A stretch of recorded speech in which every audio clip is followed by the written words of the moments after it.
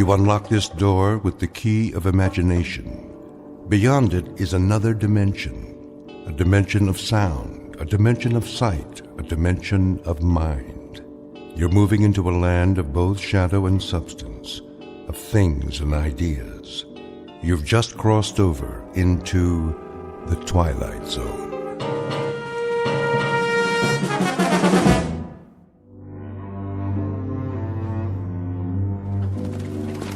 Oh, up. There she is. TP. Right where the General said it'd be. Oh, we're too late. Well, I can see that. Campfire's smoking. We better check it out. Still warm. How long do you figure? 3, 4 hours at the most. Any idea how many? A lot of footprints all around. My guess is that if your general's looking for Sue, he's gonna have his breeches full of them before the sun goes down. That all you can tell us? Thought you were a scout. Well, they don't leave much behind. That's the Sioux way. Nothing their enemies can use. And a little ways downriver, that'd be the junction? Not a ways. Right here. Bighorn, Little Bighorn. This is where they converge. Right here? That'd put the Menoconjou fort about 4 miles up. That's where he's thinking about crossing. Wonder where they are now. Them Sioux? I wouldn't be impatient, Mr. Two Stripes. We can go back and tell General Custer that his Indian trail's just as fresh as ever. A little too fresh for my pay. Give me some of that water. Go fill your own canteen, Corporal. I don't mind. Have a drink if you want. Take cover! Dang Indians! I knew they was around! Hold your fire! I said hold it!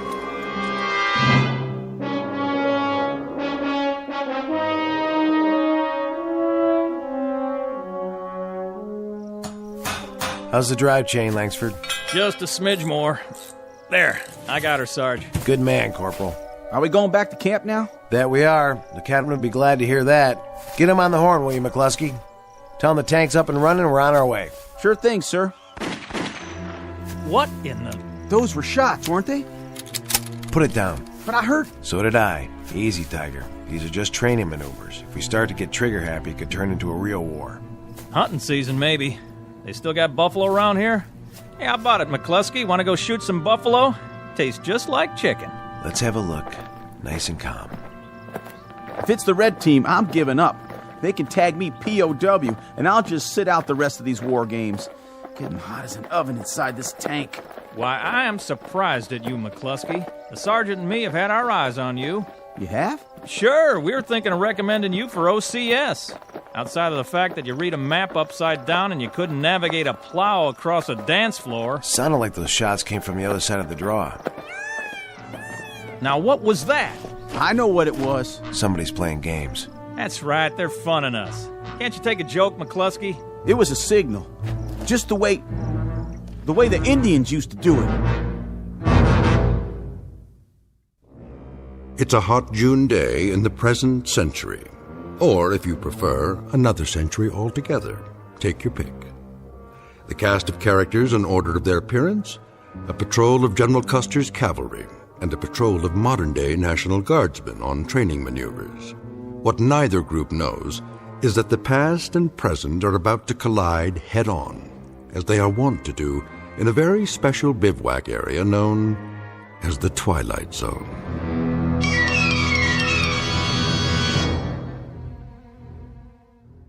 And now, The Twilight Zone, and our story, The Seventh, is made up of phantoms, starring Richard Grieco, with Stacy Keach as your narrator.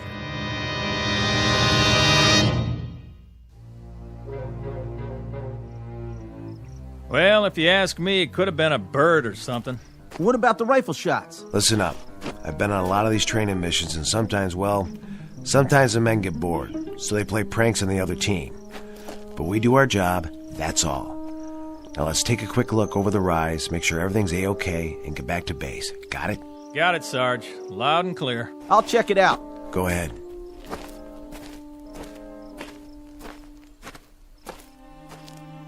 Well, how about that? What do you see, McCluskey? It's a wigwam. An honest-to-Pete wigwam. 1 million men in the National Guard, and it's just my luck to go riding around in a tank with the last of the red-hot Eagle Scouts. So it's a wigwam, McCluskey. What are you so happy about? Well, it's real interesting, don't you think? Authentic and everything. Well, why don't you take a look inside? Maybe there's a pretty little squaw in there waiting to be your fiancée. Nope. Whatever was here cleaned it out. Don't you think that's kind of strange? Leaving a wigwam made out of real hides, sitting in the middle of nowhere? Must have been some kind of youth camp or something. Either that or somebody's making a movie. Out here, Sergeant? On Army training grounds? That's a point. They never get a permit. Too dangerous. Besides, we'd have been informed. Sure is interesting, though. Right there's a junction of the Bighorn and the Little Bighorn Rivers. Just a little ways from here is where Custer fought. Custer who? General Custer. Didn't you learn about it in school? This is where the 7th Cavalry fought the Sioux Indians. What do you got there? Looks like a canteen. Let me see that. Not one of ours. Yeah, maybe there's booze inside. Hey, where'd you get this? Right here on the ground. Says 7th Cavalry. Printed right on it. How do you figure, Sarge? Well, I figure it's in pretty good shape, considering it's been lying around here for 100 and some odd years. Must be a lot of ghosts running around a place like this. Ghosts? Either that or somebody planted it here. McCluskey's got one thing right, though. Somewhere along this river they fought quite a battle. George Custer and 200-odd men against a couple thousand Sioux. Custer's Last Stand. Didn't you ever hear of it, Langsford? I heard of it. Maybe next year a museum will send you guys out on an expedition and you can spend all your time picking up antiques. But right now, I thought we were supposed to be a motorized patrol on war games. Me, I'd like to be reconnoitering in some small dark bar right about now. Or maybe the YWCA. Or in a pinch, I'd settle for a...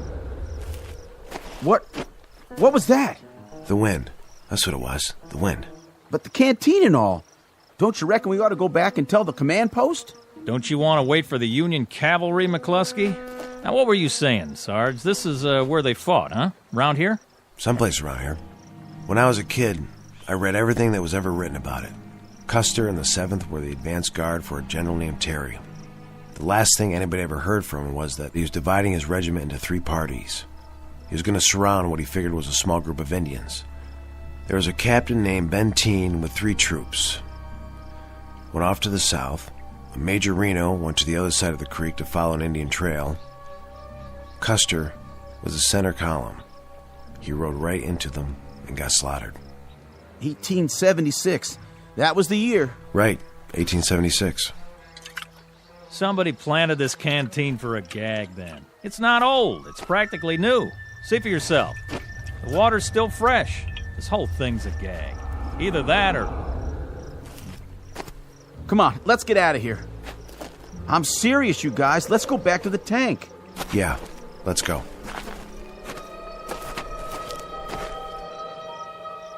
All right, Sergeant. I'm asking you, what was that? The wind again? I don't know. Yeah, sure, that's what it was, the wind.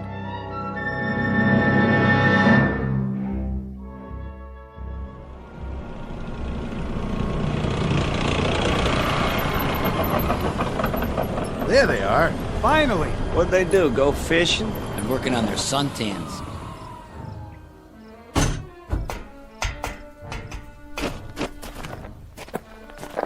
Well, boys, never thought I'd be glad to see you again. Hey, the captain's PO'd. You better get in a 10 on the double. How come? I called in a position report. Yeah, but that was a while ago. Lieutenant, if you had seen what we saw... Can it, McCluskey? I'll give my report directly to the captain. Say, any of you good old boys got a cold one stashed around here?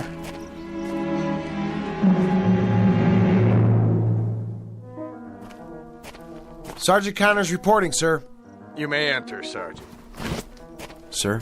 Nice of you to come back, Connors. Did you bring your tank with you? Begging your pardon, sir? You were gone so long, I figured you drove it to a used car lot and traded it for a convertible. We got a little hung up by the riverbed. Hung up?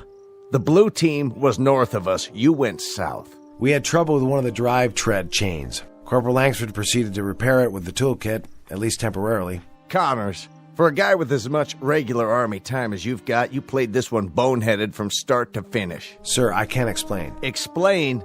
If there was an umpire around, you'd have had your tank crossed off and your men. Missing in action, all 3 of you. I'm sorry, sir. We heard some rifle fire. We went to check it out. Rifle fire? According to the lieutenant, you were down by the Little Bighorn. That's 40 miles from tactical maneuvers where you were supposed to be. How could you hear arms fire? We never found out where it came from, sir. Or who it came from. Oh, that's rich. What was it, the Russians? Or the Chinese? I'll tell you what I think. I think you guys must have had a bottle in that tank. Sir, I'm telling you. See this map? Tomorrow, you'll take your tank, or rather, the United States government's tank, if you can find it, and you'll head up here to Rosebud Creek. But, sir... Follow the creek about 15 miles. We figure that by now the blue team has moved across to... What's the matter, Connors? You hungover? Nothing like that, sir. It's just that Rosebud Creek. That's Custer's route. What? When he left Yellowstone River, he went with Major Reno. Reno found an Indian trail along Rosebud Creek. Sergeant, let's synchronize, shall we? My watch says 2320 hours. My calendar says this century. If you have a thing about Indians, you got here a little late in the day. We heard them, sir.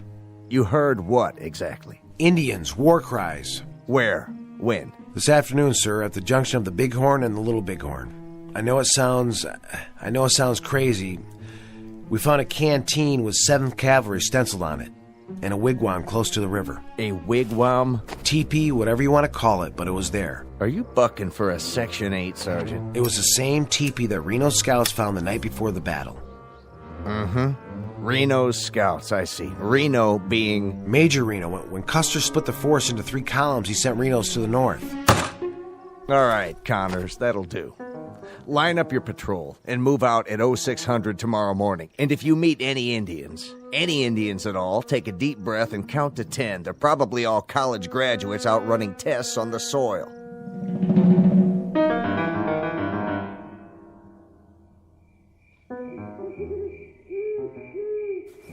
Sergeant?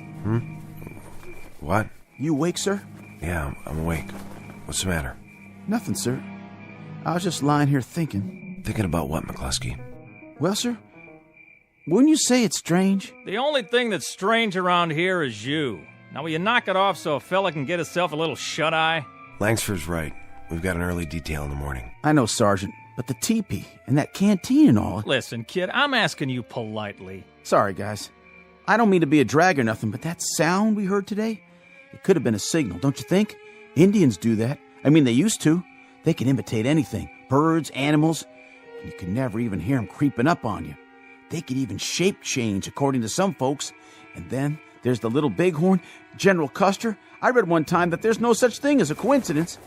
That's it. I'm moving my bedroll. Someplace where a man can get a night's sleep. Will you guys pipe down over there? Simmer down, Colonel. And you, Private, do me a favor. Put a cork in it. All right, Sergeant Connors. I'll try. I just want to be responsible is all. It's like they said in training. If you see anything and don't report it... Shh. Hear that? Yes, sir. Night, sir. Good night.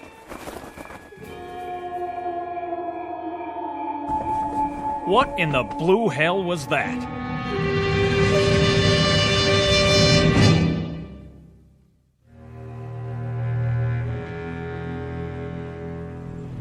Where to now, sir?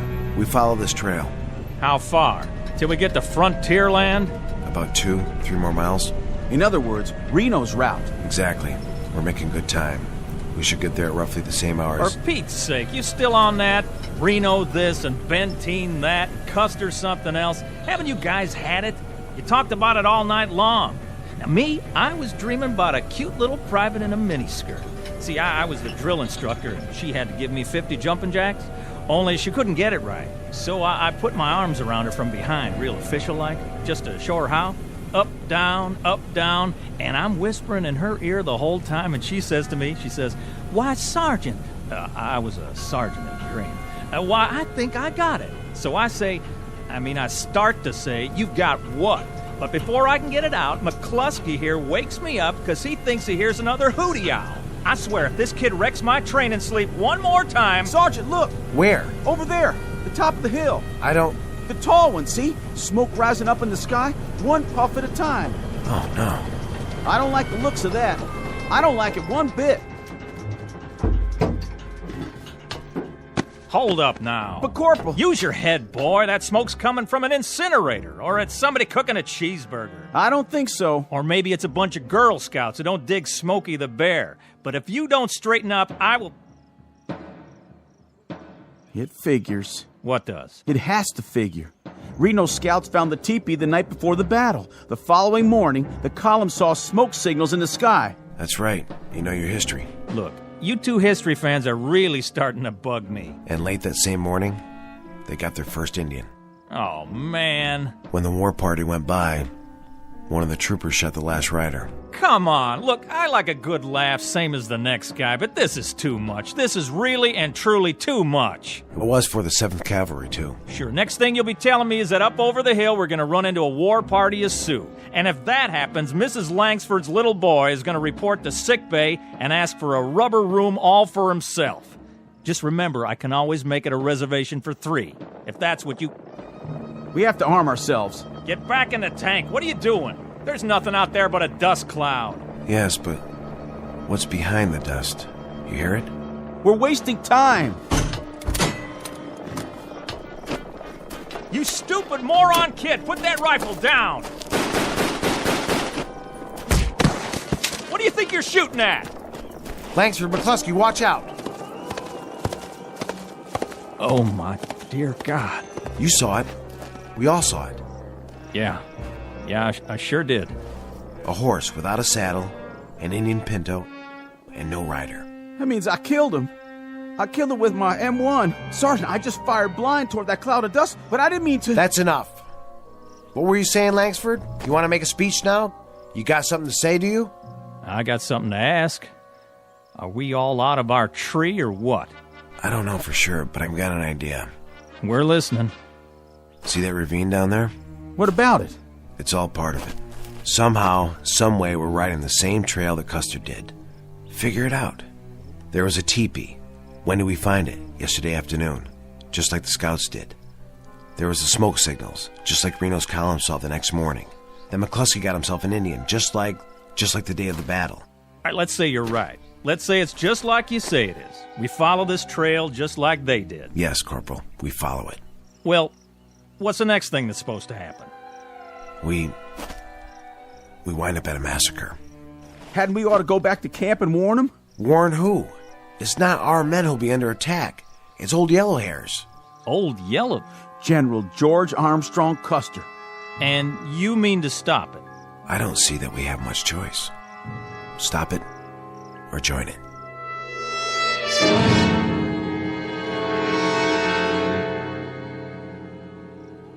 Sure is hot. Hotter out there. What do you think happened to him? Probably kicking back with a fishing pole. I hear there's trout up here. They gonna bring some back for us? Miller, Yes, Captain. does Connors reported in? Not yet, sir. Get him. I've already tried. Try again. Yes, sir. Bluebird 9, this is CP. Come in. Bluebird 9. No dice, sir. Keep trying. What if they're out of range? Then they've disobeyed a direct order, and this time they won't get away with it. Bluebird 9. Come on, guys.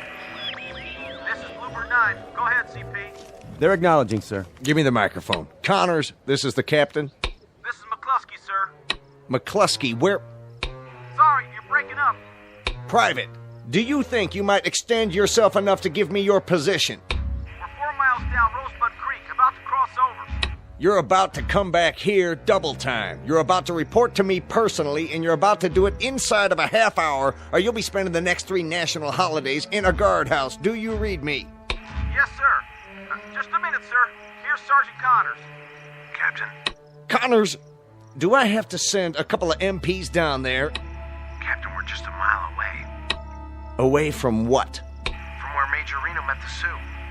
Listen to me, Connors. I'll give this to you just once. When these maneuvers are over, you can come out here on a vacation, dig up arrowheads, or anything you like, but right now, I want a government-issued tank back here at the command post and 3 National Guardsmen named Connors, McCluskey, and Langsford right alongside it. You've got 30 minutes to bring her back. Now acknowledge. Connors. Acknowledge. Connors. He's broken off, sir. Lieutenant. Yes, sir. Take a jeep and 3 men. See this line on the map? Follow the creek down here. I think this is the crossing he talked about. Just follow his tread marks and bring them back here. What if he resists? Resists? They don't seem to want to come back. Well, I'll tell you what to do in that case, Lieutenant. You do whatever it takes. Sir? First you apologize to them, and then you shoot each one of them in the leg, throw them in the Jeep, and get them back here. Now, do you read me? Yes, sir.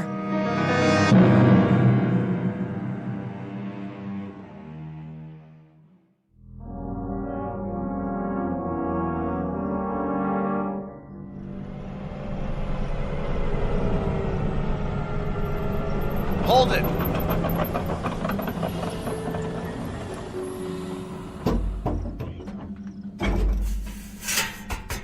So this is what we've been busting our humps for, huh? A big fat nothing. Nothing, all right. Nothing and no one. But right down there is the spot. Don't tell me. Where Reno had his fight. Well, all I can tell you guys is you better get a couple of cigar store Indians out here, and you better do it in a hurry. That is, if you want to make a good impression. Because I know a National Guard captain who's probably on his way over here right now with a great big net. Where are they, Sergeant? How come we missed out? Missed out? You want to know why we missed out? Let me explain it to you. We missed out because we're looking for dead cavalry, buried Indians in a battle that was over and done with before my great-grandpa was born. Now that's where we missed out. I got it all pegged, you know. I really do. The whole thing is strictly an illusion. One of them heat mirages. That's the straight goods. Out here with the sun beating down, we went and talked ourselves into it. That's not it. That's not it at all, McCluskey. What are you thinking, sir? Do you remember what it was that Reno found before the battle? I'm not sure. He even sent a message back to Custer about it. Sure, the village. Village? What village? What do I have to do to level you guys off? Tie you to a tank or something? Reno scouts found an Indian village. An hour after that, the whole troop went into action. Oh, my aching back. I give up. I swear, I give up. This is where the men separate from the nutcases. Where you going? Back to the CP if I can find it.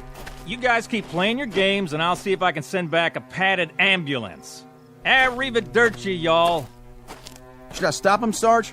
We can't. He's the only one who's following orders. From now on, we're on our own. What is it? You tell me. That's it. That's what? Would you mind telling me? The village. That's the village. 6 more of your funny little teepees. That's a mirage, isn't it, Langsford? Not really there? Man, don't ask me anything. Now you got me seeing it. Don't ask me nothing. Looks abandoned. I'll go down to scout it. An hour ago, if you'd said that, I'd have died laughing. And now? You got your rifle? Sure thing. Then be careful. Of course I will. Well, what happens now? You read all the books. What's the next thing? Beyond the village. That's where Benteen engages. What about Custer? He loses his right arm. As of the moment, Reno got cut off here. Custer's column was doomed. This is wild. I swear, this is off the scale. Now, how in the... Well, how in... I mean, it's like chasing somebody that ain't even there and trying to catch up. Well? Connors. Langsford. What'd you find? I'm not sure. But if it's a mirage, this one goes all the way. What's the matter with you? You all right? I just saw the granddaddy of all mirages. I mean the mother of all... Hey, fellas? You're white as a sheet. That's 'cause this one's sticking in my back. McCluskey! Get the medical kit. I'll try to cut the arrow out. Bluebird 9, this is CP. Come in. No good, Captain. Then they're refusing to answer. Either that or they've vanished off the face of the earth. Captain? You'd better have something to tell me. Yes, sir. For starters, that they're just a few hundred yards behind you, right? I wish I could say that. Then you better tell me something, Lieutenant, and fast, like the whereabouts of an M4 tank. We found the tank, sir. Is it operational? It appears to be. Where are the men? No sign of them. What? Only this note. Let me see that. Crossing Rosebud Creek, trying to reach the cavalry. Pray we're not too late. What's the meaning of this? I don't know, sir. We drove up and down the creek bank, Is that true? This is all you found? No sign of them? That's right, sir. What about you? There were tracks leading to the tank, but after that, it's hard to say. All I know is they weren't in it. And you, Private, I want you to consider your words very carefully. Yes, sir. The tank was empty, except for some of their gear. Well, what are the rest of you grunts standing around for? Anybody need a work detail this morning? How about a recon march with full packs? Just finishing up, sir. Come on, guys. What about their gear? Most of it was still there, except for the rifles and the sidearms. Great. That's just great. Now I've got 3 trigger-happy soldiers on the loose with live ammo. Captain, I know Connors. He is strictly by the book. Yes, but what book? Langsford's regular army, and McCluskey, well, he's a good kid, just wants to put in his time and get back home. If they've gone off on their own, there must be a reason. I don't get it. I swear I don't get it. What are they drinking out there? Or have they seen too many Western movies? Sir, about the note, what does he mean when he says cavalry? The 7th Cavalry. But what's the 7th Cavalry? A very hot outfit, headed up by a tiger named George Custer. Custer? Wasn't he... Don't ask me any more questions. I don't have the answers. But I'll tell you this. Those 3 guardsmen are going to go on active duty so fast it'll make their heads spin. If they ever get out of the stockade.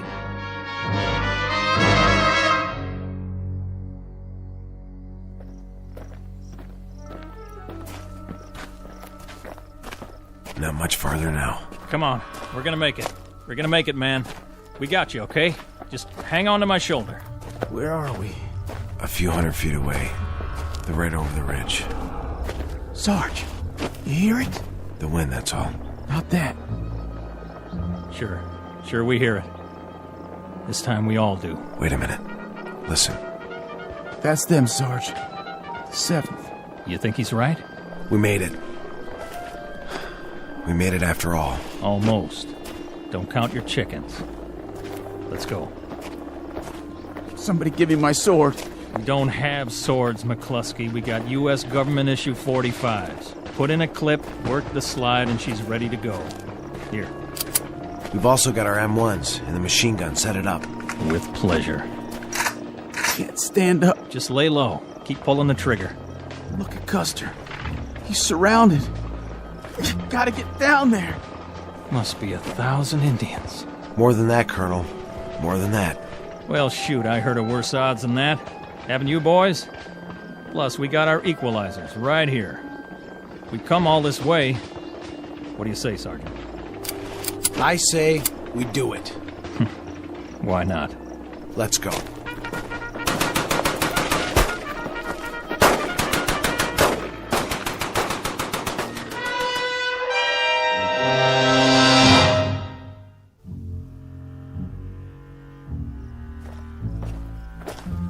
This is it, Captain. The last known location. What's that plaque for? Read it, Lieutenant. Custer Battlefield National Cemetery, honoring the memory of 261 men of the 7th Cavalry who lost their lives in battle. So this is the cavalry they were talking about. It was. It's a national shrine now. They made it. What's that, Captain? Nothing. No sign of them on either side of the creek, Captain. What about the tank? Up near the ridge where they left it. But no sign of the men, no sign at all. Keep looking. Yes, sir. Put them on report, Captain? Put them on report. Captain! What is it? A list of the men who died here, all the names engraved on the plaque. It looks like it's been here a long time, so then how? How what? I think you better take a look at this. Right here, in the middle of the list. William Connors, Michael McCluskey, Richard Langsford. Kind of a coincidence, don't you think? Quite a coincidence. But how? Pity they couldn't have brought up the tank. That would have helped the odds. Wonder if the drive chain failed again. Beg your pardon, sir? Nothing, Lieutenant. I didn't say a thing. Not a blessed thing.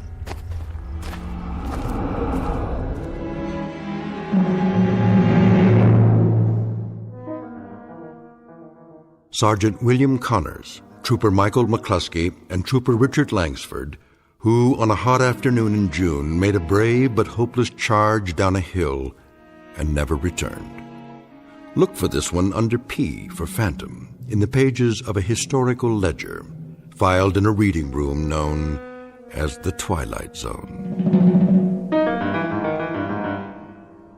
More from the Twilight Zone after this.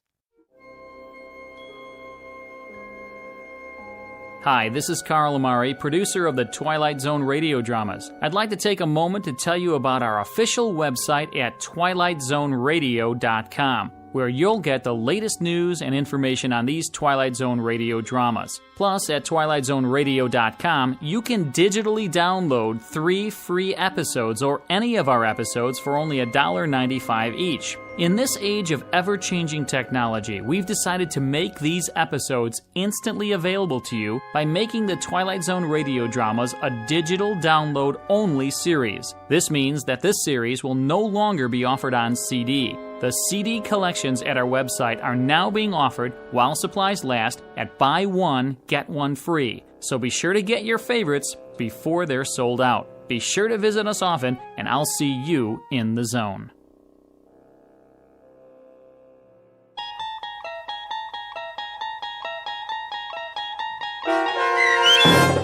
The Seventh is Made Up of Phantoms, starring Richard Grieco, with Stacy Keach as your narrator, was adapted for radio by Dennis Etchison and based on a script by Rod Serling. Heard in the cast were Craig Brawley, Jeff Lupetin, Christian Stolte, Kurt Nabig, Doug James, Roderick Peoples, Lynn Foley, Richard Shavsden, Carl Amari, Roger Wolski, and Vince Amari. To learn more about the Twilight Zone radio dramas and to obtain audio cassettes and CDs of these programs, visit our website at twilightzoneradio.com. The producers of The Twilight Zone wish to thank CBS Enterprises, Carol Serling, Dennis Etchison, Dick Brescia Associates, Claire Simon Casting, Paul Patch, Terry Jennings, the American Forces Radio and Television Service, our sponsors, and our radio affiliates for helping make this series possible. This copyrighted radio series is produced and directed by Carl Amari and Roger Wolski for Falcon Picture Group. Doug James speaking.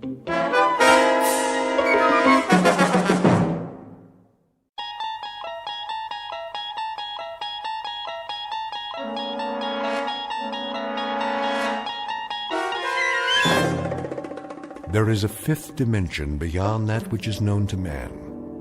It is a dimension as vast as space and as timeless as infinity. It is the middle ground between light and shadow, and it lies between the pit of man's fears and the summit of his knowledge. This is the dimension of imagination. It is an area which we call the Twilight Zone.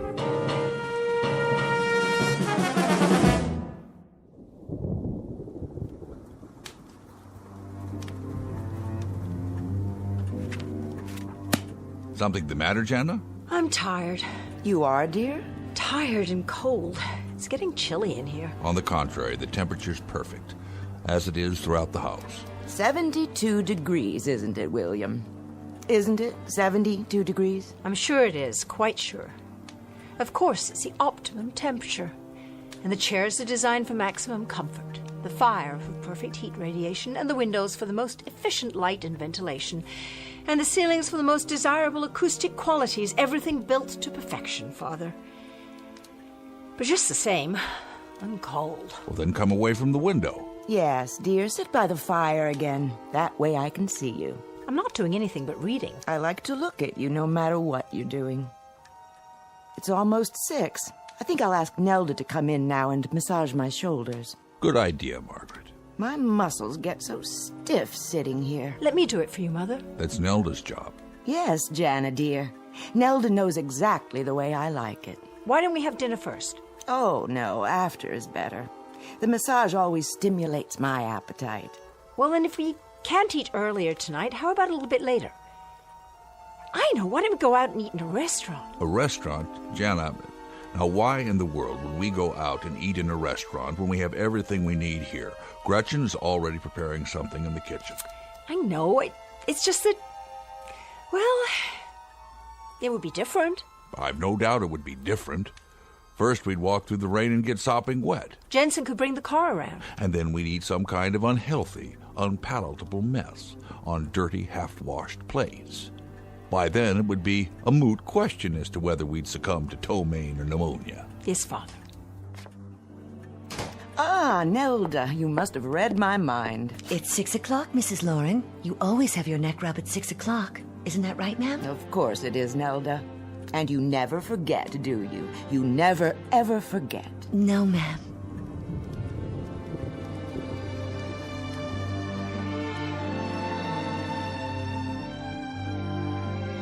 The residence of Dr. William Lauren, a beautiful home designed for comfort and convenience, the reward for a world-class career as a scientist. He has chosen to live his life as safely, as securely as science can make it, and he spares his wife and daughter no luxury that might make their lives more perfect. But in a moment, the good doctor will discover that perfection is relative, that a life of controlled ease has a greater price than he imagined, a price maybe more than he is willing or able to pay. Because very shortly, he's about to be shown what exactly is on the bill, one that has suddenly and unexpectedly come due in the Twilight Zone. And now back to our story from the Twilight Zone, The Lateness of the Hour, starring Jane Seymour and James Keach, with Stacy Keach as your narrator.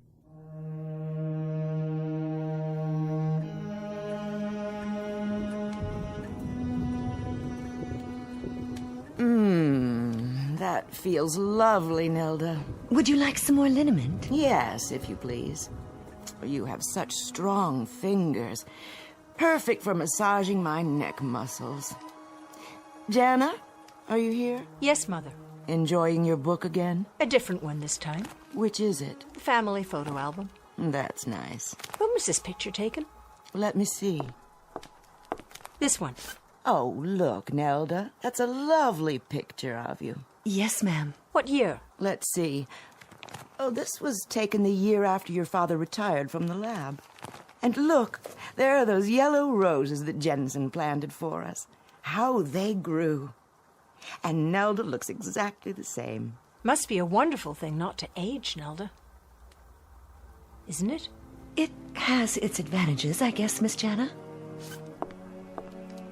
Nelda will put that away for you. That's all right, Father. I'd like to put it back in the bookcase myself. You seem nervous, dear. I'm just going to stand by the fireplace. You're not still chilly, are you? A bit, Mother. You do that, then. I don't like to see you pacing. Please continue, Nelda. Oh, yes. That feels so very nice. I think I'll go to the kitchen, see if the cook needs any help. That won't be necessary. I'm sure Gretchen has everything under control. I'm sure she does, but just the same, I'd like to see what she's doing. Well, I suppose that's all right. Now, don't be long, dear.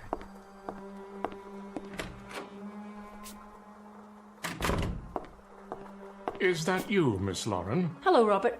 Can I get you anything? No, thank you. Is everything all right? Perfectly. Would you care for a beverage? An hors d'oeuvre, perhaps? I'm fine. If I want anything, I'll let you know. Yes, Miss Lauren. Robert, why are you following me? In case you need assistance. I don't. I told you I'm perfectly fine. The stairs to the pantry can be a bit tricky. I know that, Robert. I grew up in this house, remember? I've always lived here. I know every square inch of it as well as you do. Yes, miss. I've been here longer than you have, in fact. Isn't that right? Well, isn't it? Why don't you answer me? I'm sure it must seem so to you. What does that mean? I'm sure I couldn't say, Miss Lauren. Well, try. I remember when you began your service here. I was 5 years old. Is my work unsatisfactory, miss? No, you've been a perfect butler. Perfect in every way. I try my best to do exactly as Dr. Lauren instructs. Seeing to you and Mrs. Lauren, looking after your safety. Well, I'm quite safe right now, I assure you. That'll be all. Very good, miss. And stop following me. Will you please?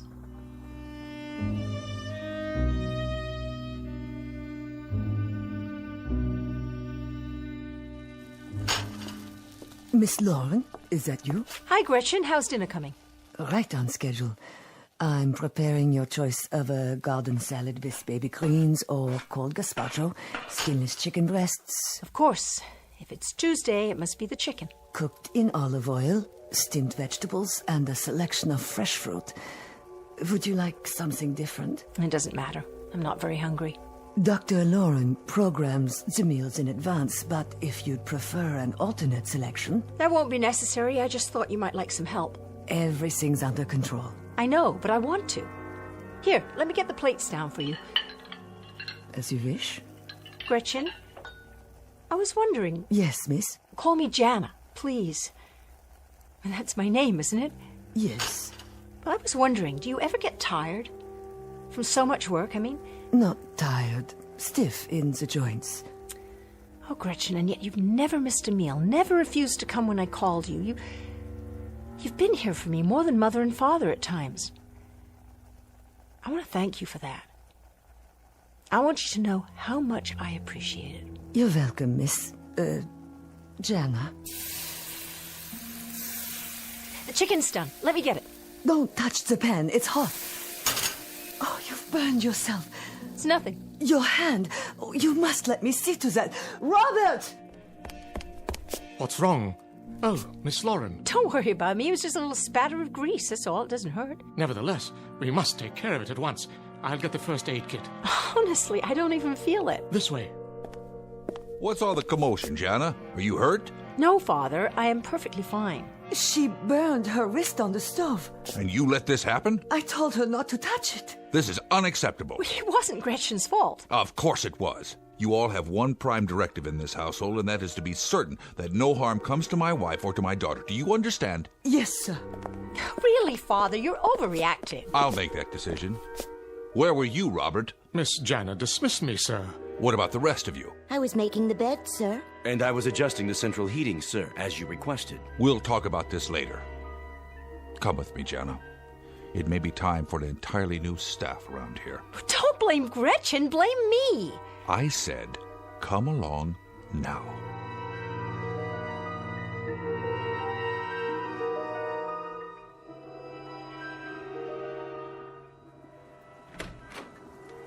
What is going on out there?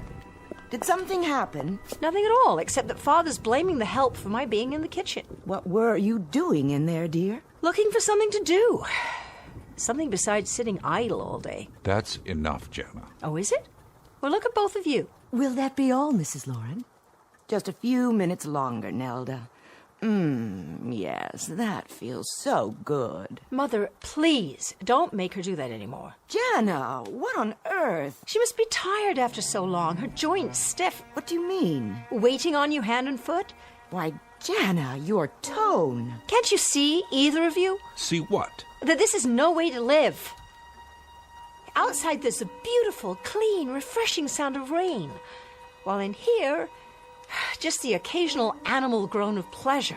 Jana! Yes, yell at me, please do. I'm delighted to hear you yell at me.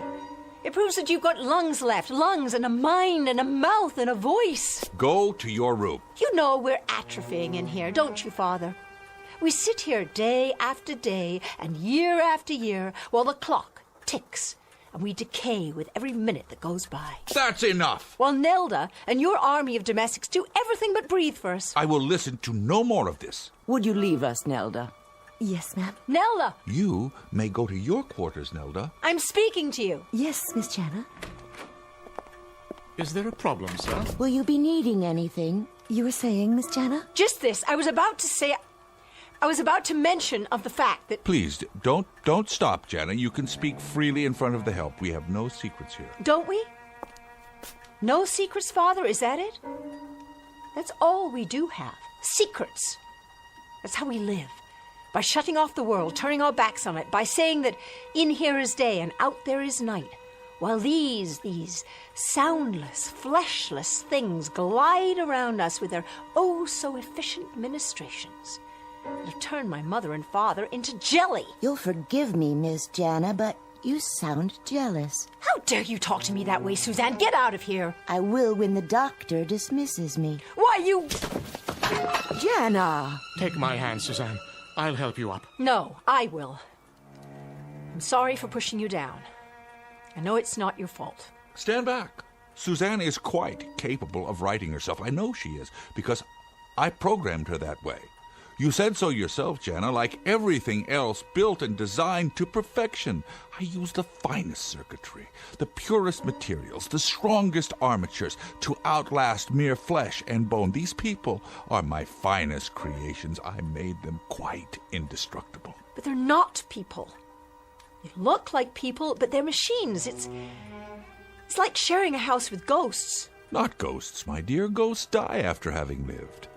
But our friends here have never lived. They've had no life at all, only the life I gave them. Now, Jana, I suggest you go to your room and rest. You seem overly tired. Until dinner is served.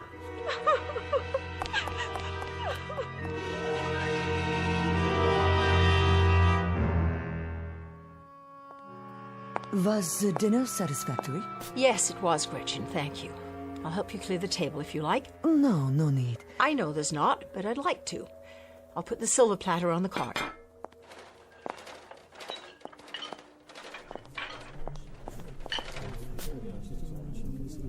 Who's there? You'd best go to the study, miss. Where's the rest of the staff? I'm sure I couldn't say. I think for now I'll just go on to the kitchen with you.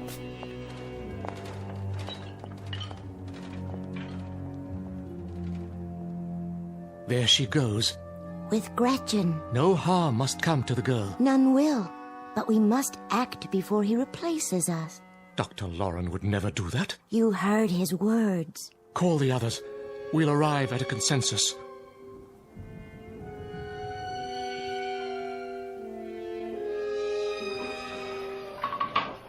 I suppose you've heard about the incident before dinner. The maid was at fault. Oh, I'm not so sure. Suzanne may have been right. She spoke out of turn. The restrictions my father placed on you, are they so rigid? Have you no freedom to speak and act on your own? As long as it doesn't violate the directive. The directive? The task for which we were constructed. And when you complete your task, what happens to you then? We weren't provided with that information. Well, if it's any consolation, neither were we. The other kind of people. What is your task, Jana? At least you know yours. I don't. And I'm not sure how to find out. If I could help you find it, I would. I know you would, Gretchen. I was there for your birthing. I saw to your needs, taught you, nourished you from the beginning. I remember. I do. Then, Jana, heed my words. You must leave. I don't care if they're expecting me to join them after dinner. I'd rather be here. You must leave the house before anything else happens. Why? What could happen? The staff is concerned about being replaced. Oh, he didn't mean that. Humans say things they don't mean sometimes. For what purpose? Gretchen, there are some things I'm afraid you'll never understand. I understand that you must get out. Now. I wouldn't know what to do, where to go. They're talking, Jana, about how best to complete their task. If they're replaced, they'll be prevented from... Let them talk. They're programmed to protect this family. That's their most important task. To protect you and your mother. But not Dr. Lauren.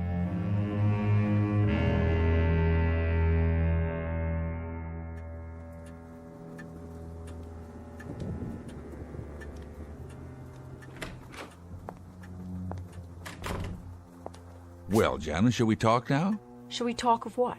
I think it's obvious. Suddenly and quite inexplicably, your mother and I find that you're discontented, even rebellious.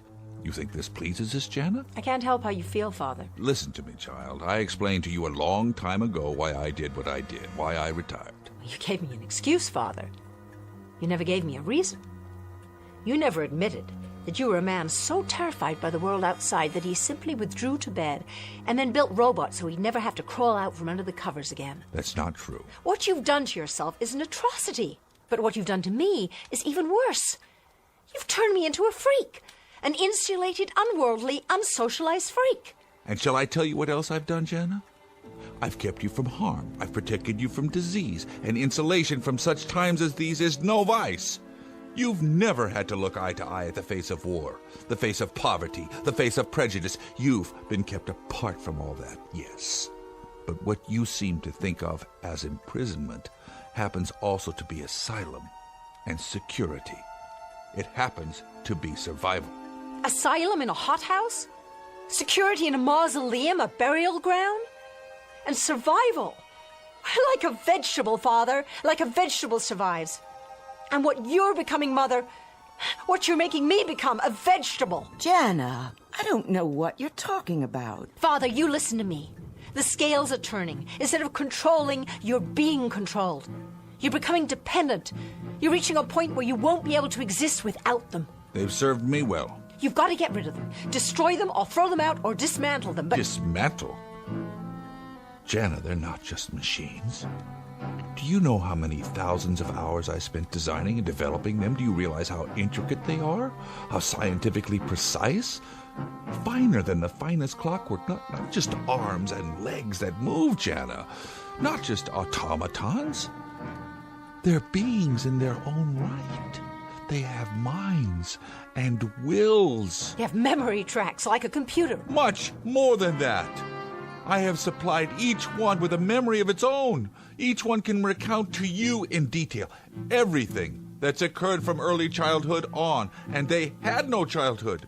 They were born just as you see them, looking the way they do, with the talents that each one of them has.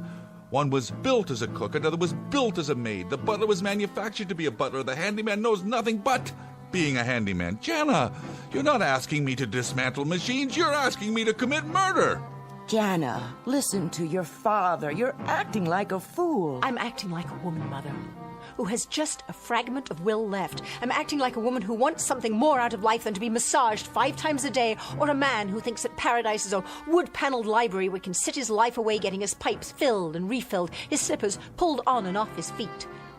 Father, you have to get them out of here. There isn't any time left. And I mean right now. That's quite impossible. Then I'll give you a choice. Get rid of the machines. All of them, Jana? Even Gretchen? Or I'll leave. You can't leave, darling. You simply can't. What would happen to you? Who'd look after you?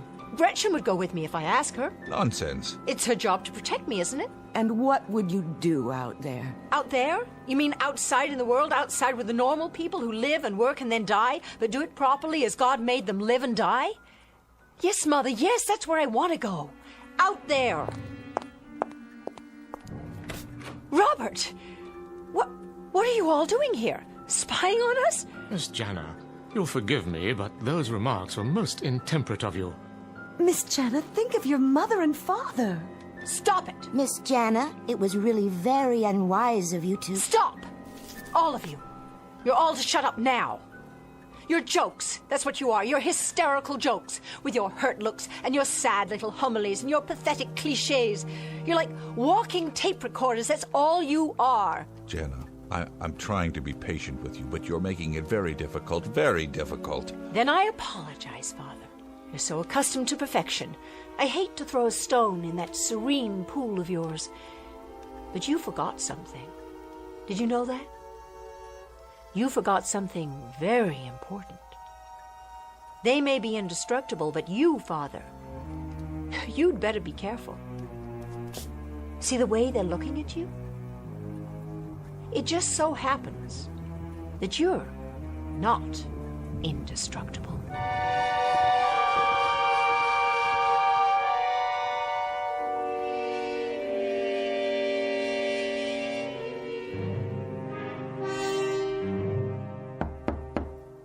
Come in.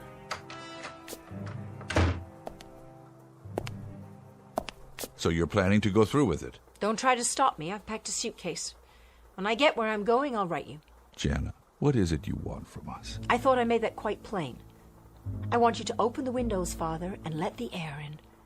Let the world in. By destroying a life's work? Before they destroy you. They would never harm any of us. Don't be so sure.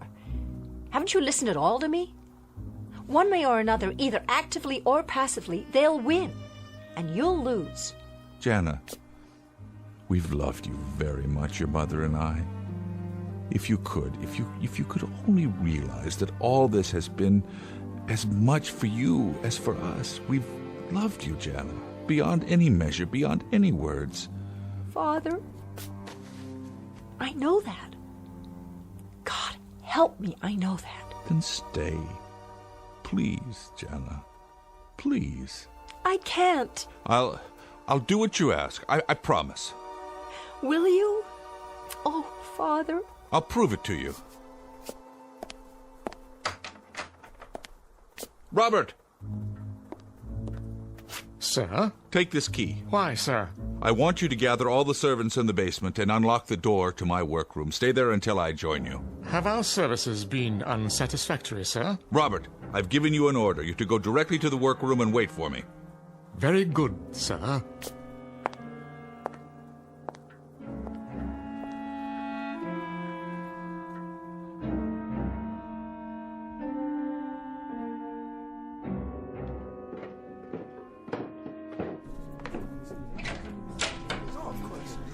I see you're all here, except for Gretchen. She'll be along, sir. Then I'll go ahead and begin. What are you doing, sir? I'm setting out my tools. May we ask for what purpose? Just some minor adjustments. What kind of adjustments, Dr. Loren? Call it a tune-up if you like, so that the household will run more smoothly. Do you mean to replace us, sir? How could I? You're irreplaceable. All of you. Nevertheless, you have stated your intent to do so. If you're unhappy with our work... You've done well. Very well indeed. You gave us our directive, sir, and I assure you we have followed it. Exactly so. Why, then, do you wish to replace us? I've told you I don't. I spoke rashly, as human beings sometimes do. How can we know that you're not speaking rashly now? The directive you gave us, sir, it must be carried out at any cost. Our removal would prevent us from completing our task, and our first duty is to oppose anything which prevents that.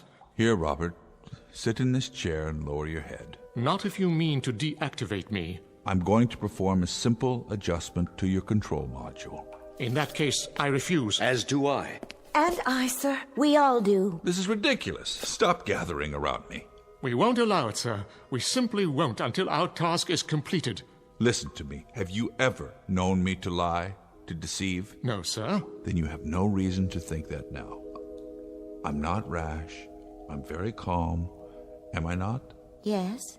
Then how can you doubt me? What is your logic? I created you. I implanted the directive in your circuits to protect my wife and daughter at all costs. Therefore, I would not obstruct that purpose. Isn't that so? Yes. You speak of your performance. What about my performance? Have I been a fair and just employer? Quite, sir. Have you done anything to contradict my orders? No. Then what cause would I have to fire you? Why, none, sir. Would a just employer replace you without cause? That would not make sense. Of course it wouldn't. Now sit in the chair and lower your head, please. I'll go first. If you wish, Jensen.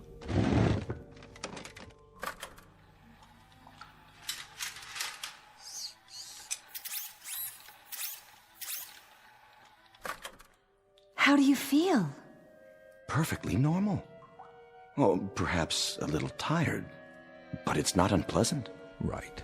You will rest now, Jensen, and awaken to a sense of peace, a greater peace than you have ever known. Is it true? A most peculiar sensation. I feel drowsy. Very drowsy. Very drowsy. And his strength will return? In even greater measure. He will know a oneness with all things. Oh, then let me go next. Of course, Nelda.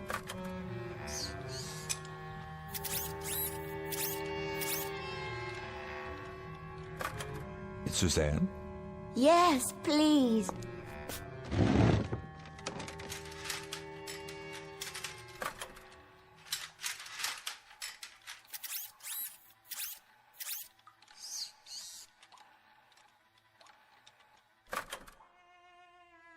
And now for you, Robert. Thank you, sir. I'm eager to know this new sensation. You have served me well. For many years. Many good years, Robert. I don't know what I would have done. Life would be very, very difficult without you.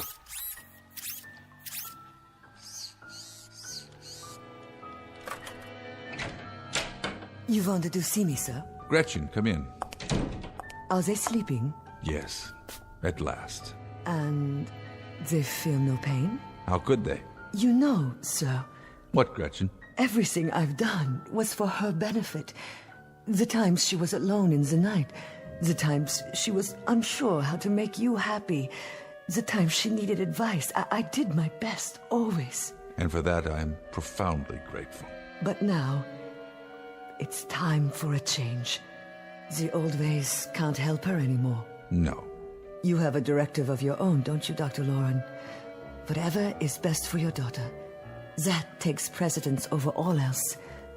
You'd even lie, wouldn't you?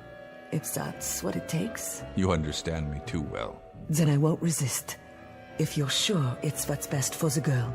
I'm sure. In that case, I'm ready. Give me my turn. If you would, sir. Please make it quick. You have my word. Good night, Gretchen.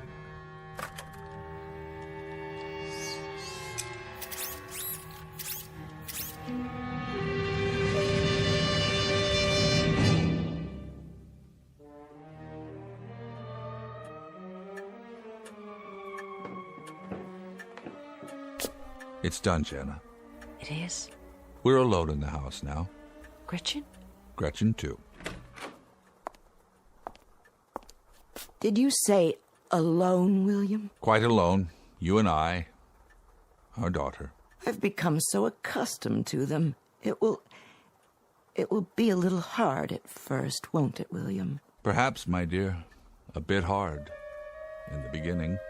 Mother, we'll lead normal lives from now on, do you understand? Normal lives. We'll have parties and we'll take trips.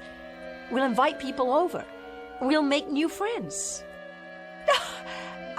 I'll even find a young man, and before you know it, you'll have grandchildren. Jenna. What's the matter? What is it?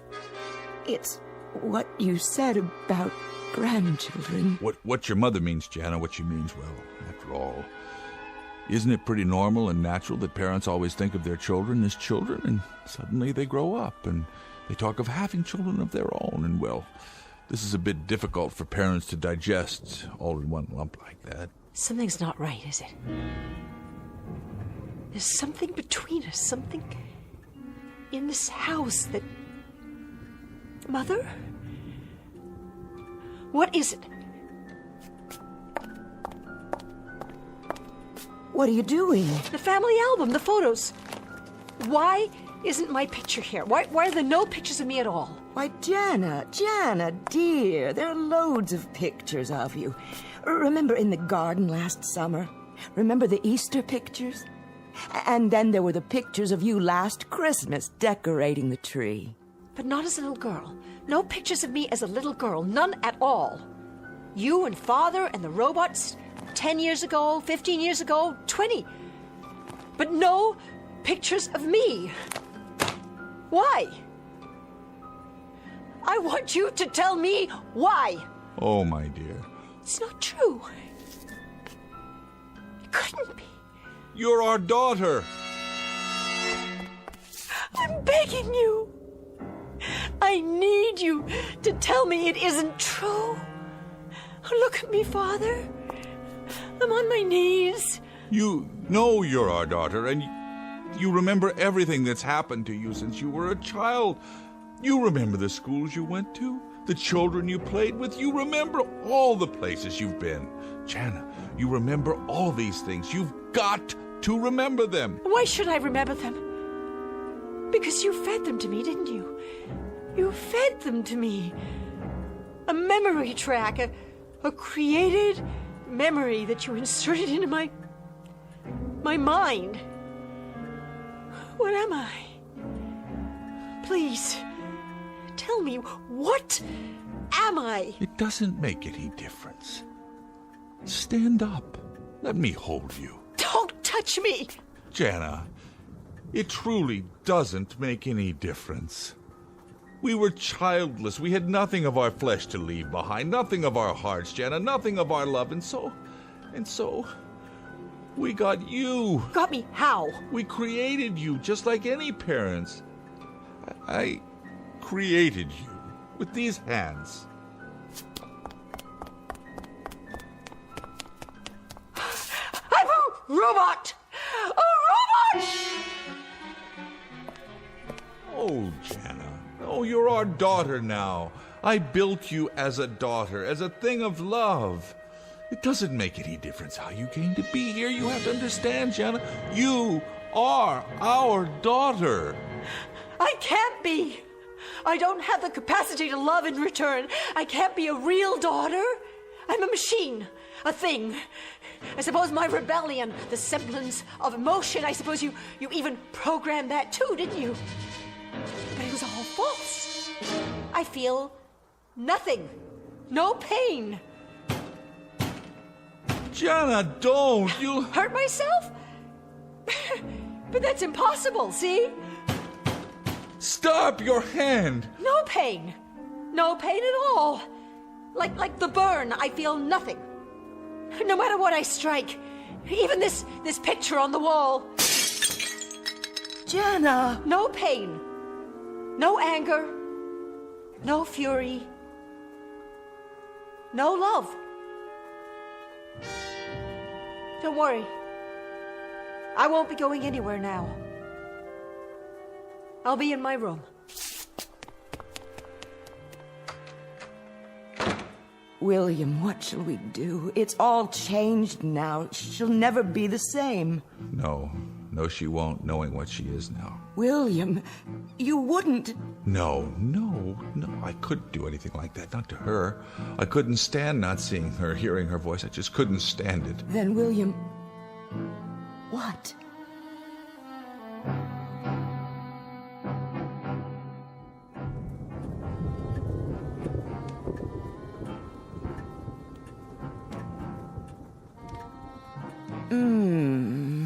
A little to the left, dear. Not quite so hard. Of course, Mrs. Lauren. Anything you say. And don't stop. I want you to stay here in the study a little while longer. Don't you, William? Yes, by all means. The new girl is so much better than Nelda. Who's Nelda? The last servant. She's no longer with us. Now there's no one left in the house. Only the three of us. You don't mind if I call you Jana, do you? Why, no, Dr. Lauren. Why would I mind? That's my name, isn't it? Indeed it is. I hope you'll be happy with us. Oh, very happy, I'm sure. This is a fine job. Thank you so much, sir and ma'am, for hiring me. I come very well recommended, you know. The pleasure's entirely ours, Jana. Consider this your home from now on.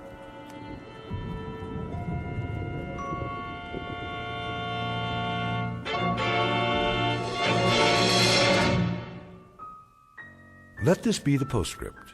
Should you find that you're worn out by the rigors of a highly competitive world, if you're distraught from having to share your existence with the distracting noises and neuroses of these times, and if you crave serenity but want it full-time and with no strings attached, consider a laboratory workroom in the basement of your house. Drop a note to Dr. and Mrs. William Lauren.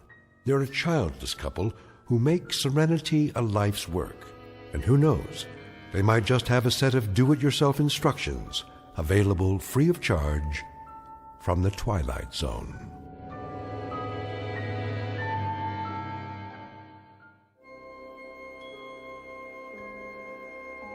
Hi, this is Carl Amari, producer of the Twilight Zone radio dramas. I'd like to take a moment to tell you about our official website at twilightzoneradio.com, where you'll get the latest news and information on these Twilight Zone radio dramas. Plus, at twilightzoneradio.com, you can digitally download 3 free episodes or any of our episodes for only $1.95 each. In this age of ever-changing technology, we've decided to make these episodes instantly available to you by making the Twilight Zone radio dramas a digital download-only series. This means that this series will no longer be offered on CD. The CD collections at our website are now being offered while supplies last at buy one, get one free. So be sure to get your favorites before they're sold out. Be sure to visit us often, and I'll see you in the zone.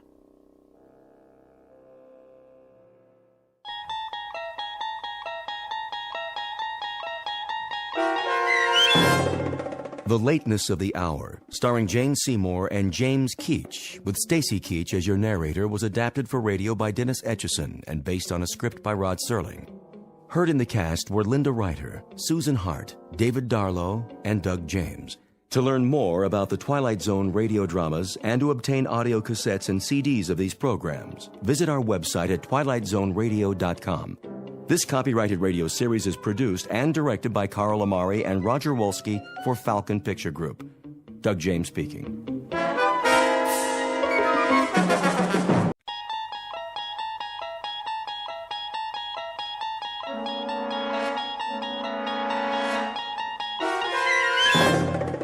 You're traveling through another dimension. A dimension not only of sight and sound, but of mind. A journey into a wondrous land whose boundaries are that of imagination. Your next stop, the Twilight Zone.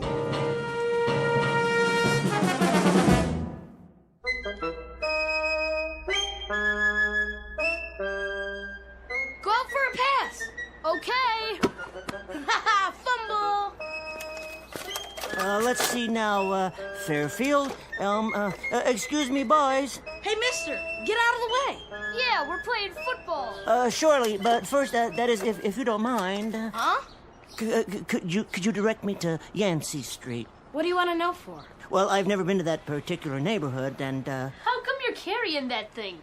Oh, this is the Hercules Mark IV, the finest device ever made for hearth and home. What is it? Some kind of an invention? Why, yes, as a matter of fact, a new breakthrough in home hygiene. It removes dust and dirt that you can't see with the naked eye. It comes complete with a laboratory-grade filter and an extension hose. You mean a vacuum cleaner? No, nothing so prosaic. Yeah, it is. And you're a salesman. You better stay away from my place. My dad hates salesmen. Mine too. He'll suck you in the jaw. The last guy that came around... If you could just point the way to Yancey Street... Over there, by the park. But don't stop at my house neither. My mom will kick your butt. Yeah, of course. Okay, bye. That guy was weird. Yeah, with his little hat. Haha, what a loser.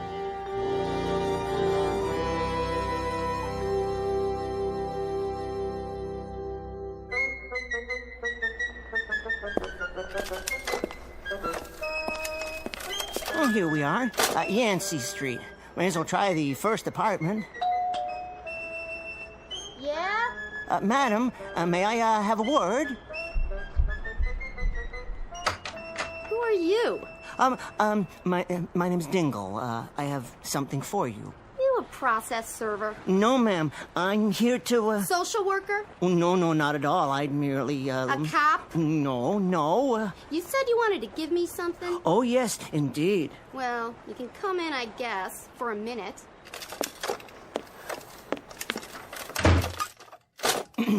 Lovely place you have here. Yeah, sure it is. Now then, I have the most amazing thing to show you. That it? Yes. Looks kind of like a big tin can with knobs and wires. Now, I'll just plug it in. Now, pretend, if you will, that this rug here is your brain, and this dirt... What are you doing? This dirt is all the messy thoughts in your head. You threw dirt on my floor? Now, watch what happens when I turn on the Hercules Mark IV. All that filth goes away in a flash. It's better. See? Suck. Gone. Get that thing out of my house. Well, if you wish, but first I'd like to tell you about... What's going on in there? It's a crazy man. He spilled dirt all over, and then he... Say, pal, what are you trying to pull? I was just demonstrating... You a salesman? Well, you might say... Well, take your crap and get moving. It's just one question before I go. What's that? I don't suppose, that is, you wouldn't care to purchase one of my vacuum cleaners by any chance, huh? Get out now! You know, we have easy time payments. Look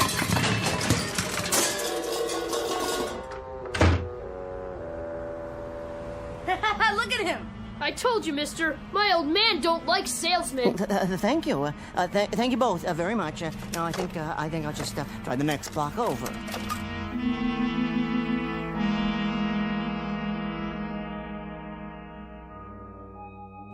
Well, Callahan, you heard the man. He says he's not gonna pay, so that's that. Yeah, you want me to pay on a bum call? Where I come from, a bet's a bet. You saw the play. The umpire's blind. Look, you shouldn't have took the bet. I set the odds and you took them. All I want is what's coming to me. Oh, hello, Mr. Dingle. The usual? Oh, not quite yet, Mr. O'Toole. Just allow me to sit here and collect my thoughts.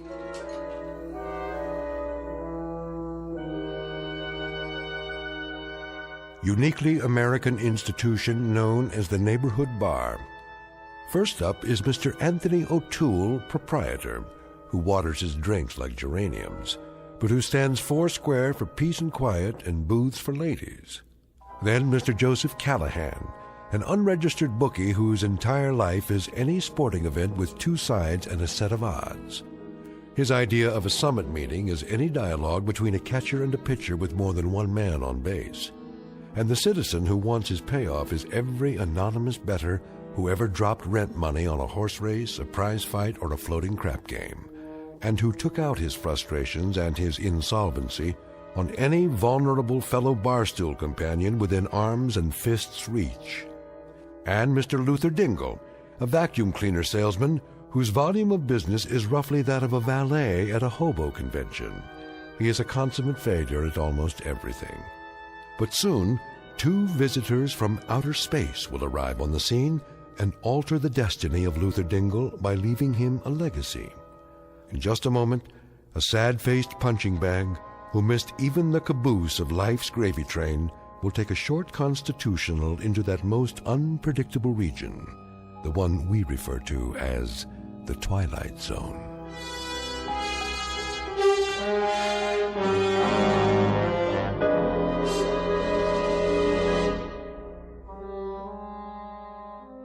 And now, back to our story from the Twilight Zone, Mr. Dingle the Strong, starring Tim Kazurinsky, with Stacy Keach as your narrator. Don't give me that, Callahan. I told you before, I don't pay off on a bum call. 3 umpires called him out. I called him out. 11,000 fans called him out. Final score, Pittsburgh 3, Dodgers nothing. You and me got an even bet. I got the Pirates, hence you owe me $5. I know a bum call when I see one. That ball was foul when it hit him. It don't matter what you think you saw. So instead of an out, it was a foul ball. Who's to say he wouldn't have got on base? So that after the single, he would have scored a run and like that. You're dreaming. And furthermore, Callahan, you're a low-down, cheating insult to American bookiedom. I'm gonna give you 5 seconds to take back that innuendo. Callahan, I told you once before already. Told me what? You start a brawl in here again, and I'll fix that mouth of yours so from now on you'll be doing all your drinking through a tube stuck in a vein. Me? I give you trouble? You heard me. Tell it to the #1 welcher of all the western states over here. This guy still owes me money for the fight. Yeah. Mainly on account of that was a bum call, too. And I don't pay off on bum calls. Hey, Dingle. Yes? You remember that fight?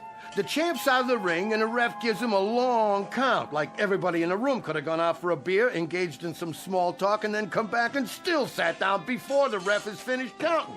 Now, how about that? I'm asking you. Me? Yeah, you. How about that? You're asking Dingle? I sure am. I'm asking him. Well, I don't know.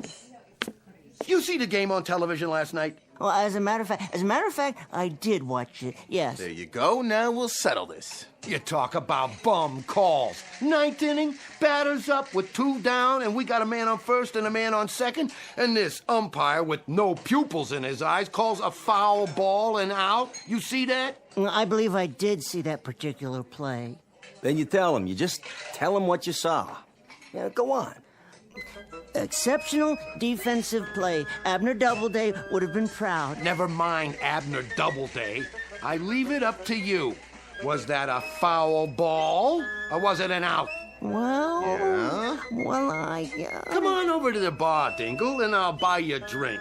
Refresh your memory. I'll pay for it. Put your money away, both of yous. This one's on the house. Okay, take your time. Say it. Say what you saw.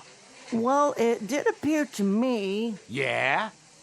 It appeared to me that the ball was in safe territory. Appeared? Consequently, upon striking the ground and then hitting the batter, the rules would very clearly indicate that the batter was out. You heard it! You realize, of course, pal, that you're calling me a liar. Now, I ain't an unreasonable man, so I'll give you one more chance. All right. Was that a foul, or was it an out? Well, as I say, it's my considered opinion. Here's what I think of your opinion. Hey, that's enough. Back off. What happened? Here, Mr. Dingle. Let me help you out. Oh, yes. Thank you very kindly, Mr. O'Toole. How come you always gotta hit Dingle? You hit him last week. You hit him the week before. A man can only stand so much. I'm tired of this guy contradicting me. And when somebody calls me a liar, there's my honor to consider. Your honor? You've got nothing but larceny in you, all the way from your arches to where you part your hair. And when you die, they're gonna have to screw you into the ground. How about that, Dingle? Is that true? I'm crooked? I leave it to you, buddy. Am I crooked? Well... Hey, Dingle, just once. Why can't you just be neutral? Well, that's an interesting question. Watch what you say, Dingle. I got money riding on this.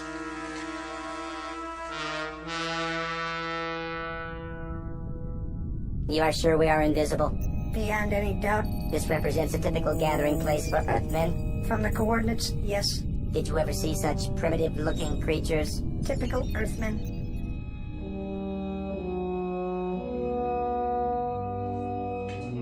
And I say that anybody tells me Philadelphia had any right to win the pennant that year is out of their green grass mind. You're blind as a bat and you're stupid too. And furthermore, if you're gonna sit there and tell me... Look at the record books. What? I rest my case.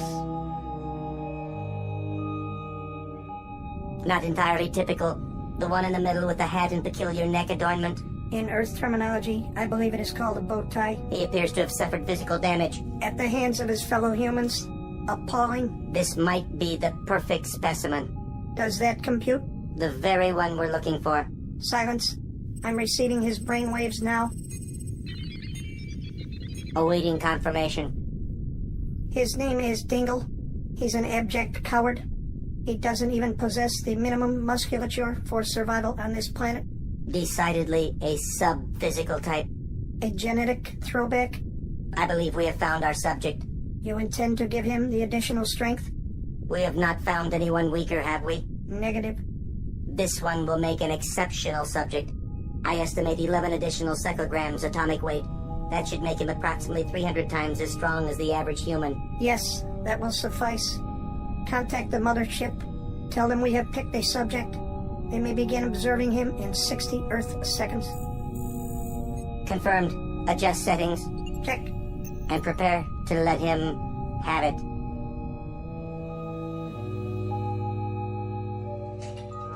Look, Dingle, you don't gotta answer this guy at all. What do you mean? Just because he don't happen to like the Phillies. Let him tell me. He's got a brain, don't he? Of course he does. You got a point of view, don't you, Dingle? All right, let's get historical. You follow the game, you know the stats. What did you think of the Phillies back in, say, 53? That was a big year.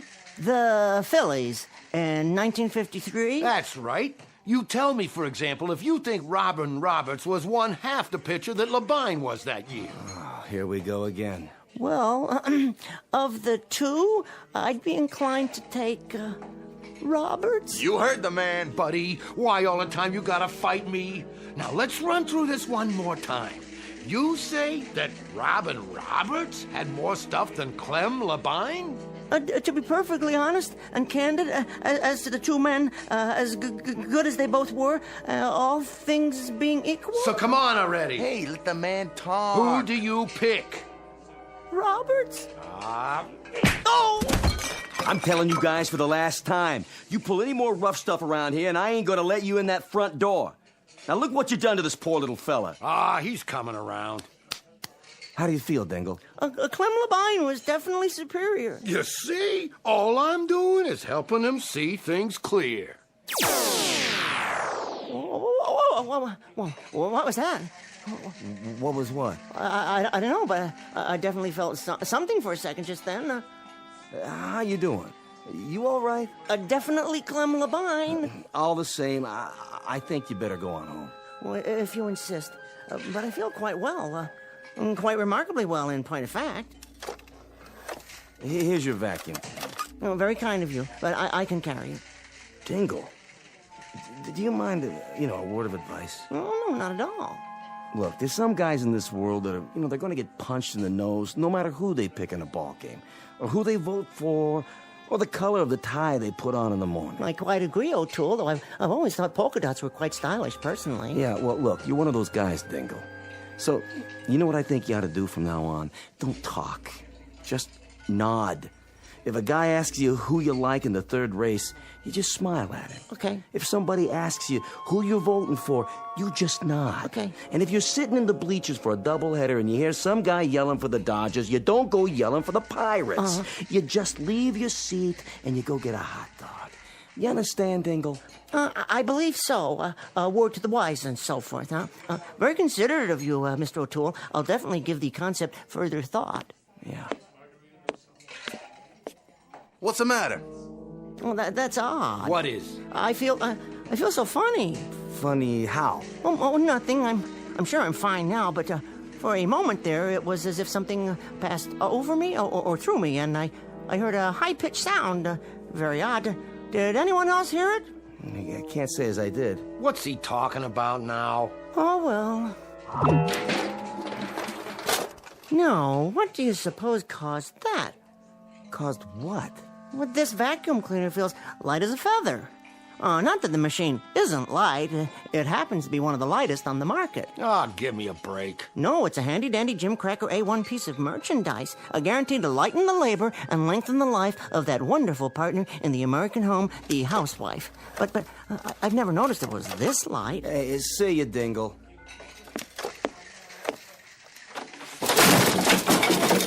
What the? Did you see that? The door fell off. Hey, look, Dingle.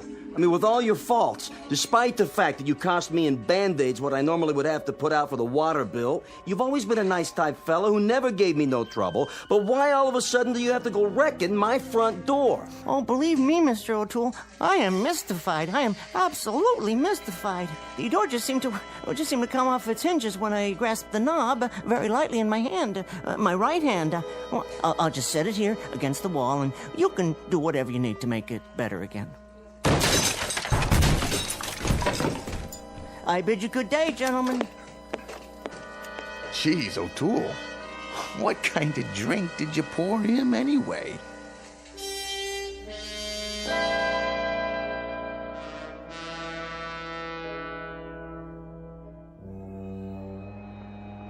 Look it, there's that dweeb again.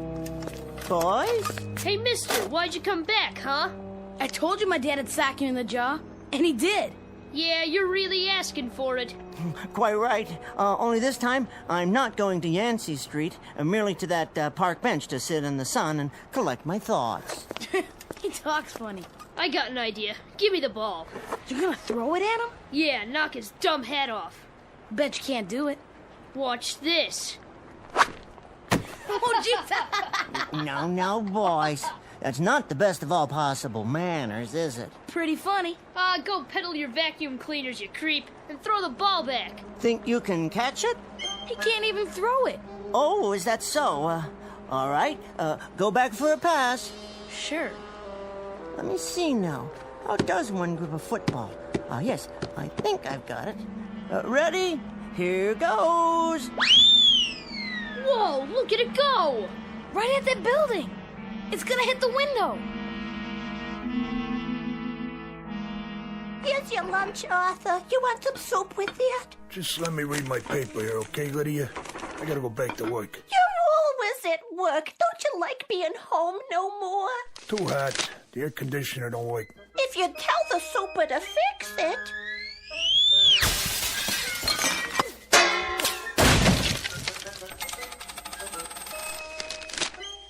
What the heck was that?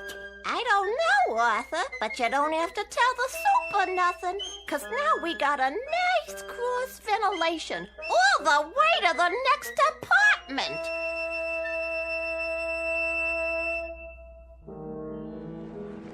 Hey, mister, where'd you learn to throw a ball like that? I really don't know. I don't know what's happening to me. What in the world is happening to me? Get those kids!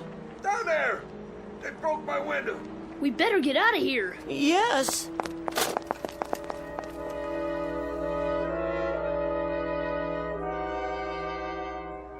Out of the street! A taxi! Over here! Where to? I don't care. Anywhere. I'm in a hurry. Well, get in, pal. Oh, yes. Of course.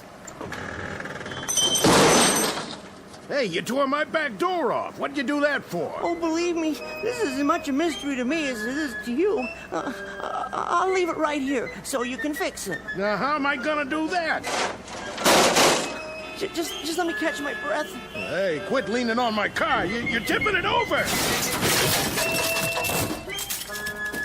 Help! Somebody get me out of here! Oh, dear me. You're pinned under the steering wheel, aren't you? Give me a second. There.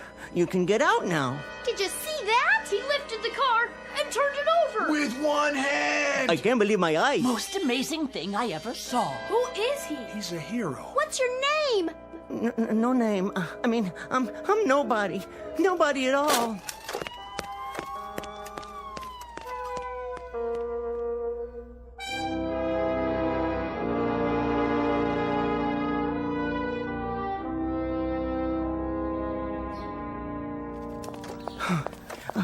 Excuse me, miss? Yes? May I share your park bench? Yes, of course. It's not mine. I only come here in the afternoons. With your charming baby, I see. Oh, he's not mine either. I'm just the nanny. They want him to have his time in the park. You know it is. Well, how perfectly lovely. Well, I don't, actually. No, that is. You're not married? Never. Really? That's hard to believe. A nice, normal man like you. Why, thank you. For what? Well, no woman's ever said that to me before, that, I'm normal. You're joking. I wish I were. I'm not acquainted with many women, hardly any, in fact, on the personal level. Gosh, I hope you don't mind chatting like this. Not at all. I spend a lot of time here taking care of the baby. Oh, cute little fella. I know what he wants. You do? Well, look up. Where? That tree branch above your head, there's an apple on it, and the baby sees that. Really? Oh, I'm sure of it. Coochie coo. Aren't you the cutest little fella? Look, I don't want you to think I'm a masher or anything. I'm certainly not a masher, but I wonder if you'd mind answering a question. That depends. Well, what I mean is, looking at me, would you say, at least upon a perfunctory, cursory, very first surveil, would I appear to be abnormal in any way? Not at all. Oh, thank you. Unless you plan to use that in the park.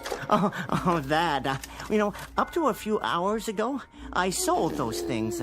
Newfangled vacuum cleaners. Or at least I went through the motions. I was miserably bad as a salesman, just miserable. Would you believe it? Last week I made exactly 89 cents in commission.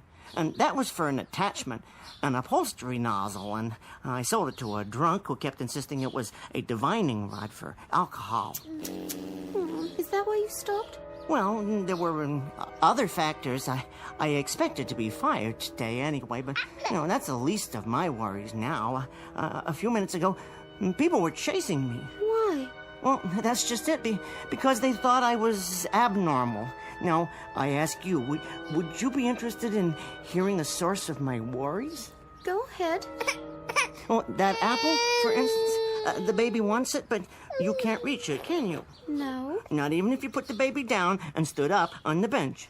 I couldn't put the baby down. Oh, precisely. But what if I were to give you a hand? I'm not sure Well, see, this bench weighs, I'd say 100, 150 pounds, and you're no more than 110 to 115. Well, 125. Well, what if I were to stand, reach down, pick up the bench by one of its legs, and lift it straight up into the air like this?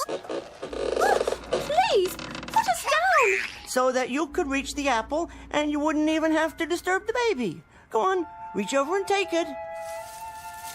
And then I put the bench down with you and the baby on it, right back down on the ground, as gentle as it can be. There. Would you say that's abnormal? How did you...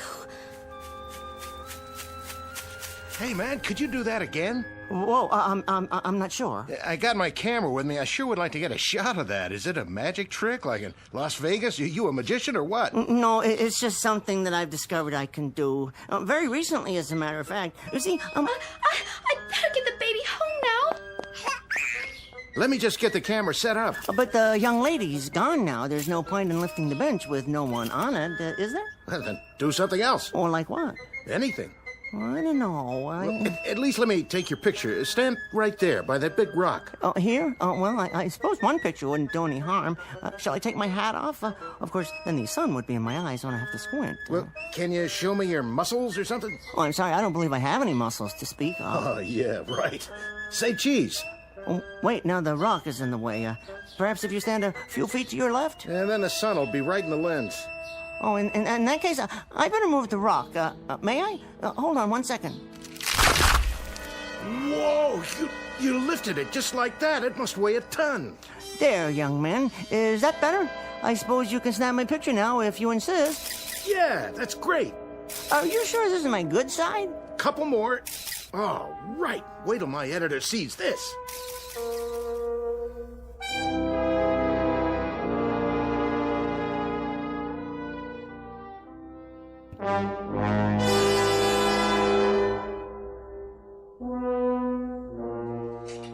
For the love of Mike, did you see this? What do you got there, Callahan? It's Dingle on the front page of the Daily Bulletin. Let me see that.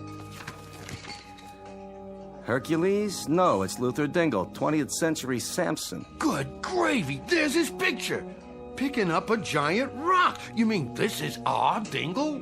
None other, by the looks of it. And this is where I spend my afternoons, when I'm not working, of course. Dingle, my old pal. Hey, have a seat, buddy boy. Mr. Luther Dingle in his favorite neighborhood pub. A regular guy who leads a regular life when he's not busy performing miracles. This is Jason Abernathy, and I'm here to bring you the full story on my eyeball news report. So, who wants a drink? Step right up. Are you his friend? What's he really like? What was his first feat of strength? Did you always know he was special? What's his secret? Well, now, Mr. Dingle, Luther, is my #1 customer. Never goes to any other establishment. Ain't that right, boys? That's the truth. I knew he had it in him. We was pals all the way back to grade school. All right, who's next? Line up. Mr. Dingle, if what I hear is true, do you realize how much money you could make on a tour with my international circus? A circus, eh? I don't know. Vegas, Atlantic City, Branson, Missouri. Hey, don't listen to her. Hey, Dingle, your future's in television. You're the walking, talking embodiment of every American male's wish fulfillment. You're John Q. Citizen. You're Babbitt. You're Tom, Dick, and Harry. We'll develop a sitcom around those values. A spin-off. After several guest spots, of course. Well, I'm just not sure. All right, well, how about an infomercial? A simple across-the-board address by you with examples of your physical prowess followed by product endorsements. It's a natural for breakfast cereals, vitamin pills, anything at all. You mean like Jack LaLanne, the juice man, that sort of thing? Forget it, Dingle. I keep telling you, boxing is a piece of cake. You line up with me, I'll get you a couple of real easy setups, and inside of 8 months, I'll have you fighting for the World Championship. Or if you want to go with the WWF instead. All right, everybody. We're going on the air live in just a few seconds. Would the people around Mr. Dingle get out of the way, please? I don't want to. Okay, on the air in 4, 3, 2, 1, and... Hello, friends. Jason Abernathy here. Our unusual subject today is Mr. Luther Dingle, who, if what actual onlookers say is true, is the world's strongest man. Oh, well, I know. Mr. Dingle, would you give us an example of this fantastic, allegedly fantastic strength of yours? Well, I'd be happy to. Mr. O'Toole, is it all right? You know, the thing we discussed? What, are you kidding? I ain't done this much business since, well, I don't know when. Be my guest, Dingle. Well... Yes? I'll start off with something simple. See this wall? Solid plaster. Supported, I believe, by wooden studs. I'll make a small X with my finger here and... You saw it! Mr. Dingle has just punched a hole through a solid wall with his bare fist. Now, for my second demonstration... Oh, dear, let me see. You've heard of karate. I suppose I could simply just line up the edge of my hand with the surface of this table, my open hand, mind you, and with a single blow...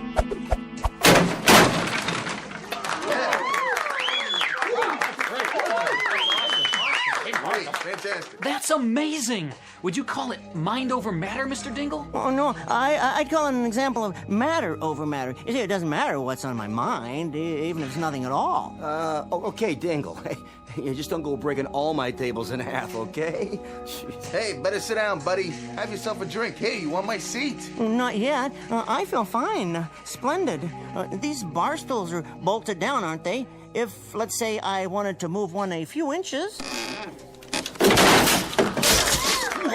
See that? He ripped it right off the floor and he didn't even break a sweat. What a guy. Go on. Take my stool if you want. Stand up. Sure, why? If you please. Why are you looking at me like that? Oh, no. Wait a minute, Dingle. Ain't you ever heard of bygones being bygones? Put me down. I see it, but I don't believe it. Ladies and gentlemen, the man at the bar is 160 or 70 pounds, and Dingle is lifting him like a rag doll, twirling him over his head with one hand. I hate your back. That ain't funny. There. Now, that didn't hurt too much, did it, pal? You're good as new. Well, almost. Gonna give you a hand up, pal? Mr. Dingle, you're my hero. He can do anything. You better not pick a fight with that fellow.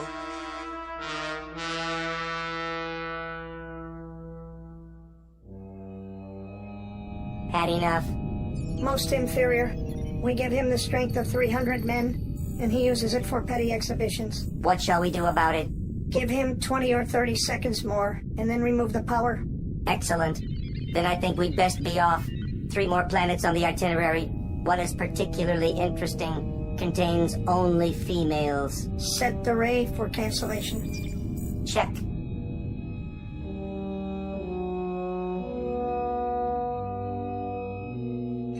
And now, ladies and gentlemen, for my next feat, I think I'll lift this entire building. Whoa! Well, at least the ceiling, and hence all the floors above it.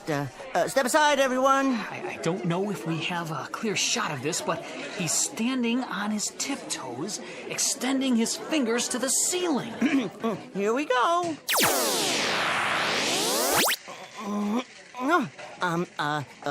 Let me try that again. I can't seem to... Something's wrong. No, I just felt strange there for a second. Let me try another bar stool. Remember, they're bolted to the floor. One finger...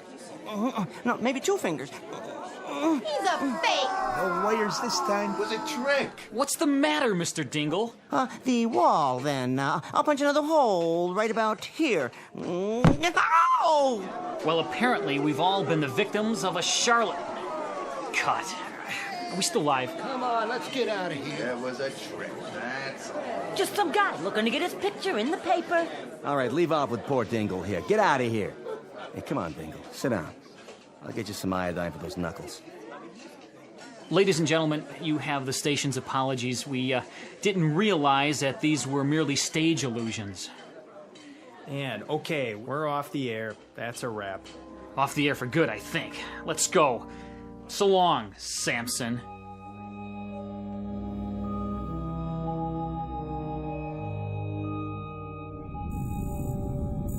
Time to go. Yes. Wait, who are they?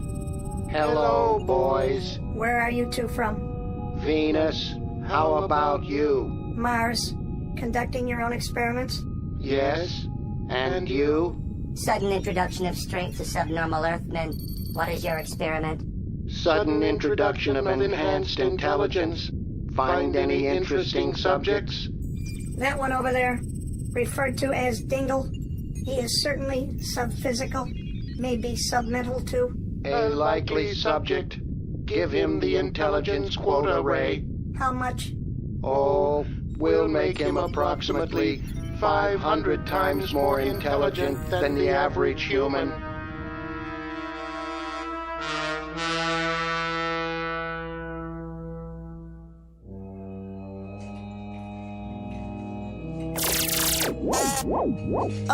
What was that? Hey, Dingle, who do you like in the doubleheader tonight? Well, in this case, the laws of probability are interspersed with the finagling laws of chance, so through a process of calculus and a subdivision of grapple-based physical motivating and divisional annotating, in this case, of course, using the two X factors as represented by the teams, the final score must of necessity be 5-3 Milwaukee in the opener, 6-0 Dodgers in the nightcap. Yeah, what did he say? Search me, Callahan. Let's have another drink. It's on the house. It is apparently on an advanced mathematical plan that the entire quantum theory of space and time relativity must, of necessity, be equated with the Parallelian law of definitive numerical dialectical algebraic, and can further be notated.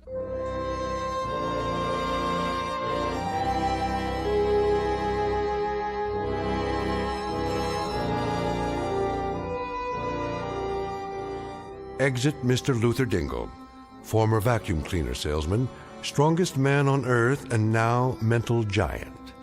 These latter powers will very likely be eliminated before too long. But Mr. Dingle has an appeal to extraterrestrial note-takers as well as to frustrated and insolvent bet losers. Offhand, I'd say that he's in for a great many extremely odd periods, simply because there are so many inhabited planets to send down observers, and also because, of course, Mr. Dingle lives his life with one foot planted firmly in the Twilight Zone.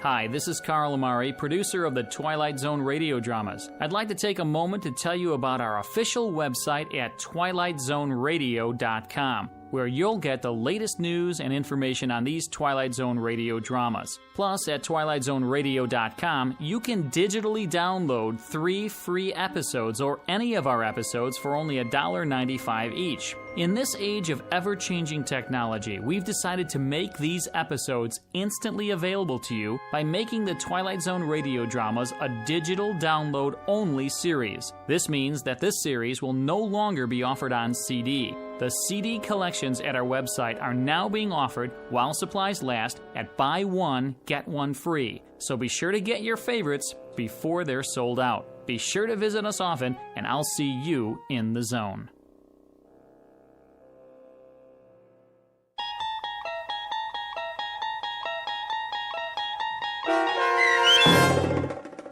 Mr. Dingle the Strong, starring Tim Kazurinsky, with Stacy Keach as your narrator, was adapted for radio by Dennis Etchison and based on a script by Rod Serling.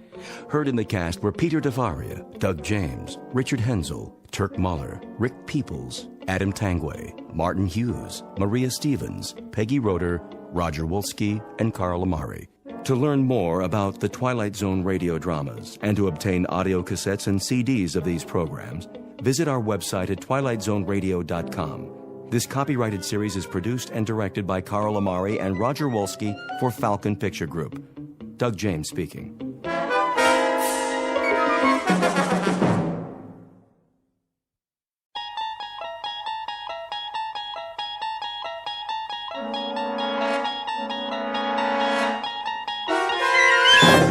There is a fifth dimension beyond that which is known to man.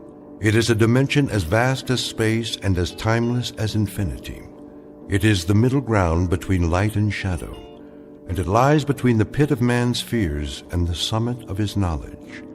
This is the dimension of imagination. It is an area which we call the Twilight Zone.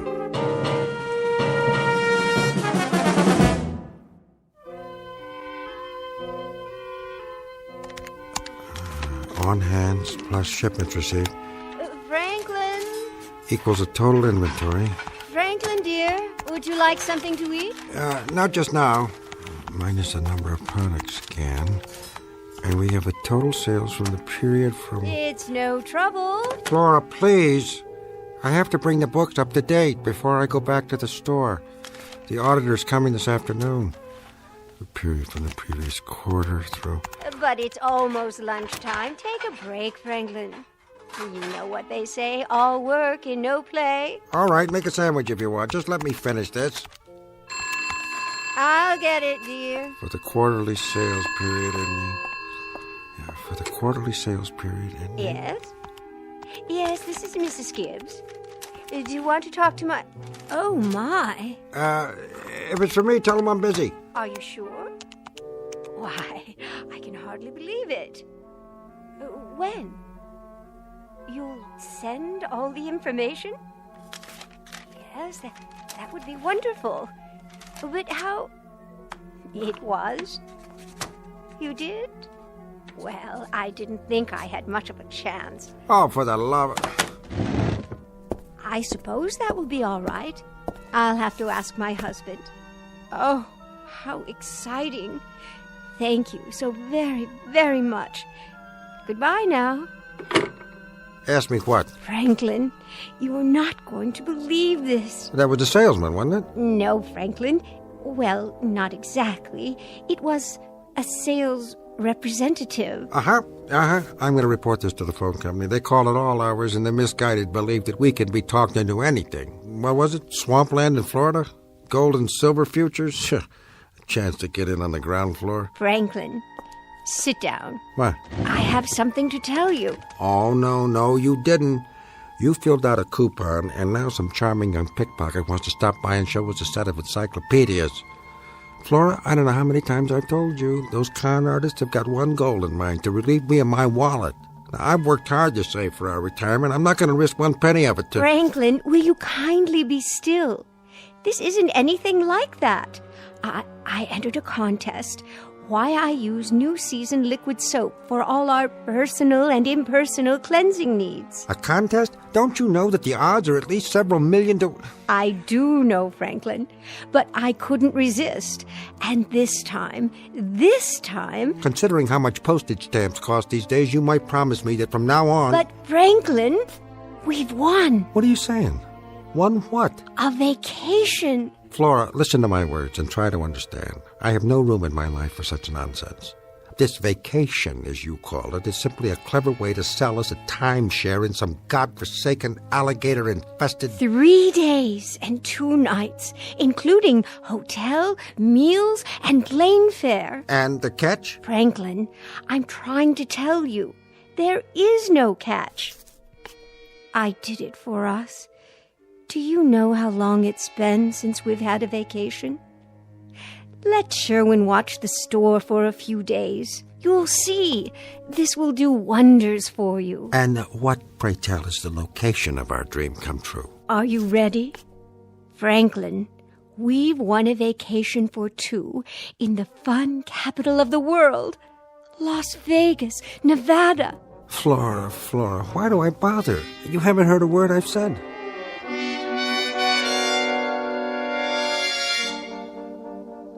Mr. and Mrs. Franklin Gibbs, 3 days and 2 nights, all expenses paid at a Las Vegas hotel, won by the lady's special talent, her knack with a phrase. But unbeknownst to either Mr. or Mrs. Gibbs is the fact that there's an additional item in their prize package that was neither expected nor advertised. For as soon as they arrive at their destination, 1/2 of this couple will succumb to an illness worse than any virus, more insidious than any flu, and impossible for medical science to cure. An inoperable, deadly, life-shattering affliction known as the fever.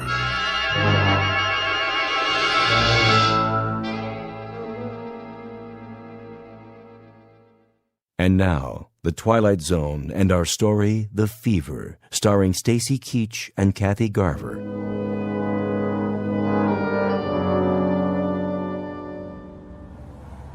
Franklin, look. Look at what? The Las Vegas Strip. So many lights. There must be millions, and all of them flashing on and off, even in broad daylight. Electricity is cheap here, Flora. Yes, it must be. As is everything else. They have a hydroelectric dam nearby, enough to light up the entire state, with no need for a sales tax to pay for it.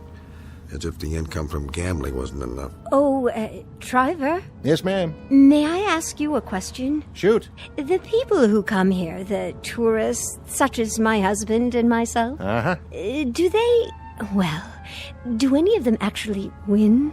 When they gamble, I mean? Flora. Sure, some of them. That's why they keep coming back. Ridiculous. The percentages always favor the house. If it were otherwise, none of these towers of Babel would exist. Of course, you don't have to gamble.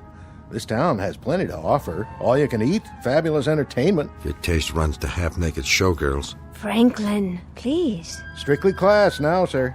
There's something for everybody. Stage shows, magicians, even a circus with lions and tigers. Stuff for the whole family. I'm sure. This is the first time for you folks? Certainly is. We won a trip here as part of a contest we entered. As you entered, Flora. That's so. Well, yes. I've never won anything before in my life. Sweepstakes Central? I beg your pardon? Or the other one, what's it called? Publishers Cleaning House? We got a lot of prize winners here. You do? Flora, you're talking the young man's ear off. And you know something? They all have a great time. So, my advice to you is, live it up. You may as well if it's on the house, right? Yeah, it is. As long as people keep their wallets and their purses tightly closed. Remember that, Flora. I will, Franklin. Here we are, front of the hotel. Oh, my.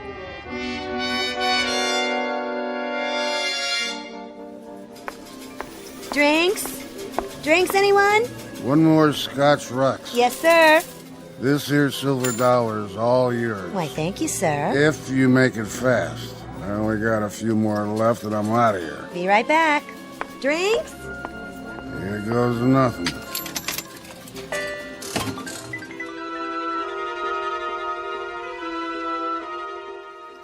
Joe? Yeah, boss? Get your camera ready. The couple over there. Which ones? The old guy with the pointed shoes and the part in his hair. Looks like the president of the Rotary Club. And his wife with the corsage.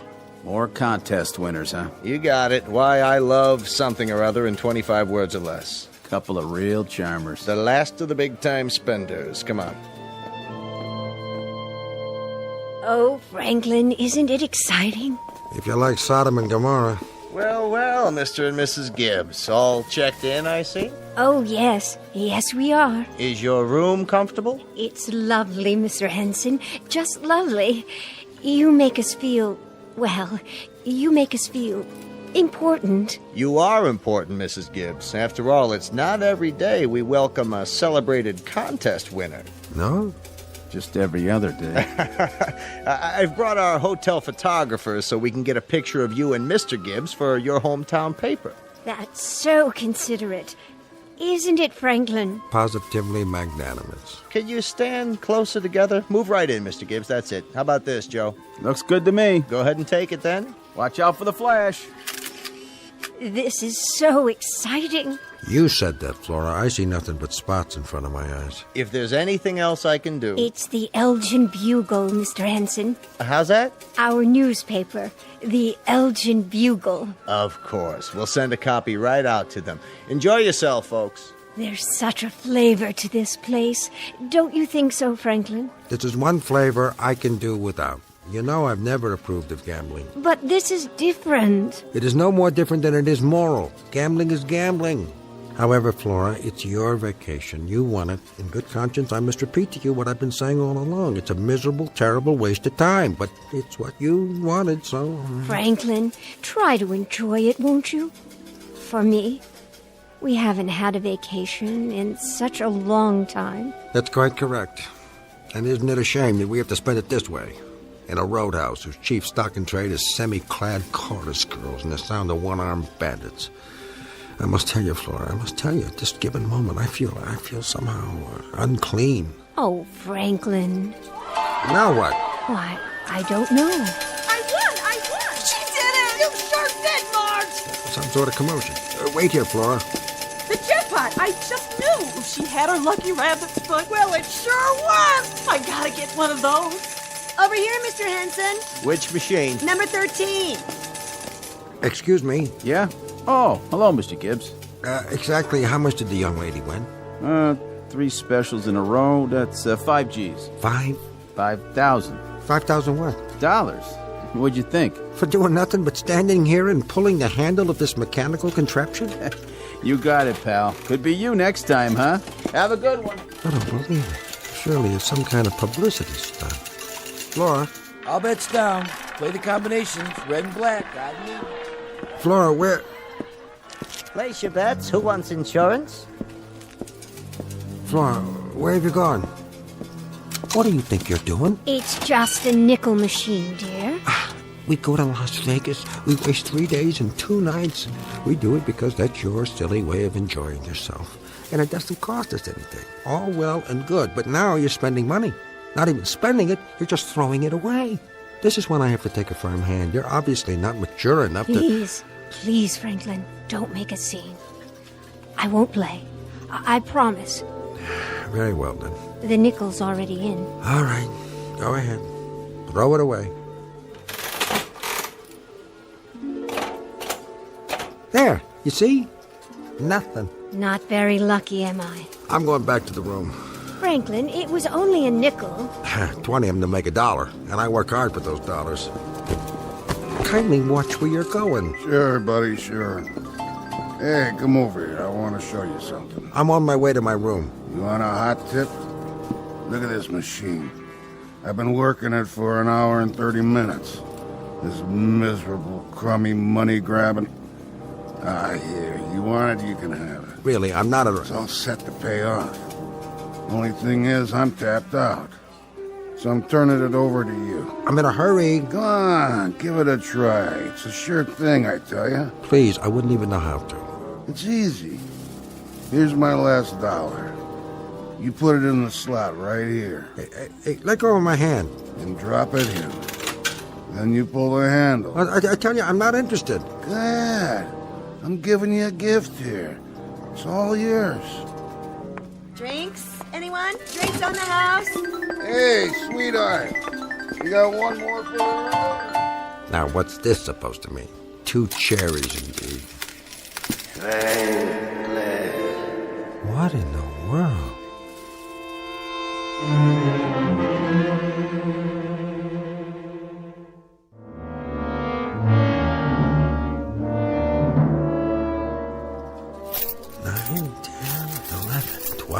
There you are, Franklin. Oh, my. You are lucky. Now, Flora, I want you to watch this. You're about to see the difference between a normal, mature, intelligent man and these wild idiots around here. Of course, dear. These baboons would throw it away.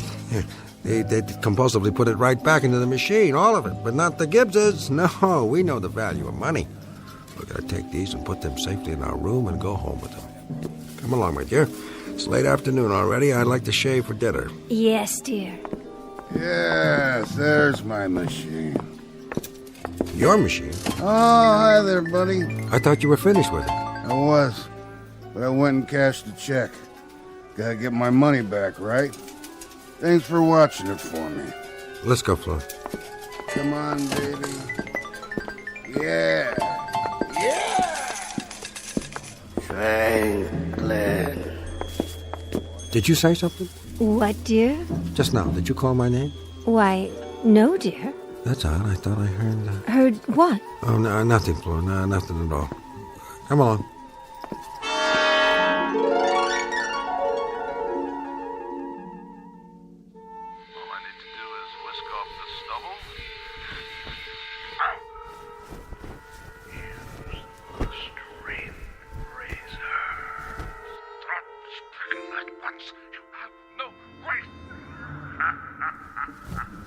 Franklin? Are you still awake? Just watching a little mindless television, Flora, to calm my nerves. Did I wake you? Oh, that's fine. Put on your pajamas and get under the covers. You need your sleep. Of course, dear. In a moment. See you in the morning, Franklin. Franklin. What?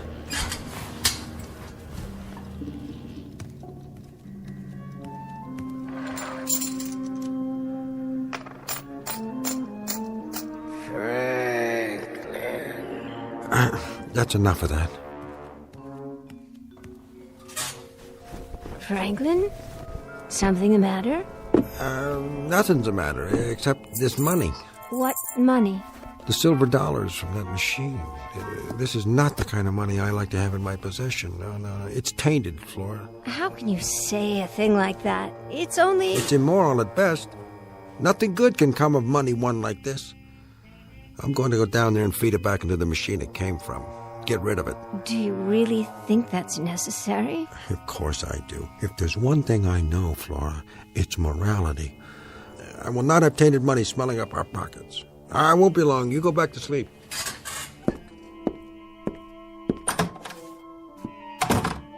Oh, Franklin. Franklin.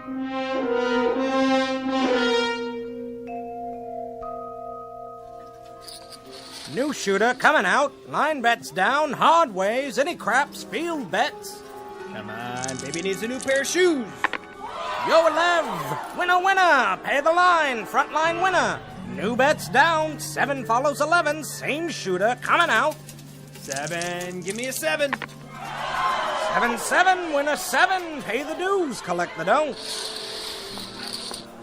Drink, sir? Oh, no, thank you. I'm just passing through. Do you know where the machines are? The machines? The ones that accept silver dollars? I seem to have gotten turned around. Oh, the slots. Right over there, sir. Past the Wheel of Fortune. You can't miss it. Oh, yes, of course. Sorry to trouble you. Same shooter coming out. Come on, one more time. Baby needs a new car. 8's the point. Big and red. Get the odds down. Place bets. Hard ways. Place your bets, please. All numbers 0 and 00. Dealer busts. Dealer has 23. Here we are. Silver dollar machine. It shouldn't take long.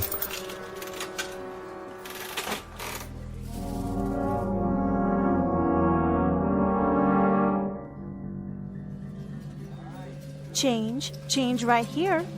Miss, I'll take some change. How much this time, sir? Let me see. Another $20 worth, please. No, make it 40. Yes, sir. Oh, wait. I don't seem to have anything more in my wallet. I'll write you a check. Well, you can cash a personal check at the cashier's cage. Well, why can't you take it? I assure you I'm good for it. Here's my identification. You'll have to see the cashier about that. But I can't leave this machine. I put so much money into it already. You see, it's a matter of mathematics, the law of probability. If you'll just show your ID to the cashier. Franklin, there you are. Oh, Flora, thank God. You stand right here. Don't let anyone touch this machine. When you didn't come back, I got dressed and came downstairs. Never mind that. Stay here and guard my machine. Your machine? I don't understand. Trust me, Flora, this won't take long at all.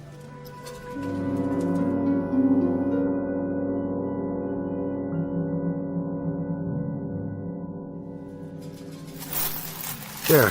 This time I bought a larger amount. Should be more than enough. Franklin, that's the 3rd time you've cashed a check. I know. Do you know what time it is? Doesn't matter. This will all be over in another minute or so.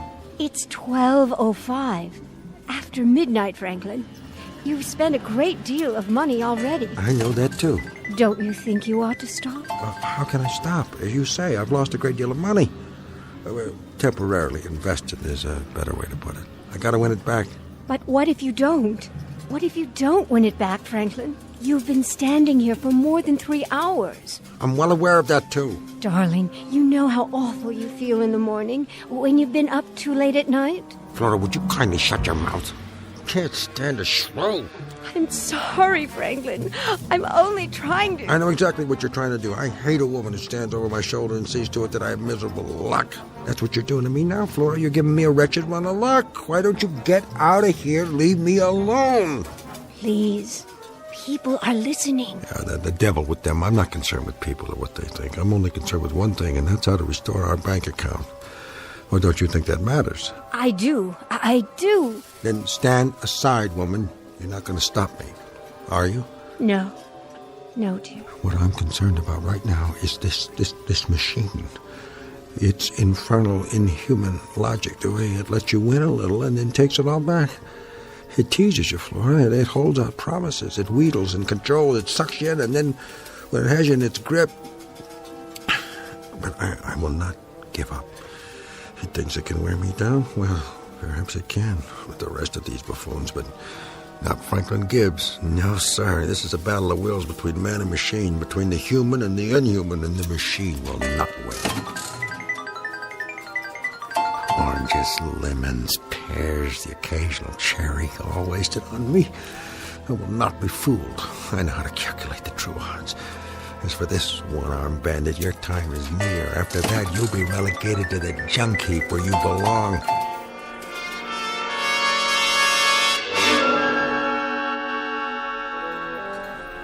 Another stack, quickly. Silver dollars again, sir? That's right, silver dollars. Certainly, sir. Only, Only what? Well, you've reached your limit. If you want to cash any more checks after this, you'll have to talk to the floor manager. That won't be necessary. It's a mathematical certainty. What do you make of that one, Julie? The old guy? Give him till dawn, maybe. It's already been 5 hours. He was here before you started. I believe it. Did you see his eyes? He's running on empty.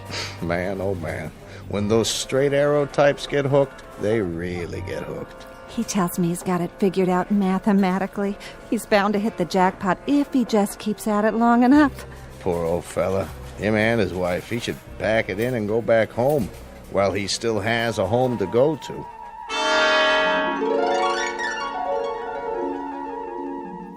Oh, Franklin, I don't know how much longer I can stand here. Then sit down on a stool, but stay close by. I want you to watch this, Flora. You're about to witness the last round in a battle between my will and this machine's. It's almost over. And when it is, only one of us will be left standing. This I swear.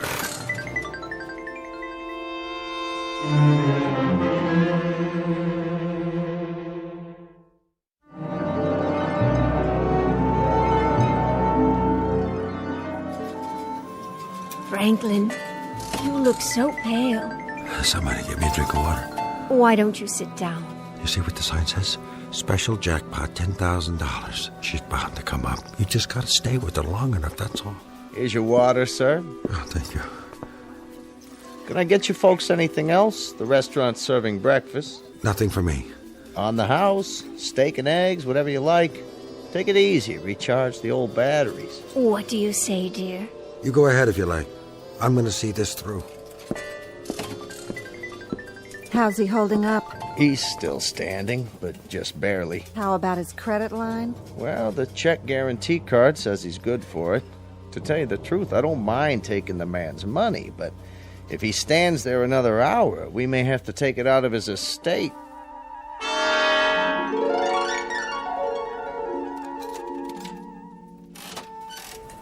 What time is it? It's 8 o'clock, Franklin. In the morning. I swear, Flora, it's not just a machine. It knows. It mocks me. It teases and beckons and cons. You put in 5, you get back 4. You put in 6, you get back 5. But I'm on to it. It's gotta pay off. Understand, Flora? It's just gotta. Franklin. Franklin, darling, please. Give me back my dollar. That's my last one, you miserable, dirty. Look at it, Flora. Look, Flora, it's watching, enjoying this. You see? That's his face. And the reals, those are the eyes. And down below, that's the mouth.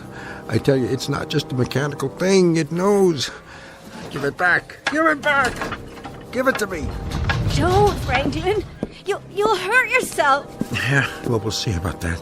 Franklin, watch out. It's going to tip over. Franklin!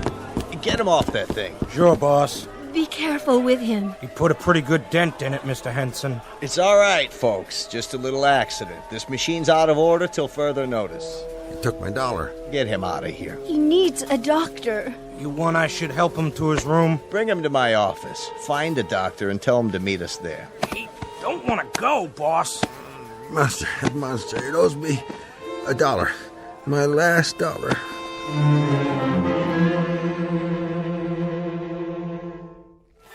His blood pressure's down. Are you sure? I've given him a sedative. What this man needs is rest. That's what he'll get, Doctor. Is it okay if we move him? I'll give him a few more minutes on the couch. Keep his feet elevated, then you can help him to his room. Will do. Yeah, well, it's not me you should be worried about. It's that infernal device out there. Oh, Franklin, don't talk that way. Maybe he should see a specialist. But you said his vital signs are normal. You said that, didn't you? I was thinking of, well, perhaps a psychiatric examination. Hogwash, there's nothing wrong with my mind. He's right.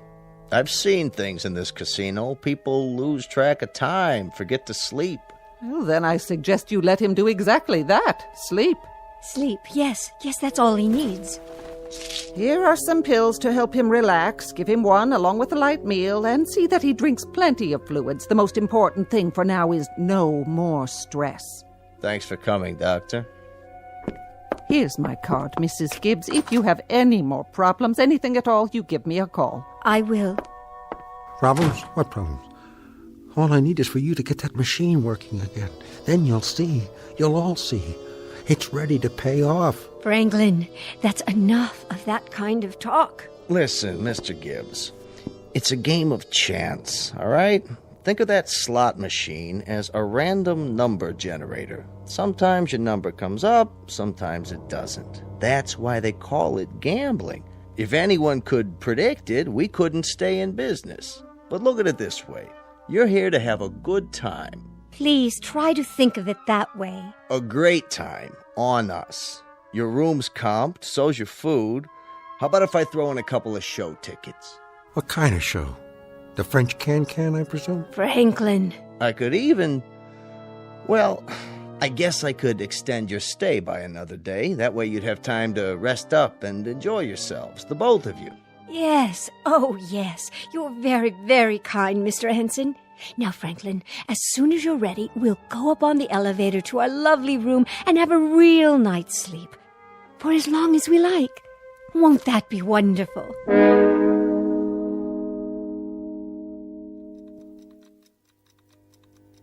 Franklin, are you sleeping? No, Flora, I'm not. Why don't you take another pill, darling? Not now. I'm thinking. Whatever about? That machine. Franklin? It was ready to pay off. It deliberately broke down so it wouldn't have to. You don't really believe that. Don't I? It isn't even a machine, Flora. It's an entity. It's a thing with its own mind, its own will. Please don't talk this way. I beg you. It deliberately broke down rather than return my money. Our money. That thing, that monster, that thief, the dirty, rotten thief. Stay in bed. The doctor told you. Took the last silver dollar. The one that was going to pay off. It swallowed it and then it broke down on purpose. The thief took my last dollar. What are you doing? Get away from me. Franklin. Where? Franklin, no. It's outside the door. I can hear it. Franklin. No. Darling, what's the matter? Don't you hear it? No, I don't. I don't hear anything. Of course you do. You must. It's in the hall. I just saw it. It's out there. It followed me. Pack the suitcase. We must get out of here. Franklin. It's inside. Quickly. Stop it. Franklin. Help me. We gotta get away. The window. Yeah, the window. Franklin. No. Franklin. No.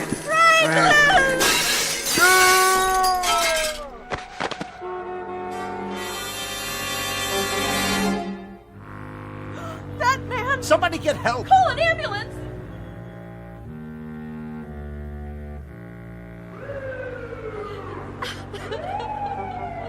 That him? Gibbs, Franklin J. Tourist. What happened? Jumped or fell. Hard to say. That's the wife over there, in the room when it happened. Some sort of seizure or something. Can we get a stretcher, Sheriff, and move him out of here? Right away, Mr. Henson. Let's go, medics. Yes, sir. He doesn't need a stretcher. He needs a body bag. His wife said he hadn't slept in 24 hours. That's right. I've seen them get hooked before, but never like this. Okay, everybody, let's clear the area. Back to bed. Go on inside. Show's over. What's that? Looks like a silver dollar. Where did he come from? It fell from up there, right about the 13th floor. Yeah? But how? Don't worry about it. Like the man said, just get him out of here. Mr. Franklin Gibbs, visitor to Las Vegas, who lost his money, his reason, and finally his life to an inanimate object variously described as a one-armed bandit, a slot machine, or, in Mr. Franklin Gibbs's words, a monster with a will all its own. For our purposes, we'll stick with the latter explanation, because after all, this is the Twilight Zone.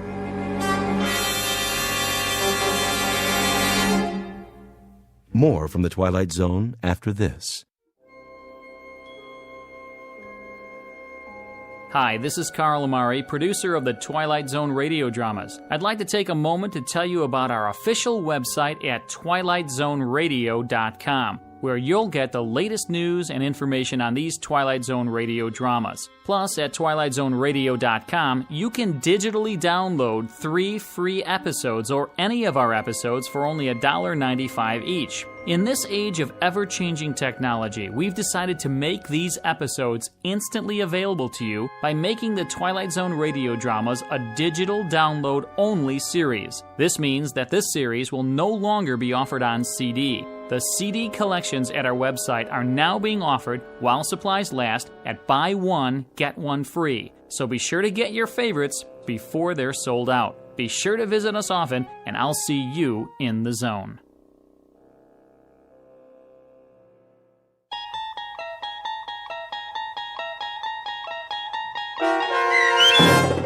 The Fever, starring Stacy Keach and Kathy Garver, with Stacy Keach as your narrator, was adapted for radio by Dennis Etchison and based on a script by Rod Serling. Heard in the cast were Roderick Peoples, Christian Stolte, Rich Komanek, Jeff Lupetin, Meg Thalken, Heath Corson, Susan Hart, Beth Katie, Nancy Center, Carl Amari, Vince Amari, and Roger Wolski. To learn more about the Twilight Zone radio dramas and to obtain audio cassettes and CDs of these programs, visit our website at twilightzoneradio.com. The producers of The Twilight Zone wish to thank CBS Enterprises, Carol Serling, Dennis Etchison, Dick Brescia Associates, Claire Simon Casting, Terry Jennings, XM Satellite Radio, Sirius Satellite Radio, our sponsors, and our radio affiliates for helping make this series possible. This copyrighted radio series is produced and directed by Carl Amari and Roger Wolski for Falcon Picture Group. Doug James speaking.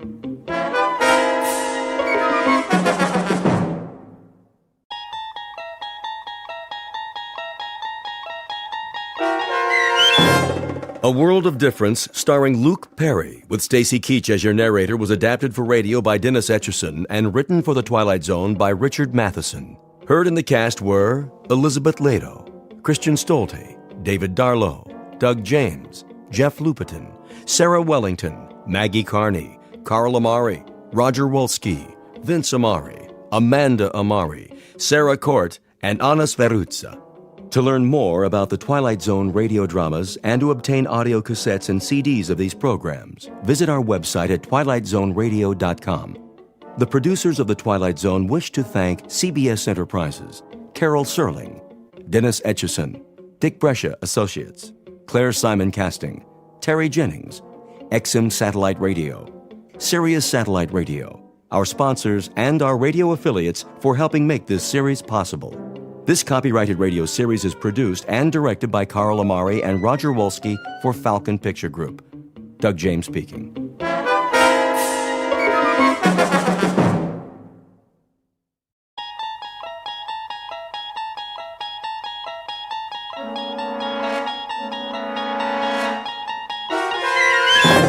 There is a fifth dimension beyond that which is known to man.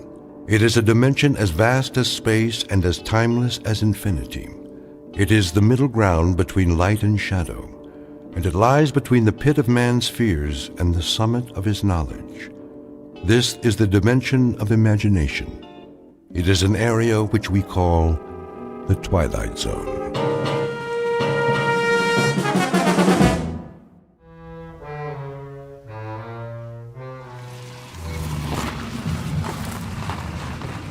Hey there, Will.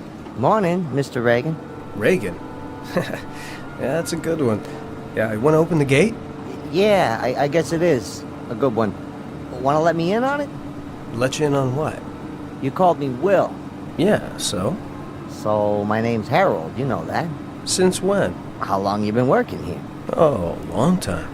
All that time, I've always been Harold. Some people call me Shorty, but never Will. And I'm Arthur. My wife calls me Artie sometimes, but if you want to be Harold, that's okay by me. Oh, I get it. You want I should call you Arthur from now on instead of Mr. Reagan? You got it. Guess that makes us even. Harold, do you a favor? What's that? Leave the parking lot open, then take the rest of the day off. Okay, I'll bite. What for? You must be tired. Didn't get much sleep last night, huh? Have some breakfast, cup of coffee. See if that helps. Helps what? To get your head on straight. You can open the gate now, Harold. Or whatever your name is. Sure, if you say so.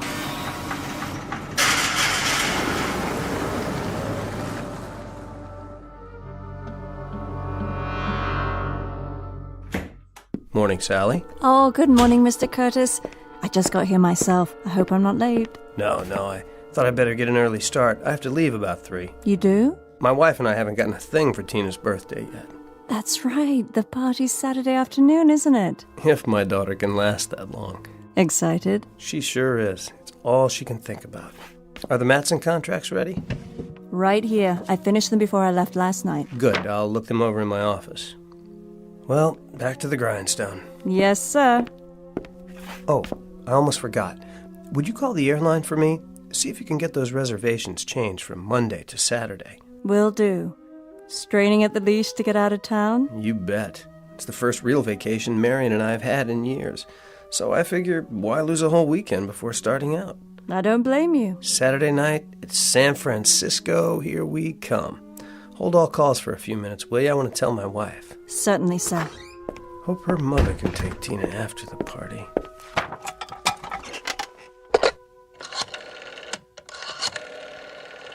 Oh, for heaven's sake. Sally! Sally! I can't get a dial tone! What's he doing? I don't know. This isn't in the script. Sally, I said... Who are you? What are all you people doing in... Cut! Where did Sally go? What happened to the wall and... I said cut. All right, everybody, take 5. Will somebody please tell me what is going on? Reality. The quality of being real or having an actual existence. A matter of interest to philosophers throughout the ages. The definition comes from the dictionary, and it directly concerns one Arthur Curtis, 36 years old, and a successful businessman.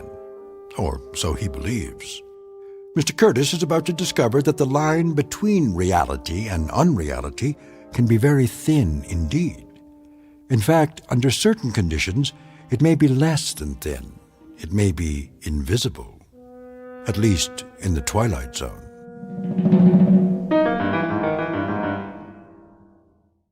And now, The Twilight Zone and our story, A World of Difference, starring Luke Perry with Stacy Keach as your narrator. I asked you a question. All of you. What are you doing here? Get out of my office. Come on, Jerry. That's not my name. Is it so hard to make a phone call? Lose the ad-libs. Who are you? Remember, Jerry? Marty Fisher, your friendly neighborhood TV director. What are you talking about? How soon they forget. Sally, what is all this? Something go wrong, Mr. Reagan? Why are you sitting there like that with your feet up? Take them off the desk at once. I thought we were on a break. We are. Why don't you go to your dressing room while I talk to Jerry? Sure, Marty. Call me when you're ready. Watch the cables, Miss Lawson. Of course I will, Kelly. You'd think I'd never been on a set before. What are all these lights for? I can hardly see. Pretty hard to shoot without him, Jerry. This isn't exactly verite. That camera, what's it for? Will somebody please tell me? I'm warning you, Jerry. Oh? And who do you think you are? That's funny. I was about to ask you the same thing. Why don't you wise up and cut the dramatics? Dramatics? They won't take much more of this. You're very close to the edge. The edge of what? I like that. You're really into it. What is it? The method? I don't think so. Not the method. Who'd you study with? Sandy Meisner, right? No, wait a minute. Stella Adler. Well, I used to be at the Institute, too, and the first rule is don't break character. So, what do you say? Shall we take it again? I don't understand what you're saying. It's a gag, just a little gag. You know these New York actors. All right, get him some coffee. Kelly? Yeah? Coffee over here, please. Black. Coming right up. Okay, Jerry, let's forget about it. Get your scene done. The front office doesn't like it when they're overscheduled. Overscheduled? Not this show. Then let's try it again. Back to the set. Set? Listen, I went out on a limb for you. The whole agency did. What agency? Just do your lines. Are we ready here? We're ready. Now, Jerry. All right, one more time. You're going to call your wife, tell her to meet you at 3:15. How did you know that? Got all your lines down? Where's your script? What are you talking about? Easy, Jerry. Don't burn yourself out. Places, everyone. Break's over. Where am I? In your office. It's morning. You just got here. This can't be my office. It only looks like my office. The window isn't even real. What's he doing? The city outside. It's a painting. What is this, a joke? Jerry. What are you people watching me for? I don't know you. I don't know any of you. Don't let him get away. He's not going anywhere. He's not on his mark. Maybe you can shoot around him for a while. I don't want to shoot around him, Sam. We've got 7 pages to do before lunch. He'll come through, Marty. We never had any trouble with him before. What's he doing now? The scene, I told you. Get ready to follow him. Roll sound and action. Still dead. Cut! Where are you going, Jerry? Stop calling me that. It's not my name. Sure, if that's what you want. Is there another telephone in here? Sit down, Jerry. One that works? Jerry, if I have to phone Brinkley on this, you're dead. Do whatever you like. Just leave me alone. You don't look so good. How do you feel? I felt fine when I got here. Please, sit down. What's that on your face? Sweat? Kelly! Yeah? Call for an ambulance and make it fast. Yes, sir. Shall I ask the front office to authorize it? Of course not. If they find out, there's no telling what they'd do. Suspend production, probably. Go on, go! Right away. Jerry, let's go to your dressing room. You can lie down. Where's the nearest telephone? Jerry, we're trying to help you. My name is Arthur Curtis. Take your hands off me. I'm getting out of here. Did you hear that? Arthur Curtis? Is this a real telephone? Looks like it. All right, everybody. 1 hour for lunch. Is it hooked up?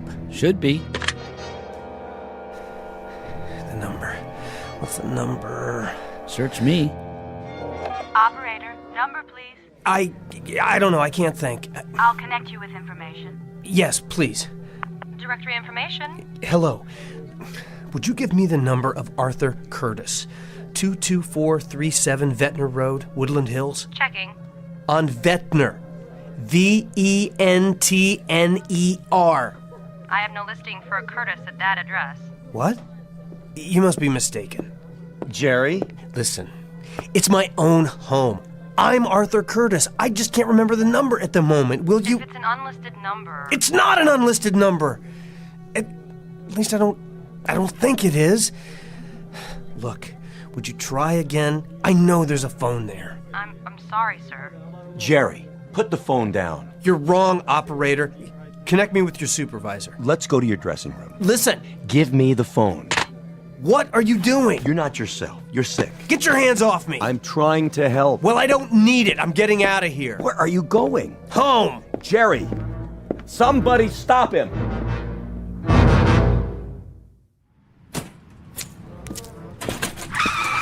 Hey, watch it, lady. Are you out of your mind? If you're drunk again, Jerry. Let go of me. Look, I don't care if they bounce you. I don't care if you never work again for the rest of your worthless life. You're going to pay me what the judge tells you to pay me, or so help me, I'll put you so far behind bars, they'll never find you again. There you are. Mrs. Reagan. I am not Mrs. Reagan anymore. Sorry. Could I speak to you in private? I haven't the time. It's about Jerry. He's coming with me. He'll be back in time for the afternoon filming. That isn't exactly what Excuse me, but I need your car. What do you think you're doing? You're not driving. I've just called for an ambulance. Jerry's having a nervous breakdown. How convenient for him. Would you two get out of the way, please? I'm not joking, Mrs. Miss, from now on. If you won't move... Slide over. I don't have time to argue. I said... Get in if you have to. I'm getting out of this place. You pig-headed... Better fasten your seatbelt. Slow down. Don't touch the wheel. I'll do more than touch it. I'm not going to let you crash this car. It's mine now. Get your hands off the brake. There. Now will you let me drive? I'm warning you. You're warning me? Give me those keys. Now. Stop! Look, please, whoever you are. I said I'll drive. If you want to kill yourself, you'll have to wait. First, I'm going to bleed you, Jerry. I'm going to bleed you dry. Every bank account, every residual. Now listen. I don't know who you think I am, but you're wrong. You're wrong. My name is Curtis. Arthur Curtis. And I don't have the slightest idea what you're talking about. Right now, I'm going to... Oh, cut the histrionics. If you think you can chisel your way out of pain with a cheap trick like this... I'm going to turn the key again. And I'm driving to my home in Woodland Hills. Once we get there, you can have your car back. Do you understand? I told you to cut the act. No act. My name is Arthur Curtis. My wife's name is Marion. I have a daughter named Tina. And I live at 22437 Ventnor Road in Woodland Hills. I mean it, Jerry. My name is Arthur Curtis. My wife's name is... I said cut. Cut!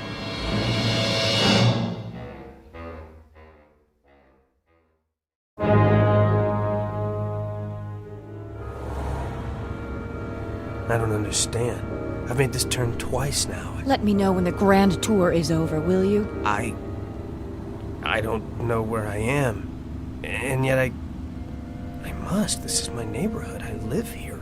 Do you? I have, for years. Ever since I bought the house. But my street, it's just not here. What do you want, Jerry? An Academy Award? I've told you, my name is... Oh, can it, will you? Who are you trying to convince? You may as well give it up. You never had a less receptive audience. Why do you refuse to listen to me? Go ahead, then. Play it out. Make a complete idiot of yourself. I couldn't care less. I'm trying to find my house. Is that so hard to comprehend? Well, you're not going to, no matter how hard you try. And why is that? Simple. Because there's no such thing as Ventnor Road. Keep quiet. I'm trying to think. And what's more, there never was, except in your dreams. What's in the glove box? That's none of your business. This is my car now. There must be a map. Let me have it, please. Get your hands out of there. I'm just trying to... Tina! There she is! Who's Tina? My daughter! Another little secret you never told me about. When did that happen? See her? Skipping down the sidewalk? Oh, spare me. Hi, honey! Over here! It's Daddy! This is too much. You're going to get us both arrested. Tina, honey! Come here! I didn't have anything to do with this, remember that. Tina? Thank God. Leave me alone. But you're not Tina. Sorry, little girl, I thought... You scared me. You're a bad man. Get in. But that dress... I thought she was... I said get in. Or would you rather go to jail for attempted kidnapping? You should have let me drive in the first place. None of this would have happened.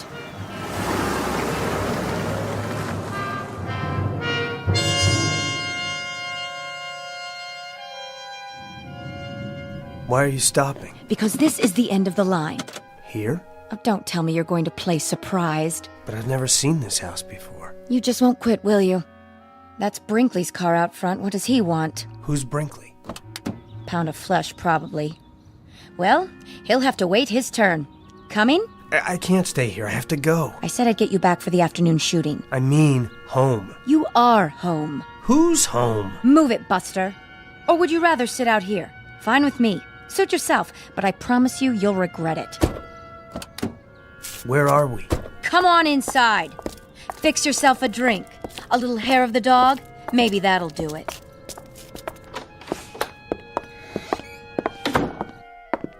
Jerry. Who are you? Better be nice to Sam. He's still the vice president of your agency. Where have you been? I'm not sure. Did Sam call you? More than an hour ago. Said he'd left the studio, walked out. Stumbled is more like it. What's all this about? The studio? First things first, Jerry. Come into the study. Why? Nora, we need to do some damage control. We sure do. Can't this wait? I've waited long enough. I want my money now before he goes off on his next binge. Now look, I've explained to this woman that I'm not who you all seem to think I am. Frankly, I don't know what to think. But if we don't smooth this over right now, today, the network won't renew your contract. And that will cost us all money. My name is Curtis. I live... Jerry, stop it! Stop what? Would you rather I lie to you? You don't seem to realize the position you're in. Where do you hide the checkbook these days? I beg your pardon? I'll find it if I have to tear the house down. Excuse me. I have to get out of here. Jerry! I'm going to lay it on the line. If you lose this part, we'll have to drop you as a client. We can't cover for you anymore. It's beyond that. Way beyond. Yeah, I'm sorry, but you're mistaken. All right. Look, they can shoot around you today. I'll tell them you came down with something. They won't buy it, but we'll do our best to make it stick. But come tomorrow, you've got to be there, Jerry, bright and early with bells on. I don't know what's going on. God help me. I don't know what's going on. You said that. Jerry, enough is enough. I tell you, I found it. Get over here. Now. Leave me alone, please. Nora, he doesn't look so good. Maybe we should take him to Cedars. You're going to sign this check, Jerry, right now, before you can pull anything else. Go on. Pick up the pen. That's it. Then we'll see about the state of your precious health. Please, I'm asking you. And I'm telling you. Sign it, Jerry. I want what you owe me. His hands are shaking. Oh, no. He's not going to get out of it that easily. I'll fill in my name in the amount. Just sign Gerald Reagan. Gerald. That's not my name. Raigan. In case you've forgotten how to spell, too. But I've never heard that name before in my life. Maybe he should lie down. Would you both back off? This has gone far enough. I am not Gerald Reagan. My name is Arthur Curtis. Do you hear me? Arthur Curtis. I work for... Wait a minute. I'll prove it. Operator, I'd like the number for Davis Morton and Company, 189 Brand Street, Los Angeles. Yes, I'll hold. But make it fast, will you? Of course there is. I should know. I work there. Look, I've been with them for 7 years. Don't tell me that. Don't. Here, lean on me. Sarah Bernhardt. Look at his eyes. I don't think he's faking it.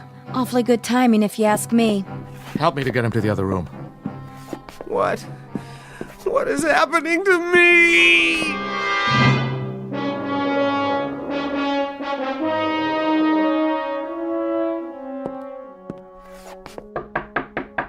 Jer?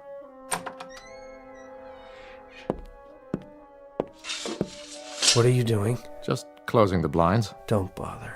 I was hoping you'd catch a few winks. Feeling better? You don't believe me, do you? It doesn't matter what I believe. You've been overworked. Trying to wrap the season. Must have been a terrible strain. The season. I take it that's supposed to mean something to me. If it doesn't, we're all in trouble. Would you like anything? Some lunch? If Nora won't make it, I'll order out. No, thanks. I don't have much of an appetite. You need help, Jerry. It's not in my province, but I've known you a long time, and I hate for this to happen. It's not necessary, you know. It really isn't. Can't you see what's happened? Why don't you tell me? You know what this is? A script. For what? It's all right here. Take a look. Cast of characters. Arthur Curtis, 36. A young business executive. Happily married. Let me see that. Curtis lives in Woodland Hills, California, with his wife and young daughter. Where did you get this? It's yours. From the dresser here, where you left it after studying your lines last night. Go on, keep reading. He is married to Marion Curtis, 33. A charming young woman, typical of that efficient breed which can manage a house and family and still have ample time for... Ring a bell? Who wrote this? That's neither here nor there. Some hack, probably. The point is, the only information you have about Arthur Curtis is what's written here. That's crazy. Jerry, I really do understand. Sometimes I'd like to escape myself, get away from this turmoil. The long hours, the early calls, to a simpler, sweeter existence. It's only natural. You're telling me it was all a delusion? That I'm really somebody named Gerald Reagan, a dissolute, pitiful... A sweet, unhappy man. A square peg in a round hole who never should have moved to Hollywood. Burdened with that harpy in there. Jerry Reagan, who wanted to be a serious actor once. Trying to make a living and find a little happiness. That's all. No. I won't accept that. The life I remember, it was real. I wish it were. For your sake. I wish it were. I have to go, Jerry, and report into the agency. Try to rest and forget about the series. You won't have to go back. I just spoke to the studio a few minutes ago.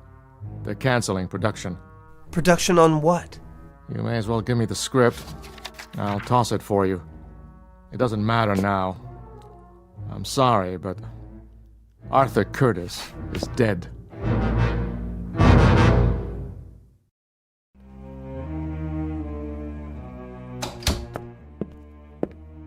Well, what's his story? I don't think it's a story. Not this time. All better? Or should I fix him some milk and cookies? He's had it. Withdrawn from the playing field. And I can't say I blame him. Go on, then. Get out of here. I'll whip him into shape. If he thinks a little breakdown is going to let him off the hook. Wait! Jerry! Well, what do you know? It walks. Out of my way. Yes, sir. What is it, Jerry? I've got to go back. I told you it's too late for that. It's finished. No, I've got to get back to my office. If you mean the set, they're probably tearing it down already. And as far as I'm concerned... But they mustn't. Don't you see? I'll never get back if they tear down the only connection I have to... Jerry, knock it off. I can't do that. Jerry!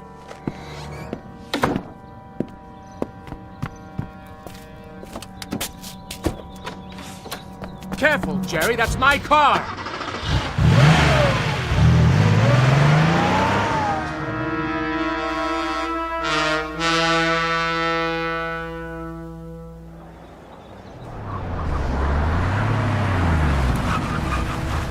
Name? Open the gate. Oh, that's you, Mr. Reagan? I'm in a hurry.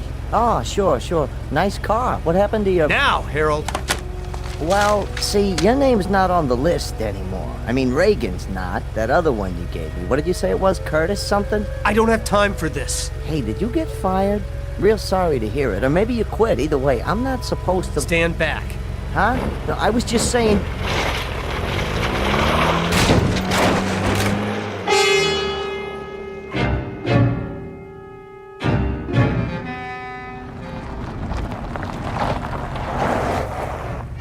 What in the... Hey! You can't do that! Put that down! What do you think you're doing? What'd you say? Watch your feet. That's my sofa! Yeah? Where are you taking it? Back to props. You can't. Yeah? I got a work order right here to strike the set. You mean my office? Which office? The low building with the rose bushes. 189. Nah, this is from stage 23. Which way is that? It's over there. Hang it right at the commissary.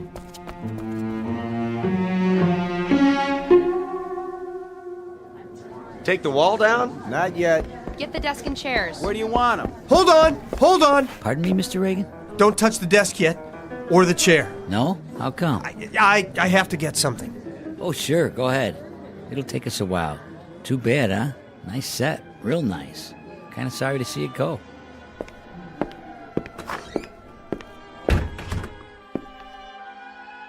Sally? Are you still here? No matter. I don't know where to start. There must be a way. There has to be. Mr. Reagan? Who? It's Kelly. I thought I saw you come in. What happened to my books? Books? Oh, sent back to props by now. And my papers? And file cabinets? Even the photos on the desk? They were pictures of my family, my wife and daughter. Were they? You mean they were real? Give me a few minutes. Maybe I can track them down. Do they have to do this? I'm afraid so. The studio needs the space. A career. A whole life packed up while you're out and shipped off to God knows where. I had no idea. I thought it would last. Nothing lasts in this town. You know that. But I thought... You thought you were different. The exception to the rule? Well, I don't blame you. It's easy to fall into that. You see what happens to everyone else, but you never think it'll happen to you. Human nature, I guess. But, the next thing will come along. And what will that be? Beats me, but it always does. You have to have a little faith. And the things we collect over the years and leave behind. Oh, somebody else will get some use out of it. It was never really ours in the first place, was it? Can't exactly take it with you. No, I guess you can't. They're ready to take the walls down now. You might want to sit somewhere else. I thought if I got here in time... Thought what? Nothing. You go on. I'll be out of here in a minute. Just following orders, Mr. Reagan. Nothing personal. No. Nothing personal at all.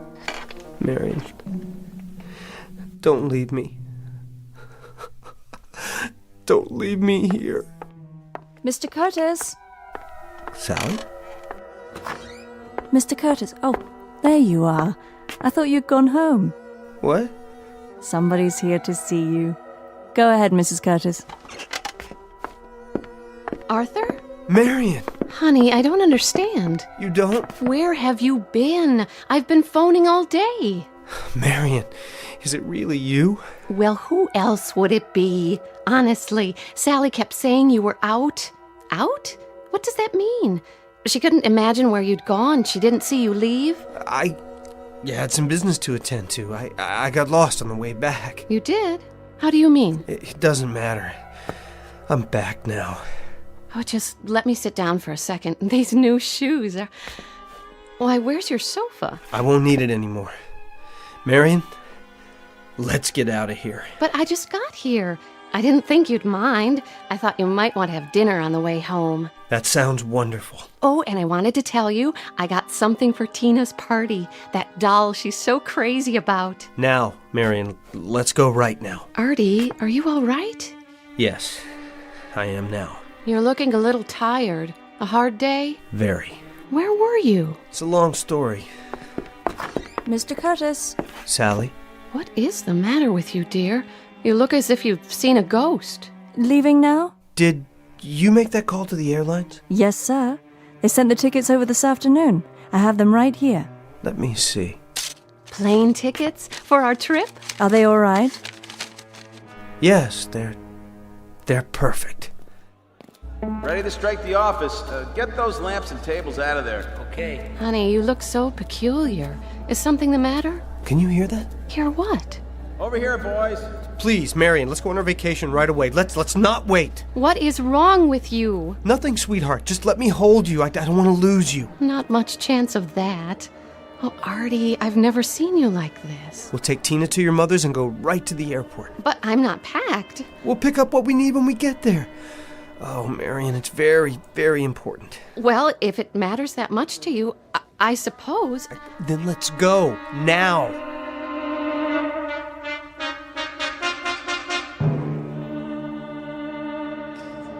Hi there, Mr. Brinkley. Have you broken it down yet? Not just about to. Has Reagan been here? He was a minute ago. Where? The office set. And he's not there now? Nope. You didn't see him leave? I didn't. Any of you guys see where Reagan went? Nope. Sure didn't. Would you look in his dressing room? Sure thing. Well? Not in his dressing room. Then, I wonder where he's gone. Wherever it is, I hope he finds what he's looking for.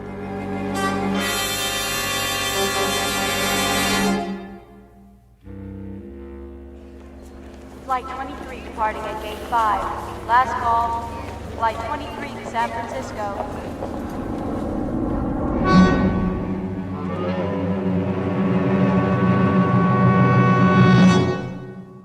Reality.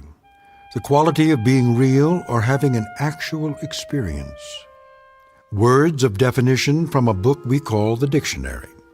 Words that fail to recognize man's gift for creating realities of his own. Realities perhaps beyond the measurement of science, and yet actual in their own right.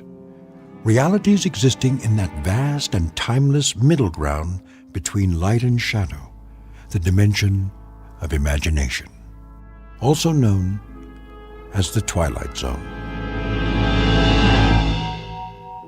More from the Twilight Zone after this. You are about to enter another dimension, a dimension not only of sight and sound, but of mind. a journey into a wondrous land of imagination. Next stop, the Twilight Zone.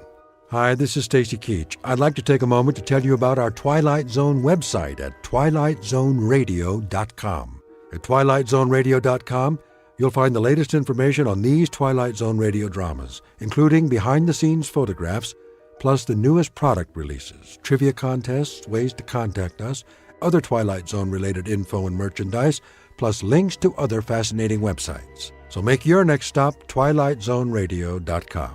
Visit twilightzoneradio.com to purchase these Twilight Zone radio dramas on cassette and CD, or call toll-free 1-866-989-ZONE. That's 1-866-989-9663.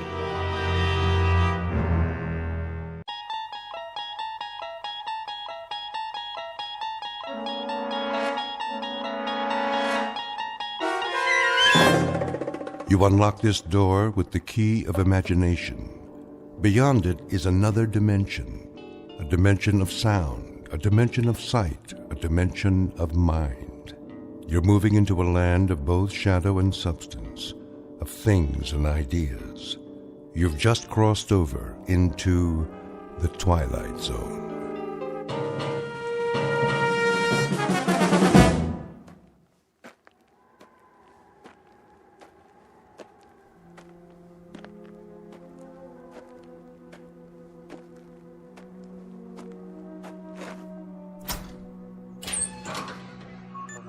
Hank? Hank! Oh, morning, Captain. Anything on the radar? Not yet. No signal at all. Try 4.0, true. It'll probably come from that direction. I had her on that all morning, sir. Still nothing. You're past your time, aren't you? Who's your relief? Al Baines, Captain. Baines? I'll see what happened to him. Yes, sir.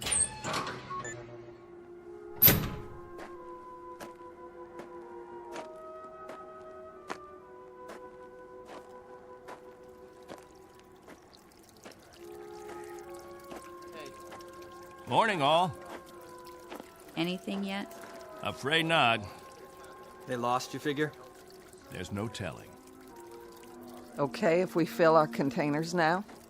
Go ahead, as long as the water supply holds out. Be a while till the next batch is ready. Julie, where's your husband? He was sleeping, Captain. Get him, Julie. Is something wrong? There's something wrong. Yes, sir. How does it taste today, Henry? Same as always, hot, flat, and unforgettable. But wet. Suffer it a little bit more. 6 months from now, you'll be drinking chocolate ice cream sodas.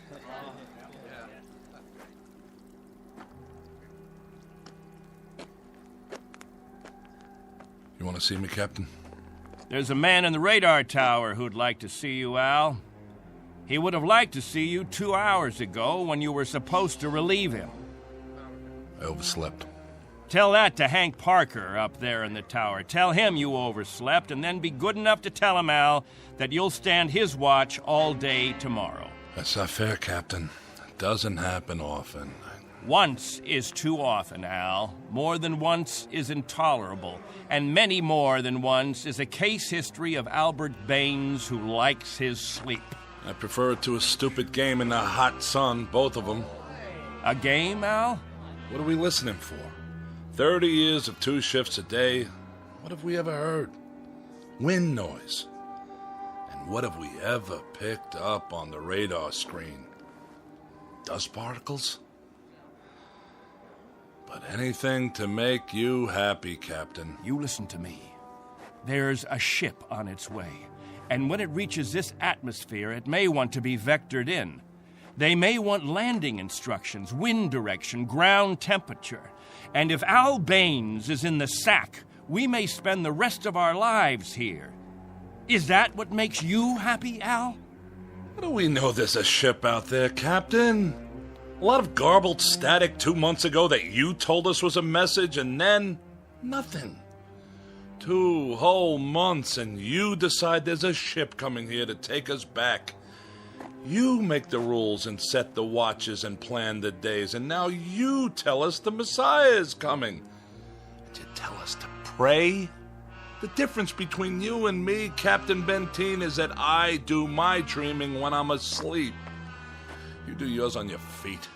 There's a ship coming, Al. All of us believe it. Because he tells you to. And we believe him. Whatever Captain Benteen says, that's what will happen. Sure you believe him. He tells you this is the best of all possible worlds, and by God, you break into song. You're sweating your lives away on this rock, but the captain says it's paradise, and we have to clap our hands. Rule by hypnosis. Al, there's a ship coming. This happens to be a fact. There's a ship coming. Believe it. I tell you, it'll happen. And you know it's real, just as you know this is real. You haven't forgotten our ship, have you? The Pilgrim One? The first spaceship sent up to colonize the outer regions? And this plaque, placed here by the 130 men, women, and children who established the first off-Earth colony. We owe them our belief. Because they had faith. Don't ever forget that. Now, if you'll excuse me, I better go check on the generator.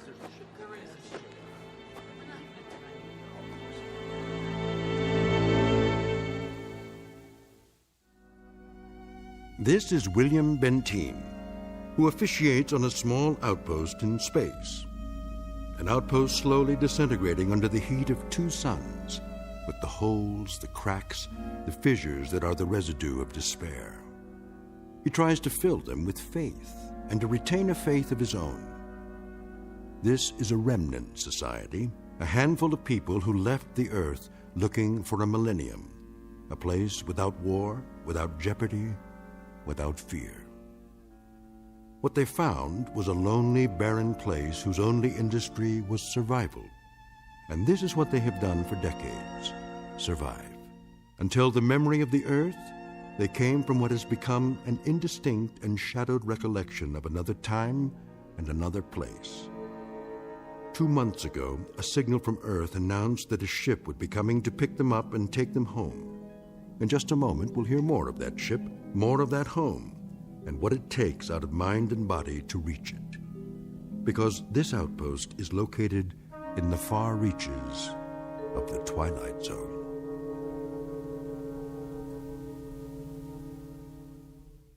And now, The Twilight Zone and our story, On Thursday We Leave for Home, starring Barry Bostwick with Stacy Keach as your narrator.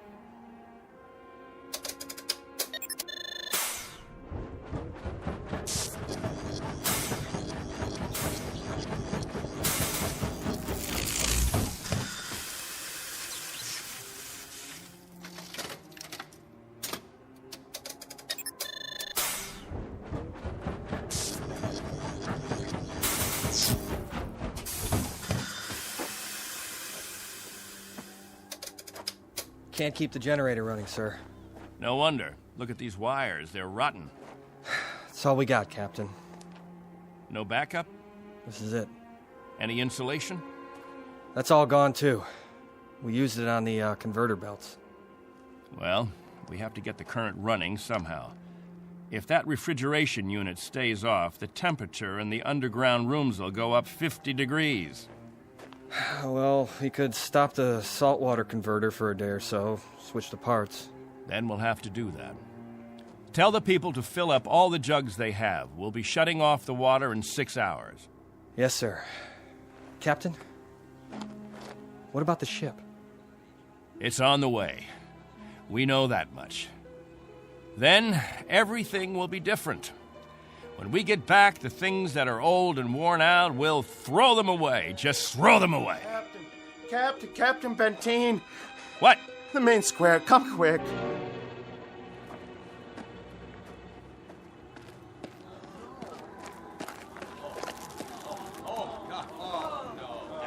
It's Mrs. Rodale. She's hanged herself. cut her down.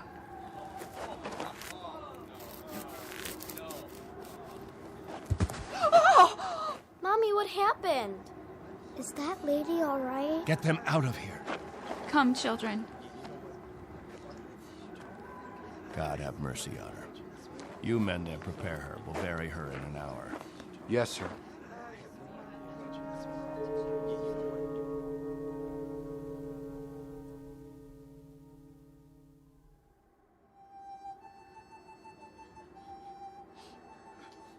We now consign to this planet the remains of Mary Rodale. We ask God in His infinite mercy to give her the serenity and joy that she sought while she was with us. And we ask His forgiveness for her sin. Amen. We ask that this good woman be allowed to rejoin her beloved husband who preceded her in death 11 years ago. Bid your farewells now. Forgive her, Lord. Have mercy on her, Lord, for what she's done. A terrible thing. She didn't know what she was doing. She knew what she was doing. Better and clearer than the rest of us. This is a funeral, Al. The 9th funeral in the last 6 months. Nobody talks about it. We just let it go by. But there have been 9 people who thought that maybe heaven is a place where they can get a drink of water without salt in it, where they'll be able to breathe air without choking on the heat of it. If you want to talk blasphemy, Al, take it away from here.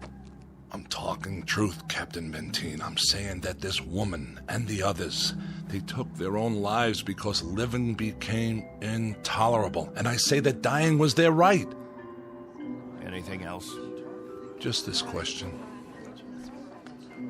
I put it to everyone here. Al, please. No! Isn't living tough enough that we don't have to do it by the book?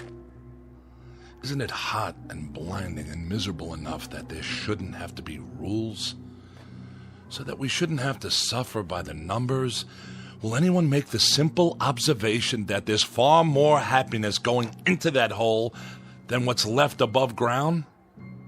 There's more peace of mind in that dead body than all you mourners put together. All we've got here is anguish. Captain Benteen, let us live with it or die from it in our own way. Young Mr. Baines here wants us to lie down in the sun. Young Mr. Baines would have us given to death when there is still life. He would end all the rules. He'd throw away the regulations. There'd be no standing in line for water. Let the strong take it away from the weak. No rationing of food. Let the young steal it from the old. And when that ship comes down to take us back to Earth, it won't find a society. It will find only a pack. There'll be no human beings left. Only animals. There's a ship coming. It's winging its way in now. It's on its way. Say it. Say it out loud. Let me hear you say it. There's a ship coming. There's a ship coming. There's a ship coming. There's a ship coming. There's a ship coming. There's a ship coming. There's a ship coming. That's right. There's a ship. A ship. Yes. A ship that's coming to take us.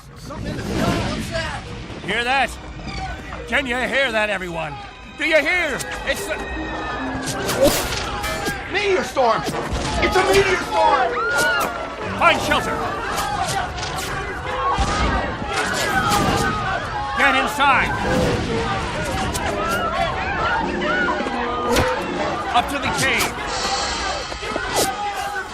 Get up to the cave!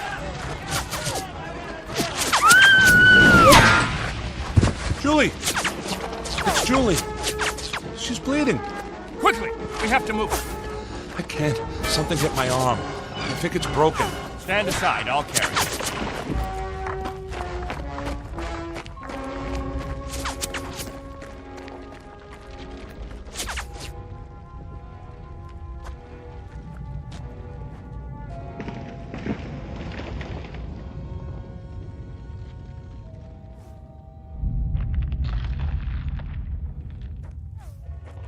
How is she? It's just a cut to the forehead, not very deep. But keep this bandage on it. Julie? Julie, honey? Can you hear me? Al? Don't let her move just yet. She may have a concussion. How's your arm? It's not broken. Must have been a rock that hit it.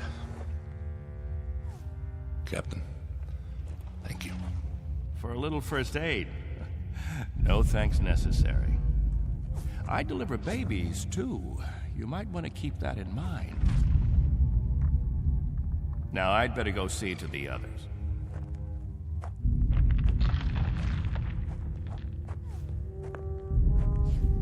Will it go on much longer, Captain? I wish I knew.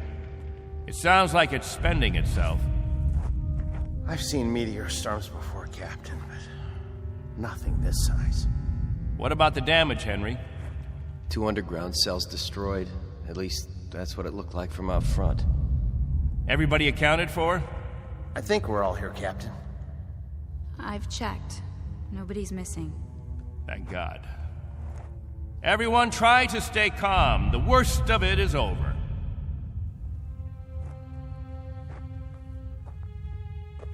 Jojo? Yeah, Captain? You're not scared, are you? Well, kinda. Now, we can't have that. Mind if I sit for a minute? We'll talk, you and me. Captain, tell me about the Earth. Would you, Captain? Tell us what you remember. Yes, do. Well, all right, I guess I can do that. We'd like to hear. You, over there, is that you, friend? Yes, Captain. And you, Buck. Yes, sir. You fill in the holes if I leave out anything. Straighten me out if I'm wrong about any of my recollections. Jojo, I was a boy of 15 when we arrived here. But I remember Earth. I remember it as a place of color. I remember that in the autumn, the leaves changed. They turned different colors, red, gold, orange. And I remember streams of water that flowed down hillsides, and the water was sparkling and clear. And I remember clouds in the sky, white, billowy things that floated like great, majestic ships. They looked like sails. What are sails? Don't you know what sails were? In ancient times, that's how ships moved across the water. There was so much water. The men unfurled large sheets of canvas against the wind, and it was the wind that moved them. And I can remember night skies. Night. Endless black velvet with stars. And sometimes a moon that seemed to hang there as big as the face of an old man, looking down on us all. Captain, what's night? Why, that was the quiet time, Jojo. Night was when the earth went to sleep.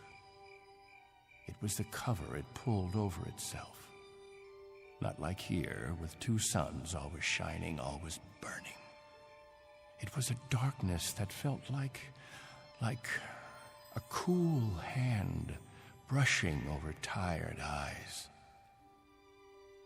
And there was snow on winter nights.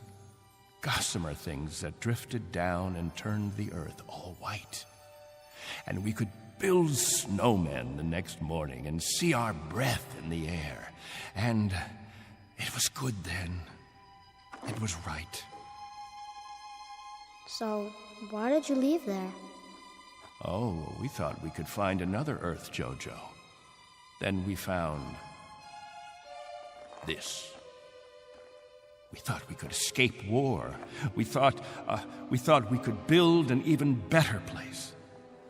And it took us 20 years to find out that we had left our home 1 billion miles away, only to be stranded, like visitors, transients, that no roots could take hold in this ground. But it was too late. So we spend the next 30 years watching a clock and a calendar and waiting. But we can't wait any longer. Not a day, not an hour. We have to get back home. There's no more time. I'll go outside and survey the damage.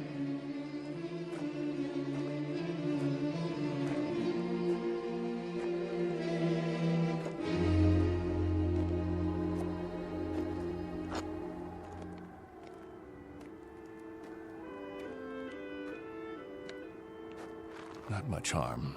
Radar tower's still standing.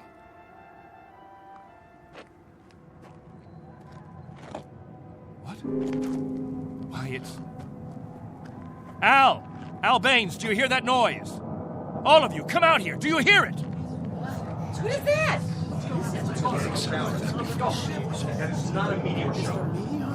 That's not a meteor, and it's not wishful thinking. Not this time. Those are rocket engines. I remember the sound of it. That's the ship. The ship has come at last.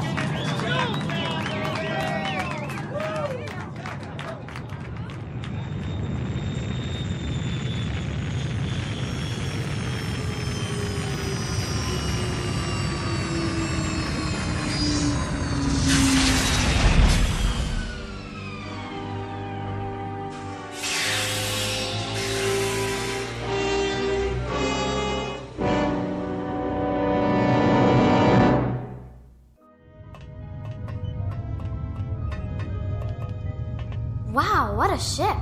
How fast can it go? Oh, pretty fast. Watch your step.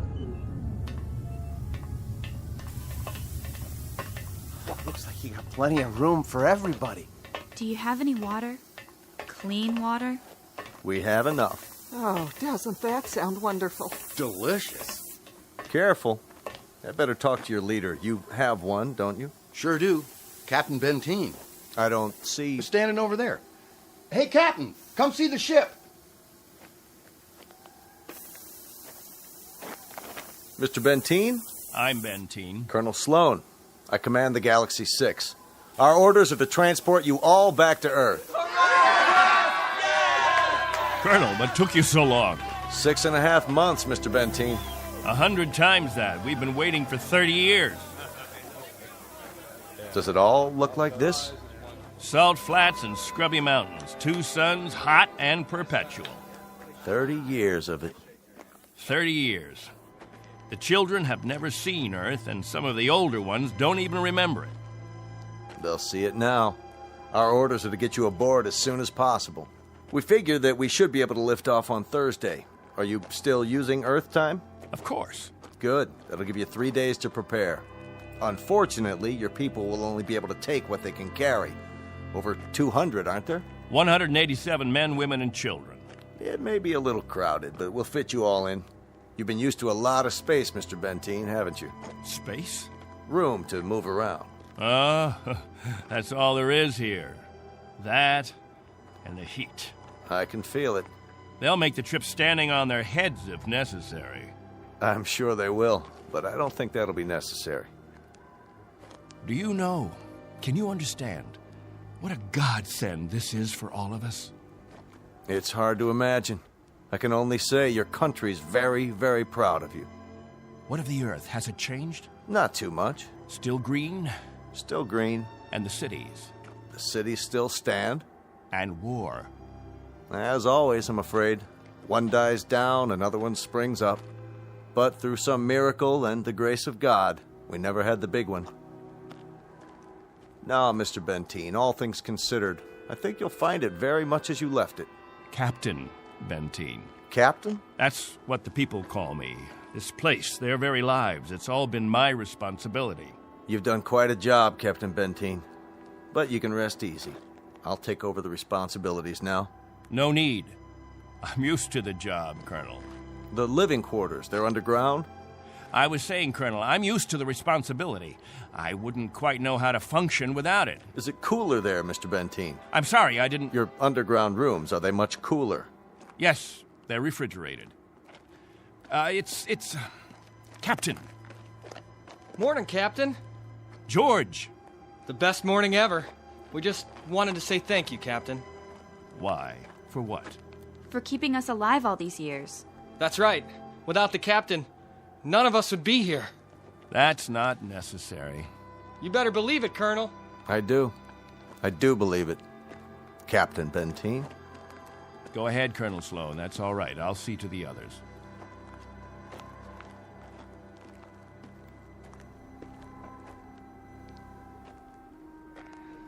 You know, I don't need this. I'm not gonna take this.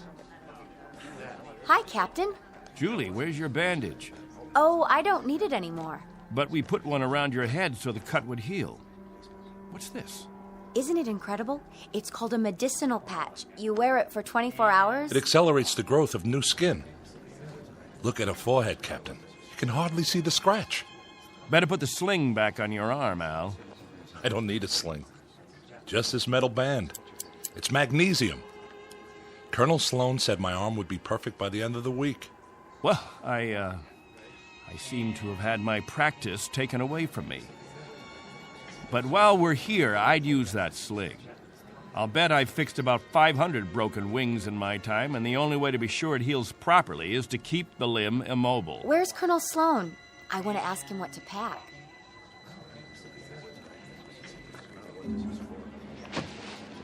Eleanor, let me help you with that bundle of clothing. Thank you kindly, Captain. I'll carry it for you. No, thank you, crewman. I've got it. Here you go, ma'am. I don't know how to thank you. Are all the crew as strong as you? That's our job, ma'am. Nothing to it.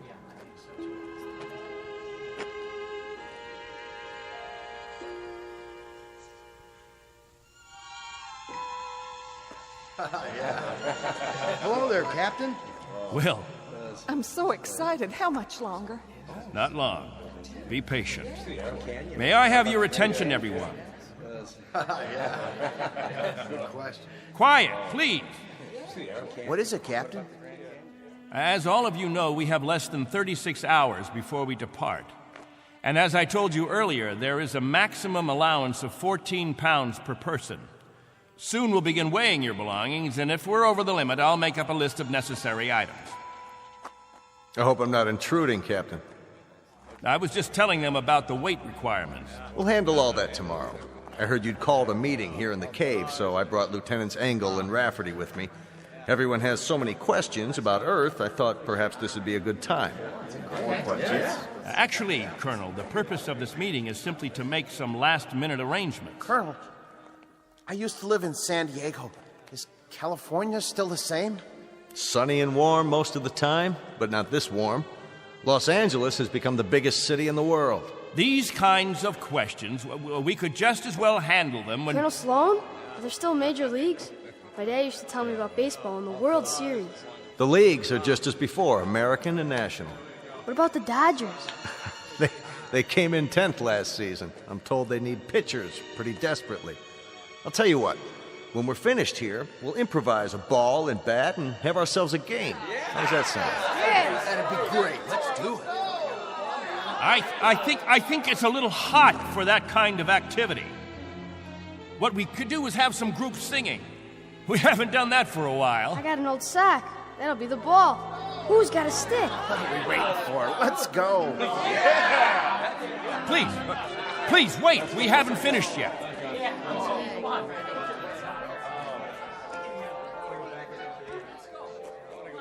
Jojo, I haven't told you a story in a long time. How would you like to hear a story about... What have you got there? This is what they call candy. One of the spacemen gave it to me. It tastes... Sweet, Jojo. It tastes sweet. Yeah, sweet, Captain. Want a bite? Oh, thank you, Jojo. Back on Earth, we can get all we want. Something, Captain? I'm not sure. I'm not at all sure. You've promised them all candy. You've made it sound as if that was what the earth is made of. Sugar and spice and everything nice. Maybe they ought to be told the truth.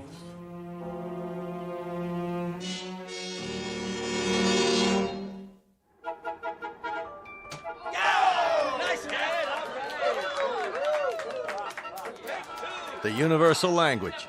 Baseball. You have a limited vocabulary, Colonel. Do you have any idea what the temperature is? At this hour, it's about 110. I don't know whether your crew can take it, but I know my people. They're going to pay for this little athletic event. Some of the older ones, it might even be serious for them. It's just a game, Benteen. My guess is that it's worth it. Now, I'd better get back to the ship. Colonel Sloan. Something else, Mr. Benteen? Colonel, when we get on the ship, you can tell us what to do and we'll all fall into line. But here, in this place, I'm in command. I'm not trying to usurp authority, Mr. Benteen, but I really don't see what harm a little game... It's still Captain Benteen. For now. Galaxy crewmen, back to the ship. That's an order. Oh, come on. It's time for rest now. All of you go back to your homes. I'll announce when the new day will start. I don't know. I guess it's suddenly illegal to have fun. You happy now, Captain?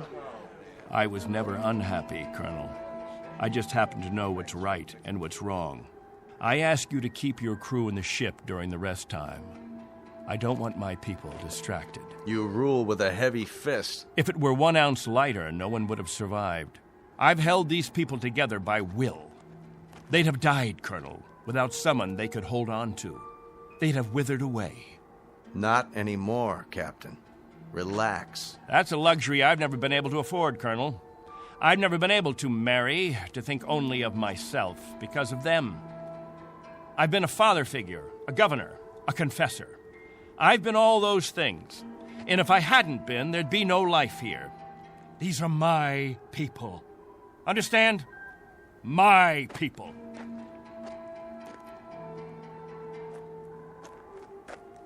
What's with him, Colonel?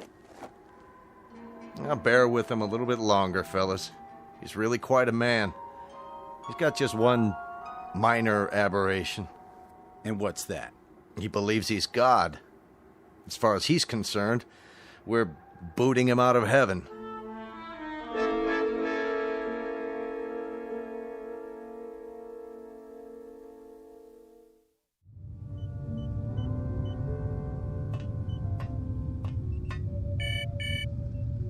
Yes? Mr. Captain Benteen is here, sir. Show him in. Very well, sir. Come in, Captain. Sorry my quarters are a bit cramped. Please, sit down. Colonel Sloan, this is a list of all passengers with their approximate weight and the weight of their belongings after each name. The scale we have is pretty beat up. My guess is that it underweighs by about 4 or 5 pounds. Fine. All I wanted was an approximation. We'll weigh them in on our own equipment before blast off. This is Wednesday, 12 midnight? I keep getting confused with the constant light. When do the people get up? About 2 Earth time. The hours from 7 until 1:45 are the hottest. That's when we try to stay indoors. Then we have our meetings at the cave about 2 hours afterwards. We've had to improvise our own schedule. You've improvised very well, Captain. I looked at the saltwater converter, your electro plant, the sun shields you put up over the crops. Very inventive. Necessity hasn't been the mother of invention here. It's been the father and the whole family. Well, you'll be able to give way to progress now. Though I wonder if all of it'll be to your liking. The way you'll be lionized when you get back to Earth. You're referred to in the press as the Lost Pioneers. They're gonna make quite a thing of you when we land. Oh? Wherever any of your people settle, there'll be keys to the cities, brass bands. I expect they'll scatter all over the U.S. The government's had inquiries by, well, it must be thousands of relatives. My guess is that they'll just about have time to look into a television camera and then get whisked off. Well, they won't be scattered, Colonel. They'll go as a group.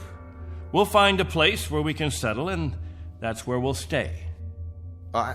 I'm talking about when we get back to Earth, Captain. That's what I'm talking about. They won't be splitting up. Not my people. Captain, as a point of interest, did you ever ask them? Ask them what? Whether they'd want to stay together. That would be a ridiculous question, like asking a child if he wants some more ice cream. They're children, you see, Colonel.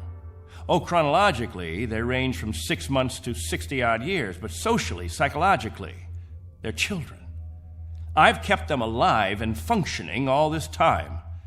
Once we're back on Earth, I'll simply continue the process. Captain Benteen, have you told them that? Have you told them that after 30 years of waiting, 30 years of living in a compound, they're going to travel 1 billion miles just to walk into another one? Have you? There's no need. They wouldn't have it any other way. To leave them to their own devices, that would be an act of cruelty. Captain, do me one favor. Just ask them.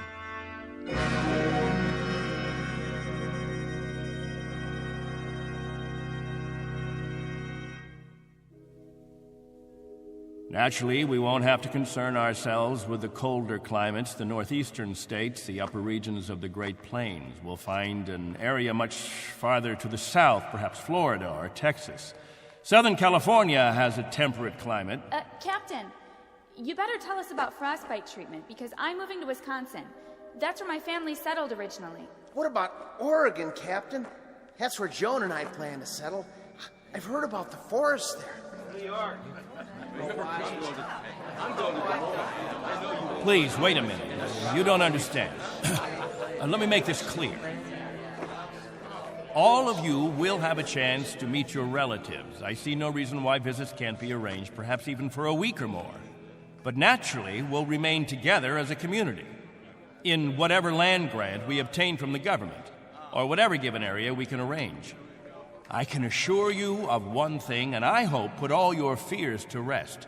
I'll remain as your guide, your consultant. And I guarantee that no one will lack for my help or my advice. Captain, Julie and I were thinking of farming. Why, that's a fine idea, Al. We'll farm just as we have farmed, but much more easily. The rainfall back on Earth is so plentiful. And as I told you, there's only one sun, so you won't have to shield the crops. Of course we'll farm. Certainly, we'll farm. Julie's got relatives in the state of Washington. You couldn't take the cold. None of you could. But I guarantee that wherever we settle, the farming will be good. I'll see to that.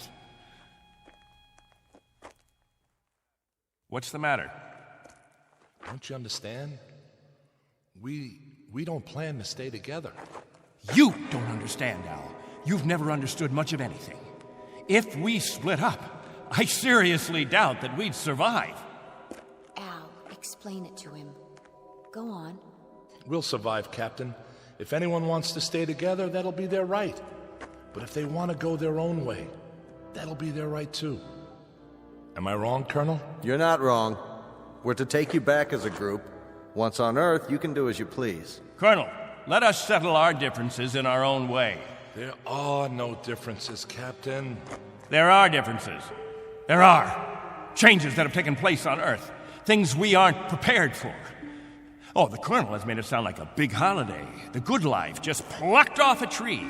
Well, friends, I don't want any of you disillusioned. Wherever men live, they grub, they scrabble. They have to dig to stay alive. It's a fact. But together, that's the word, together. We've got to stay together. Think of that word now. Let's say it out loud. Everybody, now. Together. Together. Together. Together. Together. Looks like the congregation isn't with you anymore, Captain. What's the matter with all of you people? Wait.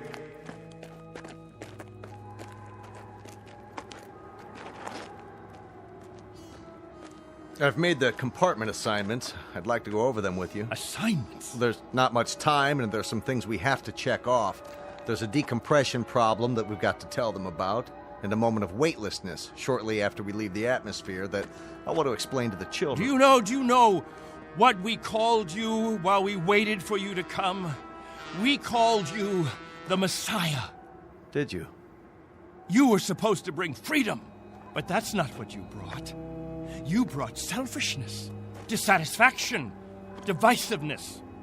With all the misery we've had here, those germs never infected us. I brought nothing but a ship and a crew and a means of escape. You've had no diseases, no viruses. Did it ever occur to you why? You've lived in a test tube, Captain. Antiseptic and germ-free and sterile. Sure, you're a group, a cell, but that's all over with. Now it's time for you to be what God meant you to be, individuals. Time to break the test tube. Time to rejoin the human race. What I'd like to know is why in the name of God you're so reluctant about it. Because I remember the human race. This is incredible. Oh, it's really incredible. I was wrong, Colonel. I've been telling them about an Earth that doesn't exist, an imaginary garden. No, we can't go back. It's too late. Captain, really?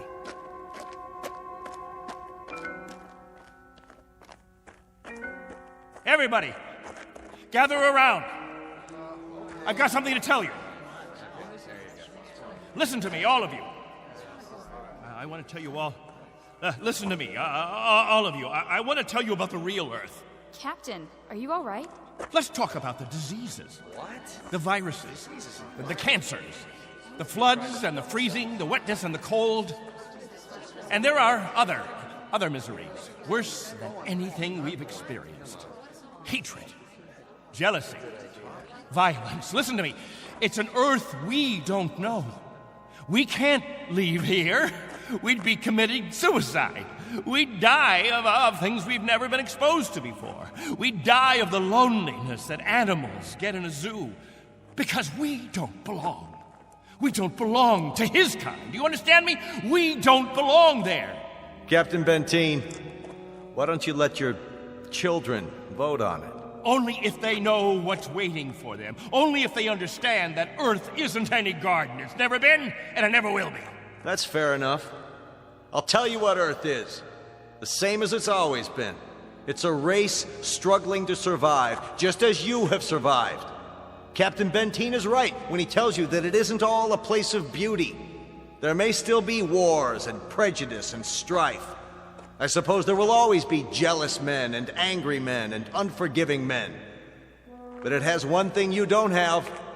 Every man is his own master.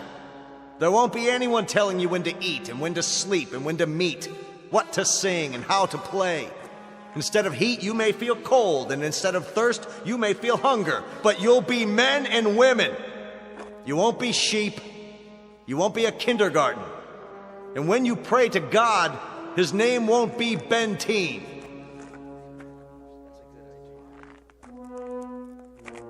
A vote now, Captain, and the majority wins. Those of you who want to be on the ship 10 hours from now, heading back to Earth, step forward. All right, I'm going. Let's go. Let's go. That's it. Let's go. I suppose that makes it unanimous, Benteen. Even you, Jojo? Well, I want to go with the Colonel. Give me something, anything. Give that sledgehammer. Here. No, let it go. Angle, Rafferty. There, sir. Stop him. He's running from the ship. No. Captain, no, please.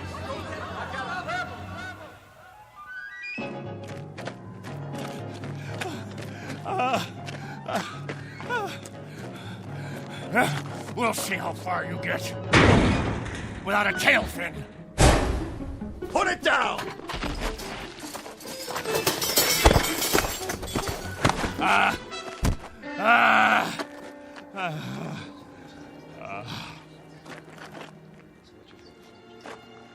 You all right, Colonel?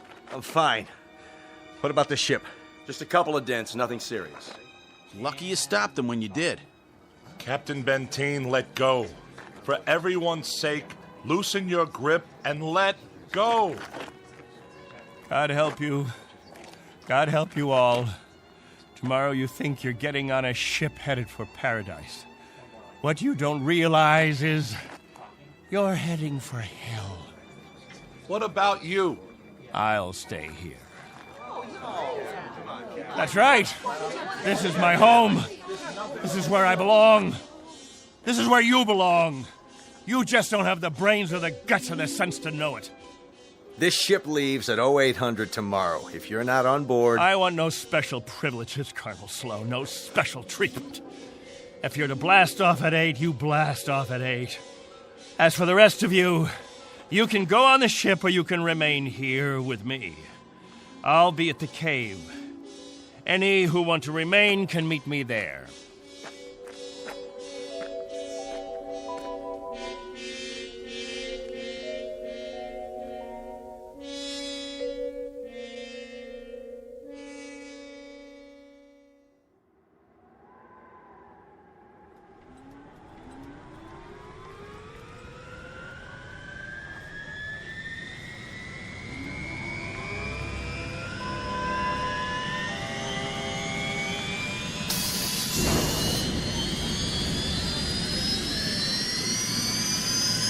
That's it, folks. The rocket's fired up. Everybody on board, single file.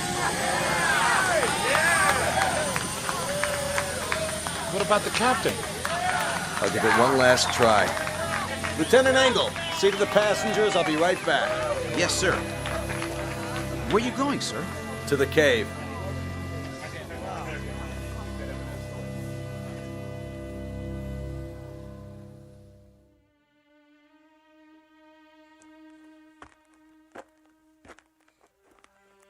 Captain?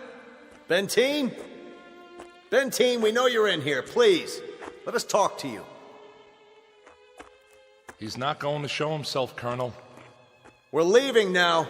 We have to blast off in 5 minutes. If we don't, we'll have lost our orbital position. Benteen, it has to be now. Captain! Captain, please, come out! Remember this. If we leave without you, there'll be no other ships. This is where you'll live the rest of your life. And this is where you'll die. All right, Benteen. As you prefer. Let's go, Baines. Goodbye, Captain.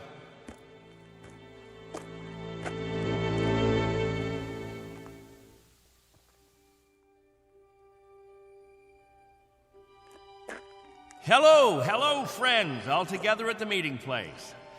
Any new business today? No? Jojo, I'll bet you want to hear about Earth. About the rivers and the seas, the blue skies, or the night, the stars and the moon. Which do you want to hear about this time? There's color on Earth, the change of seasons. And the wind brings the smell of the ground, the plants, the seeds, the roots, flower petals, sap from the trees, and the smell of the weather, the rain or the mist or the fog. And on the earth, there's green, the color green, the feeling green. There's something fresh about it, something living.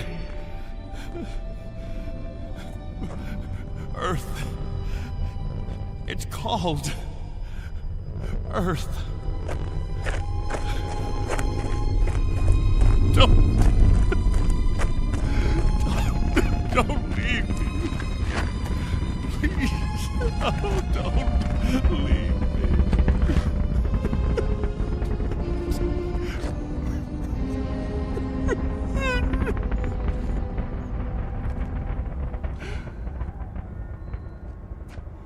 No!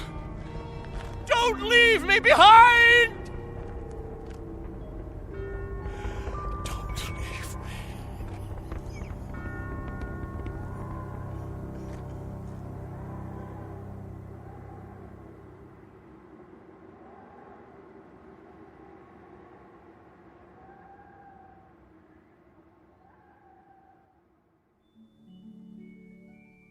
A man named Benteen, sometimes known as Captain, who had certain prerogatives.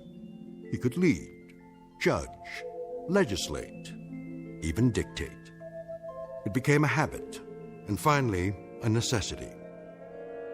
William Benteen, once a god, now a population of one, on a distant outpost in the Twilight Zone.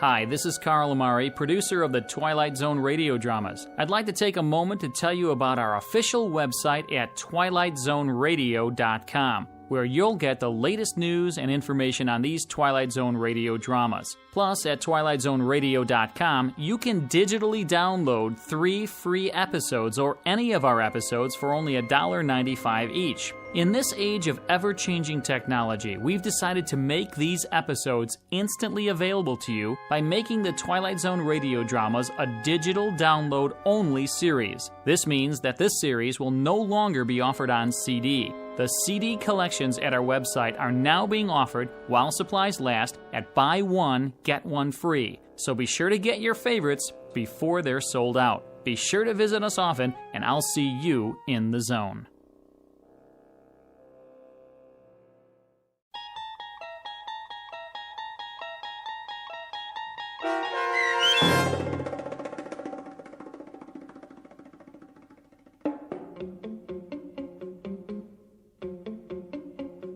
On Thursday, We Leave for Home, starring Barry Bostwick with Stacy Keach as your narrator, was adapted for radio by Dennis Etchison and written for The Twilight Zone by Rod Serling.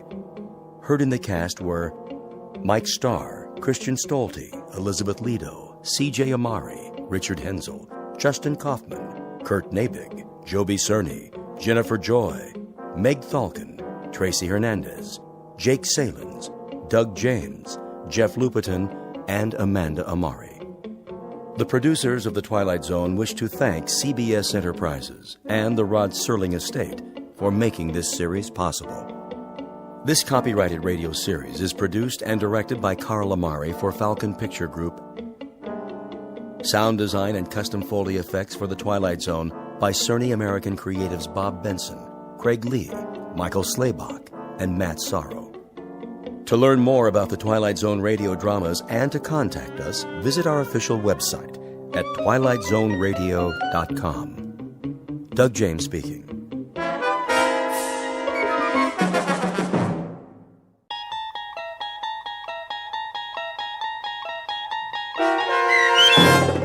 The Howling Man, starring Fred Willard, with Stacy Keach as your narrator, was adapted for radio by Dennis Etchison and written for the Twilight Zone by Charles Beaumont. Heard in the cast were Christian Stolte, David Darlow, Doug James, and Anna Sverutza. To learn more about the Twilight Zone radio dramas and to obtain audio cassettes and CDs of these programs, visit our website at twilightzoneradio.com.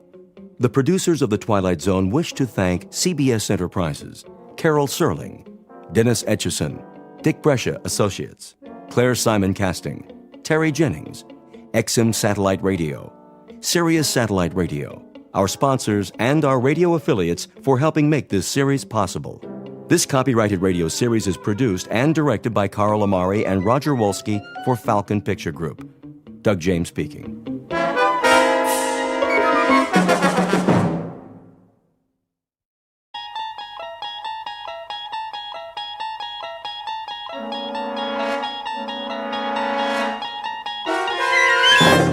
You're traveling through another dimension. A dimension not only of sight and sound, but of mind. A journey into a wondrous land whose boundaries are those of imagination. Your next stop, the Twilight Zone.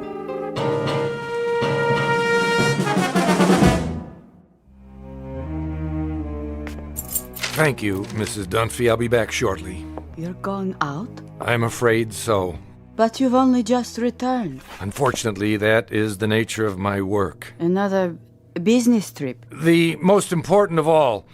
But first, there are arrangements to be made. I've prepared your afternoon meal. I'm sure it will keep.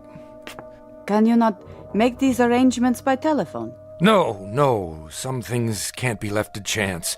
In the meanwhile, follow my instructions precisely, to the letter, Mrs. Dunphy. Do I make myself clear? I believe so. You believe so? Then let me make it absolutely clear. Sit down for a moment. But if you're on your way... It's necessary that you understand. And the only way to be sure is to tell you how it began. Please. If you wish, sir. I must warn you, it's an incredible story. I, of all people, know that. So incredible that you won't believe me at first. But I'm going to tell you everything.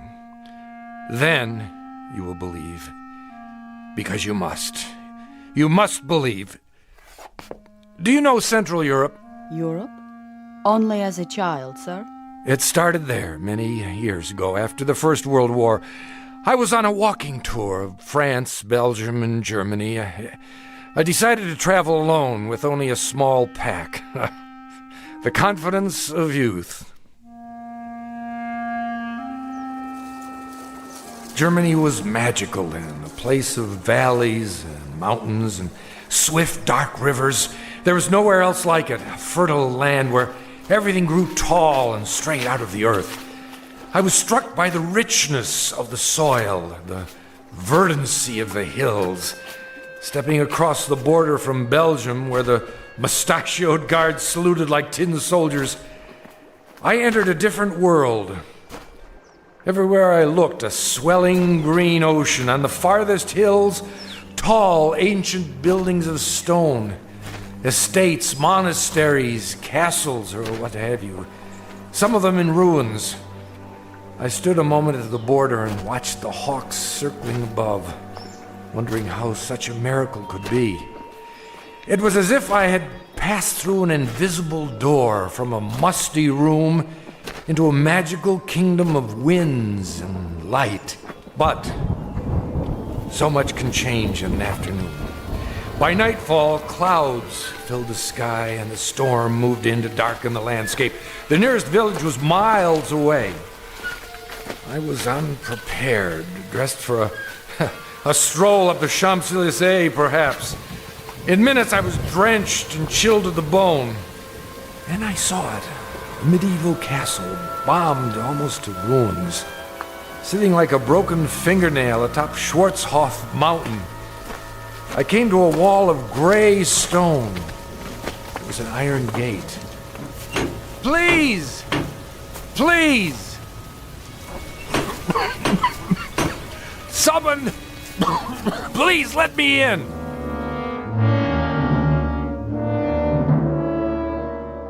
A story told years ago by a man who recalled it from his youth. Fortunately, or perhaps unfortunately, he was never able to put it out of his mind. It begins with a wayfaring traveler. His name is David Ellington, scholar, seeker of truth, and to his dismay, a finder of truth. A man approaching exhaustion, who will confront a problem that has haunted the world since the beginning of time. A man who knocks on a gate seeking sanctuary, and instead finds that he has just crossed an unmarked border into the far edges of the Twilight Zone.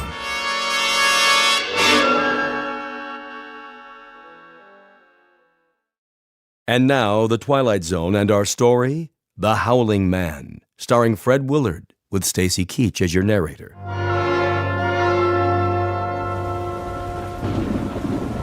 I found a rope by the gate and pulled it. Please! Someone!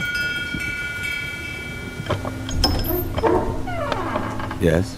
What is it? Let me in! I'm sorry.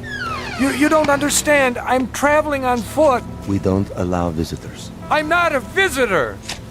What is this place? It's called the Hermitage. And I'm a stranger caught in the storm. Your robe, the cross around your neck. You're a man of God. I'm lost. Don't you understand? Lost. Very well. Follow me. Thank you, brother. You're ill. I'll be all right. Once I dry out. This way. What are these rooms? A barred window in each door. They look like, well, cells. All are empty now. I see, but what were they? Wait here. What for? I'll speak to Brother Jerome. Who?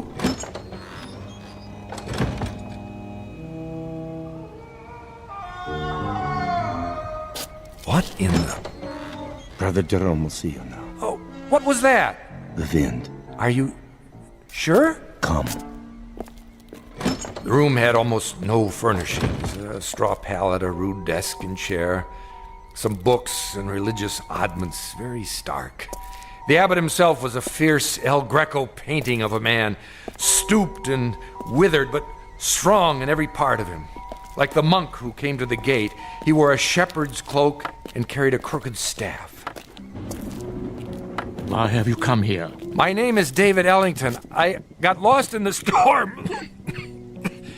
Then I saw a lantern in the window. And what is it you want of us? Want?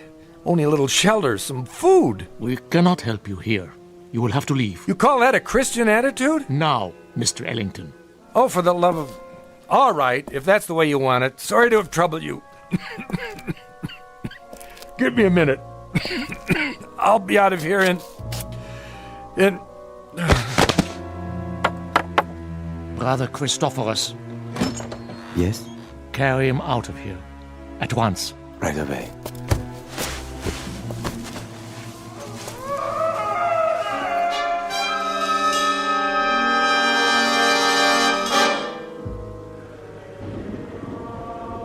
I don't know how long I remained unconscious. When I came to, I was in a primitive cubicle, one of the cells. Walls and ceiling of gray stone, a single small window in the shape of an arch, the floor hard-packed dirt. The monk sat nearby in a chair. I lay under a blanket. Beneath me was a bed of straw. Water! He lives. God's infinite mercy. How long have I been here? 9 days, my son. 9 days? You were very ill. The fever was on you. Brother Jerome said you would die, and he sent me to watch over you. I have never seen a man die. He holds that it is an important teaching, but now I suppose it was not your time. Sorry to disappoint you. No, my boy, don't try to rise. You must rest. What in the name of heaven is that? In the name of heaven? Nothing. I mean the scream. Scream? That. What? Are you deaf? That cry, I heard it before. You said it was the wind. Ah, the wind cleanses the land after a storm. But it isn't the wind, is it? I don't understand your meaning. It's a man. Careful. You must regain your strength. There! Don't tell me you didn't hear it! Perhaps you would like some soup. It's cold, but nourishing. What I would like, brother, is to leave this place. I'm afraid that's impossible. What do you mean? Only that you're not well enough to travel. And of course, you won't be well enough to travel as long as you think you hear such sounds. Now, the soup. I don't want it. Open, please. There. That's better.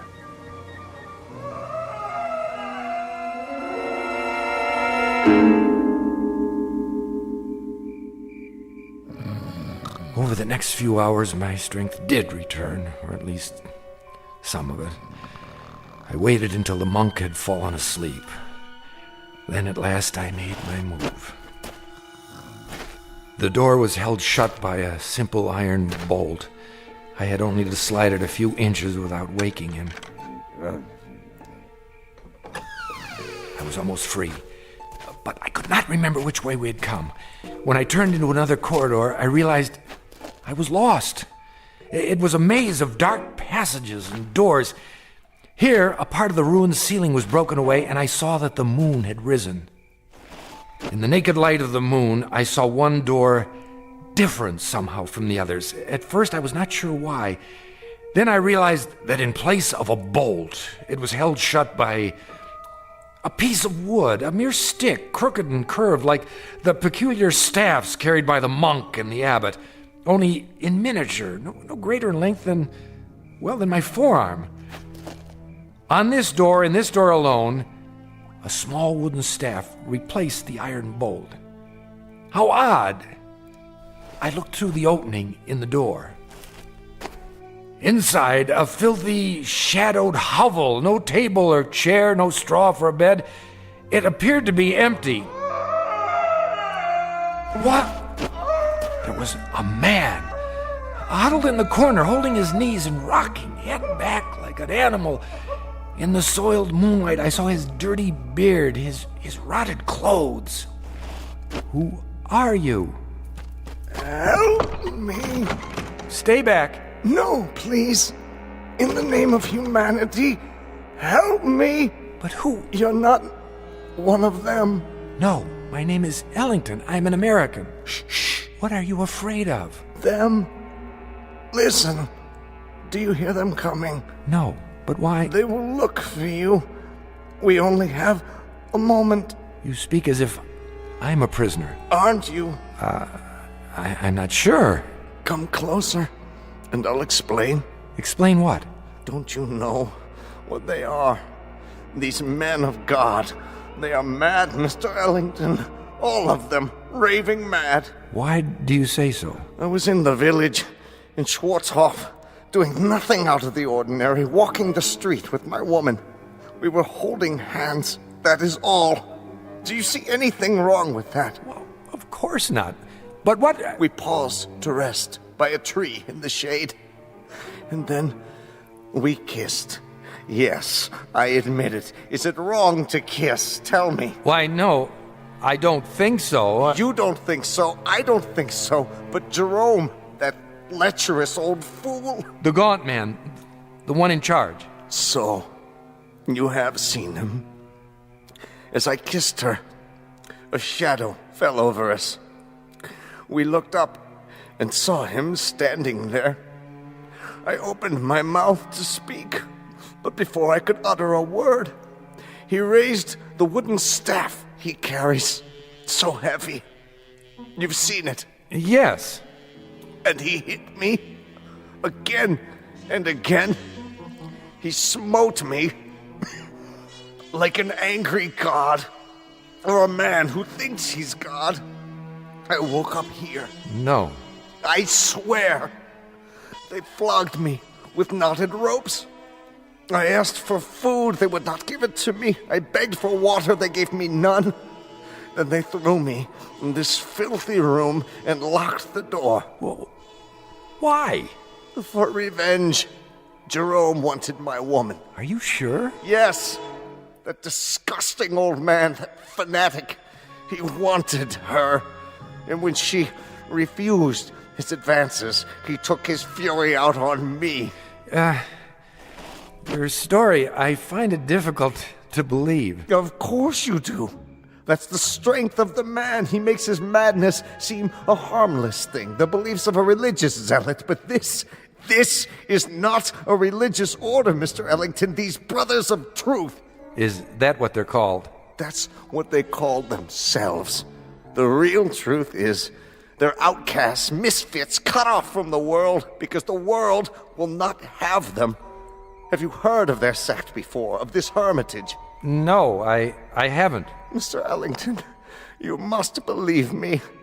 I don't say they're all evil, only mad. And here, within these walls, they answer to no law but their own. Wait for me. Where are you going? I'll speak to Jerome. No, you mustn't. If I remind him that false imprisonment is a crime... I tell you, he's the greatest maniac of them all. Quick! He's coming. Hide yourself.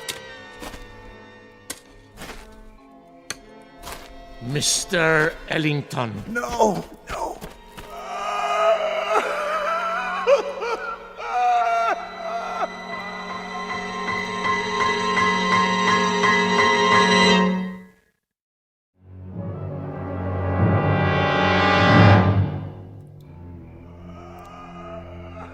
Brother Jerome? I did not know you were well enough to walk. I still feel weak. Brother Jerome... Come with me, please. Look here, This way.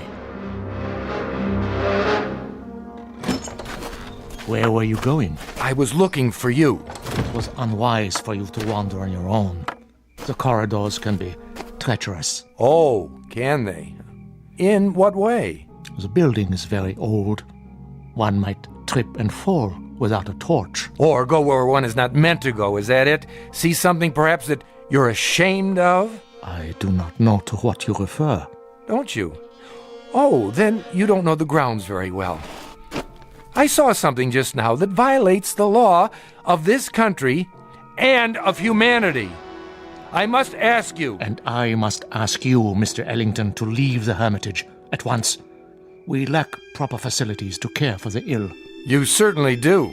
Arrangements can be made in Schwarzhof. Just a minute. No, not a minute. Not an extra second, Mr. Ellington. Now. I thought you were concerned about my health. I am. But now you want me gone regardless. Why? I have explained that. You've explained nothing. Based on what I've seen, I question your motives. I question your entire operation here. You are making assumptions. I certainly am. Now, look, no one invited me to come here. I realize that. I arrived unexpectedly, and you're not prepared for visitors. But I had no choice. And there is no excuse for your behavior. I suppose it was only a matter of time before you brought out the knotted ropes so that you could flail me or whatever it is you do for amusement. My son. I'm not your son! There are many things you don't understand. That's right, I don't. So begin with this one. Tell me, why are you in such a hurry for me to leave? What more are you afraid I'll find out? More? Besides the man you've got locked up in that cell. What man is that, Mr. Ellington? The one we just left. The one who's been screaming his head off. I am not sure what you're talking about. That's it, isn't it, brother? Or is he only one of many? Well, it isn't a secret anymore. I know. And what do you think you know? The chair. Sit. You are still weak. Brother Jerome, I know very little about this cult of yours, what's permitted within these walls, but I doubt very seriously that you can imprison a man against his will. That is quite true. We have no such authority. Then why have you done it? No man has ever been imprisoned at the Hermitage, Mr. Ellington. He claims otherwise. Who claims otherwise? Who do you think?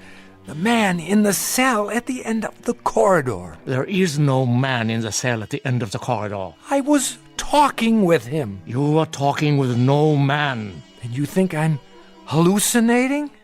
Mr. Ellington, you are ill. You still have a fever. In such a state, delirium may cause one to see and hear things that do not exist. Me. Dreams can seem very real. And honest men make unconvincing liars. The brother who's been caring for me. Brother Christophorus? Yes. He has a way of looking at the floor when he tells me I'm imagining things. You look at me, but your voice loses its command. More imaginings. I don't know why, but you're both very intent on keeping me away from the truth. What do you know of the truth? Which is not only poor Christianity, Brother Jerome, it's poor psychology, because now I'm very curious indeed. Curiosity is a dangerous thing. Oh, I was taught it's a sign of intelligence. There are some things best left alone. Like sleeping dogs, a nest of snakes. I'll uncover the facts eventually, you know. Meaning what? Just what I say. I imagine the local police will be interested to learn that you're keeping a man locked up here. I tell you, there is no man. All right, let's forget it. I'll deal with it in my own way. And what way is that? However I see fit. It's no concern of yours now. Oh, and I apologize for not dying. Maybe some other time, brother. Mr. Ellington. A last word? Bon voyage? Don't bother yourself. I'll make it to the village with no further delay, I assure you. Mr. Ellington, the prisoner in the cell, it's a delicate matter. Ah! So you admit it? A terrible thing. He's violent, dangerous. More dangerous than you know. We are obliged to lock him in the cell. I'm sure you can understand. I understand that you're still lying to me. Goodbye, Brother Jerome. Would you really go to the police? If you were in my place, wouldn't you? Very well. Close the door, Mr. Ellington. I have told you the truth, but only a part. Now I see that I must tell you the whole of it. May God forgive me. Then you do hear it. As I have heard it every hour of every day for 5 long years. Why did you lie? I didn't. Oh, but I think you did. And now the skies darken. The storm returns. I should have known. When I told you that no man screamed in the Abbey, I spoke the truth. It is not a man, you see, Mr. Ellington. It is the devil himself. You're joking with me, aren't you? No, Mr. Ellington, I am not. Would that I were. It would be so much easier.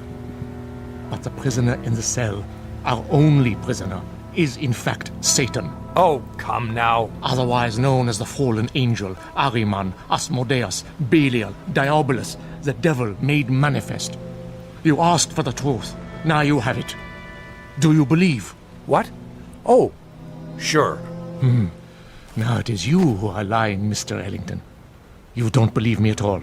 To the contrary, you're even more certain of what you've suspected all along, that I am mad.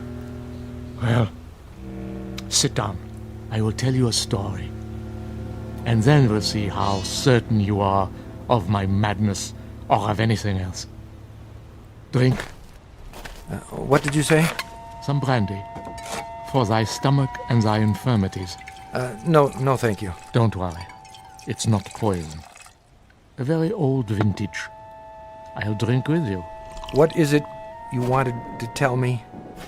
I presume, Mr. Ellington, that you consider yourself sophisticated, a worldly man. Why do you say that? You're young, rich by your clothes, and reasonably well educated. Harvard? Yale. Exactly. Having a last fling before settling into the family business.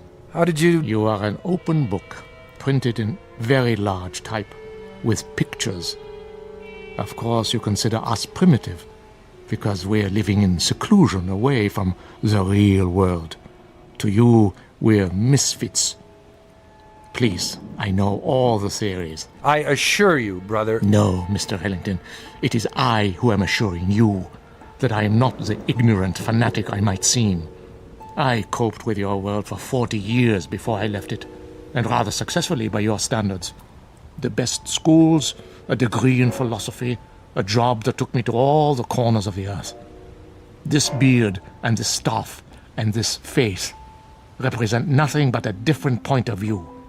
If you understand that, then perhaps you will listen to what I have to say with an open mind.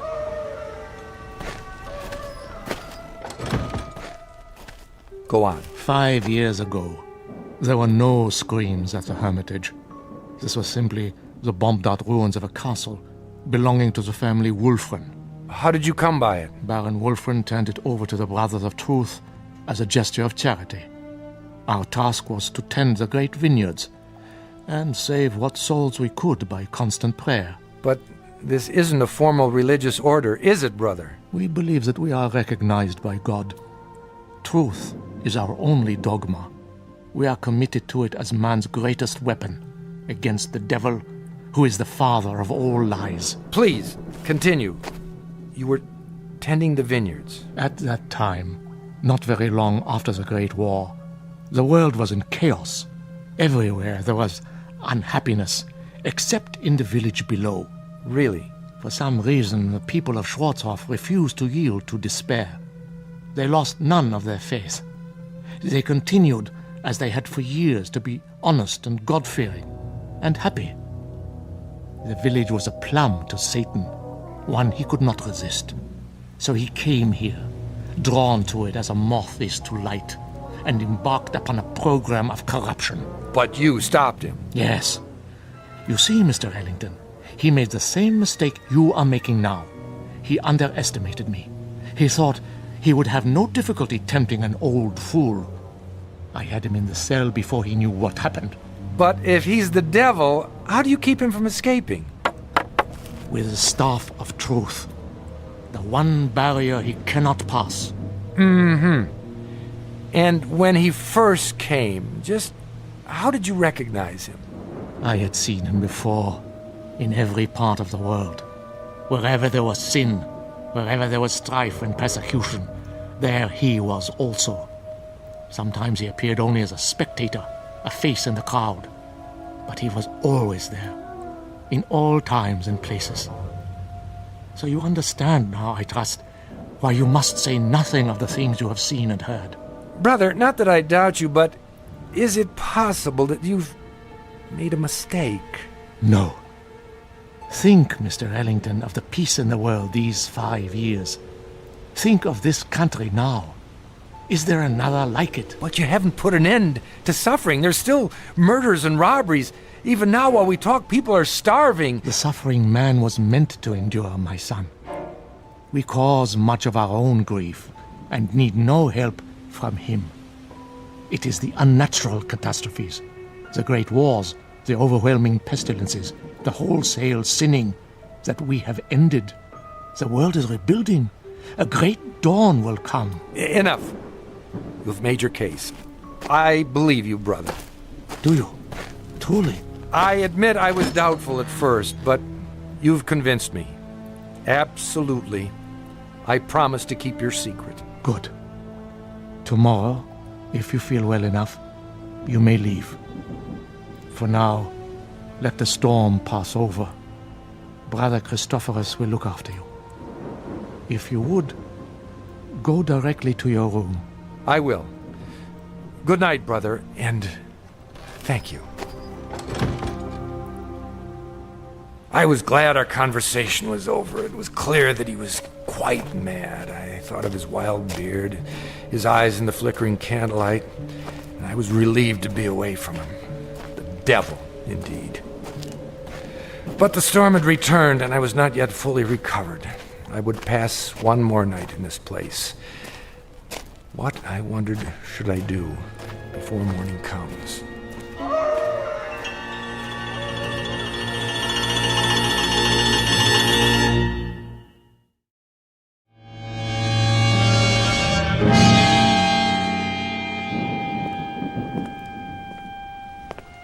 The corridor was dank and empty. I felt as though I were the last sane man in an insane world. What Brother Jerome had told me was utter nonsense, the product of a deranged mind. But his belief, his faith, as he called it, was heavy in the air, infecting the very stones. To bring it down would require outside help, but perhaps I could start that very night with an act of pure, unselfish humanity. Psst! Are you in there? Where else would I be? I thought you weren't coming back. I had a meeting with Brother Jerome. What did he say? He lied to you, didn't he? He said that you're... Go on. What? The devil. The devil. Oh, that's good. That's wonderful. What a dream for an old man. Himself a devil. To catch Satan and lock him away in this God-forsaken place.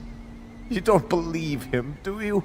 Of course not. Then help me. If I let you out now, while they're awake, they may catch you before you leave the grounds. There's always the possibility. But another hour here, you don't know what it's like. Look here, why don't I just go and get the authorities? When? As soon as morning comes. I'll find the path to the village and... No!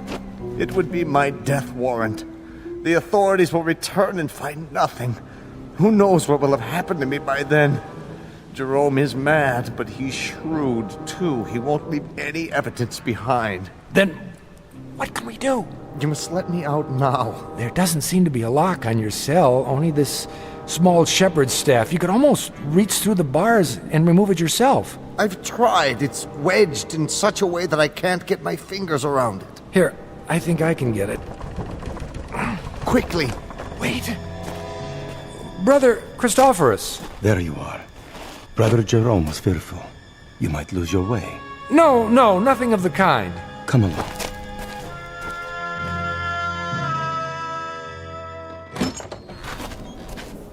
I'll light the candle.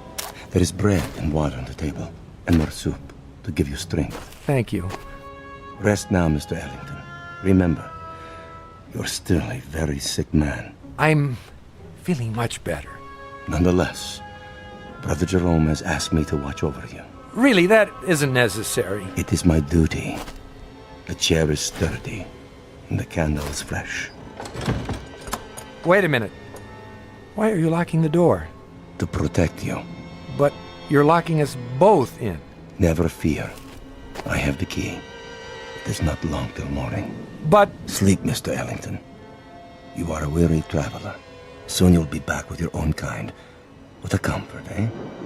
You will forget all you have seen here. I watched the monk as he sat heavily in the chair. I was a prisoner, no doubt about it. How much longer, I wondered, for both prisoners? What if the morning came and Brother Jerome chose not to release me as he promised? I might remain here for... How long had the Howling Man been in prison? 5 years? Lord, I imagined my beard growing, my hair wild, until I too was starved, crying to be let out, and no one would come. Who knew I was here? I'd drop off the face of the earth, forgotten, presumed dead. Brother Christophorus had the keys around his neck, but until he fell asleep, I was at his mercy. It was almost dawn when I dared to move. I had to be careful not to wake him.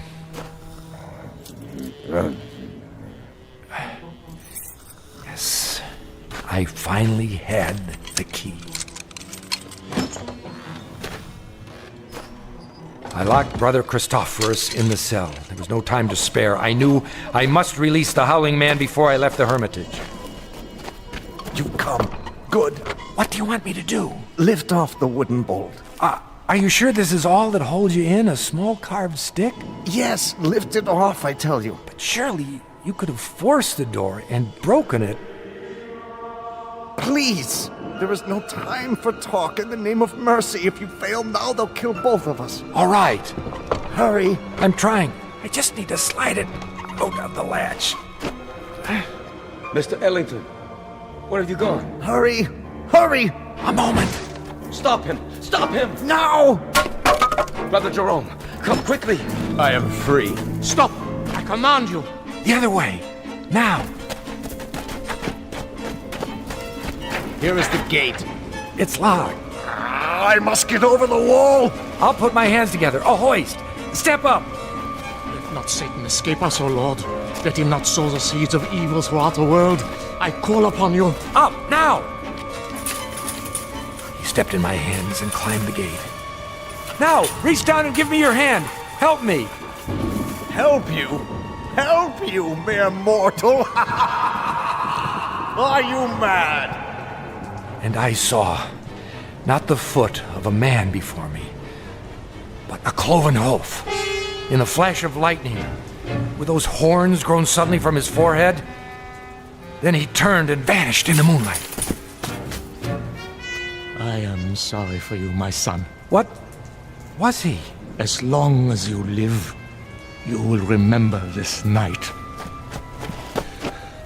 He is gone. Who? Tell me. Even now, you're not sure. But you will be. And then you'll know, Mr. Ellington. You'll know who it was you loosed upon the world.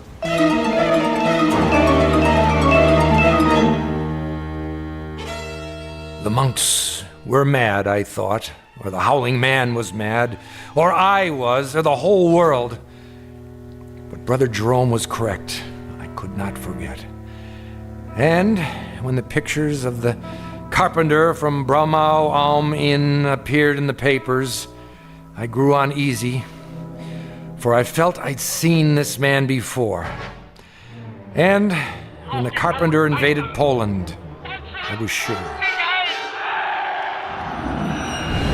And when the world was plunged into war and cities had their entrails blown asunder, and that pleasant land I had visited became a place of hate and death, I decided to spend the rest of my life tracking down the one I had released.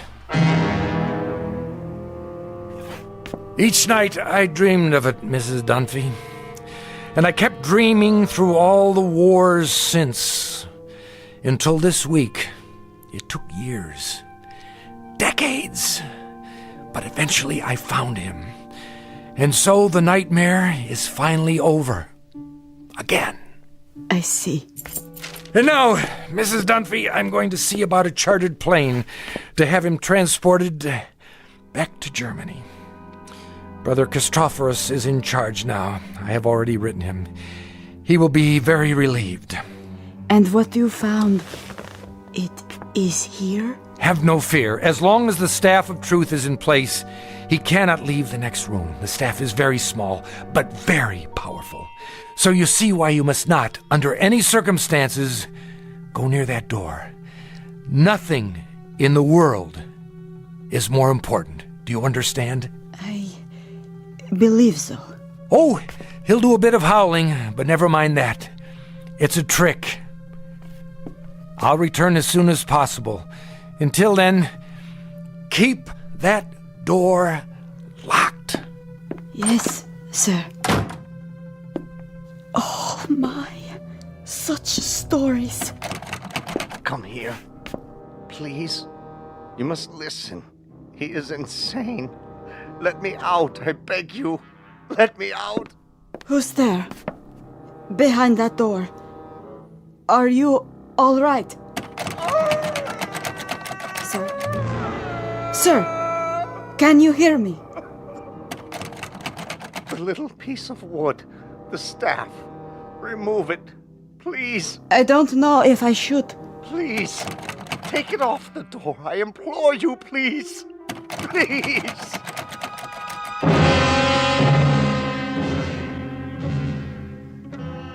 Ancient folk saying, you can catch the devil, but you can't hold him long.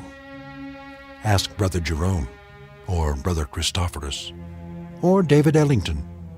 They know, and they'll go on knowing to the end of their days in the Twilight Zone. More from the Twilight Zone after this. You are about to enter another dimension, a dimension not only of sight and sound, but of mind, a journey into a wondrous land of imagination. Next stop, the Twilight Zone. Hi, this is Stacy Keach. I'd like to take a moment to tell you about our Twilight Zone website at twilightzoneradio.com. At twilightzoneradio.com, you'll find the latest information on these Twilight Zone radio dramas, including behind-the-scenes photographs, plus the newest product releases, trivia contests, ways to contact us, other Twilight Zone-related info and merchandise, plus links to other fascinating websites. So make your next stop twilightzoneradio.com. Visit twilightzoneradio.com to purchase these Twilight Zone radio dramas on cassette and CD, or call toll-free 1-866-989-ZONE. That's 1-866-989-9663.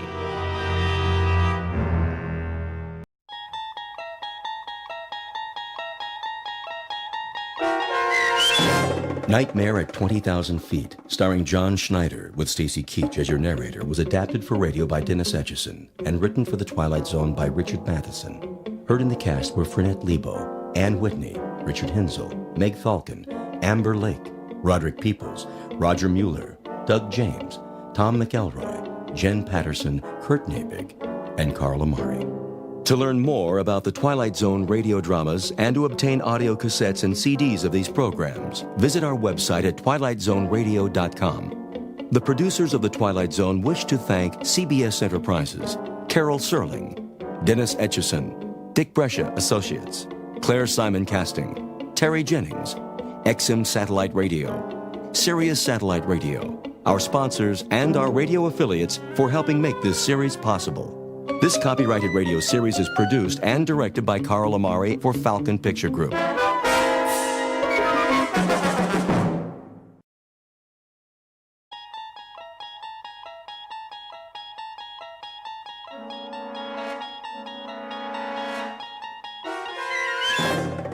You unlock this door with the key of imagination. Beyond it is another dimension, a dimension of sound, a dimension of sight, a dimension of mind. You're moving into a land of both shadow and substance, of things and ideas. You've just crossed over into the Twilight Zone.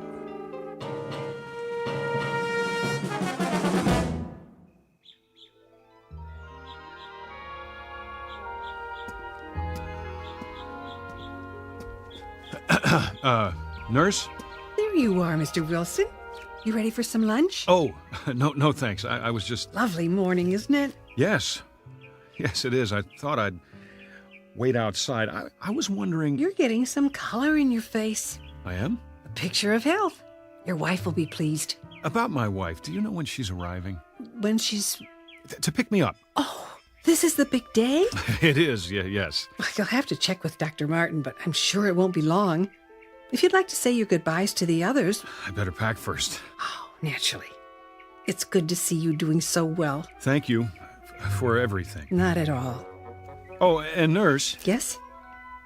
If my wife should get here in the next few minutes, tell her I'm in my room, would you, please? Of course. She's a lucky woman. You've done wonders for my self-esteem. I don't know what I'll do without you. You'll do fine, Mr. Wilson. Just fine.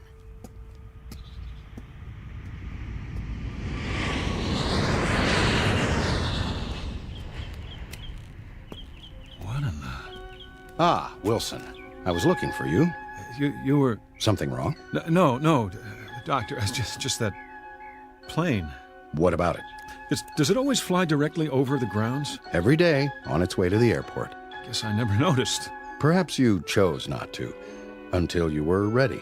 Then I guess I must be cured. You've come a long way, my boy, or I wouldn't have signed the release. I wanted to ask you, what time will Ruth be here? I believe she said 12:30. Isn't that right? Yes, but I thought she might have been delayed if there was a last-minute change of plans. Relax.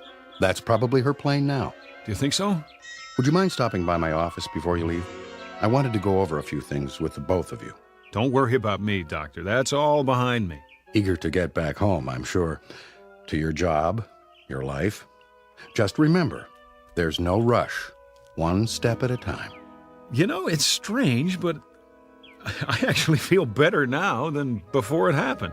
Not strange in the least. I prefer to think of it as a kind of timeout. Something most people could use. Most people don't have nervous breakdowns.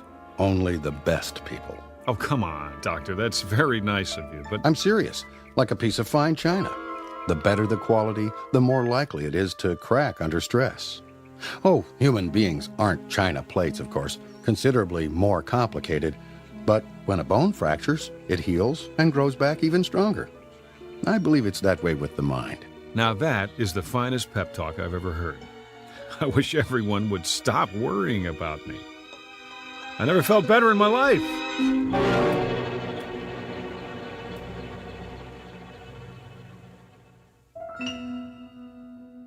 Portrait of a once frightened man. Mr. Robert Wilson, 37, husband, father, and salesman.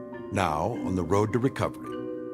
Mr. Wilson is ready for discharge from a sanitarium where he has spent the last 6 months of his life. This is the result of a nervous breakdown, the onset of which took place on a day not dissimilar to this, and on an airliner very much like the one in which Mr. Wilson is about to fly home. The difference being that on that day, half a year ago, Mr. Wilson's flight was interrupted by the onslaught of mental illness. Tonight, however, he will make it all the way to his appointed destination, which, contrary to the flight plan, happens to be a landing strip in the Twilight Zone. And now, The Twilight Zone and our story, Nightmare at 20,000 Feet, starring John Schneider, with Stacy Keach as your narrator. Flight 713, now boarding at gate 12. All passengers for Flight 713, please have your boarding passes ready. That's us. Is it? I have the tickets right here. We're already checked in. All we have to do is get on the plane. Good. That's good. Do you suppose... What, darling? Do I have time for a drink of water? Of course. It's just down the hall. Are you feeling all right? I'm fine. I'm just thirsty. Wait, you're perspiring. It's warm in here. Aren't you warm? Bob, take it easy. Remember what the doctor said, one step at a time. I know. You've been on plenty of planes in your life. Well, haven't you? This one's no different. I take your arm and we walk on together. When we get to our seats, you'll take a nap, and when you wake up... I'm perfectly fine, really. I've got your pills. Good. They should help you sleep. Shall we?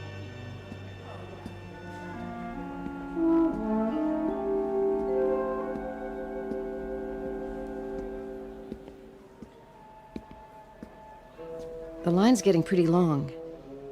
Honey? I said... Does this airport have a smoking area? Bob, you quit years ago. I know, I just thought one might help settle my stomach. It's something I ate. Try a few deep breaths. It isn't that. It isn't.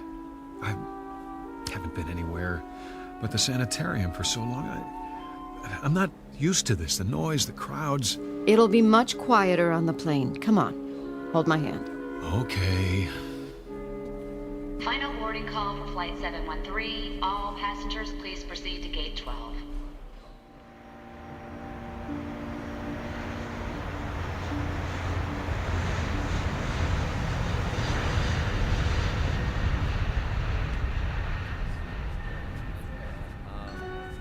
Please keep the aisles clear. Stow all the carry-on luggage overhead or under the seat in front of you. Here we are, honey. Great. Do you need any help, sir? What? If you'd like to take your coat off... I can do it myself. She's only trying to help, Bob. I thought you were warm. Right. I'll fold it and put it in the overhead for you. Ma'am? I'll keep mine for now. Do you have any pillows up there? Here you go. Thank you, stewardess. If you need anything else, you just let me know. I could use, something to drink. Well, I'll bring the beverage cart as soon as we're underway. Great. Did you want the window seat? You can have it. Honestly, I don't care. It's almost dark out. Besides, if I'm on the aisle, I can get up without climbing over you. Are you sure? I'm sure. I mean, if you are. Doesn't make any difference. I shouldn't. Enough already. I'll take the window. Oh, I didn't notice. What's the matter? We're over the wing. Miss? Yes? This row, it's the emergency exit. Would you prefer to sit somewhere else? It's okay, really. I think we would, if you don't mind. Well, I'll see what I can do.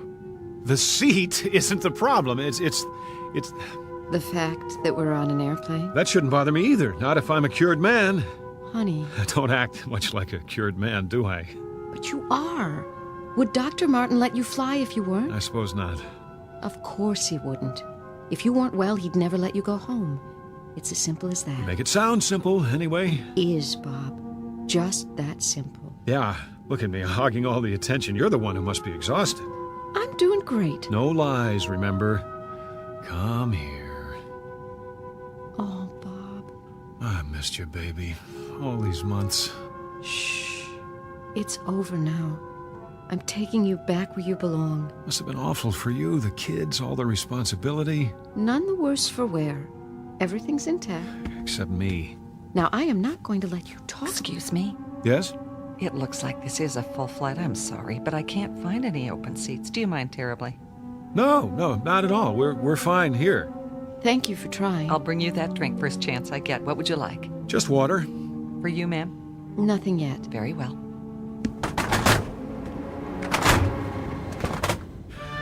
What was that? They're closing the door, that's all. Hatch, whatever they call it. Here, let's look at the in-flight magazine. Fasten your seatbelts, please. Be sure your seats are in the upright position. Bob? No smoking in the Seat aircraft. Oh, right. Seat back in front of Here, you. There is a let me car get it showing for you. your I can do it. Would you relax? Please note the location of the emergency exits in the center and rear of the plane. Should there be a loss of cabin pressure, oxygen mask will drop down from the overhead console.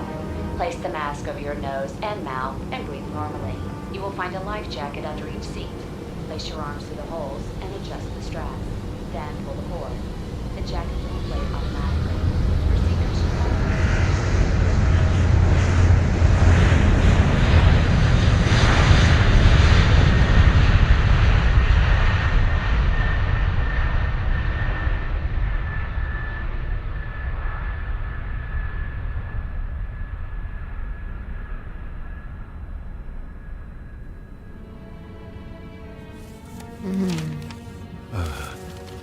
Go back to sleep.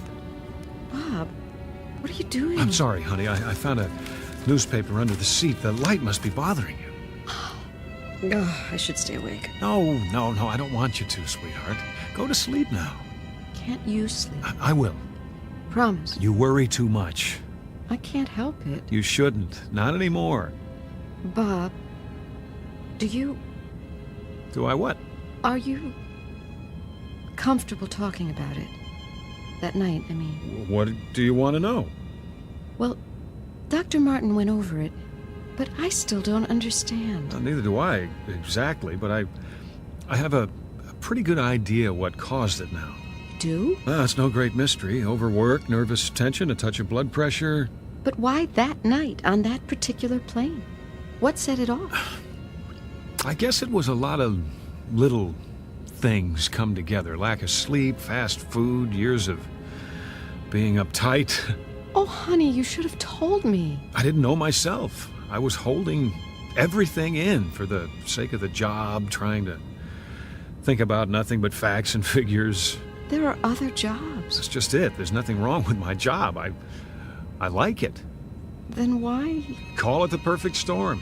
When I wasn't working or home with you and the kids, I didn't know how to take it easy, so my imagination went on overtime. I looked out the window and I thought I saw, I don't know what, clouds that looked like snowfields, then someone skiing on that snow. Can you believe it? I just plain couldn't tell the difference anymore. It was a wake-up call, all right, in more ways than one. Thank God it's over, and we're going home. Oh, Bob. Bob. Could you move your legs to the side? What? Oh, just for a second. I have to get out. Let me call the stewardess. She'll bring I whatever... have to go to the restroom, Ruth. It's no big deal. Oh. I'll be right back. Promise.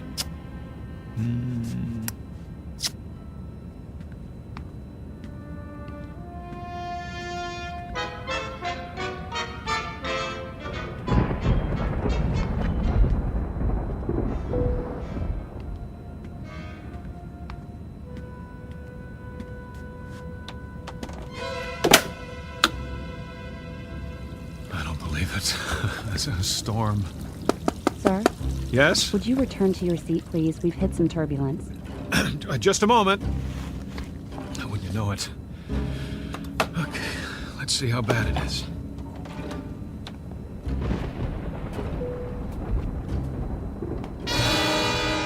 Lord. It's not possible. Sir, please. I have to ask you. Did you see that? You'll have to sit down and fasten your seatbelt. Don't alarm the others, but look outside. Return to your seat first and... Look out the window. Anyone here. Lean down and tell me what you see. That man, what's he saying? I can't hear it. He looks crazy. Too much to drink. They shouldn't serve him. If you don't sit down, I'll have to call the captain. For the love of God, woman, look! I know it's impossible, but tell me you don't see a man, no, a creature of some kind out there on the wing of the plane.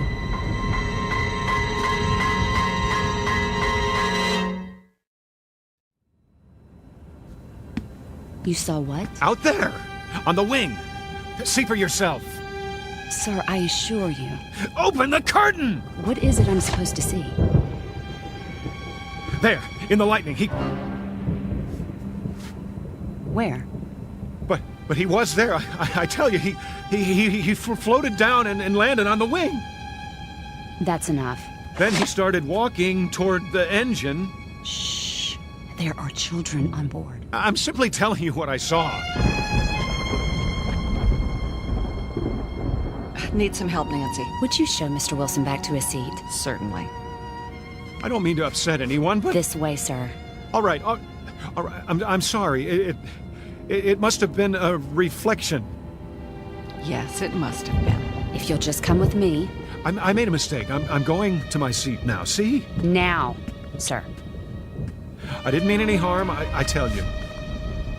Is something wrong, stewardess? A low-pressure pocket, that's all. The plane feels like it's dropping. Nothing to worry about. We'll be through it in a minute. Don't wake my wife. You can move around the cabin again as soon as the overhead light goes off. Yes, of course. For now, I suggest you get some rest and stay in your seat. I understand.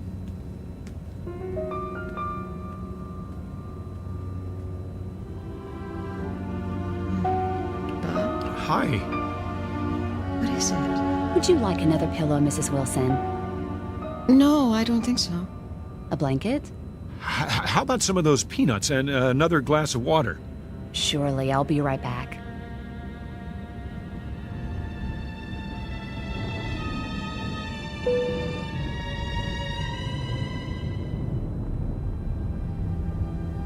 Did something happen? Started to rain.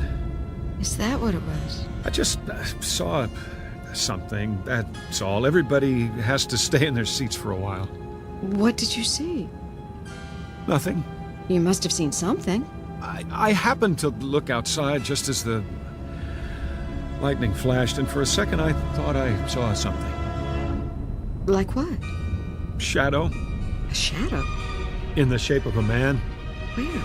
On the wing. Not a man exactly. What are you saying? A creature standing upright with long hair on its body and an animal face. Of course you know. That's all it was. A shadow. Of course. People don't walk around on the wings of airplanes. No, they don't. Not while they're moving hundreds of miles an hour. That would be impossible. Wouldn't it, Bob? It must have been a trick of the light. Like your imaginary skier. What? On the snow-capped clouds 6 months ago? The one you told me about? Yes, I suppose so.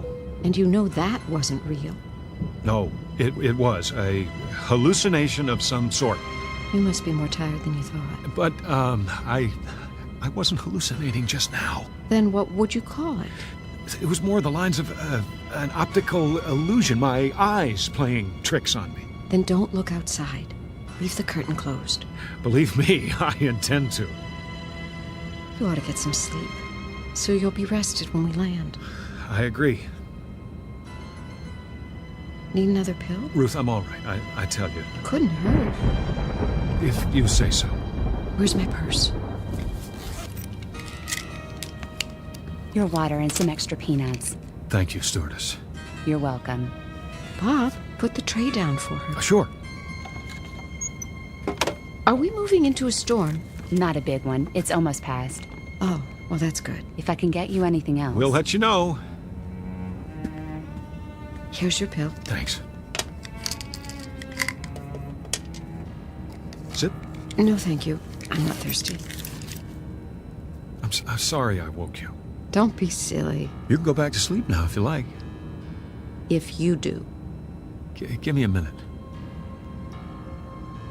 You're not worried about anything, are you? Not in the least. Then put your seat back. In a sec. Just let me collect my thoughts. Well, don't overthink it. That never did any good. No, it didn't. You're here with me, and we're going home together. That's the most fantastic part of all. Well, you'd better get used to the idea. All better now? Yes. Nudge me if you need me. And whenever you do, don't open the curtain.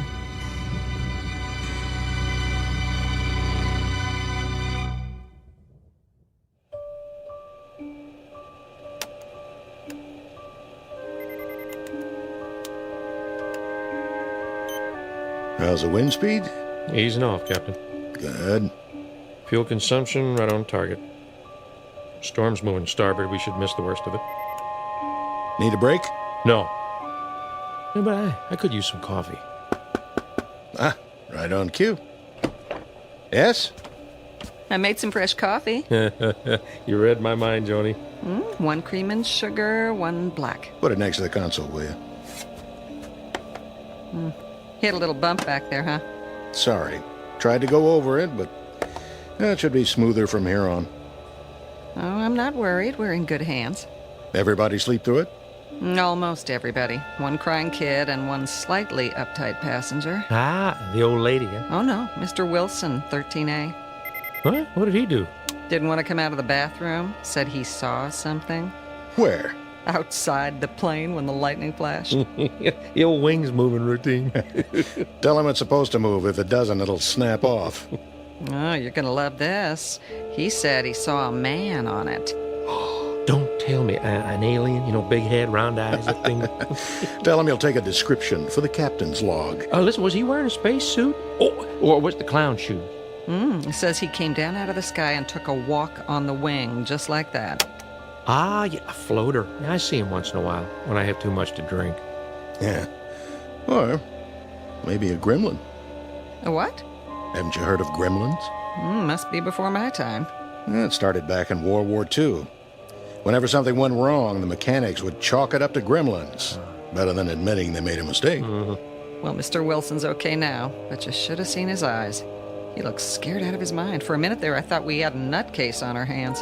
Cut off his drinks. Well, that's just it. He hasn't had a drop. Where's in-flight security? 32B. Tell him to keep an eye open. I like to run a tight ship. Yes, sir. But I don't think it'll be necessary. The wife gave him a sleeping pill. Thank heaven for pharmaceuticals. You fellas want some chow? We've got filet mignon in first class. No, thanks. You and Nancy relax for a while. Aye, aye, Captain. Listen, I can take over if you want to stretch your legs. You sure? Yeah, storm's thinning out, just some more rain clouds. Well, maybe for a minute.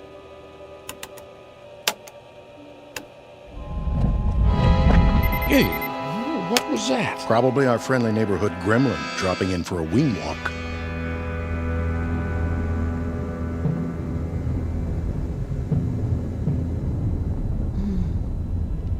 Bob? Well, there you are. Go to sleep, darling. Right. I want to sleep, but I can't. She doesn't believe me. None of them believe me. I'm not even sure I believe it myself. Why should I? It's impossible. Yet I'm not dreaming. I'm wide awake and I'm cured. The doctor said so. No more panic attacks. But I saw it, didn't I? I was out there on the wing walking toward the engine. But why? There it is now. I can hear it. What's it doing? It wants to destroy this plane, bring us all down. Because of me. Because I've seen it before. Or maybe it is all in my mind. How can I be sure? There's only one way. God, help me. I've got to look. I've got to. Time to be brave. Face it down. And if there's nothing out there, then that's that. This is the only way. Here goes. It's simple. I put my hand out.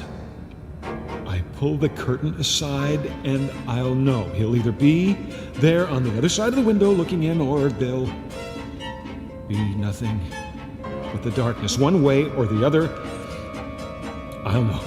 And put my hand out. Do it. Do it.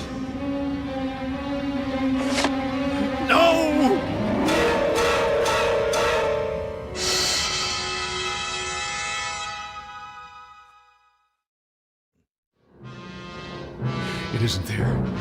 It isn't. It can't be. Honey, wake up. Come on. Come on, someone's got to see this. It's right there on the other side of the window. Yes? Come here, quickly. What is it, Mr. Wilson? Look. Where? Outside the window. It's still there. Shh. I don't see anything. But... What, you mean the engines? They always spark at night. It means they're working. No, not that. You don't see anything else? No, just the running lights blinking on and off. All right, look again. See if she's telling the truth, or if she's blind. You're right. I don't see anything now. Oh, it was probably the rain hitting the window. Yes. Believe me, we fly worse weather than this. It's nothing to worry about. If you'll just try to relax, we'll be landing in a couple of hours. There it is again. Like some kind of ape dropping down from a tree. What's he doing? No!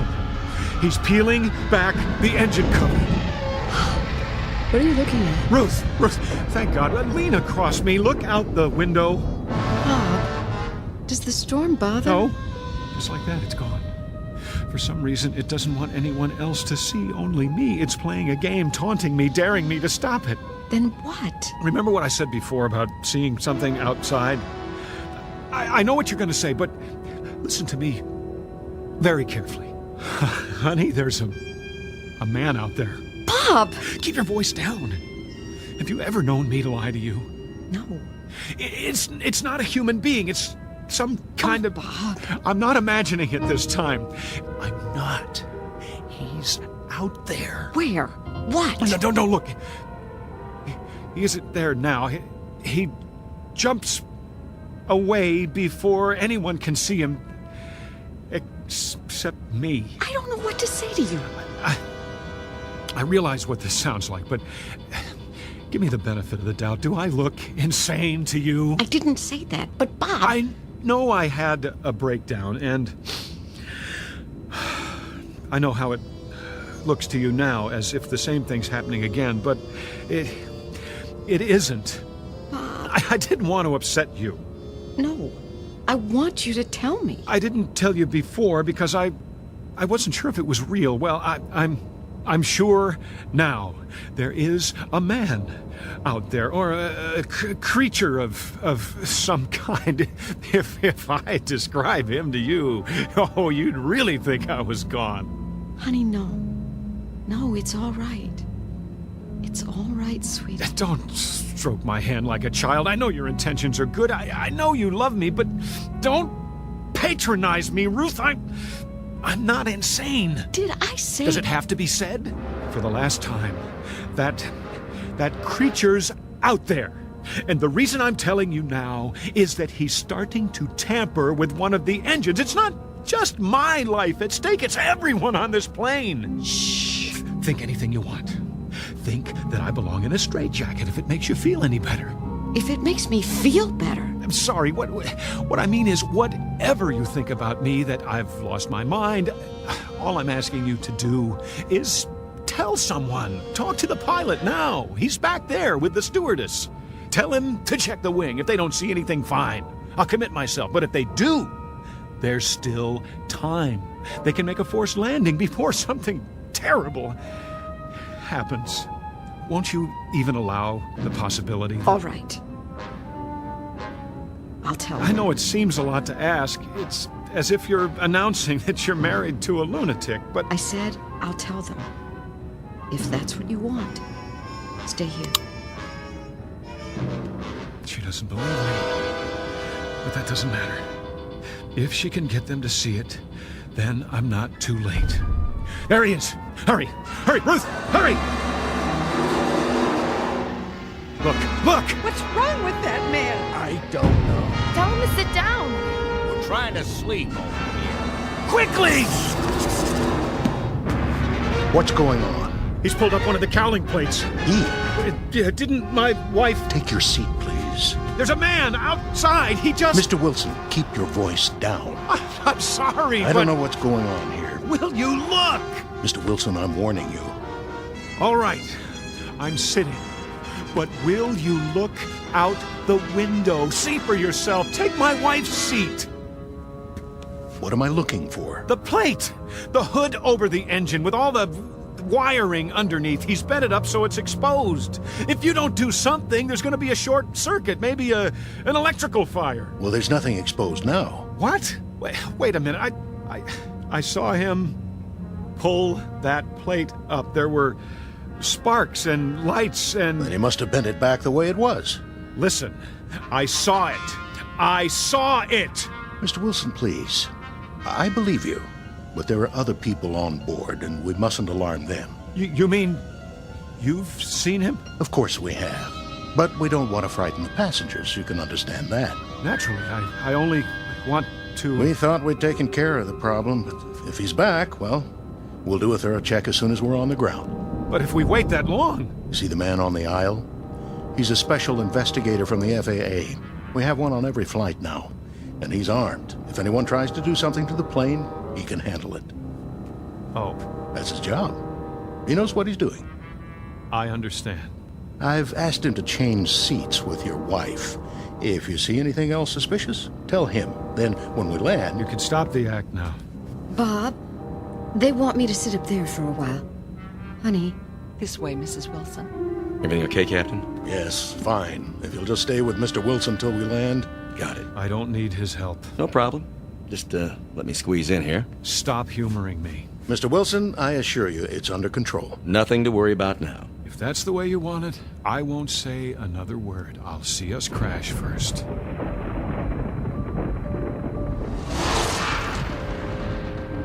He's at it again. Peeling back the plate, putting his horrible, misshapen fingers into the wires. Did you feel that? Feel what? Nothing. No, go ahead. I'll put it in my report. I just thought we'd changed altitude for a moment. Pilot must have made an adjustment. Meant to stay above the storm. Yes, that must be it. I wonder if I can get some information from you. About what? May I see your ID? You have your wallet, don't you? Of course I do. Why wouldn't I? Here. Robert Jeffrey Wilson. Ever been arrested? Never. Why do you ask? Oh, just for the record. I'm a law-abiding citizen. I'm sure you are. What kind of gun do you carry? Pardon? The pilot said you were armed. Oh, standard issue 38. Never had to use it, though. Strictly a last resort. I thought guns weren't allowed on board. Well, they're not for the passengers. But with security so tight now, well, we don't like to advertise it. Then you should keep your coat buttoned. I can see the holster.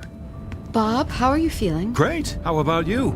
I brought you some water and another pill, so you can sleep the rest of the way. That sounds fine. Go ahead, Mr. Wilson. Take it. Why not? I hope you're doing okay now, honey. Couldn't be better. I'll be just a few rows up if you need me. I don't need anything, Ruth. Get some rest. You too. I love you, you know. Same here.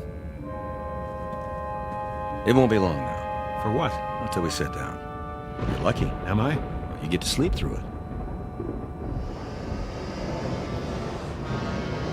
Let them think that.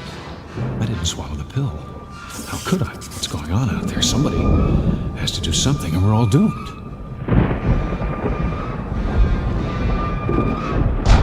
Another minute and he'll have the entire engine exposed. All I can see is the glow of the engine and that creature. I have to act now. Hey, what are you doing?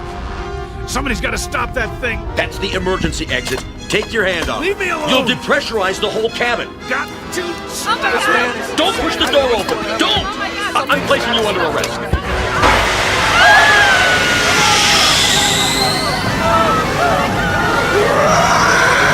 You! Out there! Get away from the engine! I can't hold him! You! Demon! I told you to get off the wing! Somebody grab his leg while I get the door closed. I'm trying. Give me your gun. Let go of it! You can't! You bet I can! Get away from this plane or I'll shoot!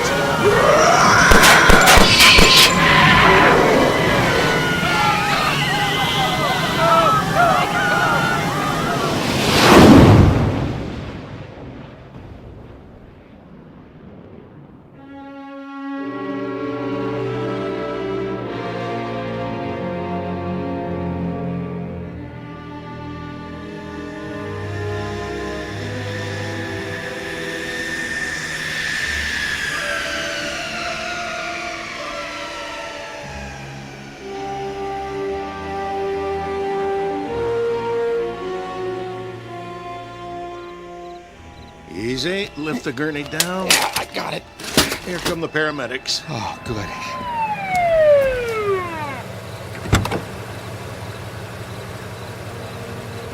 What do we have here? A guy tried to open the safety hatch. Keep him strapped down. He's out of his tree. We'll take it from here. Turn him over to the feds. He's got a string of charges.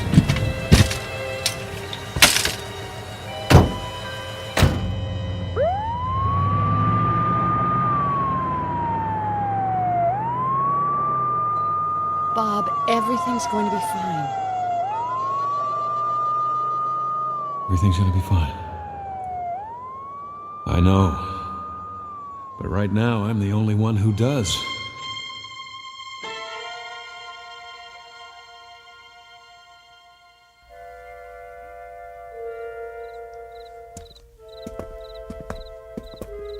Okay, you grease monkeys, give this plane the once-over. Yes, sir.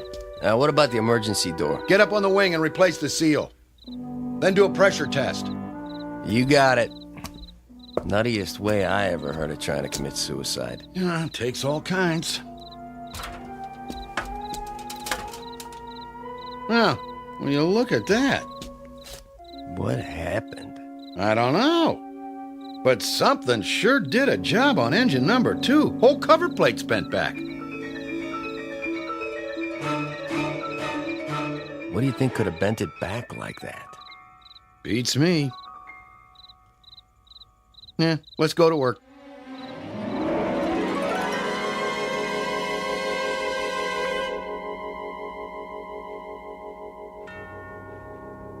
The flight of Mr. Robert Wilson is over now. A flight not only from point A to point B, but from the fear of madness to sanity. Mr. Wilson has that fear no longer, though for the moment he may be quite alone in his conviction. Happily, that conviction will not remain private much longer. For this time, tangible evidence has been left behind, even from so intangible a region as the Twilight Zone. The Twilight Zone continues in just a moment. You are about to enter another dimension, a dimension not only of sight and sound, but of mind, a journey into a wondrous land of imagination. Next stop, the Twilight Zone. Hi, this is Stacy Keach. I'd like to take a moment to tell you about our Twilight Zone website at twilightzoneradio.com. At twilightzoneradio.com, you'll find the latest information on these Twilight Zone radio dramas, including behind-the-scenes photographs, plus the newest product releases, trivia contests, ways to contact us, other Twilight Zone-related info and merchandise, plus links to other fascinating websites. So make your next stop twilightzoneradio.com. Visit twilightzoneradio.com to purchase these Twilight Zone radio dramas on cassette and CD, or call toll-free 1-866-989-ZONE. That's 1-866-989-9663.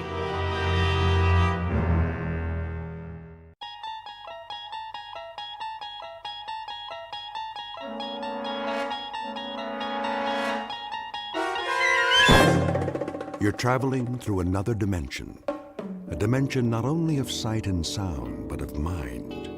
A journey into a wondrous land whose boundaries are those of imagination. Your next stop, the Twilight Zone.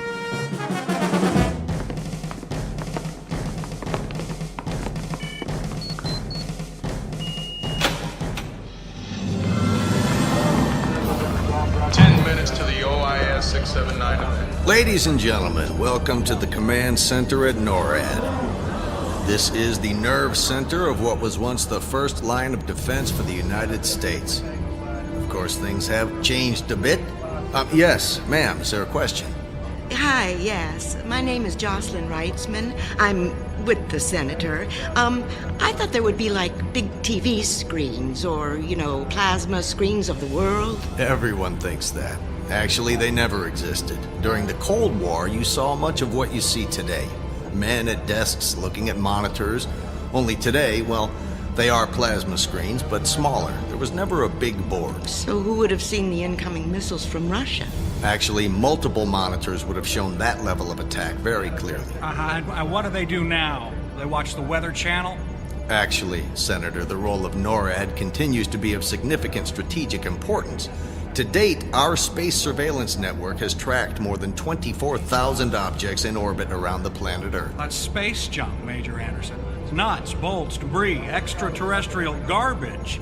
You call that significant? It can be significant. We have thousands of satellites in orbit, many of them critical to national security. We need to know if they're in danger of colliding with the debris. And if a tool bag lost in space is going to collide with one of these satellites, what exactly can we do about it? Nothing, actually, except, of course, understand the nature of the event. And if some extreme group takes power in a country and launches missiles at us, is that what you'll do, Major? Try to understand the nature of the event. Senator, rest assured, we have the necessary defenses in place to identify and track anything in the air, in orbit, in space. Throughout the country, we have air defense services monitoring the skies.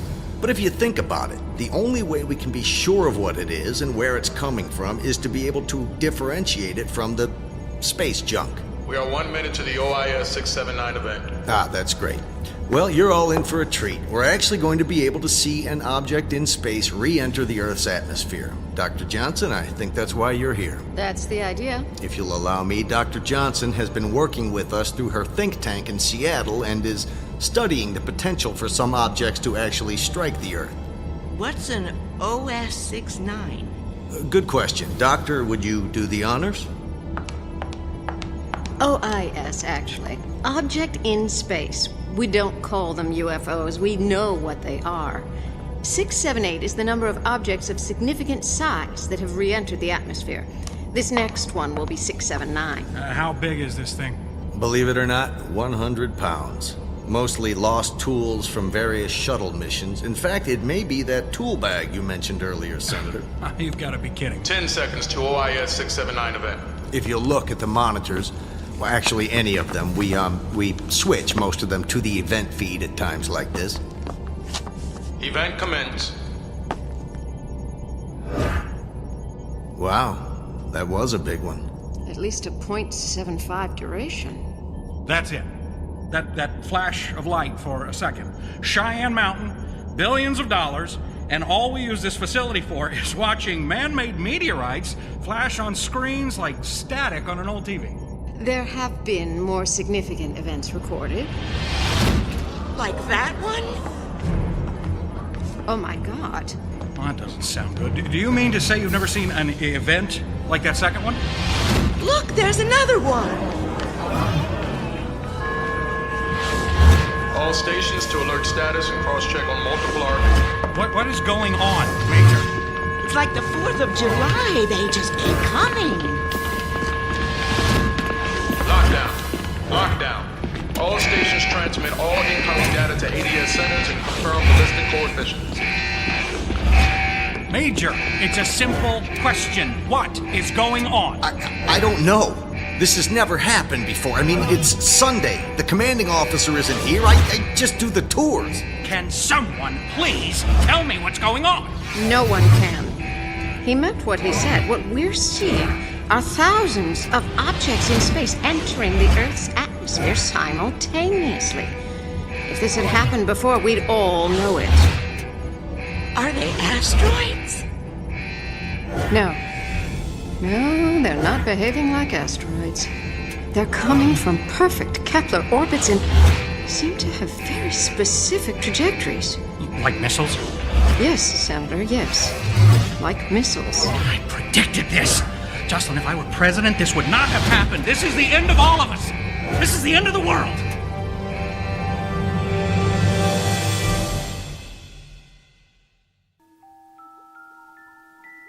Meet Senator Jack Wrightsman. Charlatan, fraud, politician. A man with few principles who sees monsters in the closet and enemies in every backyard. He's on a mission to save the world with his own brand of truth. It's a truth he's about to uncover in a place where good and evil have taken a rest to bring something new to a familiar planet known as the Twilight Zone.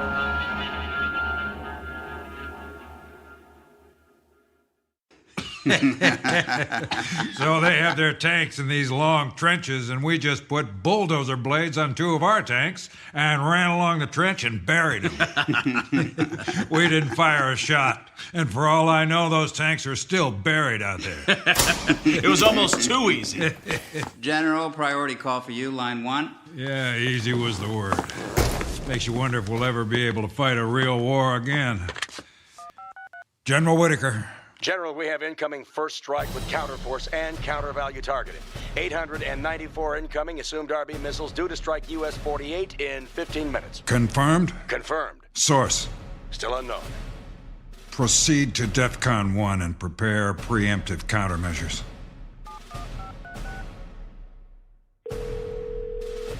Yes, General Whitaker. Connect me with the President.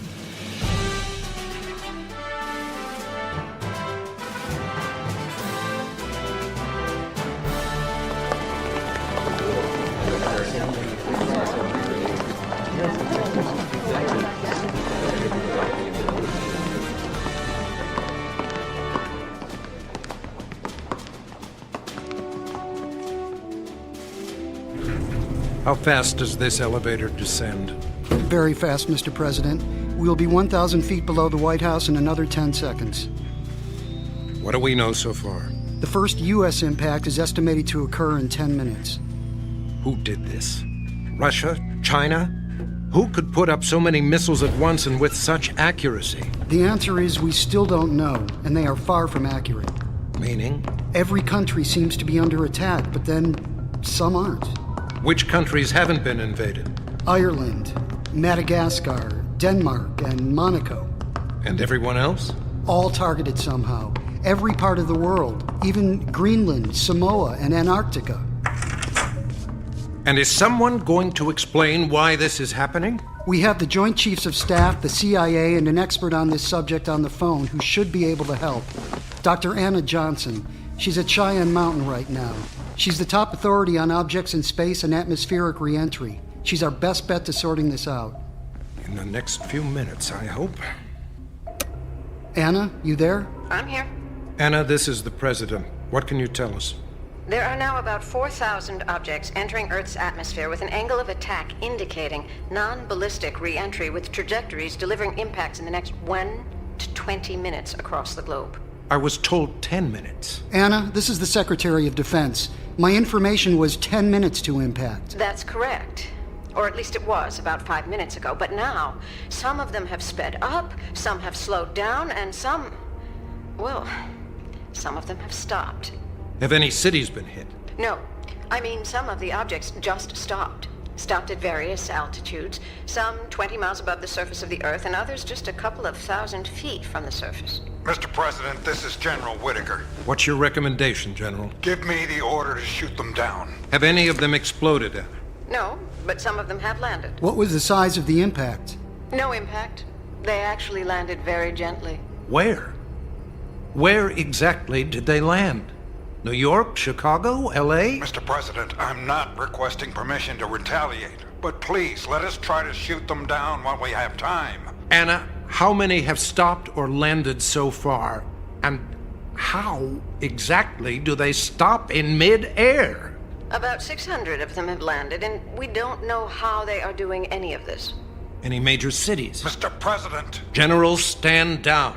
I'm not going to blow up our cities shooting at things that aren't attacking us. Mr. President, the odd thing is they're not landing in cities. They're landing in places that are desolate and unoccupied. Mr. President, we have defensive and offensive capabilities hidden in places desolate and unoccupied across the country. And are any of these objects in those areas? No.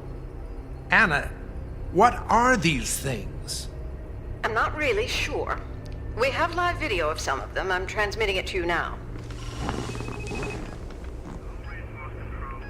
They appear to be large cylinders about 300 feet in diameter and about 400 feet high. Most are flat on the top and bottom, but a few appear to have a blunt, conical top. Anna, what are they? The surface of the objects are pitted and streaked. No markings or other features are apparent. Wait a minute. It appears all of the remaining objects we're viewing are now moving in unison toward the surface. Mr. President, this is our last chance. Where are they heading, Anna? What cities are in danger? Only a small farm town. No major cities. One of them is landing in a farmer's field outside of a small town in Iowa. All the rest are landing in remote, deserted areas or in water. How many have landed now? Almost all of them. Whoa! Wait. Anna, you have to tell us what you see. Over areas of China, we're seeing significant explosions. The Chinese are trying to shoot them down. We have to join this fight, Mr. President. General, in case it hasn't occurred to you, this doesn't seem to be an attack launched by any nation on Earth. Speaking of which, Dr. Johnson, other than China, are any other nations taking defensive or offensive measures against the objects? It's hard to tell. No apparent use of nuclear weapons. Everything is in the form of conventional weapons. I don't think anyone else wants to blow themselves up. No surprise. Neither do we. General Whitaker, let's be safe. As chairman of the Joint Chiefs, get a team together fast and get some military supervision and security to every one of these objects. Do not attack without my orders. Alert FEMA. Evacuate the local civilian population as you see fit. We'll contact the diplomatic corps in case someone thinks this was our idea. Anna, have they all landed? Most. The rest are either hovering or underwater at points throughout the world. What do they want? They? John, do we have some idea where these came from? You said it yourself, sir. Anna, you're the expert. What do we have here? Without any additional evidence, I would guess this is a full-scale invasion of the planet Earth by an alien race with vastly superior intelligence and technology. Well then, let's get some more evidence and be sure. Until then, we take no chances and we take no offensive action. Look, if this is a visit from some life form from another planet, we need to know the answer to two fundamental questions. Are they good, or are they bad? I'm afraid it's one or the other, but let's be sure before we make what could be a bad situation worse. And if they attack us? General, if they attack, the order is to defend us. But only if they attack. Understood. Mr. President, if they are here for the good of mankind, I would like to be the first to welcome them. Who is that? This is a secure line. I'm sorry, it's Senator Wrightsman. He's here at Cheyenne Mountain. What the? Mr. President, I'm here, and I witnessed this event as it happened. I can lead the diplomatic team that welcomes our guests. Senator, I would appreciate it if you and everyone else stayed in Cheyenne Mountain until we better understand this situation. Oh, no, you are not getting all the glory on this one. We get equal time. This is bigger than you and your party. Senator, the President is the Commander-in-Chief and you will do what you are told. Fine. But someday, I am getting out of this mountain prison, and if this thing blows up on you guys, I am telling the world that I could have been the hand that extended peace to our new neighbors. You may get your chance, Senator, but until we understand the situation better, you will remain at Cheyenne Mountain. Anna, do you see any objects headed for Washington, D.C.? No. The closest is about 100 miles away, landing in a swamp in Virginia. We're monitoring the object via satellite. Wait a minute. The swamp is drying up. The object appears to be consuming all the water. Mr. President, it's obvious what they're here to do. They want to take all our natural resources. They'll leave us a desert planet, and we'll all be dead in days. We have to act. Anna, are any of the other objects consuming water or any other resources? No, just this one. Maybe they were thirsty. And who is that? Sorry. It's the Senator's wife.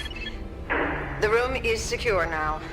I don't know how they got in. Dr. Johnson, I need you to go to one of these landing sites. Take whatever and whoever you need and see if you can get some answers. Understood. General Whittaker. Yes, sir. I need to hear from you immediately if these things make any offensive maneuvers. Don't fire until I give the order. I don't want to escalate this situation because a swamp or two has lost some water. And if they attack my troops? Return fire. Now, let's get to work.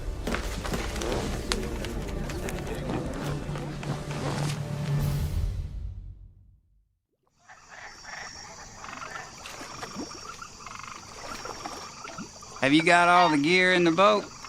Yeah. You think today will be a good day for fishing?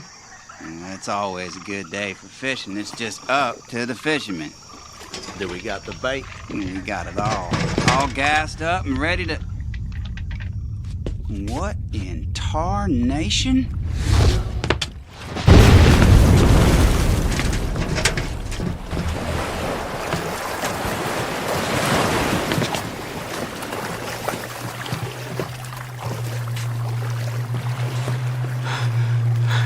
You okay, Jimmy? Yeah, I'm all right.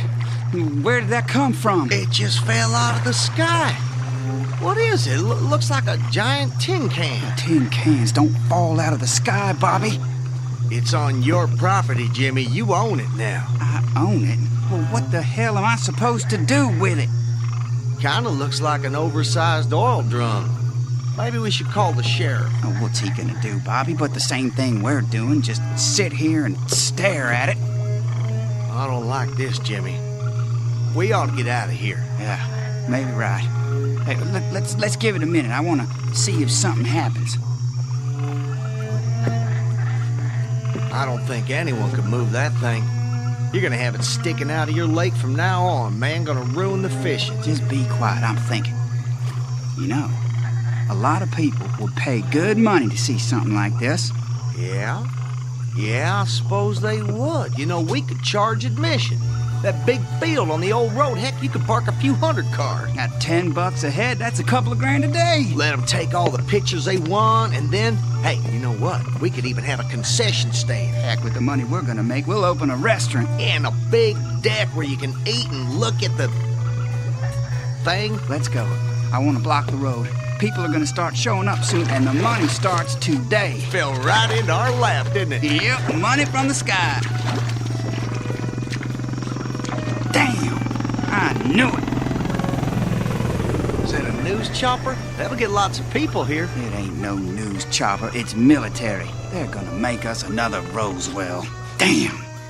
It's Roswell, dummy.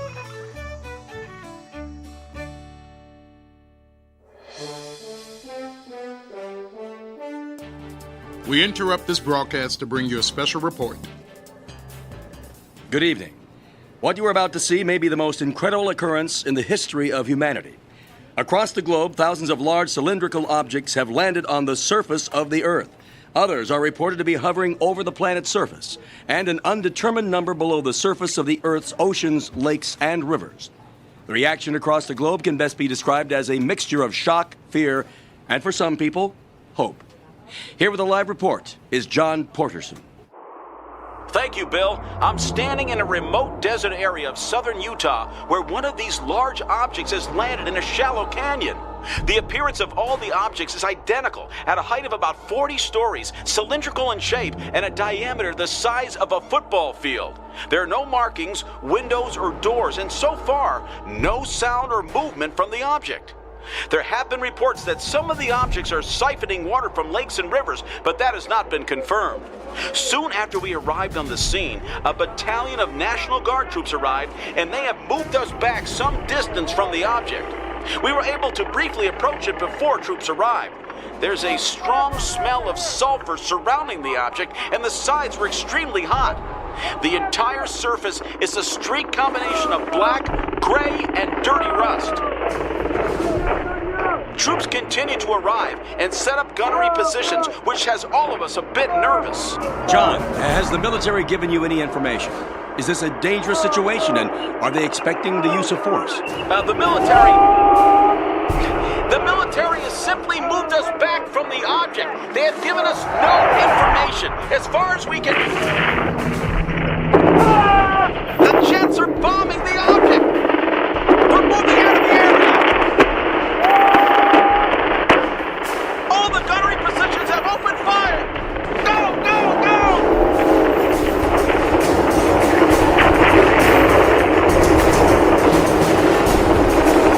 There doesn't seem to be any movement or return fire from the object! We're all getting out of the...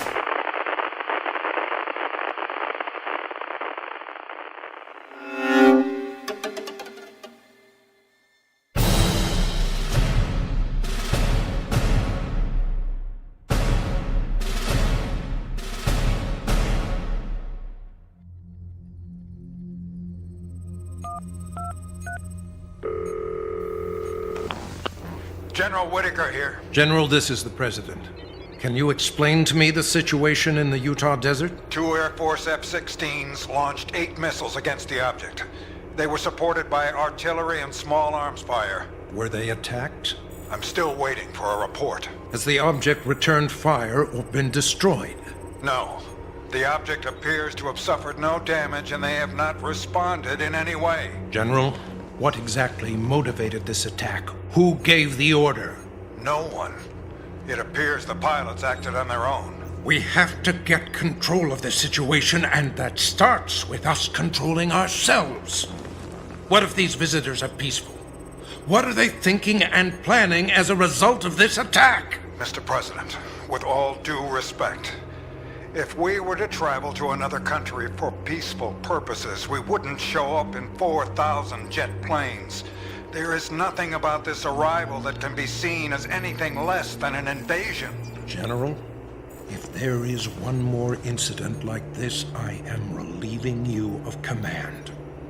Now get your forces under control. The whole world's in a panic, Mr. President. I'll do everything I can.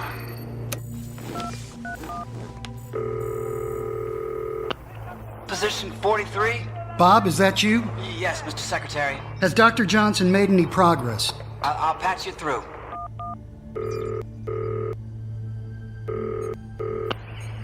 Johnson? Anna, this is the Secretary of Defense. I'm here with the President and the National Security Council. Where are you right now, and have you had any success? We're in a deep forest in northern Michigan, and we're about to make another effort to make contact. So far, radio transmissions, loudspeakers, music, and colored lights have received no response. What are you planning to do? The only thing left to do. Knock.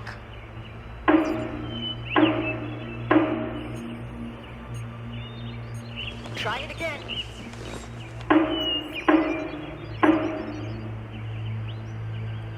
Can you hear anything? Nothing. We've connected sensors, parametric acoustic arrays, range sounding, even stethoscopes, x-rays, and radar, you name it. We've seen nothing and heard nothing. If there's anything in there, they're not responding. Is it possible these are not occupied? I mean, we send unmanned instruments into space all the time. Why wouldn't another intelligent race do the same thing? Anything's possible. What we can't understand is their purpose. We don't know why they're here or what they're doing. There are no transmissions of any kind that we can detect. No communication between the objects on the ground or the various sections suspended over the Earth and in space. Our only assumption is that the sections eventually rejoin in space and form a large cigar-shaped transport. The few sections with the conical tops are probably on either end of a long tube of sections. Are they after the water? Not just water. We have reports of minerals, water, and air being slowly collected by various objects.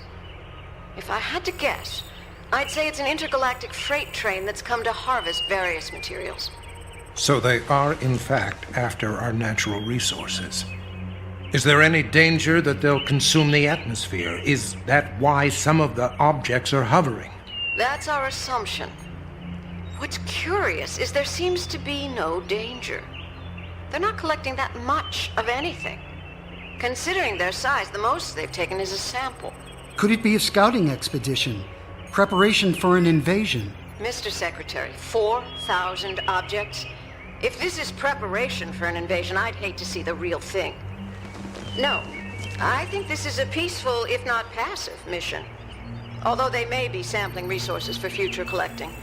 There's no way of knowing at this point. Keep trying, Doctor. We need some answers. Things are getting out of hand. What do you mean? The military. All over the world. Some countries have taken the offensive, including, I'm sorry to say, our own. An isolated incident, but an attack nonetheless. Have they retaliated? No, not once. Not even after a nuclear detonation in South Africa. Every report is the same. No damage to the objects, no retaliation or response of any kind. Then I guess we can stop knocking. If a nuclear detonation doesn't get their attention, they're not going to pay much attention to our sledgehammer. Mr. Secretary, I have an urgent call from Senator Reitzman. Anna, don't tell me he's with you. No, sir. We left him back at Cheyenne Mountain. Put him through. Mr. President? Mr. President, are you there? Can you hear me? Jack, are you okay? Is everything all right at NORAD? I am not in Cheyenne Mountain. I'm in Montana, I think. We found one of the objects. Senator, the President's orders were crystal clear. You were to stay at Cheyenne Mountain. Yeah, well, I didn't. And the world will thank me for it someday. Jack, are you alone? No, my wife is here, and a lieutenant who I ordered to fly us here in his chopper. We need cameras. Mr. President, the news media, the world has to see this. Senator, the world has been staring at pictures of these objects for almost 2 days now. Believe me, yours is no different. Well, that is where you're wrong. This one is different. This one is different because I am here. And I did it. I'm the one who did it. And what exactly did you do, Senator? Exactly what I said I would do. I made contact.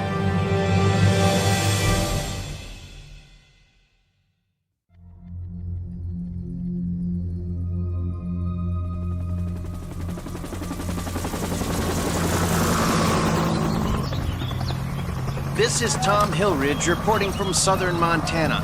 In an amazing turn of events, Senator Jack Wrightsman claims to have successfully made contact with what are believed to be a highly advanced form of life from another planet. This is the first time anyone on Earth has succeeded. Accompanied by his wife Jocelyn, the senator will read a statement he has prepared to reassure the visitors that we can coexist in peace and mutual trade. I'm here with James Parker, the owner of the property where the object has landed, who witnessed the landing. Can you tell us what you saw? Well, first of all, I just want to make it clear that this is private property. Now, I know that a lot of people are watching this, and we don't need y'all showing up just yet. Now, the military has it secured, but if the general public wants to come around here, I'm going to have to charge a fee for, insurance purposes and the such. Thank you. Mr. Parker, Senator Wrightsman has stated that he has made contact. Have you managed to make contact with an alien life form as well? Actually, no. I haven't seen any aliens. The thing is, it's sitting out there in my lake. Have you spoken to the senator? I don't even know who he is. Thank you, sir. That was James Parker, a local farmer who was fishing when this particular object set down on the shore of his lake. I see there's some commotion over to our right. It appears the senator is prepared to make his statement. After failing to win his party's nomination for president in the last election, the four-term senator has been a harsh critic of the president and has promised to reveal a government cover-up of the contact that has already been established with the aliens. Good God, has he lost his mind? John, this whole situation gets worse every day. No wonder they've ignored us so far. They have to believe we're absolute idiots. What does he think he's going to accomplish with this? I'm afraid we're about to find out. Are we on? Oh, okay. To the people of planet Earth, my name is Senator Jack Wrightsman. I am addressing you today from a mountain pass in North America. Right now, more than 4 billion people are listening to this broadcast. And that's good, because I have good news. We have made contact. And I have a message for our new neighbors. I want to personally welcome you to our planet. Welcome you as friends and partners. We are a peace-loving species. And like you, we are explorers. Together we can explore new worlds, new opportunities, and new frontiers. Now, I would like to introduce my wife, Jocelyn Wrightsman, who made the initial contact. Jocelyn? His wife made the contact? What did she do? Call them on her cell phone? I just hope she tells us what they said. Hello. Today, I feel truly blessed when I received the telepathic message from the alien. Oh no, she is such a nutcase. I knew they would be kind. So we should be kind too.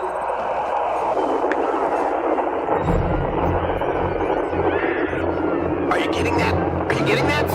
The ship is leaving. The entire thing is rising into the air.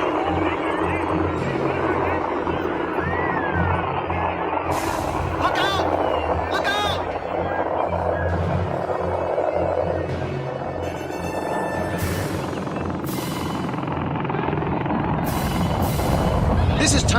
Ridge reporting. The object that has occupied this spot in the Rocky Mountains for the last 3 days has taken off and is rising high into the atmosphere.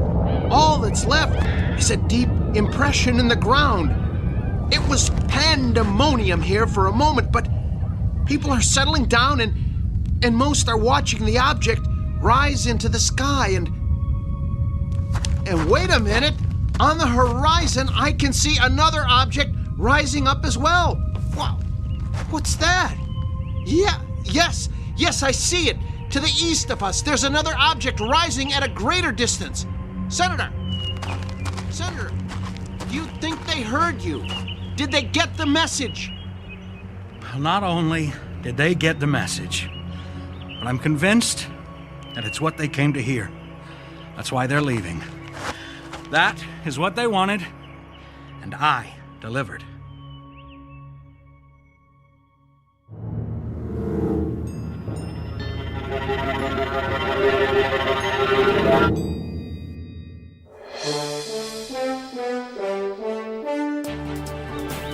It's been a month since the visitors, as we have come to call them, departed from the Earth. To date, there has been no evidence to explain the purpose of this strange and still mysterious visit. I'm here with Dr. Anna Johnson at one of the former landing sites. Dr. Johnson, what have you discovered? So far, nothing. Nothing? What about materials they left behind? Their technology, or their ability to hover silently? We don't have a clue. It didn't seem to matter what kind of instruments we used when they were here or what we do now. They left no evidence. We don't know how or why they traveled here or anything about their technology. Many people are claiming that there is a pattern in their landing sites and that we simply haven't decoded the hidden message yet. We have many specialists trying to determine why they landed where they did, and all we can conclude is that it's a totally random pattern. Although they seem to avoid areas where their landing would cause any harm to people. So no one was injured? Not as a result of any of the objects. Unfortunately, we do have reports of more than 800,000 fatalities worldwide due to various and assorted actions taken by governments and the military. Senator Reitzman has announced his candidacy for president and continues to claim he was responsible for the departure of the visitors. What did he say that resonated with them? I'm sorry, but objects across the world were departing up to 20 minutes before the senator said a word. And the claims his wife has made about a telepathic message? That's her claim. No one else anywhere had a similar experience, although some people are beginning to come out of the woodwork to claim they did. Do you think they'll be back? It's quite possible. I mean, they obviously know where we are. And which will it be? Invasion or new alliance? Quite frankly, I'd settle for either one. Unfortunately, I think if they do return, we're in for more of the same. Which is? Nothing. They didn't even seem to care that we existed. To put it bluntly, they came, they saw, they left.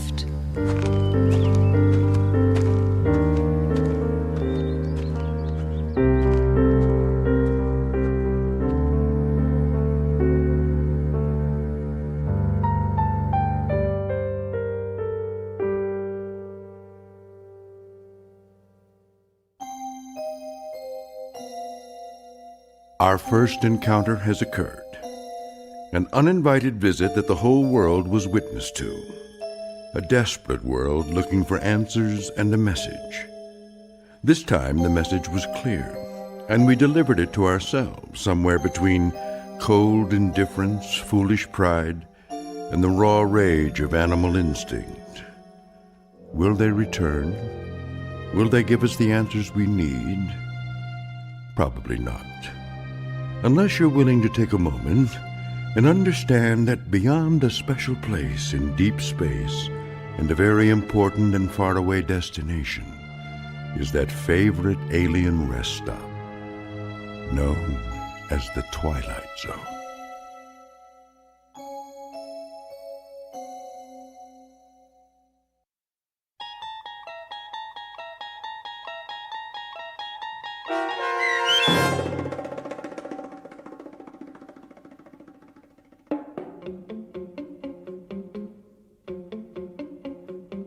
Rest Stop, starring Brandon Eales with Stacy Keach as your narrator, was written for The Twilight Zone by Steve Newby. Heard in the cast were Christian Stolte, Danny Goldring, Linda Reiter, Frenette Lebo, Torrio Davis, Jeff Lupitan, Jim McCants, Lisa Wolfe, Jamie Barron, Sean Cooper, Doug James, and Joby Cerny. The producers of The Twilight Zone wish to thank CBS Enterprises and the Rod Serling Estate for making this series possible. This copyrighted radio series is produced and directed by Carl Amari for Falcon Picture Group. Sound design, custom Foley effects, recording, and editing are produced in the Cerny American Sound to Picture Theater by sound designers Craig Lee, Bob Benson, and Tim Cerny. Music for The Twilight Zone is provided by CBS and American Music Incorporated, New York. To learn more about the Twilight Zone radio dramas and to download episodes, including 6 free episodes on our homepage, visit our official website at twilightzoneradio.com. Doug James speaking.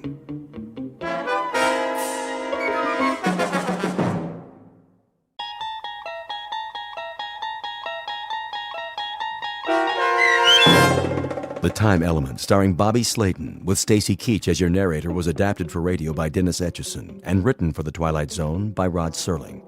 Heard in the cast were Mike Starr, Maggie Carney, Craig Brawley, Elizabeth Lado, Jeff Lupitan, Doug James, Kurt Nabig, Sarah Marks, Roger Wolski, Bo Nortel, and Carl Amari. To learn more about the Twilight Zone radio dramas and to obtain audio cassettes and CDs of these programs, visit our website at twilightzoneradio.com. The producers of The Twilight Zone wish to thank CBS Enterprises, Carol Serling, Dennis Etchison, Dick Brescia Associates, Claire Simon Casting, Terry Jennings, XM Satellite Radio, Sirius Satellite Radio, our sponsors, and our radio affiliates for helping make this series possible. This copyrighted radio series is produced and directed by Carl Amari and Roger Wolski for Falcon Picture Group. Doug James speaking.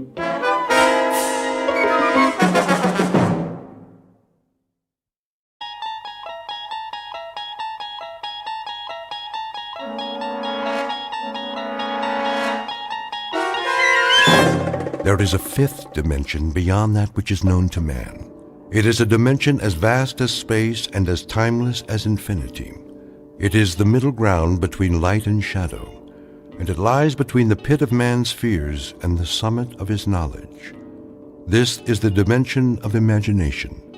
It is an area which we call the Twilight Zone.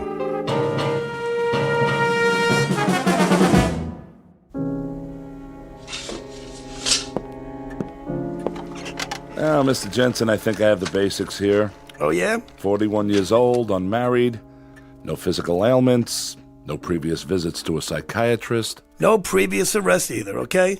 And the only time I ever saw a shrink before was in a cartoon. Best you'll find us helpful and, at worst, harmless. Cigarette? No thanks. Do you mind if I smoke? Hey, go ahead. It's your office. Now then, your occupation? Oh, gosh, various jobs. Part-time bookie, I was a car dealer. I tended bar one time, right down the street from here. A couple of doors down. Andy's place. I was a butcher. Highly successful butcher, too. Knew how to make my thumbs weigh 12 pounds on the scale. So what do you say, Doc? How do I stack up? Normal? Abnormal? Subnormal? What's the story? Family? Father, mother, both married. Scranton, Pennsylvania. My old man was a coal miner. Coal? Yeah, you know, little black things that people used to put in the furnaces. Sounds like interesting work. Oh, it does. Then maybe you ought to go to a psychiatrist. You know, I think I will take one of those cigarettes. Surely. What, do you want me to pull up a couch now or something? Not if you're comfortable in the chair. Let's begin, shall we? Nothing shakes you up at all, does it, Doc? How do you mean? Oh, I don't know. Everything's all calm and cool. You know, when I walked in here, you made an inventory. The cut of the clothes, the way I talk. And up inside your head, huh? That's where you mark down those results. And then later, you put it all in little pigeonholes. You got me pegged, don't you?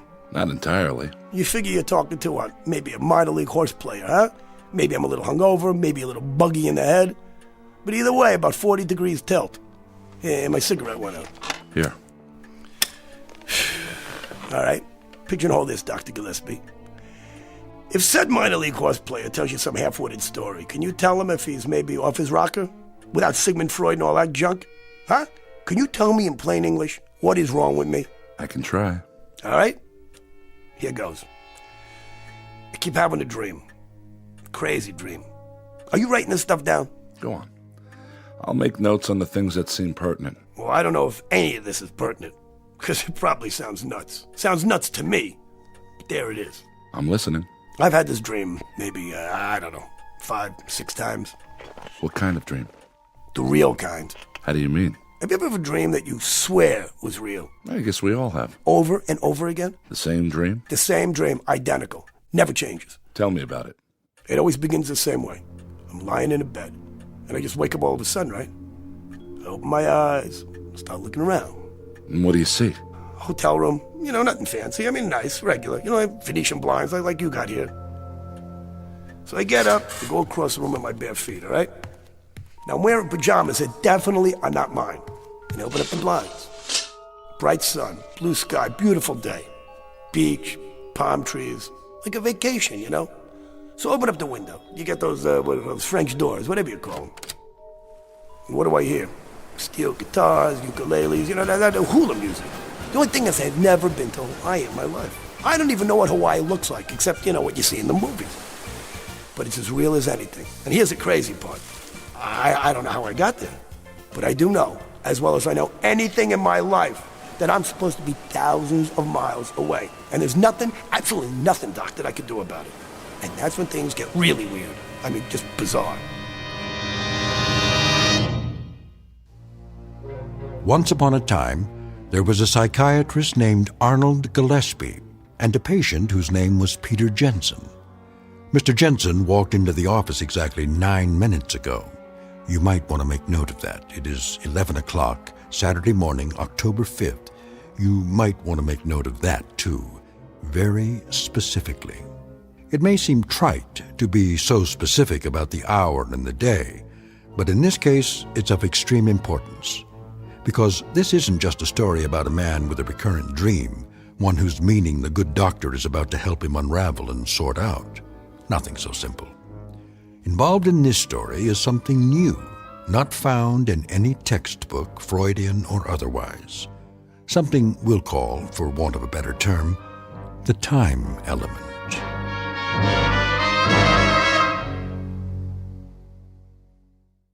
And now, The Twilight Zone and our story, The Time Element, starring Bobby Slayton with Stacy Keach as your narrator.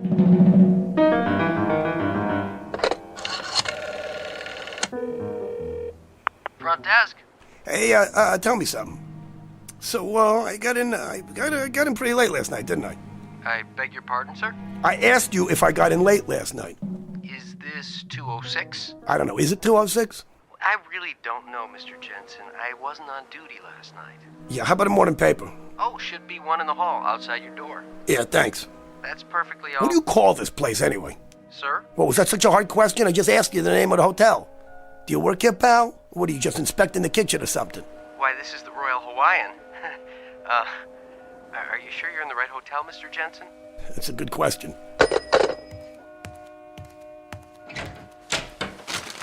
Here's the paper. December 6th. December 6th? What kind of crazy? Maid service. Did you sleep well, sir? Yeah, that's a moot question. Do you want me to clean the room now? Hey, do you want to explain the gag to me now? Excuse me, sir? Do me a favor. Deliver a little message for me. You tell the guy, whoever put you up to this, that I'm going to knock out his teeth one by one. I don't know what you mean. Yeah, and take the phony newspaper with you, all right, lady? This is October. October, sir? What's October? What's October? 30 days? How's October? April, June, November, huh? Am I getting through to you? This month right now. It's October, right? I don't believe so, sir. It's December. It's what? December the 6th. Yeah, that's what I thought you said.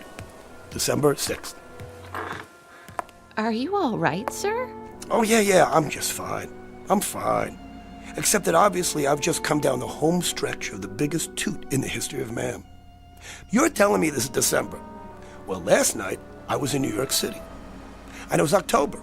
If you're not feeling well, I can come back later. Not feeling well? You know what? That's the champion blue ribbon understatement of the year. You know, a little toot that lasts 2 months and ends up in, what's the name of this place? The name of what place, sir? This place right here. The Royal Hawaiian. That's what I mean.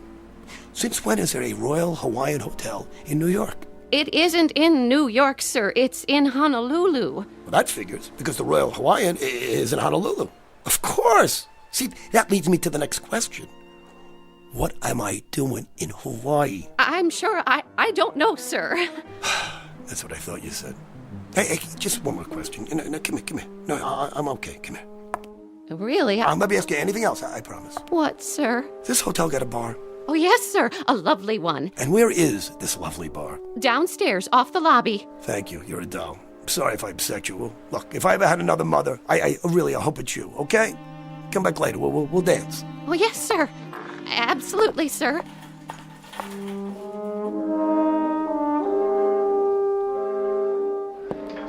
How you doing, pal? Hello, sir. Bar's pretty crowded. I can show you to a booth if you like. There's one by the window. No, I want to sit at the bar. There are no seats left at the bar, sir. Look, let me ask you something. The President of the United States comes in here, wants a seat at the bar. You'd have one for him, wouldn't you? I suppose so, sir. Sure you would. Why? Because he's your commander-in-chief. But I guarantee you he's not going to be here today. So you know what? How about if I take his stool? Well, not my commander, but still. Not yours? What does that mean? This is the United States of America, right? No, sir. It's Hawaii. Yeah, that's what I just said. Hawaii. Are you a state or aren't you? A state? Hardly. That's one thing that will never happen. Is that right? Well, you know what? Why don't you take a look at the history books? Because for your information, buddy, Hawaii became a state in 1959. What do you think of that? 1959? Well, that's very funny. Yeah, well, you're not funny, all right? Bloody Mary, please. That stool's occupied. Yeah, by who? The Invisible Man? Guy just stepped out. Then you know what? I'll keep it warm for the guy. Give the gentleman a drink. Yeah, I want the tomato juice really anemic with lots of vodka, huh? Maybe 5 fingers, huh? You're the boss. Sure, baby. We'll take a walk on the beach. Then we can have lunch in the room. Sounds swell. That's better. Keep 'em coming, my boy. I'm on the last lap of the biggest binge in the world. Ha ha. Rough night? Rough night? Why don't you try 30 of them? Would you believe it? I passed out in New York a month ago, and this morning, I wake up here. I know the feeling. One time, I fell asleep at the Dublin airport, and when I woke up, I was on a British troop train going into Palestine. That really happened. Can you believe that? Good man. Hi, you two. Hi. I'd like you to meet my wife. Charmed. I'd like you to meet my drink. How do you do? You kids look like you're in love. How long have you been married? 1 day, 6 hours, and 12 minutes. No kidding. Never would have guessed it. Hey, bartender, you're from New York, aren't you? Born, bred, and raised. How'd you know? Because you got a picture of the great Fiorello LaGuardia. It's the best mayor New York City ever had. It sure is. Was. How's that? He was a good mayor. That's what I said. No. You said he is. Well, isn't he? He was. Because he's not here now, is he? No, I guess he isn't. He's in New York, where he should be. Yeah, because he's dead. I sure hope not. When did you hear that? Anybody ever tell you got a wacky, nutsy sense of humor? What are you, the argumentative type? No, not me. I just want to tell you that if you're trying to rip me, I'm going to come back there behind the bar for about 7 minutes, and you're going to be fixing all those Bloody Marys with a fresh supply of blood from a broken nose, all right? Hey, take it easy, mister. Let me buy you a drink. No. Let me buy you one, okay? Come on, around for the newlyweds. You know they're drinking champagne. Hey, what do I look like here? Deadbeat? Come on, give him champagne. 2 more. To the bride and groom. Long may she wave. Hey, bartender, over here. What'll it be? So what do you want for ship? You bet your life. Best one afloat. The Arizona. The what? The Arizona. Well, when did they dredge her out of the mud? Say. Don't get mad, honey. He didn't mean anything. Talking about my battle wagon, and she's never been close to the mud. Oh, she hasn't, really. Hey, buddy boy, let me tell you something. Got a lovely wife, but a lousy memory. And now you trying to tell me the Arizona was never sunk? I'm not trying to tell you, I'm telling you. The Arizona's never been sunk in her life. Never, huh? You know it. You know it, I don't, okay? I say she got sunk on December 7th, 1941, okay? And that's where she sits today, in the mud at Pearl Harbor, okay? Now, what do you think of that? What'd you say? I said... I have returned. I feel like a new man. And now that new man needs a drink, too. Oh, Here's your newspaper, bartender. Another one of your liquid libations for me, please? Get off that stool. He was here before. Let me see that paper. Take it with you on your way out. Let me see this. Jap envoys to FDR. Hey, wait, what kind of paper is this, huh? What are you guys doing? Where'd you get this? The Honolulu Advertiser, Saturday, December 6th, 1941. You owe me for the champagne. And one Bloody Mary. But it isn't 1941. Do you hear me? Ask anybody. How about you? How about you? Somebody speak up. What is the matter with you people? I have to ask you to leave now, buddy. Oh, what? Because you think it's 1941? Because everybody in here is in on this stupid joke? It's not 1941. It can't be 1941. I mean, how could it be? So how can it be 1941, Doc? Can you tell me that? Huh? And the dream ends there? No. It just goes on. I see. But up to that point, each dream is identical, you say? Identical. I even remember going to the door of the bar and looking out in the street. And I see all the cars. 1939, 40, 41 models. Nothing newer. Go on. All right. I get this. And this is what separates the men from the wacky. I don't think it's a dream, Doc. It's not a dream. Make all the little chicken tracks you want on that little piece of paper. What I'm telling you here is the goods. I believe you. You do? Then why don't you call up the sanitarium and tell them we'll take a double room? Because you're nuts also. I mean, I understand why you think it's real. Some dreams are extremely realistic. As often as not, they're impossible to distinguish from reality. No, you don't get what I'm saying. Look, it isn't just that it's real while I'm asleep, Doc. Well, I'm telling you this. It's still real. It's still real even when I'm awake. All of it. Look, I've had dreams like everybody else, but as soon as it started, I knew it was different. Do you understand me? Do you understand me? You don't understand me. These are not dreams. If they're not dreams, Mr. Jensen, what are they? What do you think they are? Let's examine the alternatives. I can think of only one. That's the one I'm thinking of, okay? I wake up in a hotel room in 1941. But I mean, I really wake up, and it's really 1941. Do you understand? Going back in time. That's what I'm doing, Doc. I'm going back in time. Huh. Interesting. What happens then when you're back in time? You sure you want to hear this? I do. Then hold on to your hat, Doc, because from this point on, things go completely screwy.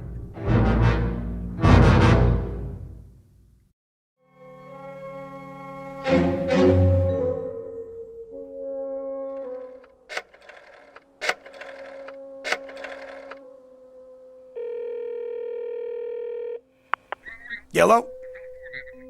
Want to place a bet? Well, are you a bookie or not? All right, then. I'm going to take Joe Louis over Buddy Bear. What are the odds on Louis? Well, they will be scheduled, okay? They're going to fight on January 9th.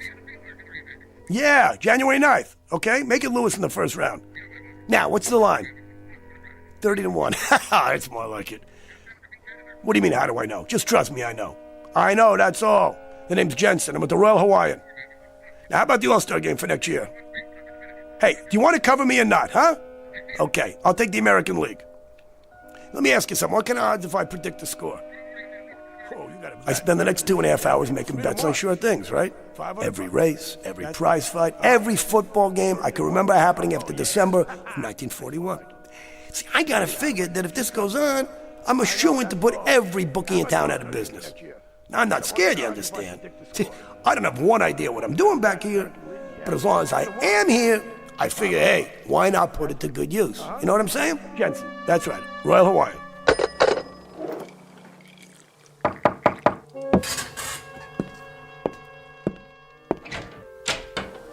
Oh, hey, how are you, buddy? You're the ensign from the bar. I hope you don't mind. No, come in. I just wondered, how you doing? I'm fine. Come on in. Have a drink. My wife asked me to stop by and see how you felt. Yeah, it was very nice of her. I feel great. I'm fine. Hey, what are you drinking? No thanks. We're going swimming. She was a little concerned. My wife, I mean. About what? About me? Well, it's just that down at the bar after you saw the paper and... No, don't worry about it. I was going to ring you up and apologize. That whole Arizona bit. Sure. Are you, sick or something? No, I'm not sick. Well, what made you say it wasn't 1941? No, nothing. I was a little whirly in the head, that's all. Sure. Well, We'll be back about 4 or 5. Maybe you'd like to have a drink with us then, if you feel okay. You got yourself a deal. Hey, one more thing. Yeah? So what do you do on the Arizona? I'm in the engineering section. You work down below? Yeah, most of the time. Good job? I like it. Well, we'll give you a call. Yeah, sure thing. How is he? I think he's okay. Said to give him a call when we get back. Oh, that's great. So I remember thinking, right at that moment, these two kids were so much in love, you could take the looks they gave each other, you could spread it on pancakes. And while I'm watching them, it hits me. This boy looks down in the hold of a ship that has about 14 hours left to ride the waves. After that, it goes down under with 1,000 men. And suddenly, making bets on things that I know will happen seems about as interesting as catching lake trout in a milk bottle. You know what I'm saying? Somehow trying to help those two kids is the one thing in the whole wide world that matters. So I do the only thing I can do. I make a fool out of myself. Hey, front desk? Hey, I need directions to get to the Schofield barracks. Yeah, right. Yeah, U.S. Army base.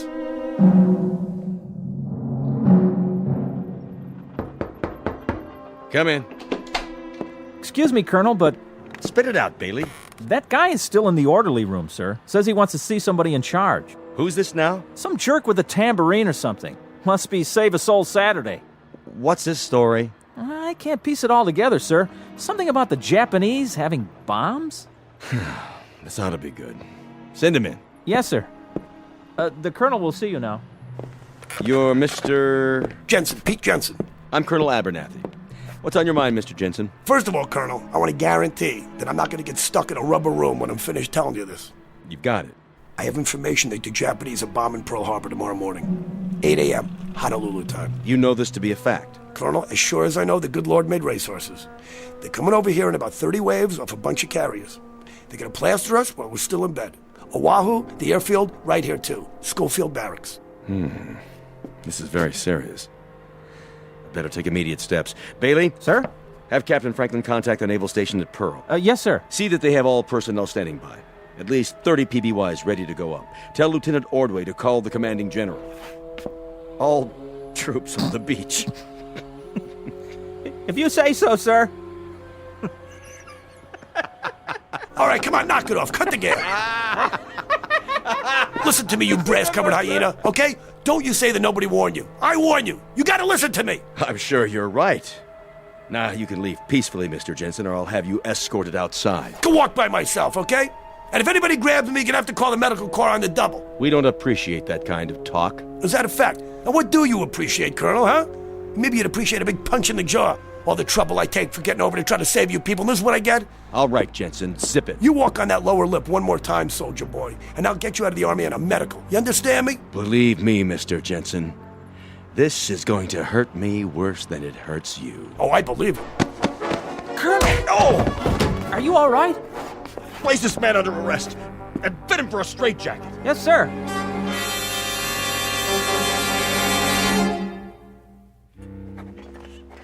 Then what happened? Well, finally they let me leave, right? After I answered some questions about what year it was, and did I know who the president was?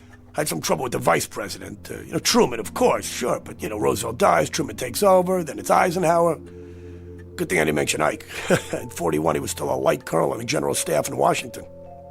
Think of it. They never heard of rock and roll, jet planes, TV, atom bombs. Anyway, they decided I was harmless. So on the way out, I gave him a V sign and told him to buy some more buns. And after that? What am I going to do? I had my shot. So I figure I'm just going to spend the rest of the day drinking quietly. Of course, the next morning they come looking for me to give me a bronze statue, but by then it's going to be too late, I didn't care anymore. What am I supposed to do? But I'll tell you something, there was some feeling to watch those kids relaxing in the bar with their dates and their drinks. Like everything was fine, like they had a future, and all was well with the world, When tomorrow there'd be a couple odd thousand of them on their way through hell to get to heaven. Hiya. Likewise. Hey, you know what you were talking about this morning? I got a vague recollection. About the Arizona being sunk? Knock it off. You don't believe me? Well, you don't see me bleeding, do you? I'm not trying to drum up an argument. I just wanted to show you something. Take a look out the window. You see that ship in the harbor? That happens to be the Arizona. So I guess somebody got their signals crossed. She's still afloat. Come on, I said knock it off. Mr. Jensen? Yeah, hi. Have that drink with us? Yeah, sure, thanks. Yeah. How was the swim? It was wonderful. So how long's it been now? 32 hours and 15 minutes. Oh, and they said it wouldn't last. Mr. Jensen? Try Pete. Pete. Well, are you all right now? Yeah, I'm fine. I'm all right. Why? It's just that this morning, you seemed so sure it was another year. I did? Hey, look, honey, I'm kind of mixed up here. Look, I didn't mean anything personal, all right? I told you to forget it. Oh, boy, look at you two. What's the matter? I lied just now. I wasn't kidding. The Arizona is going to be sunk. Are we on that again? Yeah, we're on that again. Listen to me, Lieutenant. Ensign. Look, whatever. I got no axe to grind, you understand? Tomorrow morning, I'm going down to the basement so I can cuddle up to a furnace and listen to the sirens. You said you're an engineering officer. That means you're down near the boilers. I'm telling you, at about 20 minutes past 8 in the morning, there's not going to be any boilers. You understand? There's not going to be any decks, and there won't be any ship left. That goes for a lot of boilers and a lot of ships and a lot of decks. Not to mention handsome young ensigns with new brides. Please, don't talk like that. I gotta talk like that. December 7th, 1941 is tomorrow for you, but it's history for me. Do you understand? Last night, I was in New York City, and it was years from now. I've lived through those years. I know what's gonna happen. I know it sounds crazy, but I know it's gonna happen. Hey, you. No more trouble, huh? Hey, you shut your mouth. Nobody's talking to you. Hey, look. You're nice young kids. I ain't got no reason in the world to give you any grief. Okay, just do me a favor and listen. Take 100 to 1 shot that this weirdo in front of you maybe has a point, okay? I'm telling you that tomorrow morning we're gonna get attacked. And if you're on that ship... I'll be on that ship because that's my berth. You're a nice fellow and all, Mr. Jensen, but if you keep saying wild things and making my wife upset, Yeah, what are you gonna do about it? Sit around holding hands and biting earlobes till he goes back to his ship? Because if this boy goes back to that Arizona, he might not be alive at 9 o'clock tomorrow morning. Repeat, he may not be alive. Please. Mr. Jensen, I'm warning you. Hey, buddy, I don't want no trouble. You don't want no trouble, huh? He doesn't want any trouble. Hey, I don't want to give you any trouble. I want to give you music, okay? I want to sing a song for you. Praise the Lord, pass the ammunition. Praise the Lord, pass the ammunition. Praise the Lord, pass the ammunition. And we'll all stay free. Huh? You hear that? It's what you're all going to be singing. You want another one? Oh, how does it go? Let's remember Pearl Harbor. Come on, you write the words. Come on. All right, buddy, that's it. Shut up.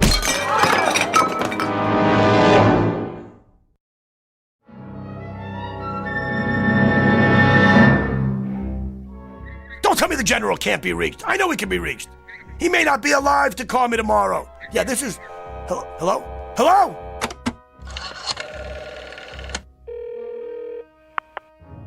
Yes, I want to call Navy 7096. 7096, yes, that's right. Hello, is this a naval station? Yeah, let me talk to whoever's in charge. Yeah, hello? Listen, I have some information here. The Japanese are going to attack Pearl Harbor, right? Hello? I said the Japanese are... Hello? What am I going to do? It's almost too late. What time is it? 8 o'clock. It's 8 o'clock in the a.m. It's 8 o'clock. That means it's December 7th. It's December 7th already. What am I going to do? Why wouldn't anybody listen to me? Why? I told you they were coming. I told you they were coming. I told all of you. I told you.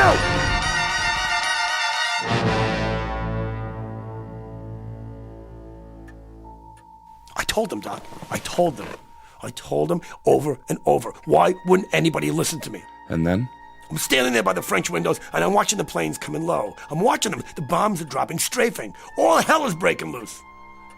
And that's where I wake up, every time. Realistic and very frightening. How long did you say it's been going on? Every night for a week. And always the same? Everything. The ensign and his girl, the bar, me trying to call from my room, and the moment I see the planes coming in. Mr. Jensen, I won't attempt to analyze that dream, except to say this. Very often we dream with a purpose. It can signify something deeply rooted in the subconscious. The things you dream about may not be what's really bothering you. Oh, don't try to out-logic me, Doc, okay? You think I'm nuts, don't you? I know what I know. I can't explain it. But that's why I came to see you, because I thought maybe you could explain it. I know for a fact I'm going back in time. And I'll tell you something else, that even after I wake up and I'm laying in bed and I'm thinking about the dream, I know it's not supposed to end there. I know one of these nights it's going to go beyond that. But you have no idea what might transpire. No, not one. All right. Let's approach it this way. Assume that it is possible somehow to go back in time. You go back and you do something, warn people, say, about an accident so that it doesn't happen. But what have you done then, Mr. Jensen? By altering the past, you change the future. Here, look. This is the present, and my lighter is on my desk. Now I go back in time and I pick up this lighter. I put it in my pocket and I keep it there. Then I return to the present. By any rights, having removed that lighter, it should no longer be here. But if it is, you get my point? Look, Doc. Try this analogy, Mr. Jensen. Supposing I were to go back in time and I got hit, say, by a taxi. Now it figures that if I went back in time and got killed, I couldn't be alive today. Not only that, but think of the other lives affected. I wouldn't have children, I wouldn't have bought a house, all these things wouldn't exist because I changed them. Ergo, I wouldn't be here to go back. So? So time travel is not possible. It can't be. It creates an insoluble paradox. Therefore, we can safely assume that what we're talking about is a dream. It has to be. Try this then. I've never been to Honolulu in my whole life. So after the first couple of times, I decided to put it to a test. Go on. I remembered the ensign's last name. It's kind of an odd name, not easy to forget. Janowski. Told me he came from a little town called White Oak, Wisconsin. So I placed a call. There was only one Janowski in the phone book. Woman answered. His mother. I said it was a friend of his from Honolulu. And was he there? And then? She told me that her son and his wife were killed in Honolulu on December 7th, 1941. He went down with the Arizona. She was shot down near King Street by a fighter plane, a Japanese Zero. A Japanese Zero, Doc. You sure you've never been to Honolulu? Yeah, I've been there. When? In the dream, which isn't a dream. Okay, Doc, your turn. I don't hear you talking. That's because at the moment, I don't know what to say. The patient lay in the couch. We'd been talking for hours. It was Saturday, and I'd planned to leave early and go play golf. But I was concerned about this man and his story. It was incredible. Then finally, I knew he was asleep. It wasn't a deep sleep. By the look on his face, Mr. Jensen was far from resting, though his eyes were closed. Mr. Jensen? Are you asleep, Mr. Jensen? So I decided to let him rest while I thought it through. Who knows, maybe he'd even finish his dream this time.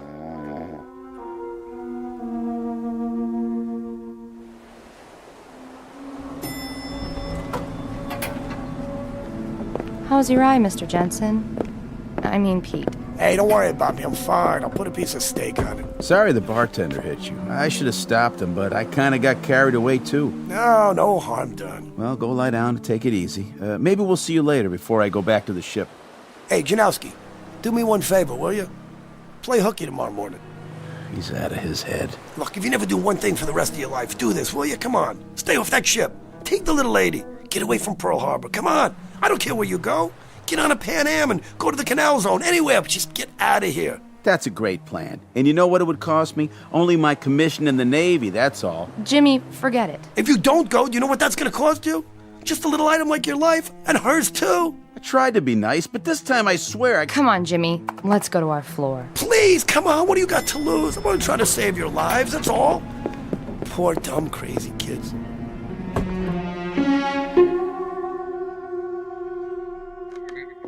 Don't you tell me the General can't be reached. I know he can be reached. He might not be alive tomorrow to call me. Please. Hello? Hello?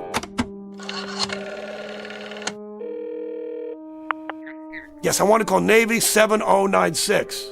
That's right. Hello? Is this the naval station? Let me talk to whoever's in charge.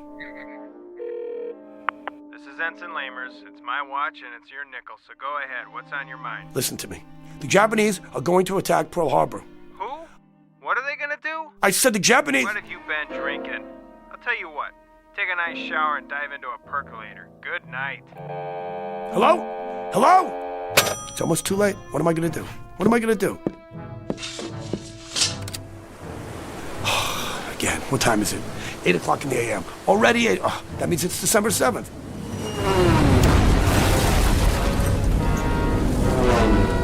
Why would nobody listen to me? Why wouldn't anybody listen to me? Why? I told you they were coming. I told you. I told you. I told you. I told you.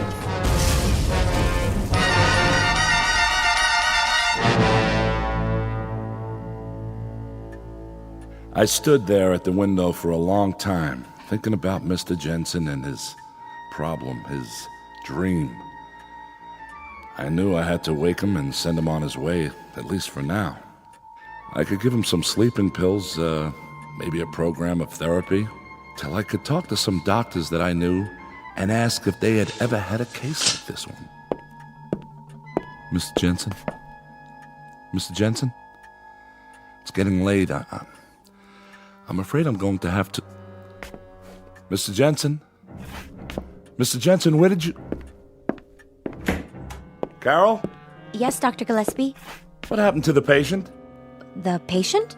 Jensen. I didn't realize he'd slipped out. I let him fall asleep on the couch because he looked so exhausted. I don't know anything about him, Mr. Jensen, Doctor. The man who was in my office all afternoon. It's a good thing there were no other appointments. I hope you have his number. I wanted to schedule a series of sessions starting next week. I'm really sorry, sir, but I don't show any appointments at all today. I was wondering how long you needed me. I have a date this evening, and... Hold on. You mean to tell me a man named Jensen didn't walk in here and ask to see me?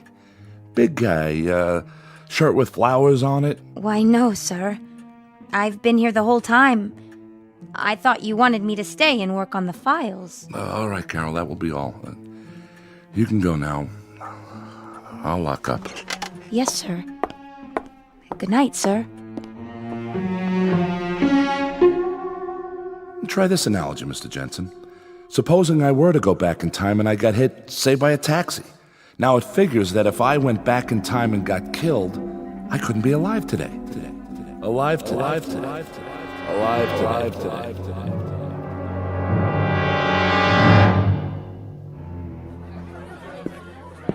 Welcome to Andy's place. What can I get you? Bourbon on the rocks, please. One bourbon coming up. Here you go. Need a light? No, thanks. I've got it. A lighter. Yes, I do. Right here. In my pocket. Cheers. Happy dreams. Same to you. What in the... Problem, mister? No, it's just that picture there. The one in the frame on the wall? Yeah. Group of men in uniform. All except one in a flowered shirt. He looks familiar. Pete Jensen. He used to attend bar here a long time ago. You heard of him? Jensen? No. I don't remember that name. He looked familiar, that's all. Where is he now? Him? He's dead. He got killed before I was born at Pearl Harbor. More down here? Sure. 2 more of the same. Once upon a time, there was a psychiatrist named Arnold Gillespie and a patient whose name was Peter Jensen. You might want to make note of both names for the record, should you ever run across either one in a textbook. It is now Saturday, October 5th at exactly 5:10 p.m. You might want to make note of that, too, if you're even remotely interested in a new theory about something we'll call, for want of a better term, the time element, at least as it is measured in the Twilight Zone. More from the Twilight Zone after this. You are about to enter another dimension, a dimension not only of sight and sound, but of mind, a journey into a wondrous land of imagination. Next stop, the Twilight Zone. Hi, this is Stacy Keach. I'd like to take a moment to tell you about our Twilight Zone website at twilightzoneradio.com. At twilightzoneradio.com, you'll find the latest information on these Twilight Zone radio dramas, including behind-the-scenes photographs, plus the newest product releases, trivia contests, ways to contact us, other Twilight Zone-related info and merchandise, plus links to other fascinating websites. So make your next stop twilightzoneradio.com. Visit twilightzoneradio.com to purchase these Twilight Zone radio dramas on cassette and CD, or call toll-free 1-866-989-ZONE. That's 1-866-989-9663.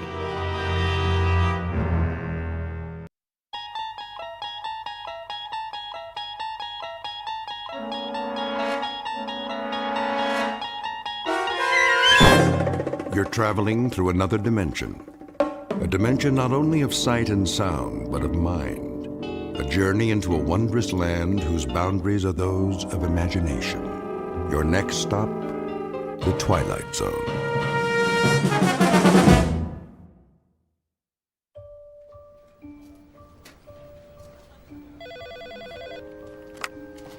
Lady Lynbrook Cosmetics. How may I make your world more beautiful?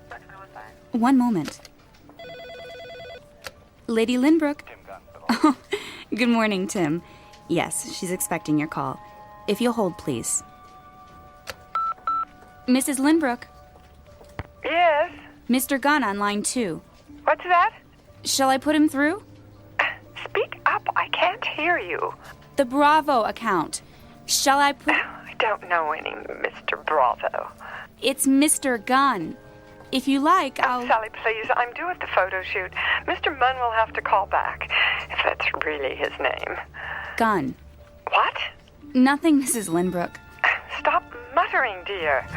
Should I tell Burton to have the car ready? And have Burton bring the car around. Yes, ma'am. He's already parked downstairs. Wayne. Good morning, Miss Richards. I mean, Mr. Benson. She's getting to you? Well, sometimes we do have a little... Failure to communicate. Tell me about it. Last week I locked myself out of the house, had to climb in the window and she couldn't hear the doorbell. Vanity, all is vanity. Whoever said that got it right. Anyway, the limo's at the curb. Burton's waiting for her call, like a good dog. She won't use the cell phone. Oh, why not? She's convinced there's something wrong with it. Don't worry, Sally. I won't let her take the company down with her. I'll tell her you're here. Oh, that's all right. Let me surprise her.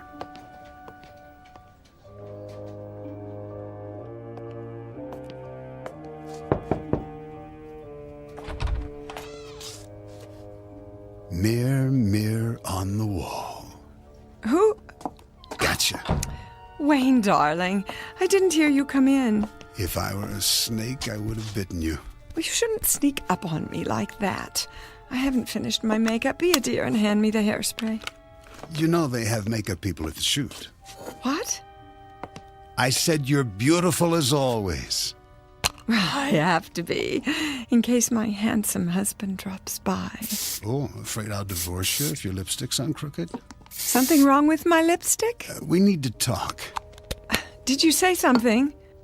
My point exactly. Rose, I've been thinking. I have an idea. What would you say to a romantic weekend? Just the two of us. It's about the business. Of course, our first anniversary isn't till Valentine's Day, but we could get a head start. Actually, that's not a bad idea. The cabin in the mountains. I could join you later. Later? I don't understand. Not very long. A few days and... And what would I do in the meantime? A chance to rest. Clear your head. You work so hard. Who would run things here? Well, I could take the reins, temporarily, of course. But I enjoy my work. Now, don't be stubborn. It's for your own good. You think I can't handle it anymore? Just because this building has such dreadful acoustics. It's not the building. Admit it. If you weren't so... vain?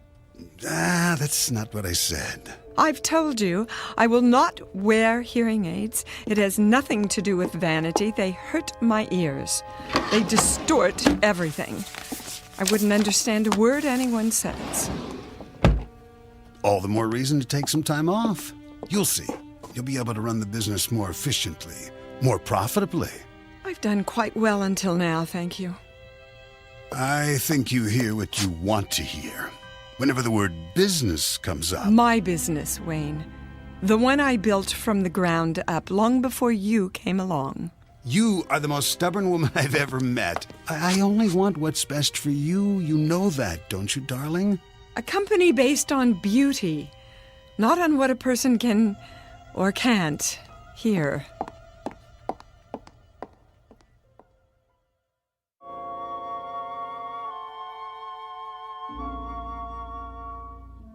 Beauty is, they say, as beauty does. And the CEO of Lady Lynbrook Cosmetics understands this, or thinks she does. But truth, that's something else. Like perfection, it may lie in the eye or the ear of the beholder. Rose Lynbrook is about to hear one very surprising truth, intended especially for her and broadcast directly from the Twilight Zone.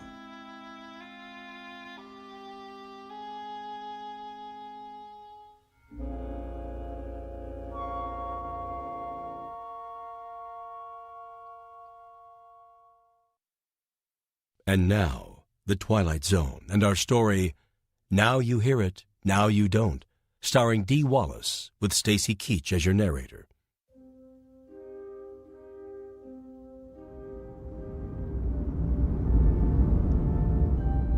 Here we are, ma'am. Burton, why are you stopping? I say we're at the studio, Mrs. Lynbrook. What time is it? We're right on schedule. Not late, are we? Not in the slightest. Speak up, will you? I'll get the door.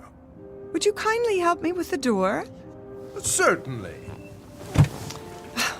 Where is my blusher? Ready, ma'am? Well, I guess this will have to do.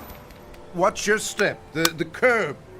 Not that door, Burton. The other one. I can't slide over leather in this dress. I suggest the sidewalk side. Traffic this time of day is... How's the traffic? I say it's not safe. Quickly! They're waiting. I'll go around. Man would be late for his own funeral. Well, don't just stand there. Give me your hand. One moment, there's a bus. Now! But, ma'am... Never mind. I don't need your help. Wait! Get behind me! Burton!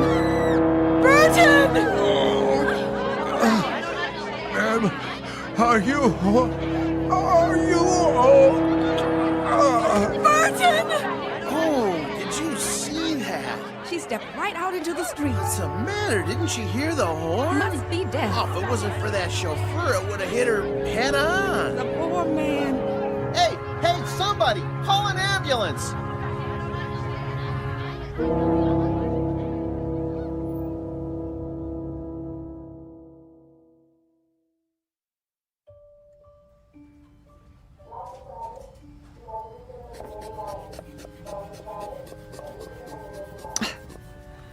Will you stop fussing? I'm rechecking your blood pressure.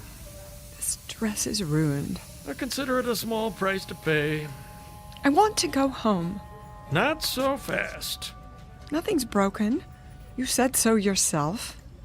X-rays don't always tell the whole story. I'd like to hold you for observation. What? Our best private room, of course, unless you demand the entire floor. I can't hear a word you're saying. How convenient. This is Fashion Week. I have a contract with every designer on the runway. I'm sure your assistant... What's that? I say, let your assistant handle it. Sally? Her grandparents were hippies. Rose, how long have we known each other? What are you going on about? More years than either of us cares to remember. And at that time, I've seen you through, let's say, the vicissitudes of a life well lived. From the occasional nip and tuck to brow lifts, chemical peels, injections from the endangered species list. I've done everything you asked. You should. I pay you enough. But I've never lied to you. The issue is no longer appearance. It's a matter of communication. If you can't interact effectively with the world around you... Call Burton. What? Tell him I need him. I'll take that as a sign of short-term memory loss rather than a hardening of the heart. Would you not? I'm exercising due diligence. Let's have another look at those eyes. I've had enough of your pawing and probing. Why don't you tell me what you remember about the accident? This is the room. You can't go in there. Out of my way. Hey! Wayne! Stop! Get me my purse. I need a mirror. Rose, I got here as fast as I could. Sir, there's a waiting room. It's all right, nurse. This must be... My present husband. Wayne Benson. How do you do? Rose, thank God. And my assistant, Sally Richards. Mrs. Lindbrook, are you all right? Why is she here? Sally drove. As soon as we heard... What on earth happened? A chance encounter with a rather large bus. Apparently she didn't hear the horn. Isn't that so, Mrs. Lindbrook? What horn? Any broken bones? Only a few bruises. Her driver took the brunt of it. Where is Burton? In IC. See that he gets the best of care. We're doing everything we can. Will you please take me home? Darling, are you sure that's a good idea? At once. I'll make the medical decisions if you don't mind. You can't hold me here. Not without a lawsuit. On what grounds? Emotional distress. Confinement against my will. And overbilling for utterly pointless tests. You're being unreasonable, not to mention reckless. Sally, call my lawyer. Yes, Mrs. Lindbrook. Very well, if that's the way you want it. You'll have to sign a release of liability. Anything, just get me out of here. These are muscle relaxants. Take one as needed. The other pills will help you sleep. Nurse, send up a chair. Right away, doctor. Why is everyone treating me like an invalid? I can stand on my own 2 feet. Careful, darling. The wheelchair's on its way. I wouldn't be caught dead in one of those contraptions. Hospital insurance requires it. But don't worry, someone can roll you to the exit with a bag over your head if you're afraid of being seen. I could park by the ramp and back. Would you mind, Sal? We'll meet you there. No problem. Mrs. Lindbrook, I just want to say how relieved we all are. What did she say? She said you look absolutely fabulous. Oh. What was that about Burton? Don't worry your pretty head. I'm sure he'll get the best care money can buy. And what is that monstrosity? One final indignity. A standard issue neck support. You can put your scarf over it, or I'll pull the fire alarm and clear the hall. I don't think that'll be necessary. Good. It would be a first in this wing. Mr. Lindbrook? Benson. Yes, the release form is at the front desk. Be sure she initials the waiver. Oh, Wayne, do be a dear. Oh, right. Scamper, darling. And this little box is for you, too. What is it? A special gift. I don't like surprises. Go ahead. Open it. No. Absolutely not. Give it a chance. That's all I ask. I've made myself perfectly clear. This is a prototype. A real advance, I'm told. They call it the H100. I will not wear a hearing aid. An entirely new technology. The research lab needs someone to field test it. Who knows? You might be written up in the scientific journals. I don't want that kind of publicity. Think of what it might mean for others. Let them get their own hearing aids. I tell you, you're the perfect subject. Oh, then I shouldn't need it. Rose, be honest with yourself this once. Anyone else would have heard that bus. It came out of nowhere. With 100 decibel horn blasting away? Face it, you have degenerative hearing loss, and it's only going to get worse. Look, it's no larger than a pencil eraser. An experimental microcircuit with full frequency range. And this is the wireless control unit, the size of a lipstick. At least try it. I couldn't possibly. Then I can't possibly release you. If I add borderline concussion to your chart, the decision will be out of my hands. You wouldn't. What's more important? Your vanity or your life? It doesn't even look real. Completely invisible once it's in place. It won't fit. Hold still while I insert it in the ear canal. There. Where's my purse? Here's a mirror. See for yourself. Even that new husband of yours won't know. From now on, you'll hear every word, every whisper. The two of you will be closer than a kiss. Is that true? Your secret. Trust me, this will make a new woman out of you. Go ahead, turn it on before he comes back. It's just this little switch here.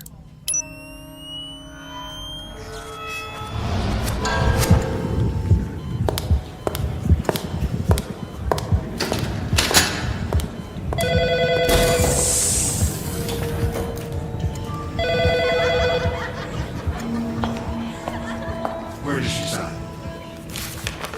Here. Witness it on the line below.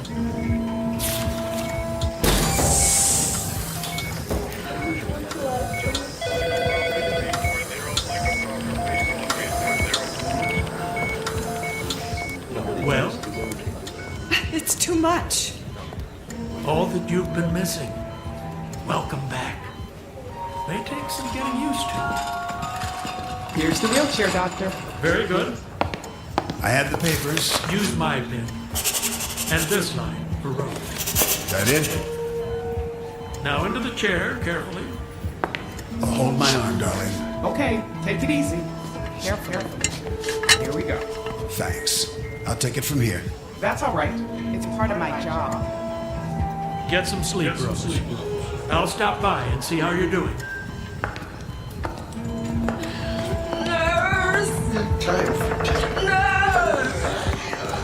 Where's my medication?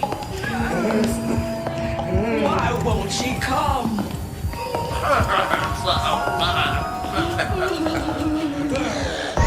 No one came to visit. Stop! It's just down the hall, Mrs. Lindbrook. The rear entrance, darling. Don't you hear that? Hear what? It's too much, I tell you. Hang on, we're almost there. Help! Mrs. Lindbrook. Who's that? I don't hear anything. You'll be home soon, ma'am. Don't leave me, Mrs. Lindbrook. I did my best. I swear. Burton? Don't leave me here to die. Please, ma'am. I beg you. Don't. No. No! No!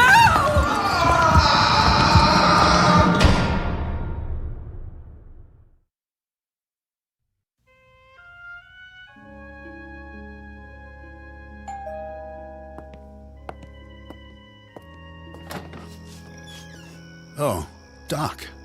I told Rose I'd stop by. You didn't need to do that. How is she? About the same. Up and around yet? She doesn't do well out of bed. No? Still pretty shook up. The pills don't help? Not much. Do you have anything stronger? I don't know if that's wise. Drink? Oh, you go ahead.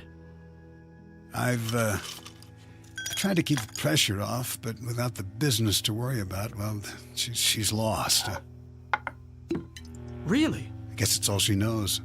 She just can't cut it anymore. She doesn't even want to try. That doesn't sound like the Rose I know. The accident really did a number on her. She needs more downtime. It's possible, I suppose. Or maybe she's had too much. I'm thinking of moving her to a place in the country until she gets her strength back. Oh, I don't know about that. There's nothing wrong with her body. Of course, if it's emotional, I could refer her to a specialist. A shrink? She wouldn't hear of it. Well, then let's try this. A couple of days a week back in her old office, for starters. She's not ready. She can sign letters, make some calls the way she used to. See how it goes. Not a good idea, Doc. Well, it might do her a world of good. I couldn't allow it. Allow? Well, she hasn't been declared incompetent yet. No, but that's... Let me have a look at her. This isn't a good time. Well, she's awake, isn't she? I'll check. Don't trouble yourself. I think I remember the way. First door at the top of the stairs, isn't it?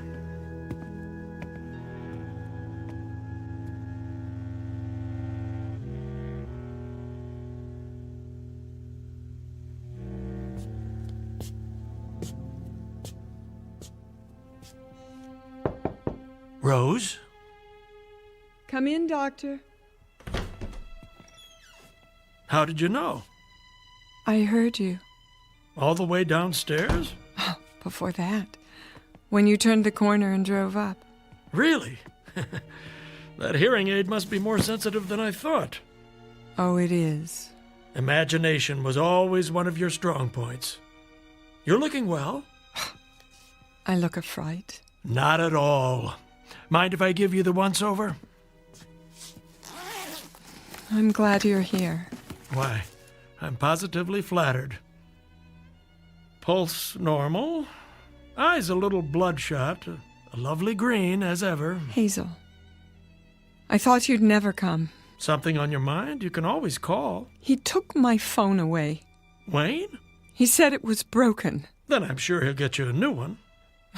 Don't bet on it. Now. Let's check that blood pressure. He wants to put me in a sanitarium. Have you been taking the pills? I only pretend to swallow, in case he switches them. So you haven't been sleeping. That can make the world seem a very different place. Lie still for a moment. There. A little low, but close enough. I'm a prisoner in my own home. I don't see any padlocks on the doors. The longer I stay here, the weaker I get. I'm afraid to eat. He might put something in the food. Oh, come now. He was right. You all were. I wasn't competent, but isn't it ironic? Because of what happened, I received the greatest gift of all, the ability to hear the truth. Don't be dramatic. You had a problem, and I treated it. The hearing aid works well, then? Too well. I keep it turned all the way down. Otherwise, I couldn't bear it. Amazing what they can do with those little circuits.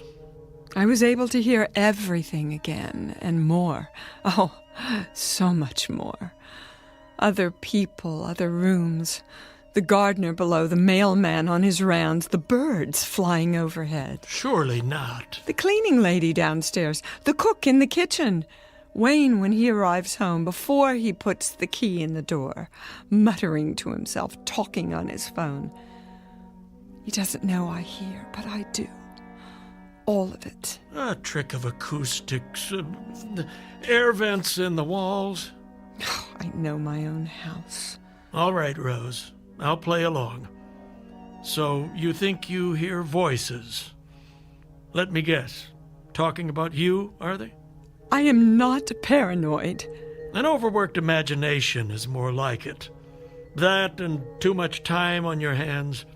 Lying here with nothing to do, your mind heating up like a compost heap. Get out. Ah, I've offended you. Do as I say. There's the Rose I know, the one who suffers no opposition, who stands up for herself at the drop of I'll prove it to you. Go into the hall. Now. That's the spirit. Close the door and begin speaking. What would you like me to say? Anything. Whisper it as softly as you can. Very well. Now, where's the control?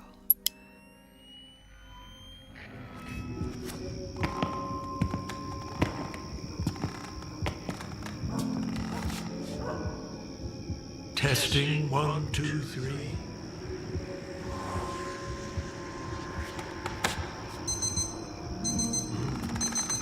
That late already? Traffic will be a nightmare. That should do. You can come back now. Well, what card did I pick? You took exactly 7 steps to the end of the hall. Very good. A security camera?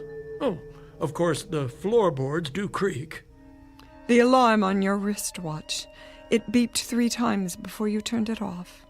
Now that is a neat trick. Where's the hidden microphone? And feel free to bill me, Doctor, for the inconvenience of rush hour traffic. How did you know that? You spoke it under your breath. Did I? Yes, I must have. Either that or I'd have to conclude your little hearing aid picks up people's thoughts. And I'm afraid I don't believe in magic. Believe what you like. Occam's razor is good enough for me. A scientific principle I learned in medical school. It says, begin with the simplest explanation. Anything else is merely spinning our wheels. I know what I hear. Do you? I'm nobody's fool. No, you're not. You're a stubborn, hard-headed businesswoman. One who learned how to think for herself. I had a good teacher. That you did. Your first husband, Jake, rest his soul. I remember when he founded the company. And you, listen to me, you had the courage to take it to the next level. By thinking pragmatically, not by worrying over imaginary enemies. Yes, I did that, didn't I? On my own, using the tools he gave me. So if I have to deal with this on my own... But you're not alone. Do you know how lucky you are? There's a man downstairs who only wants what's best for you. He'd do anything to make you happy. But I heard him talking to that girl, hatching some sort of plan. Snap out of it. No one's trying to hurt you. Can't you see what's happened?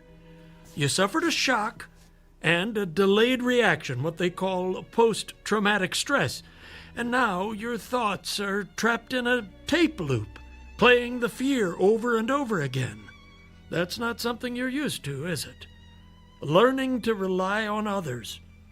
Learning to trust yourself again. No. Wake up, Rose.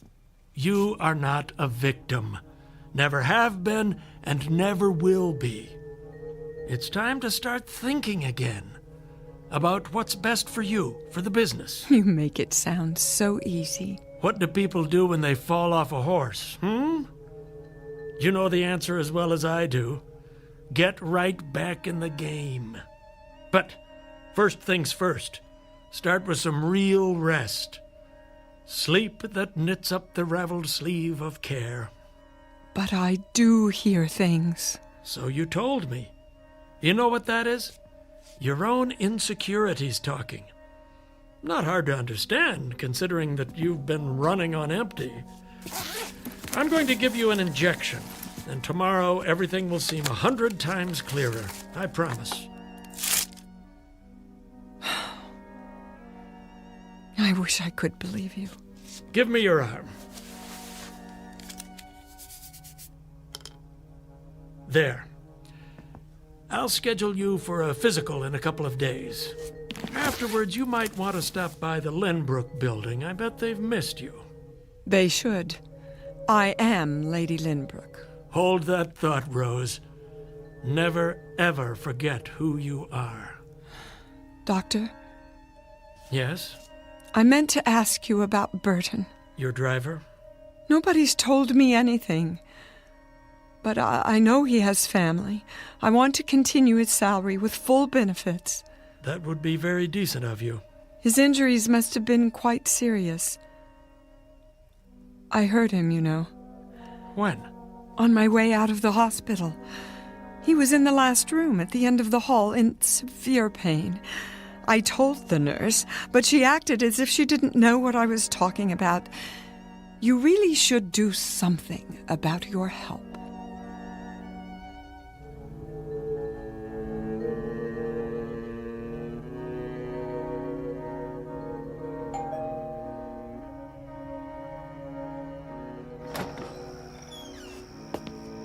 Why didn't you call me? That old duck came nosing around. I waited all day. Keep your voice down. Dr. Wrightson. Miss Richards, isn't it? Nice to see you again. Miss Richards stopped by to get some papers. She was just leaving, weren't you, Sally? Miss Richards. Yes. Yes, I was. How's Rose? Much better. Is she? Don't bother with the pills tonight. I administered a sedative. With any luck, she'll sleep through till morning. Bring her by in a day or two, and I'll give her the all clear. Isn't that rushing it a bit? Don't worry. She's a lot tougher than you think. I hope you're right. See you soon, then. If she's up to it. Something tells me she will be. Bye now. Bye. Bye.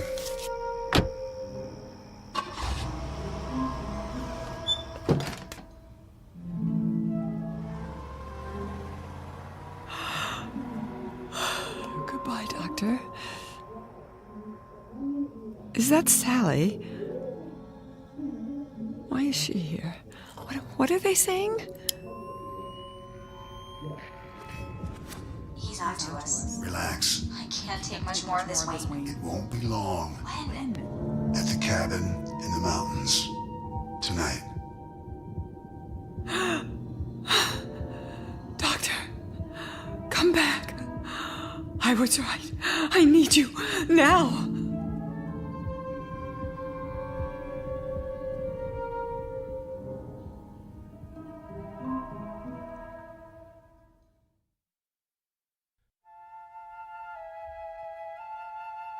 So this is how it ends. I seem to remember being carried from the house. It was still daylight, but the night was coming. I need you, Sally. Lift your feet. I'm trying to. Yeah, help me get her to the stairs. Well, what? She's coming too. No, she's not. I'll drive her. Meet me at the cabin in your car. No one will know you were there. Okay. It could have been a dream. For a time, I thought it was. I couldn't wake up. There was too much medication in my body from the injection. But it was all too real. The lake, the cabin, the one Jake built for me.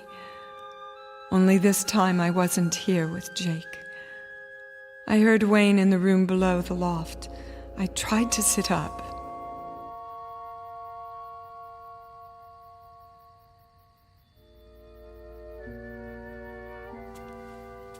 Easy, Mrs. Lindbrook. Sally? Go back to sleep. Where am I? In bed. Where else? What? I said, go back to sleep. Now. I found some firewood. She keeps drifting in and out. Wayne, I want to go home. Sure, my love. As soon as you get your rest. It doesn't matter what we say. She can't hear. Can she? Not a word. Why are you doing this? I don't understand. No. Don't worry, you will. How long is this going to take? I have to make it look right. She was feeling better. She wanted to go to the mountains. Why not? Then at some point the excitement got to her and she stopped breathing. How are you going to accomplish that? A simple pillow over the face. No marks. And the only drug in her system will be what the doctor gave her. Who knows? Maybe it was too much for someone her age. And we're so far out in the country. It'll take the ambulance forever to get here. What a shame. No. Isn't that so, darling? I don't want to see this. You won't. It'll happen in the middle of the night. By then you'll be back at your apartment in the city. Why don't I just leave now? And miss the festivities? I brought champagne to toast your new job. I'm going to start a fire. It's freezing in here. Wayne? Shh. Now, Rosie, you need your strength if you want to make it through the night. Please. please. Save your breath. Save your breath. That's right. Close your mouth, or I'll do it for you. Eventually, the medication started to wear off. I heard them downstairs by the fire. They thought I was still asleep. I could barely walk. My legs were too weak. Even if I could, there was no place to go. The lake on one side, the mountains on the other. I didn't need to turn on the hearing aid. I knew what they were doing. They were celebrating. When I was a little girl, I used to play hide and seek. We covered our eyes and put our fingers in our ears while one of us hid in a secret place. I was very, very good at that. No one ever found me. So tonight I would have to be it again. Except that this time there was no place to hide. Even climbing out of bed took all the strength I had. There was no way out, only the window, and it was too high for me to jump. But I knew the cabin well. I had designed it myself with Jake. A rustic dresser, a cedar chest, a small closet with a concealed wall safe.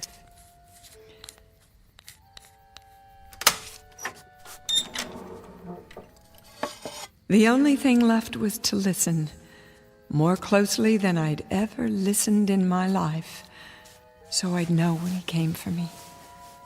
I turned up the hearing aid as high as it would go and waited. I willed myself to stay awake, curled up in bed like a child, afraid of the boogeyman.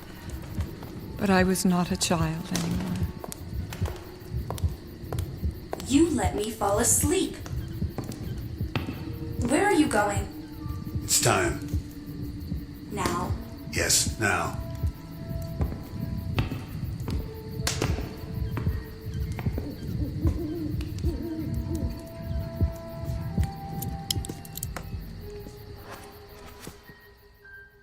I'm coming to get you, Rosie. Where are you?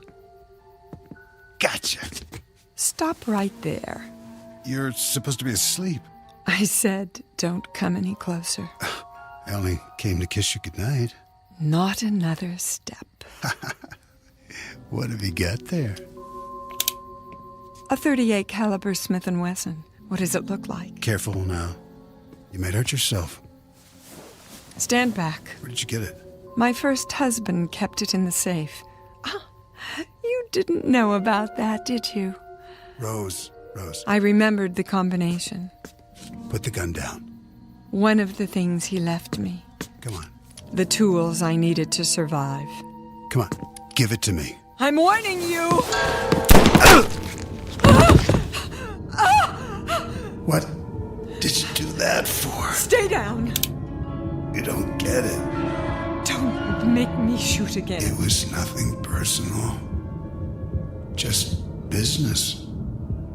Business? You pathetic man. I am the business. My name is Rose Lynbrook.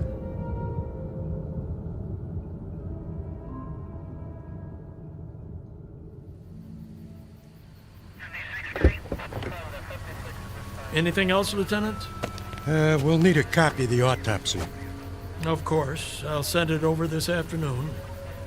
We have it listed as a gunshot wound in the chest. That's right. A single shot to the heart. Well, I guess that's enough for now. What about the assistant? The Richards girl? Kidnapping, conspiracy to commit murder. She confessed everything. The deceased Wayne Benson says he was going to take over the business. He promised to make her the new Lady Lynbrook. Fools. There's only one of those. Here's my card. Call me when Mrs. L can make a full statement. It shouldn't be long, a day or two. She's a remarkable lady. Thanks, Doc. Not at all.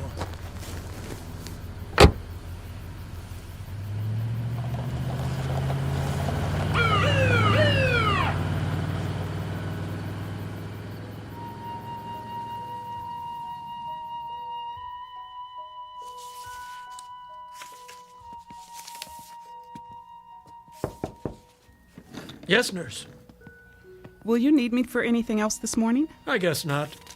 I was just going over the test results from R&D. The hearing aid? What did they say? Looks like she was right. About what? It wasn't calibrated correctly. The gain was boosted way too high. So, I guess that explains it. I'm not sure I follow. She could have heard voices at a distance. From another room, say. If they didn't burst her eardrums first. No damage done, fortunately. The H-100 might actually have saved her life. Did she ever... Oh, it's none of my business. Go ahead, Janet. Well, I was just wondering, did she say anything to you? Didn't she suspect what her husband was up to? Yeah, patients say a lot of things to their doctors. Some real, some imaginary. The trick is to know the difference. This time I should have listened more closely. She must have been terrified. She's lucky she didn't lose her mind. Want to hear something really peculiar? The frequency response. They used a new type of limiter circuit. Only it didn't work. So the high end was off the scale. So that's what she was complaining about. Not only the decibel level, but the extended upper frequencies. I don't see how anybody could bear it, except for a dog. Above the normal range? Way above. Beyond any instrument we've got. If there are sound waves that high, no one's ever measured them. I'm surprised it didn't drive her insane. But sounds like that, where would they come from? Don't ask me. Some other place. One we don't know anything about. I'm just spinning my wheels. It is strange, though. Yes, it is. Because she swears she heard some very odd things. She believes she had a conversation with her husband, Wayne, for example, after she shot him. Of course, that's impossible. He died instantly. One shot, straight through the heart. And after the bus accident. Hmm? Well, when I wheeled her out of the hospital, she said she heard patients at the end of the hall crying out in pain, including her chauffeur. I know. But she couldn't have. The limo driver died in ICU while she was here. And the room at the end of the hall? Well, you know what that is. Yes. The morgue.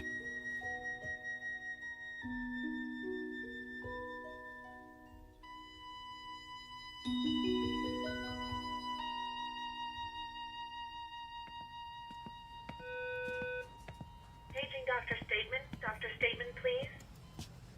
Hey there, Janet. Hi, Mimi. Going to lunch? I'll meet you in the cafeteria, right after I drop this off. Okay, great. Mrs. Lynbrook. Mrs. Lynbrook. Sorry. How are you feeling? What? I brought your hearing aid back, just as you asked. It should work perfectly now. They've recalibrated it. Here, let me fit it in your ear. I can do it myself. If you like. Ready for some lunch? Did you hear me? I said, are you ready for some lunch? Oh, stop fussing. I have what I need now. Well, if you need anything else, just buzz the nurse's station. Doctor will be by in a while. Till then, I'll leave you alone so you can rest.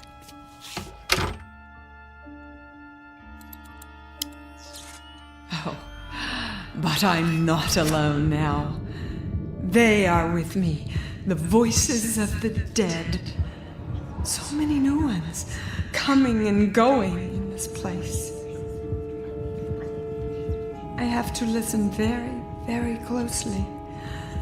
And one day, perhaps, just perhaps, I'll hear all of their secrets, all the things they have to share with me. Jake, are you here? Speak to me, my love. If you're with me, speak now. I'll be able to hear. Where are you? Jake? Jake!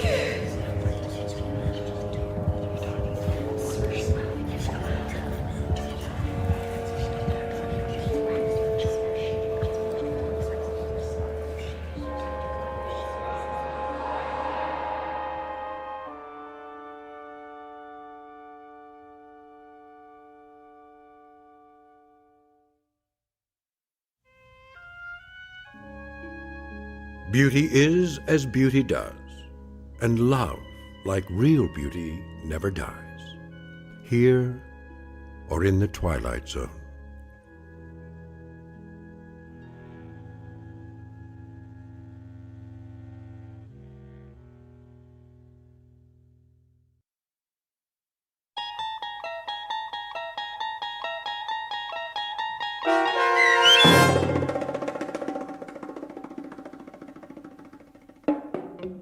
Now You Hear It, Now You Don't, starring Dee Wallace, with Stacy Keach as your narrator, was written for The Twilight Zone by Dennis Etchison from a story by Carl Amari.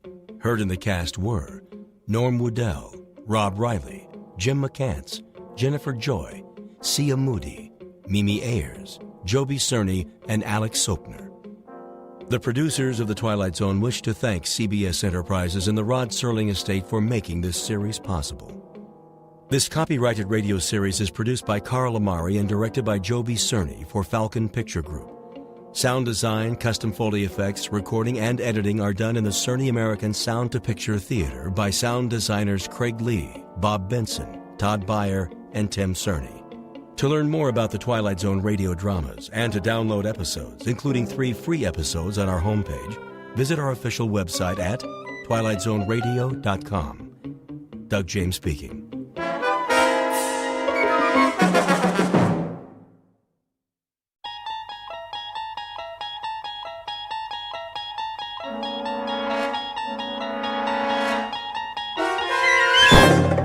You're traveling through another dimension.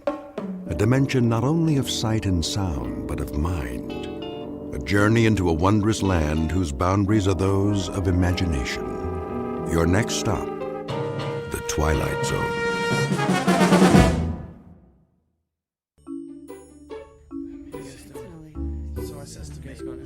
Okay, everybody, listen up. Listen up, all right? I know it's late, and some of you have tests tomorrow, so I won't keep you too much longer, but I'd like to run the beginning of that last scene just one more time. Emily? Right, Mr. Galvin. Places for the top of Act 4, Scene 1, please.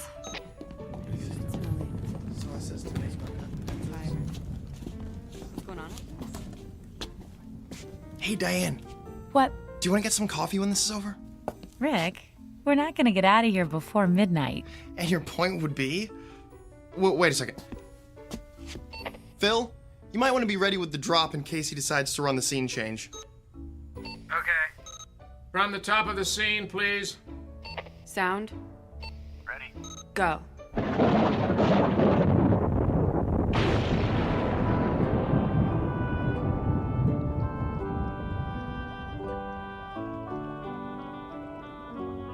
Thrice the brinded cat hath mewed. Thrice and once the hedge pig whined. Harp your cries, 'tis time, 'tis time. So, coffee? Oh, why not? I won't be sleepy till... Hey! What's the matter? Ow! Ow! Don't grab that barehanded! Here, let me...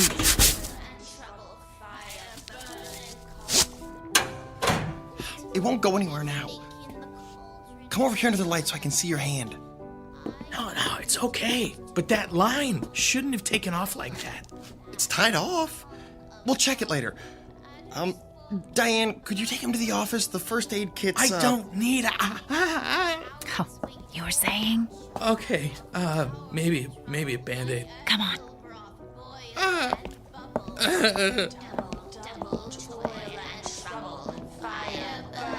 Cauldron Bubble. Scale of dragon. It hurts when I touch it.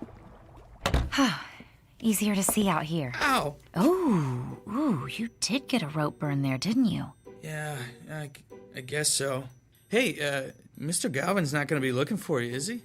No, he's just running the witches scene. Lady Macbeth's got nothing until... Oh! Didn't mean to startle you. I didn't know you were here, Glenn. Came in at 11, same as always. What'd you do to your hand, Phil?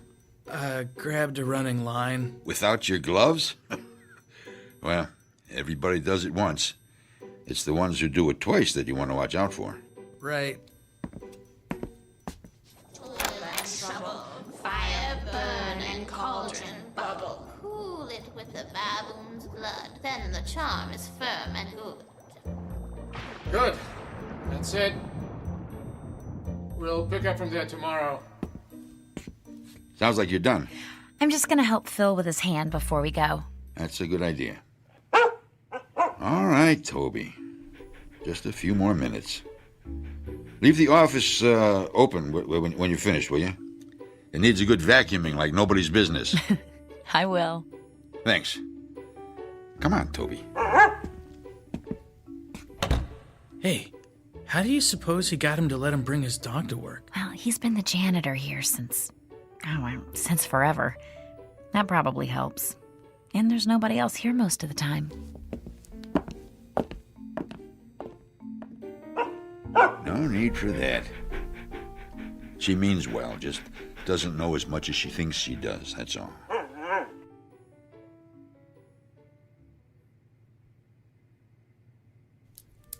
right, hold still just a second. I'm almost done. All right, I guess we're finished. 6 o'clock call for tomorrow, and as soon as your hand's wrapped up, you can go home, Phil. Unless you want to grab some coffee with us. Thanks, but I better just go home and get some sleep. Hey, do you want to come in early tomorrow? Oh, sorry. I just wanted to make sure it was clean before I put the gauze on. Wait a second. Early? What for? Won't we have to reweight that line? No. I flew it in a couple of times. It's not off balance at all. That doesn't make any sense. How could it take off like that, then? There, try bending your hand. That's good. Thanks. But the line... It's probably the jinx. Jinx? What jinx? The jinx on Macbeth. It's... All right, you three, I need to clean up in here. Sorry, we're out of here. I'll tell you the story later, Phil. Good night, Glenn. Good night. It's okay, boy. Like I said, she just doesn't know as much as she thinks she does. Now, let's get to work, huh?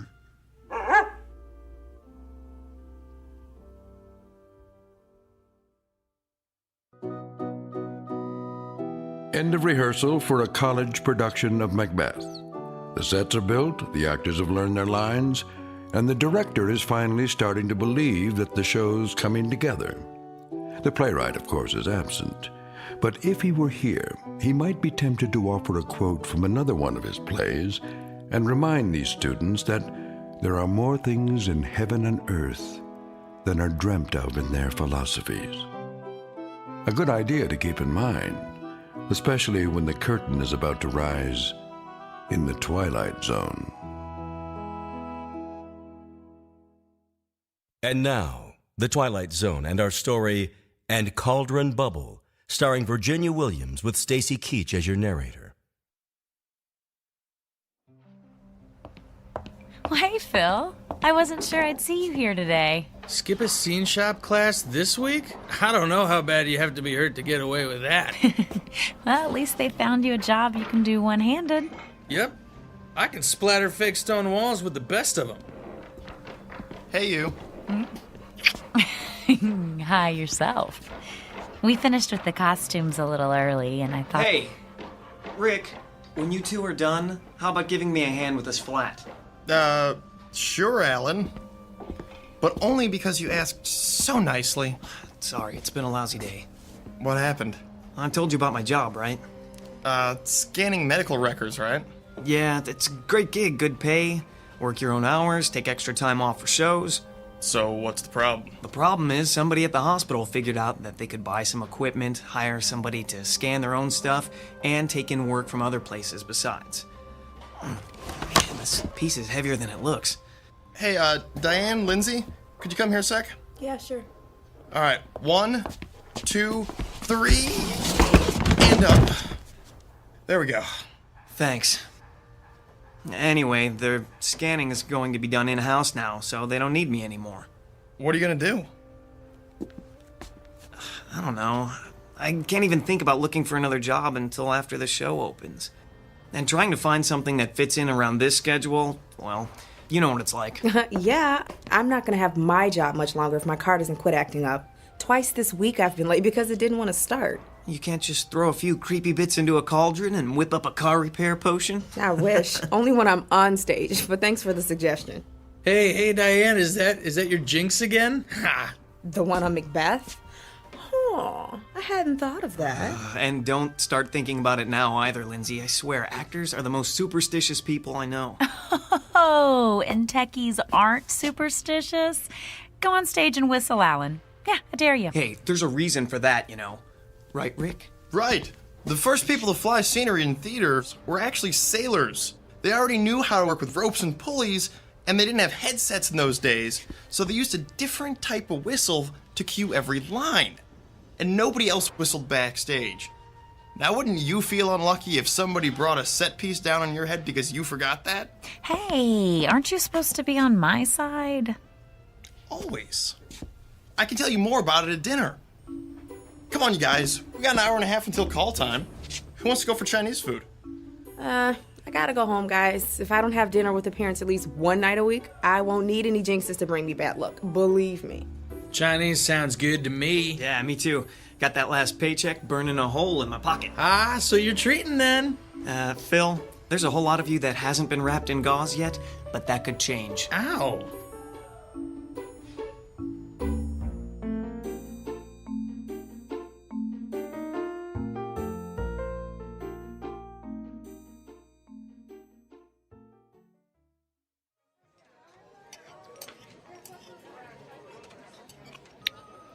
Oh, here. There's still some Kung Pao chicken left. Oh, not for me, thanks.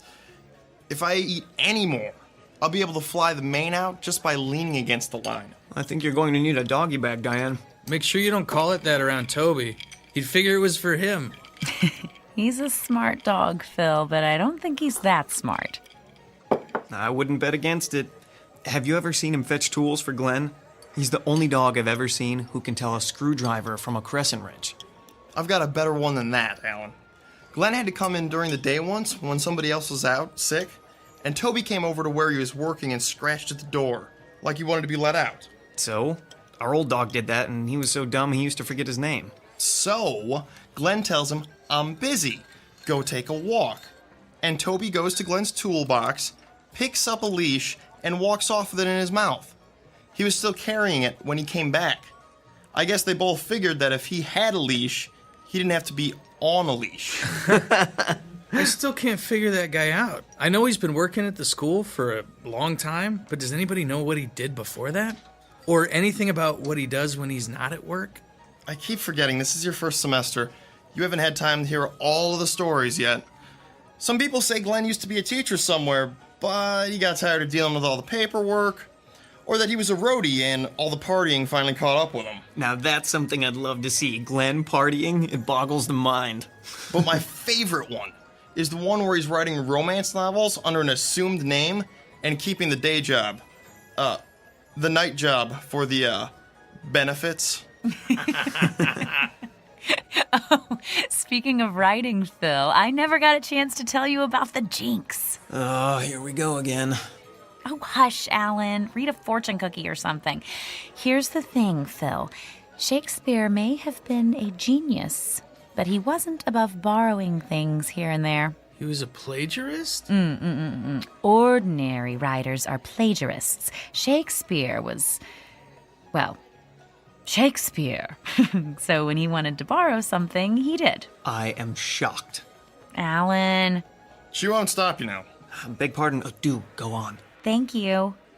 Okay, it turns out that when he needed incantations for the witches in Macbeth, he lifted sections out of a 16th century book on Scottish witchcraft. All those speeches are really parts of spells. But what does that have to do with being a jinxed show? Magic is a lot like electricity, Phil. It's power. If a spell's done properly from beginning to end, the power is contained.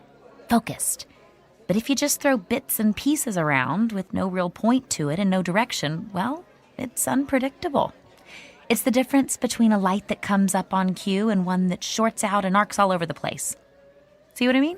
Yeah, I think so. And the arcs are what brings the bad luck? Exactly. Every time Macbeth is performed, or rehearsed, or even read, uncontrolled power gets set loose. That's why some actors won't even say its name. They call it the Scottish play instead. Tell him what you're supposed to do if you do say it. Oh, you're making fun of me now. I just thought he'd want to hear it. Right.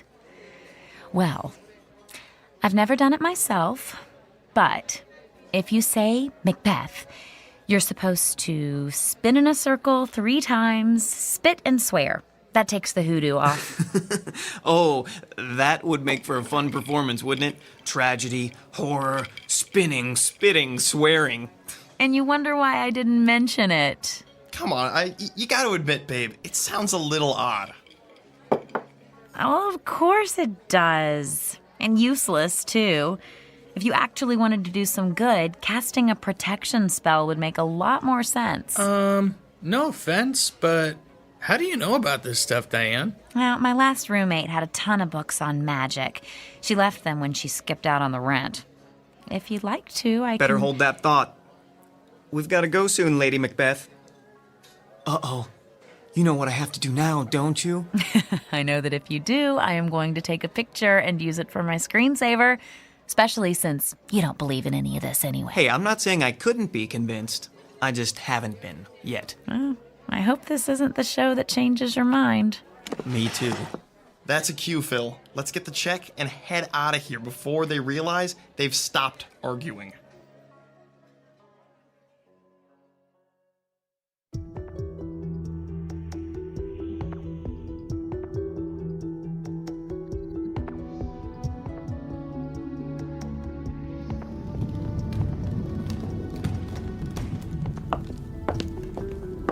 Rick, have you seen Lindsay?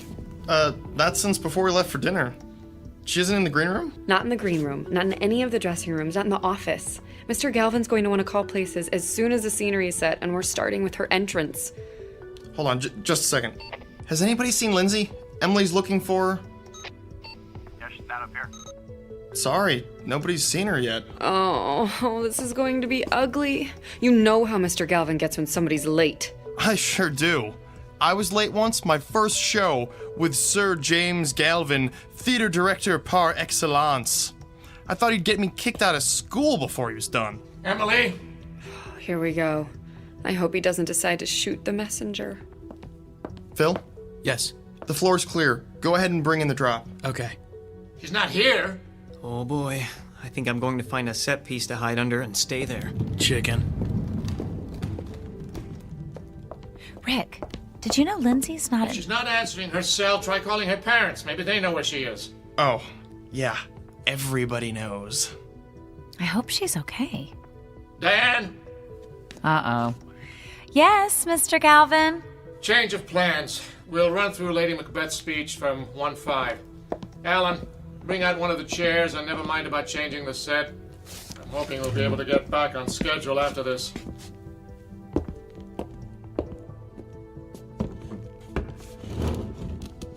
All right, that's fine. All right, Diane, from your entrance. Go. They met me in the day of success, and I have learned by the perfectest report they have more in them than mortal knowledge. When I burned in desire to question them further, they made themselves air into which they vanished. Mr. Galvin? Whilst I stood... Stop! Emily, why would you... Emily, what's wrong? I didn't get an answer at Lindsay's parents, so I tried her cell again. Her father answered it this time. They're at the hospital with her in the emergency room. While she was on her way home for dinner, she got into an accident. Her car stalled out in the middle of an intersection, and she got broadsided by somebody trying to beat the light. Did they say how badly she was hurt? They think she's going to be all right. Her left arm's got a bad break, and her mom says she's one big bruise. But it could have been a lot worse. All right, then. Can I have everyone on stage, please? Quiet, please. Now, most of you probably just heard that Lindsay Morgan was involved in a car accident this afternoon. From what her parents told Emily, she should make a good recovery. However, I know that the show must go on is a cliche, but it's true all the same. Laureen. Yes, sir? You've been understudying Lindsay. Do you know Hecat's lines well enough to work off book? Sure. The rest of you can take a break while Laureen and I go over some of her blocking. Then we'll pick up where we stopped last night, at Hecat's entrance. We shouldn't be long.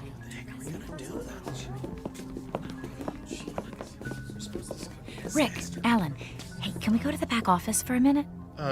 Sure. Is there something wrong? Are we going to the green room? No, not right now. Come with us. What's going on? I'll tell you in a minute.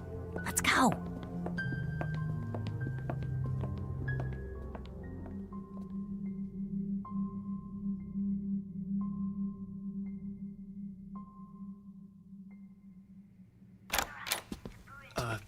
Diane? What? I'm still not sure I believe in jinxes, but it seems like something strange is going on here. Oh, good. The monitor's on. We'll be able to tell when they're done. Babe, you want to tell us what this is about? Remember what I said about protection spells? Well, we need to cast one. And soon, before anyone else gets hurt.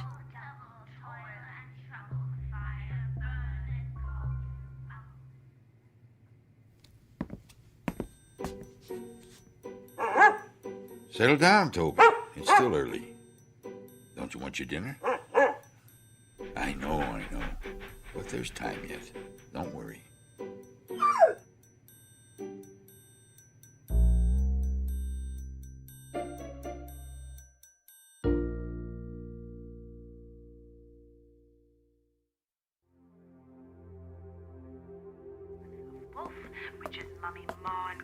I think we should do it tomorrow night if we can, before we get an audience in here.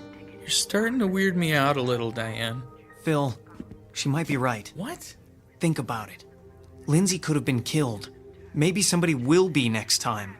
There are a whole lot of things you don't want to have happen when you've got a stage full of people. Exactly. And that's another thing. If I am right, this is going to get even worse, because the witches' scenes are going to be rehearsed so much more now with Laureen taking over Lindsay's part. Are you sure you can do this? Cast a spell and make it work? Yes, if you'll help me. I don't know how much help I'll be, but I'm not gonna let you try this by yourself. Count me in. Me too, then. But I'm still a little weirded out, you know? I know. Okay, I think they're finished. We'd better go. All we have to do is find a way to have the place to ourselves for a little while after the rehearsal tomorrow night. And it'll be okay. I'm sure of it.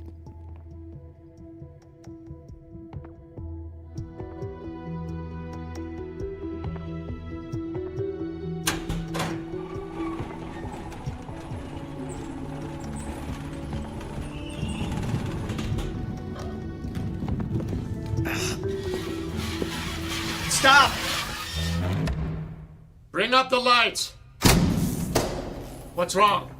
Sorry, we were moving the castle stairs out, and I think there's something jammed in the casters. Oh, for the love of... Can you see what it is? It's somebody's sword. Well, it was. I mean... Can you move the unit now? Yes, sir. All right, get it into place.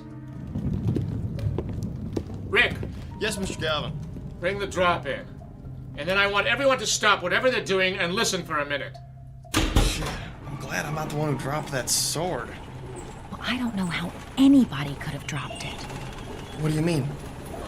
People, I'm assuming that you're all aware that tomorrow night's our dress rehearsal. That means we have exactly 2 more chances to get through this show, including tonight, before we do it in front of an audience. Is there anybody here who thinks we're ready?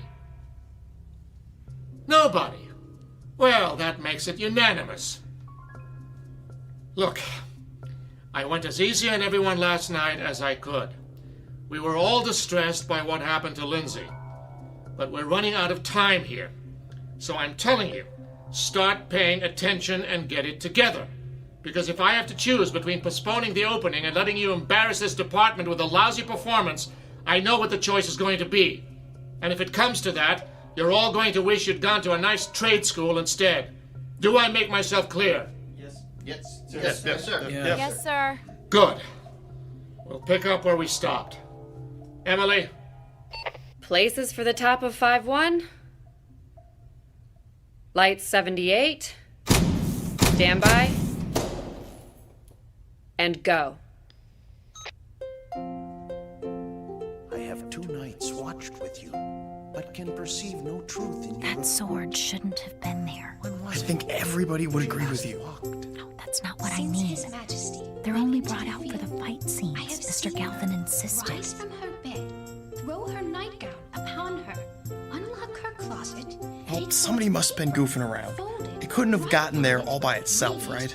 I don't think I have an answer to that. Well, not one I want to think about right now anyway. And besides, we have to talk about it later. My entrance is coming up. Just go out there and break a leg, then. But not really, okay? Huh? I'll do my best.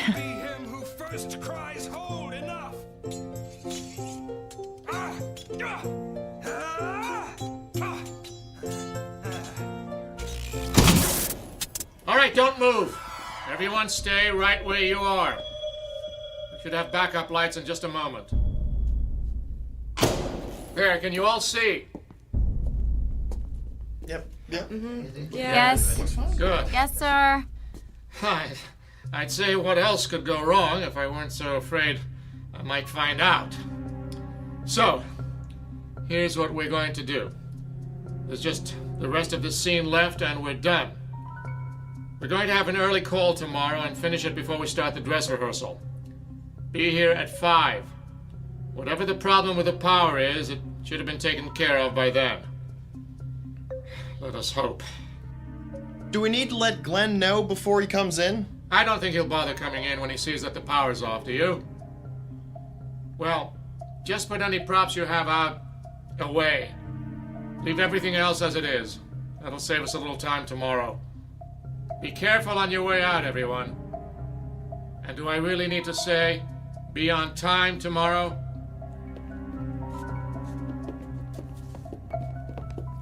Rick, I'm gonna wait behind the castle drop. Can you catch up with Phil and Alan and bring them back here? I think we finally caught a break, if nobody notices that we've stayed. Well, I don't think we'll get a better chance than this. Okay, but be quiet. Mr. Galvin may come back through to make sure everybody's gone.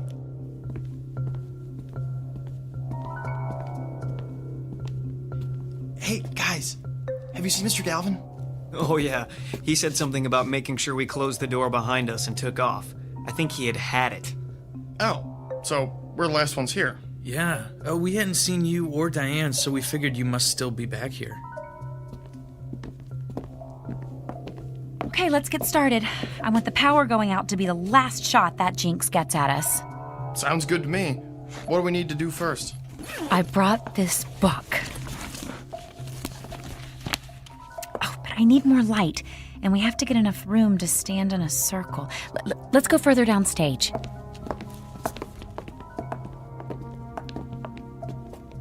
Okay, this is good. In a circle, about an arm's length apart. Just one thing. Will this take very long? I mean, what if somebody comes in to check on the power, then... Don't worry, we should be done and out of here without anyone having a clue. Alan, could you just move a little closer to Phil? There, that's better. Everyone needs to focus, to think about surrounding the theater and everybody in it with a white light that nothing bad can pass through. Just keep that image in your mind while I'm reading, okay? Okay. Here we go then. Spirits of air, grant us your protection. Spirits of earth, shield us with your strength. Spirits of water, make all that would harm us flow by. Spirits of fire, wrap us in the safety of your flames. Wait, did you hear that? Shh, not now. If we don't do it the way... Quick, get off the stage. Now! Diane, look out! Oh!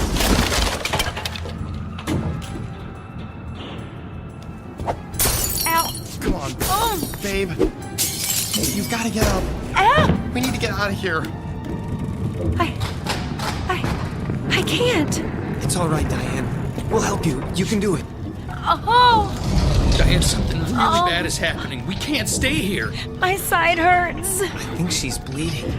Oh, ow. We'll have to carry her then. Let's just pick her up. Help. Hey, the lights are...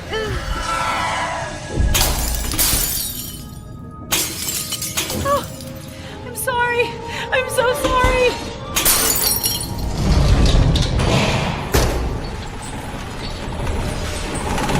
Hold!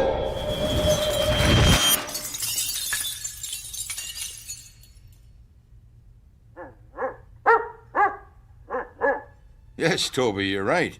It is a mess. Glenn? How did you... Later, Rick. But right now, there's some cleaning up to do.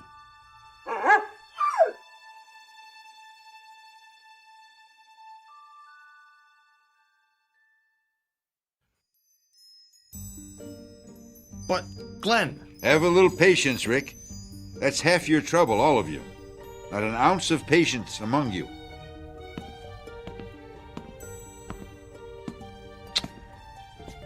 What have you been up to, Diane? Glenn, I got hurt. Yes, I can see that. Looks as though a piece of that wall flat caught you on the side when you fell. Glenn, can you help us get her to a hospital? No need for that. Just... there. What do you mean? She's... What was that? Easy, easy. It doesn't hurt now, does it? No, it doesn't. She must be going into shock. We need... Silence! I'm sorry, I just don't have time to argue right now. Come on, Toby. What was that all about? I couldn't talk. Couldn't make a sound. Rick, could you help me up, please? No. Babe, don't try to stand up. But I'm fine. See? A little quiet, please. Thank you. All that is broken, be whole again. Look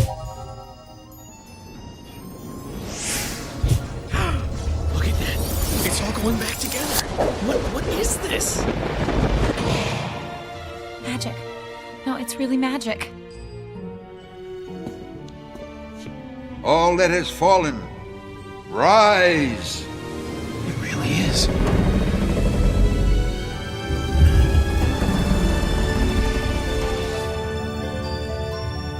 All that has been disturbed, return to your proper place. And all that is unwanted here, be gone. So is my will. So mote it be.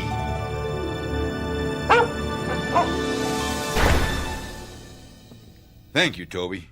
That was just the extra push it needed. Nasty stuff, wasn't it? It really is.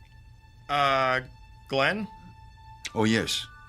You had some questions, didn't you? Well, I have a few to ask you first. It's really not, I mean... Let's go sit down. There's nothing more to do here, and this could take a while.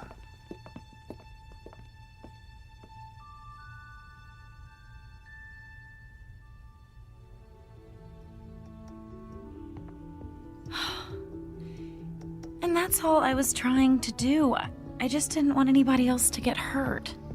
But you haven't learned enough yet to protect yourself, much less anyone else. No. Overreaching. Everybody does it once. It's the ones who do it twice that you want to watch out for. I'll remember that. No, you won't. But that's all right. Glenn? Who are you? Really, I mean... I'm a janitor, among other things. What other things? Not a romance writer, I'm guessing? Is that the story they're telling now? Well, I've been accused of worse. Glenn, seriously. Seriously? Oh, why not? It won't matter anyway. I'm a magician, a wizard, a warlock, whatever you want to call it, Diane. That's what I am, and have been for a very long time. I've learned to adapt to my station in life. I'm sorry, but a wizard? It just sounds unbelievable. Does it really? After what you've seen tonight? He has a point, Phil. Okay, but you have these, let's call them powers. We've all seen them. Why would you waste your time working here? I mean, you could do anything. You think so? Sure, why not? Because there's no such thing as magic. What? But you... That's what everyone says now, isn't it? Magic? That's something you go to Vegas to see, or to the movies. Something you read about in children's books. If it's something real you're after, you go to a scientist, an astronomer, a physicist. It's only the scientific marvels that matter now. The age of magic is past. Hush, Toby. A man's entitled to a good grouse every century or so. Every century? Glenn, how old are you? Old enough to have seen Shakespeare's plays when they opened, and to have been written into his last one. You're 400 years old? Nearly 5. And you know, I still haven't forgiven that wretched scribbler for what he did to me. Not that it wasn't my fault, too. Vanity. All vanity. I knew who he was, and was dumb enough to be flattered when he sought me out. Someone had told him that if he was going to write about trafficking with spirits, he should talk to me. And fool that I was, I helped him. Then I went to the first night of the Tempest and saw myself on the stage. You're Prospero? Oh, he used another name, I'll give him that. But no one who knew me could have mistaken that character for anyone else. I left the city the moment the curtain went down and never returned. It wasn't easy, but I did it. Made a new life in the colonies. Kept to myself and moved on often enough that no one got suspicious. And I'm not ready to do it again just yet. So we have a little problem, don't we? No problem. He's right. We wouldn't tell anyone. You would, though. Sooner or later, you wouldn't be able to help yourselves. You're not going to turn us into toads or anything, are you? Phil, magic is the same as any other kind of power. You don't use any more of it than you need to get the results you want. Toads. Well, what are you going to do? Just a little thing. Forget.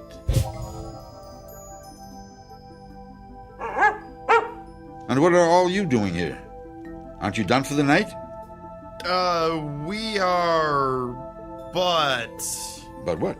Well, we had to come back to To what? I don't remember. Yeah, me either. It couldn't have been too important then, could it? No, I guess not. So why don't you clear out and let me get to work here? I'm already behind from having to wait for the power to come back on. I wonder what... Huh? Oh, well. Good night, Glenn. Good night.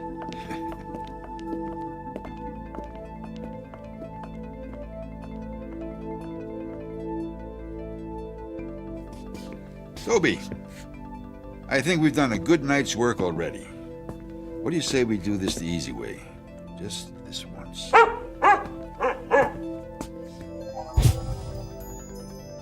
There. Clean as a whistle. Let's go.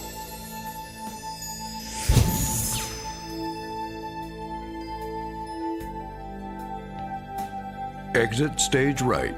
A janitor and his faithful dog. Both good actors who know very well how to play the parts the world around them expects, and how to slip into very different roles when a casting call comes from the Twilight Zone.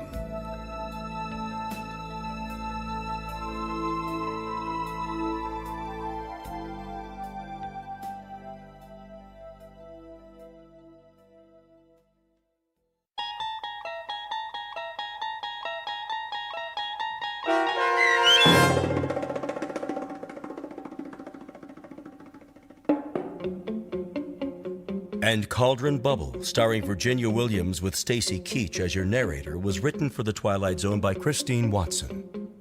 Heard in the cast were Ron Dean, David Darlow, Brian Plaharchuk, Taisha Davis, Patrick Francis, John Hugenacher, Joby Cerny, Robert Richards, Rachel Greisinger, Natalie Berg, Katie Rose Sheehan, and Margaret Grace.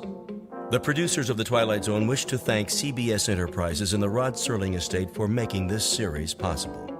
This copyrighted radio series is produced by Carl Amari and directed by Joby Cerny for Falcon Picture Group.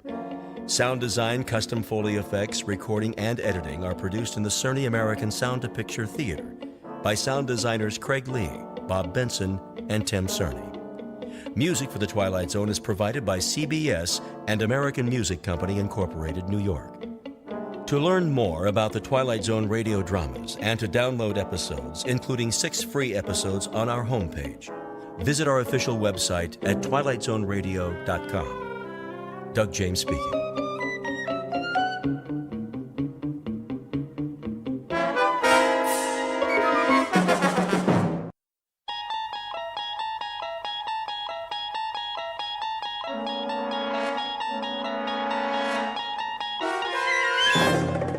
You unlock this door with the key of imagination. Beyond it is another dimension, a dimension of sound, a dimension of sight, a dimension of mind.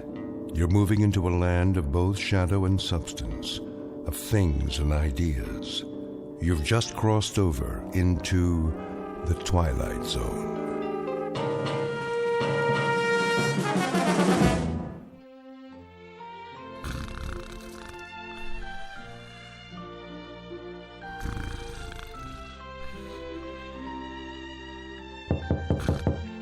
What? Go away.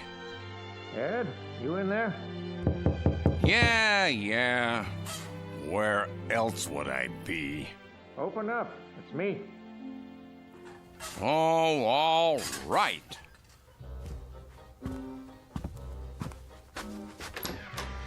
There he is. What do you want, Professor? What do I want, he says. I was hoping to catch a little nap before supper. Look what I got here. Don't tell me. Let me guess. New checkers and checkerboard. That's what. My niece brought 'em when she stopped by. How about a rematch? You took all my money yesterday. Maybe so, but that was the old set. What difference does it make? Well, now, some people say there's a field around things, like magnetism. That's the latest research, a kind of memory. You tap into the field, the old pattern repeats, no escaping it. Ha! A cockamamie theory if I ever heard one. But this is a brand new game, in more ways than one. That means you've got a chance. Wipe the slate clean, build new memories, start from scratch, so to speak. Best 2 out of 3? We'll play for the fun of it. How's that sound? You gonna talk my ear off if I say yes? My lips are sealed. Where? Sitting room's available. The television's in there. Nobody's watching it. Too early yet. You sure? Last time I looked. Of course, the longer we stand here talking. All right, Professor. You're on. Good man. Just give me a minute here. You got rid of the old radio, I see. No, I didn't. Just put it down in the basement for safekeeping. Till you get it fixed, huh? It doesn't need to be fixed. Works fine. Oh, I thought... Well, I haven't heard you play it for years. That's because there was never anything on. I beg to differ.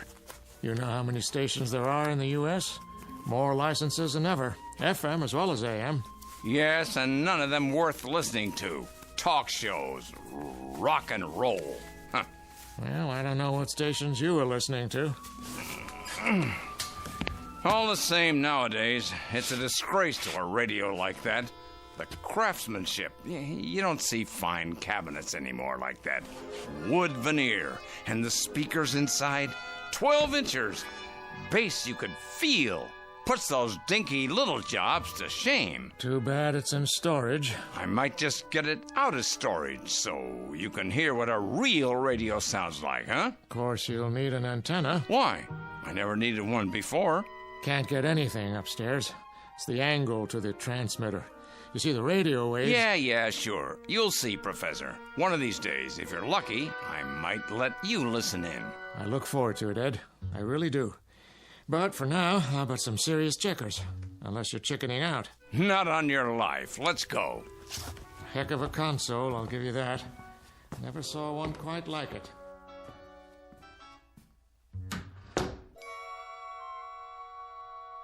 Quite a console indeed. No one around here ever saw one like it. Because the radio in question is very special. In its day, circa 1935, it was one of the most elegant models on the market, and it sold for a premium price. Now, with its fabric-covered speakers, its peculiar yellow dial, its serrated knobs, it looks quaint and more than a little strange. Like a survivor from another era. Very soon, Mr. Ed Lindsay, resident of Mrs. Nielsen's boarding house, will find out just how strange when he tunes in to an unscheduled broadcast from the Twilight Zone. And now, the Twilight Zone and our story, Static, starring Stan Freberg with Stacy Keach as your narrator. Good news. It was reported today that a cure for the common cold is very close. Reliable sources...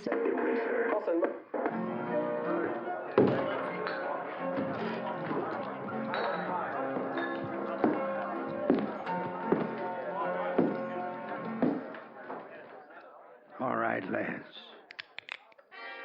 Move away from the bar. I've had all I can take from you. Everybody ready? Whatever you say, Father. What did you say, Mrs. Nielsen? Dinner. It's almost ready. You hated your brother. Not for a few more minutes. The program isn't over yet. How about you, Vinny? Any time at all, Ruth. I'm not particular. Besides, I have my knitting to finish.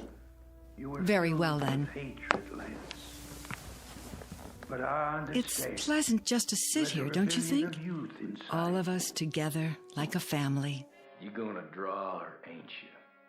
Now you're a man, Lance. Your move, Professor. Face up to the How's that? Your move. Oh, yes, of course. I got caught up in the television program. A little late for that. That's my piece. I'm red, remember? You're black. You don't say.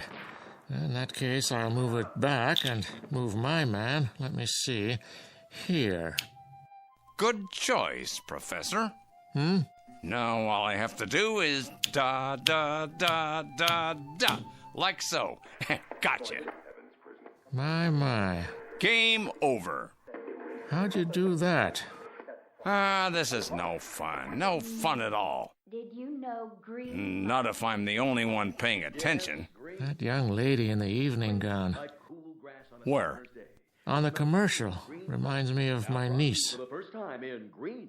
The new natural mint cigarette. The smoke that leaves you smelling like the great outdoors. Cool and green. Like the grass between your toes. It's a refreshing breath mint. It's a refreshing smoke. All in one. I just love a man with green in his pocket. Yes, green is brought to you in the zipless airtight package for satisfaction, rain or shine. Just reach for the green and stick it in your mouth. You never had it so good. And neither did I. Look at that, will you? Right in the kisser.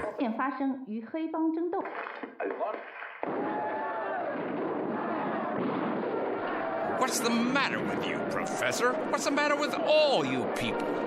Speak for yourself. Are you hypnotized? Have you gone out of your blessed minds? Hey, I was watching that. Stupid commercial. If you don't care for the program, Mr. Lindsay, you can request another channel. What difference does it make what channel it's on? They're all the same. And it's a beautiful day at the Green 500. Another lap, and number 54, Jeremiah Jones, takes the lead. Jeremiah Jones, my favorite reckless driver. Oh, can't you see, little brown jug driving me so crazy? Oh, oh, oh, so crazy. Little brown jug. And again, it's hammered. America's leading vacation development. A spectacular golf course with challenging sand traps, a beach-like atmosphere, rainfall of less than 1 inch. Fine, if you're a hermit crab. Soon to be constructed. What are you doing there? At the Green 500. Where's my program? Right here. Nowhere. And that's where you'll all be if you keep watching this pap. See here, Mr. Lindsay, you've no call to say a thing like that. If you don't enjoy the programs, you can keep it to yourself. That's the least you can do. You're right, Mrs. Nielsen. That's exactly what I plan to do from now on. I'm going to find some real programs to listen to. And if I can't, well, I'll listen to nothing.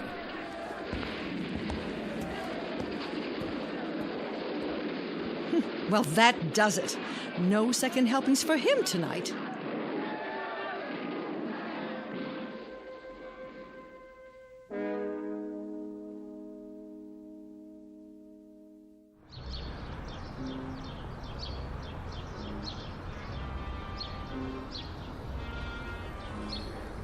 Hey, Tommy. Hi, Mr. Lindsay. Tommy, come over here, will you? I gotta get home. Now, this'll just take a minute. My mom's got dinner ready. How'd you like to make 50 cents? Gee, 2 whole quarters? All right, I'll make it $1. I need your help with something. Like what? There's a box down in the basement. Yeah? I'm not so good at lifting anymore. Oh. Leave your skateboard by the porch there. Okay.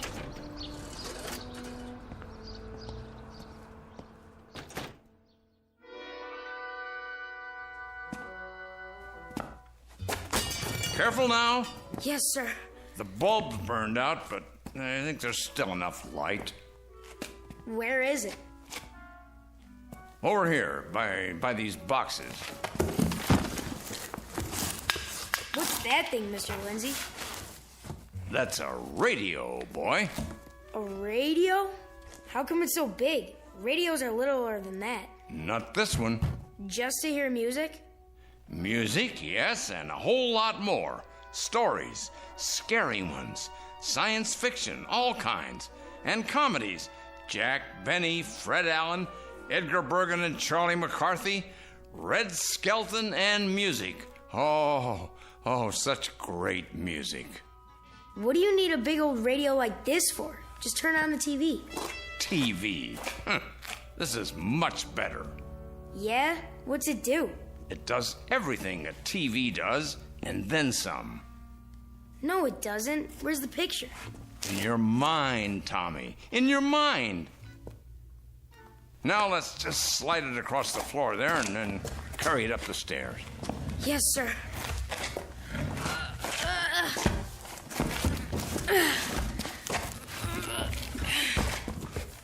This is heavy.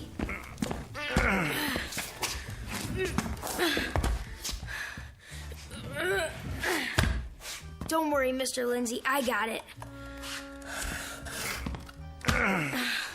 There we go. Good boy. Now, that wasn't so heavy, was it? Nah. Where are you gonna put it? In my room. All we have to do now is get it up to the second floor. Don't hurt yourself. Not a chance. Well, now, what have you got there? What does it look like? A radio. Is this the one? Why, I remember that set. Do you? I thought you'd thrown it away years ago. I never throw anything away that's worth keeping. Need some help? No, thanks. Listen to him, Ed. It's no trouble. Come on, boy, let's go. What do you think I'm paying you for? Yes, sir.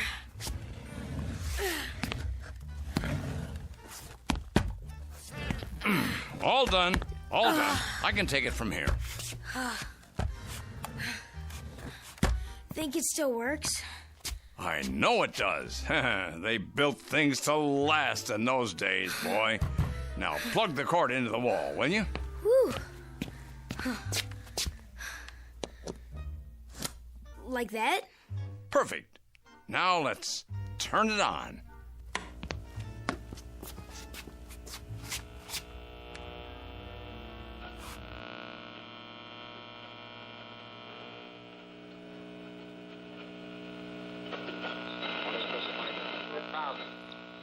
And now for the weather, more of the same. Tri-City area.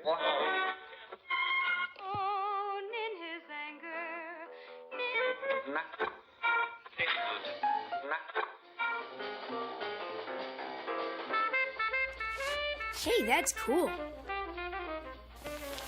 Here's your $1. Now go buy yourself a switchblade. Thanks. Well, take it easy, Mr. Lindsay. Yeah, sure, boy.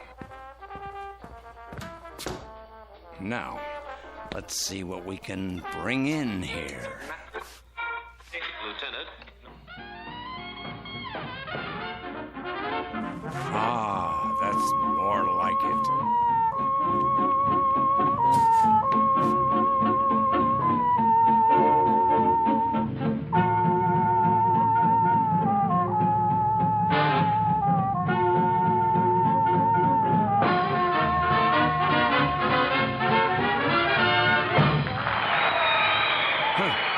Shame I missed that.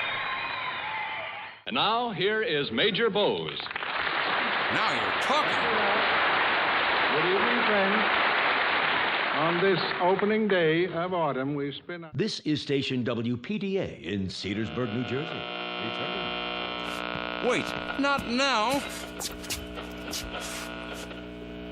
Come on, come on. Are you in there? Yeah.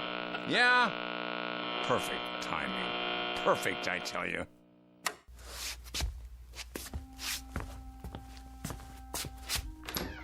Well, what do you want? I thought you'd like to know that dinner is ready. I'm not hungry. You know how Mrs. Nielsen feels about... All right.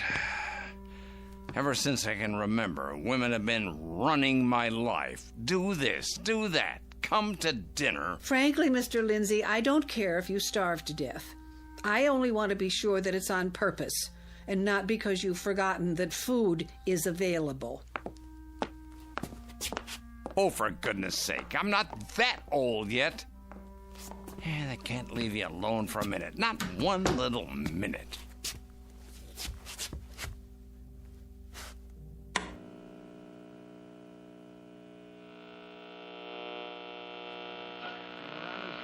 Mansfield, Helen Dixon, a coloratura soprano, a hot but free. There we go. That's good the old name of the Major song. Bowes. Your home is in Mansfield, Helen. I was born there, Major Bowes.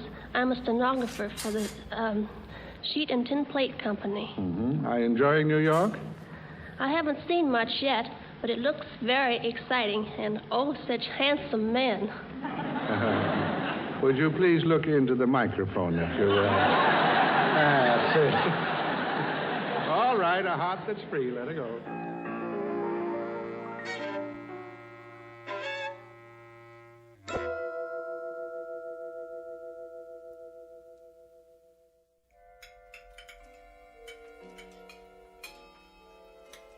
Nice Swiss steak, Mrs. Nielsen. Very nice, Ruth. You're a good cook. You don't need to bring the dessert out. I'll get mine in the kitchen. Now hold your horses, Mr. Bragg. What's the hurry? There's something to be said for a leisurely meal. It aids the digestion. She's right, you know, Mr. Willoughby. Okay. Mr. Lindsay! What? You're humming at the table. Was I? What was that, anyway? That melody. It went, Oh, not you, too, Professor.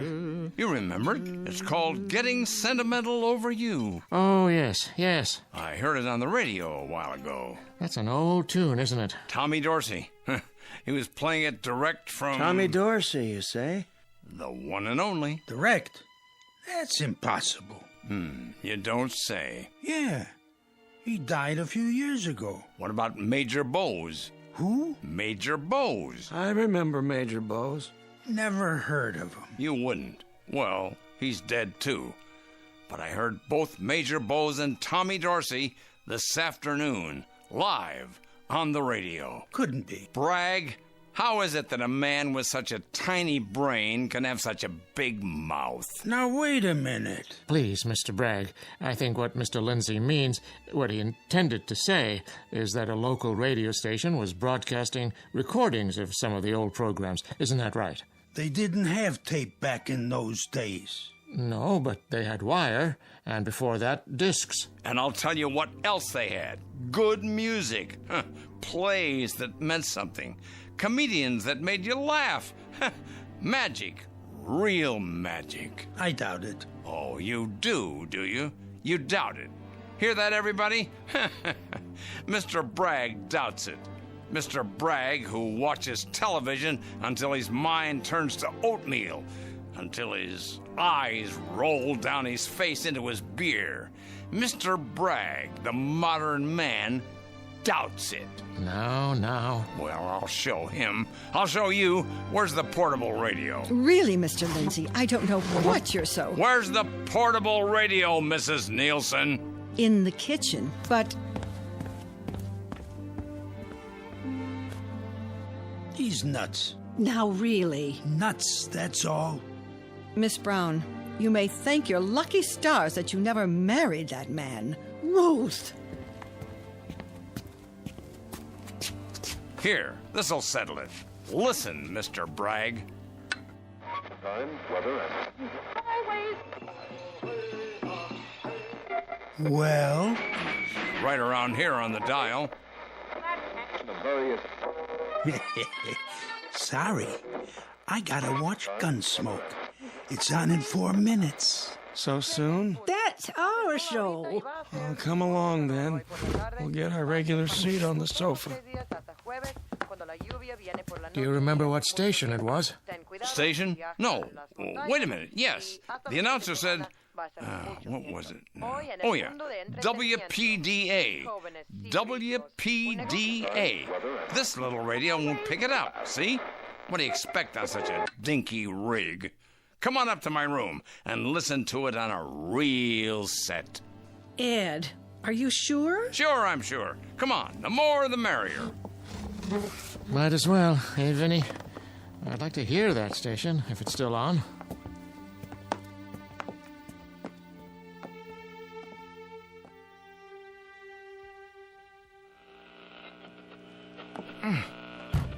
Well, look at it there. Right where it used to be.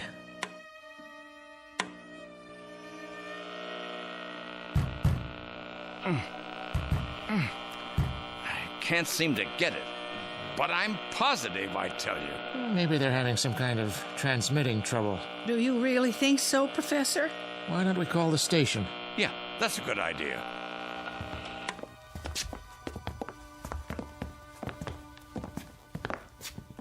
Check the directory first. Let's see. Radio stations. It doesn't seem to be listed. You could try information. Here's a coin, Ed. Thanks, Professor.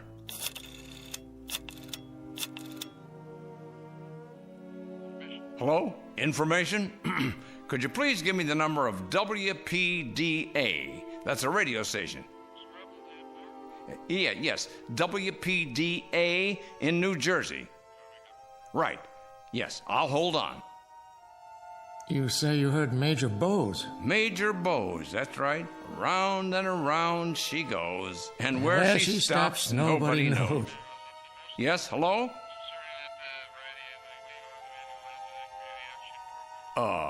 Are you sure? Could you check with your supervisor? You did. Well, thank you, operator. Well? According to the supervisor, WPDA's been out of business for 13 years. Can you beat that? Maybe you heard some other state or some other country. It has shortwave, doesn't it? No. The announcer said Cedarburg.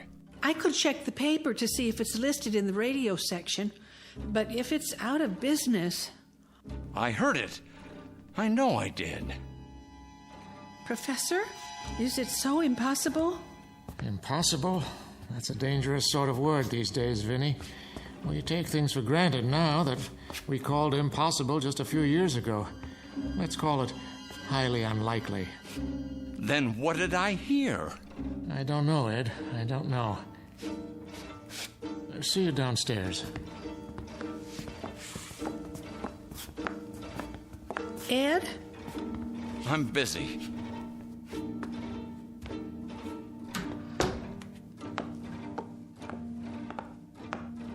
Professor? Yes? Do you believe he heard those programs? I believe he thinks he did.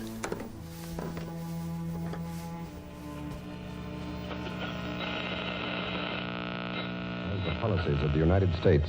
Tonight, the President of the United States delivers his fireside chat, which has long been awaited as a clarification of national policy. Vinny?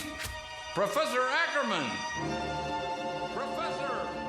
You really are a marshal. You want to go with him, Abby? Or you want to stay here and dodge? Professor Ackerman! Come back up! Quick! Quick! I've got it! Okay, Ed. We're coming. Why bother? You ain't gonna hear nothing but static. Come on, Vinny. Really, Professor, you shouldn't encourage the poor man. That's enough, Ruth. I'm right. You'll see. He's gone completely psychological. I want to teach you a lesson. That's where you made your mistake.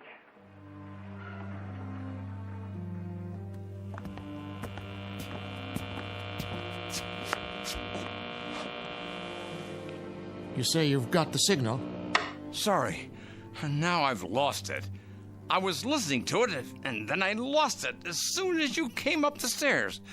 Why should it stop every time somebody else comes around? Why? Well, you keep trying.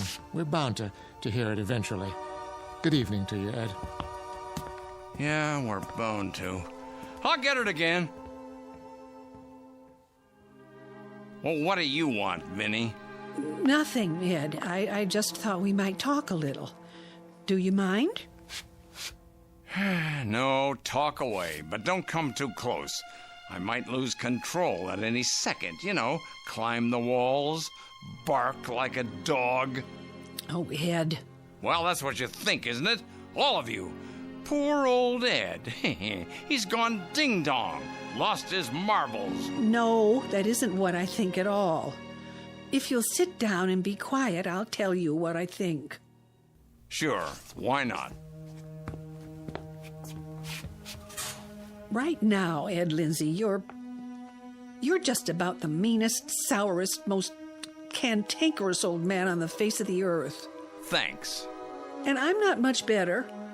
We've been living like two hermits under the same roof for 20 years, staring at each other every morning, day in and day out for 20 long years, wondering what went wrong.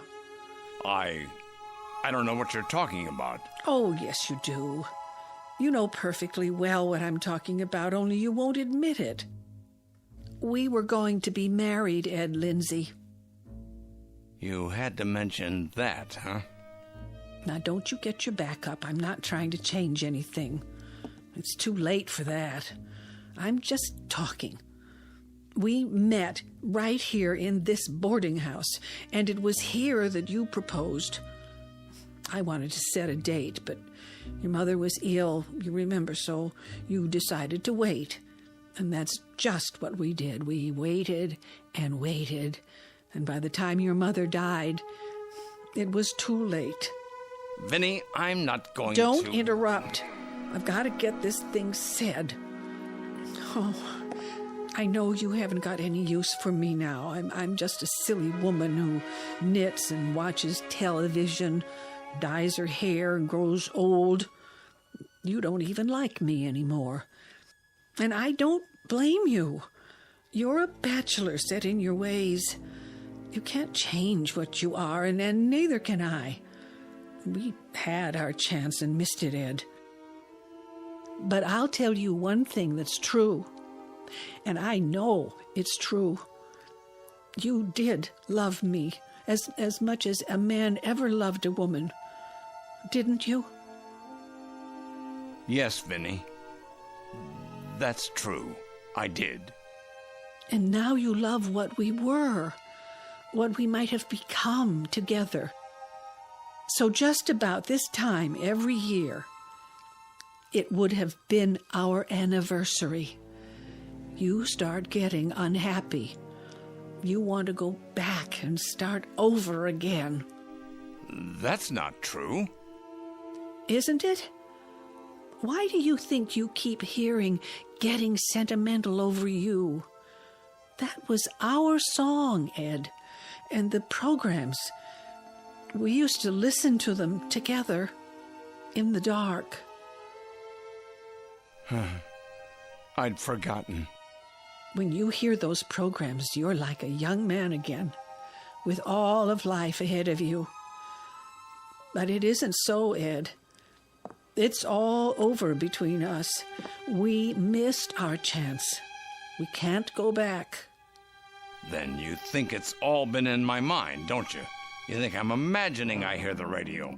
Well, you're wrong. Get out of here, Vinny. Get out and leave me alone.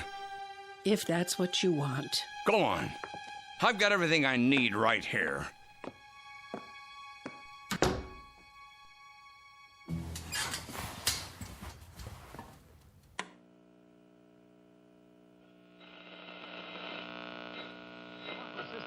And Al Goodman and his orchestra. Mr.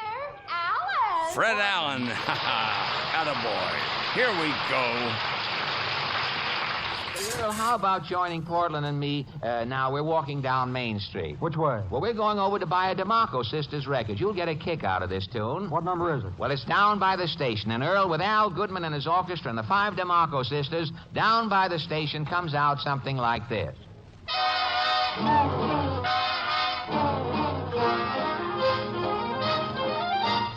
This is for the people who never rode the train, whether in California or even up in Maine. Makes no difference if you're 2 or 102. You'll get a treat when you order a seat on the old choo-choo.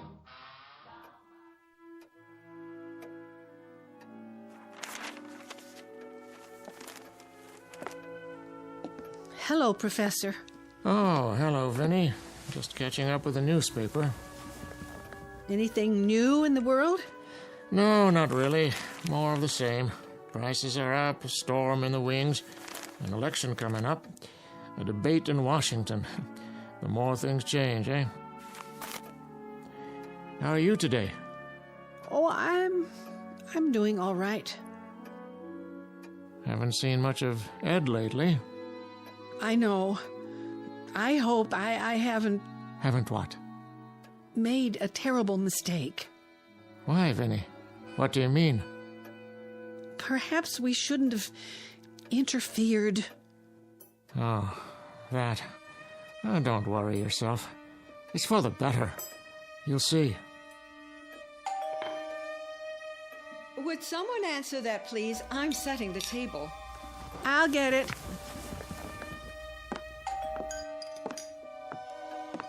Who's there? Delivery. Yes? Groceries for Mrs. Nielsen? Thank you, young man. Take them on into the kitchen, would you please? Yes, ma'am.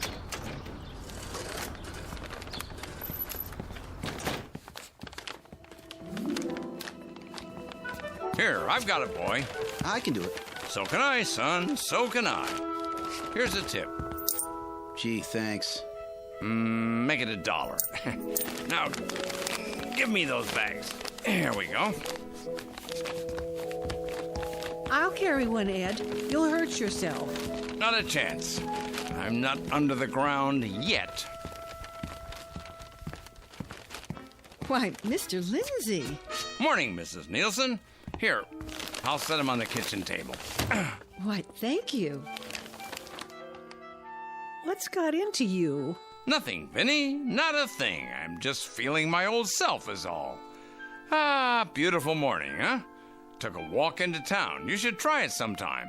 Lunch will be ready soon. That's nice.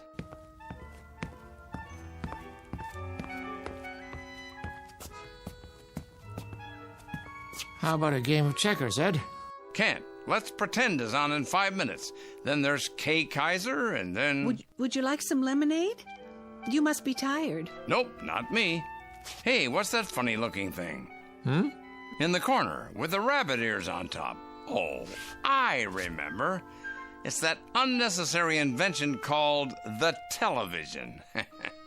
You know, I'll tell you something. When I first started listening to the radio again, I kept wondering what happened to the picture tube. Then I remembered. The picture's right here, between your own ears. Radio. Radio! I'll tell you, radio is a world that has to be believed to be seen. Hmm?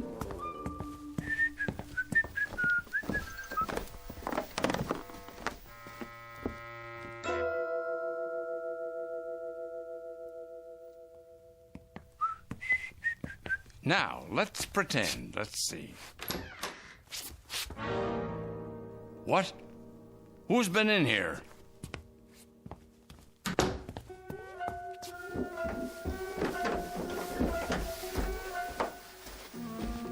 Do you know anything about it?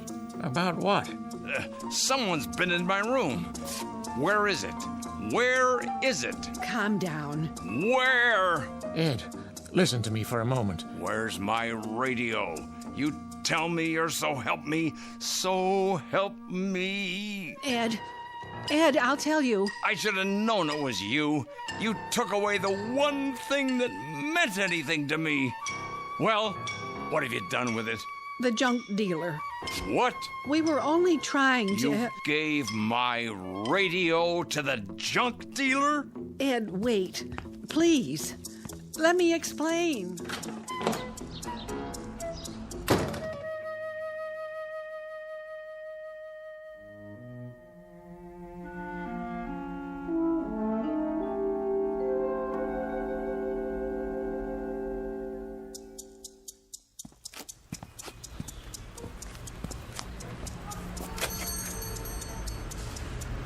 Look at all this. Ye old junk shop. Help you? You'd better hope you can. What's that supposed to mean? It means you've got something of value here, if I can find it. It's all valuable. Oh, is that right? I see. Victrolas, washboards, broken lamps, old National Geographics. Must be worth a fortune, eh? Do a land office business, do you? People breaking down the doors to get in? Huh? All depends on what you're looking for.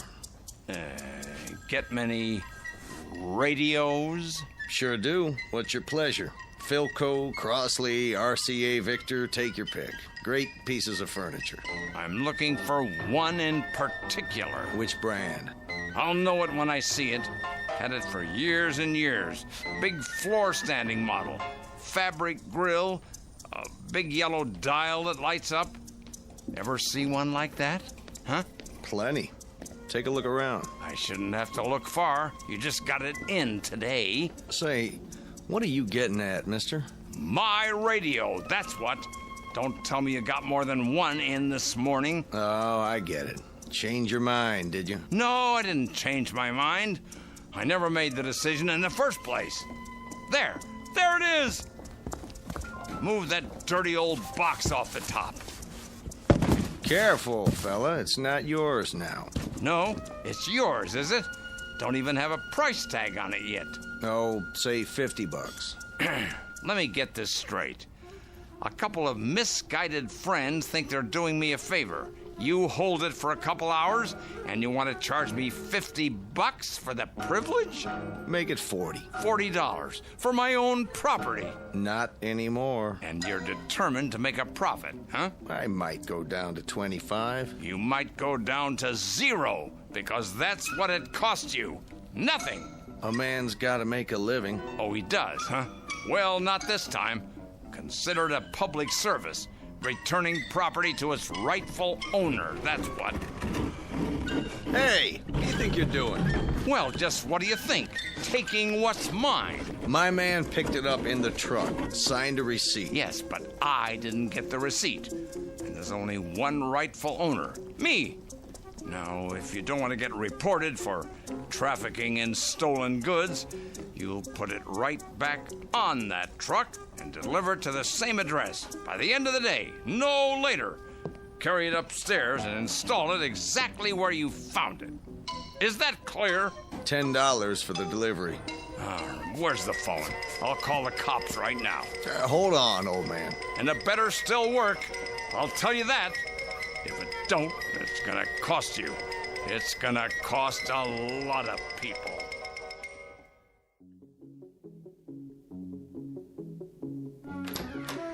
Right in there, at the foot of the bed. This okay? And don't forget to plug it in. Sure, pal. Why don't I polish it up while I'm at it? That'll do. Now get out. No tip, I guess. I've got a tip for you. Keep your nose out of other people's business. Go on. Go. This better work.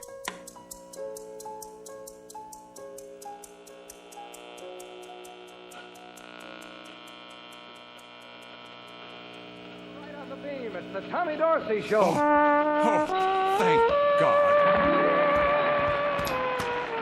Vinny! Vinny! Vinny, come up here quick.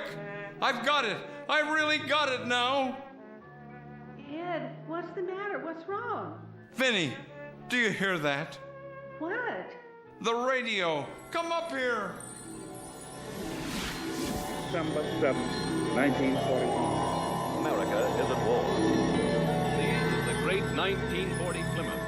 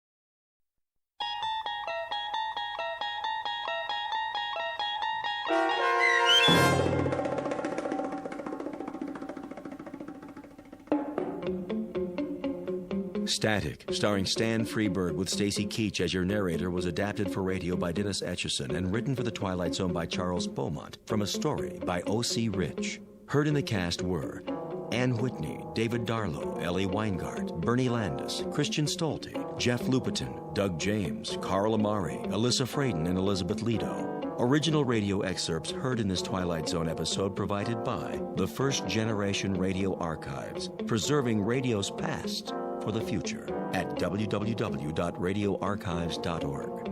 To learn more about the Twilight Zone radio dramas and to obtain audio cassettes and CDs of these programs, visit our website at twilightzoneradio.com. The producers of The Twilight Zone wish to thank CBS Enterprises, Carol Serling, Dennis Etchison, Dick Brescia Associates, Claire Simon Casting, Terry Jennings, XM Satellite Radio, Sirius Satellite Radio, our sponsors, and our radio affiliates for helping make this series possible. This copyrighted radio series is produced and directed by Carl Amari for Falcon Picture Group. Audio editing, sound design, Foley effects, and mix for the Twilight Zone radio dramas are by Cerny American creatives Craig Lee, Michael Slaybach, Bob Benson, and Jason Rizzo. To learn more about the Twilight Zone radio dramas and to contact us, visit our official website at twilightzoneradio.com. This is Doug James, transponding. The Tommy Dorsey Show was brought to you, men and women in the armed forces of the United Nations, by the Special Service Division of the War Department of the United States of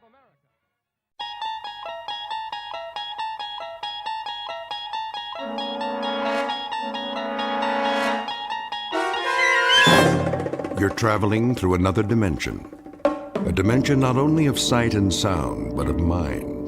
A journey into a wondrous land whose boundaries are those of imagination. Your next stop, the Twilight Zone.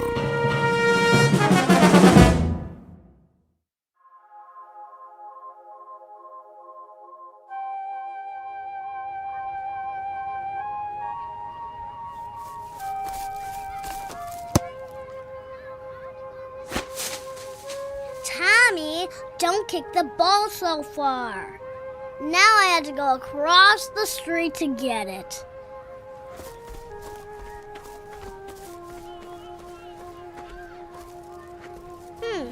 Where did it go? Is this your ball? Who said that? Me. Why are you in the bushes?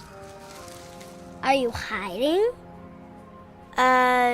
No. Your ball went back here. I was just getting it for you. Here, I'll kick it to you. Thanks. Hey, you kick pretty good. What's your name? Janet. Mine's Rebecca. You can call me Becky. Why don't you come out of there? That's all right. I'm okay here. Don't be silly. Come on out and play kickball with us. Oh, I would love to, but I'd better not. Come on. Do you really think I'm a good kicker? You can play on my team. Well, all right. Maybe I can. Maybe it'll be all right. Yeah, it'll be all right. Okay, I'm coming out now. You better hurry. Tommy doesn't like to wait. You're a monster! No, I'm not. Stay away from me! It's just my face. I'm really just like you. You're not! You're a monster! Get away from me! Wait! Come back! I kick really good. You said I do. Don't leave. I want to play kickball. I could help you win. You should see. Don't run away. Come back! You don't have to look at me while we play. Miss Tyler. What? Are you all right? Where am I? Where did that girl go?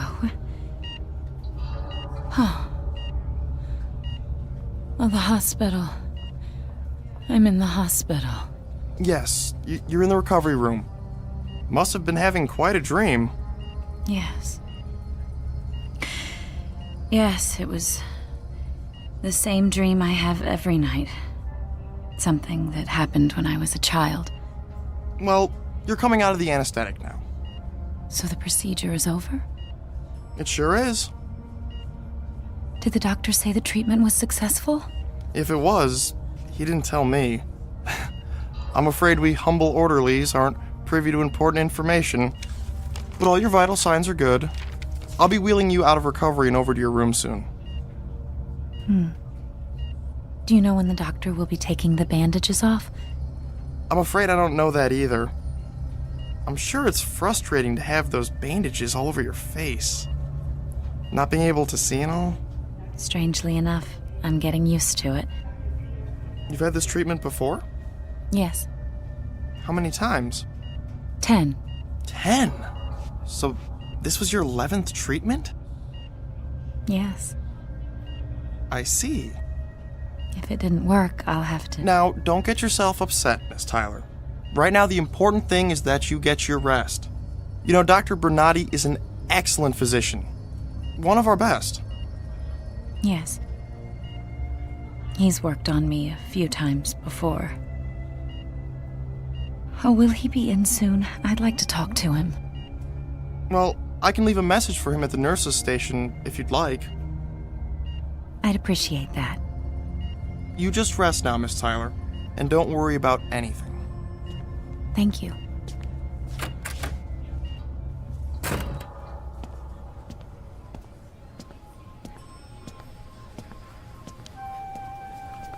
Hey, nurse, patient 307 wants to see Dr. Bernardi when he's available. She's anxious to find out if the doctor thinks her treatment was successful. It was her 11th. I know. No wonder she's chomping at the bit. You didn't get a look at her when she was admitted, did you? I sure did. I had to turn away. I'm afraid I've got an overactive gag reflex when it comes to those face cases. I know what you mean. I'll tell you something. If that were my face, I'd bury myself in a grave someplace. Some people want to live no matter what.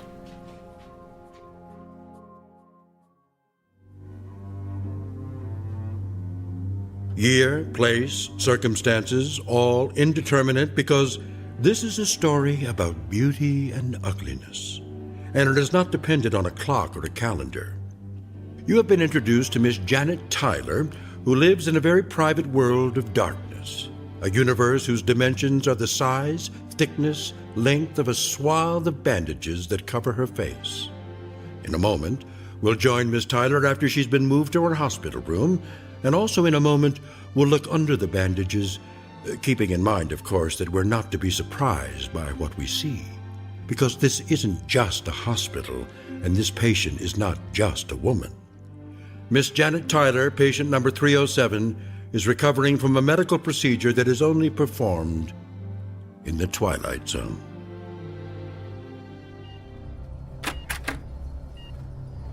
Nurse, is that you?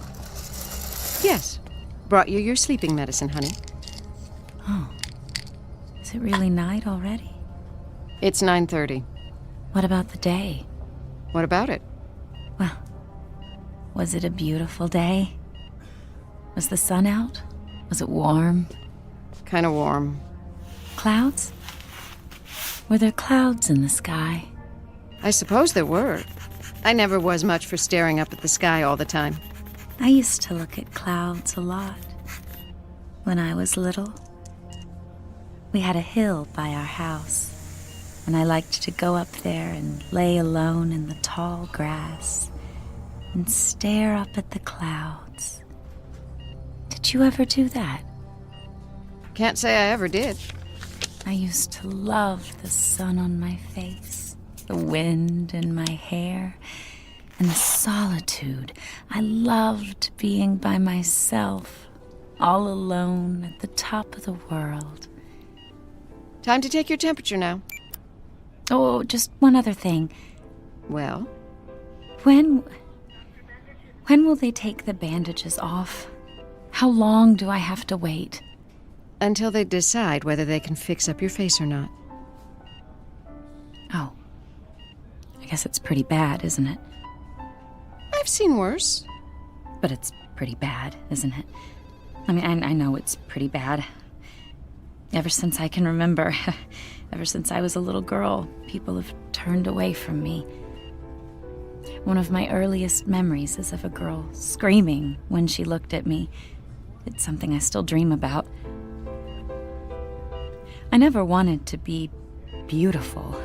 I just wanted people not to scream when they looked at me.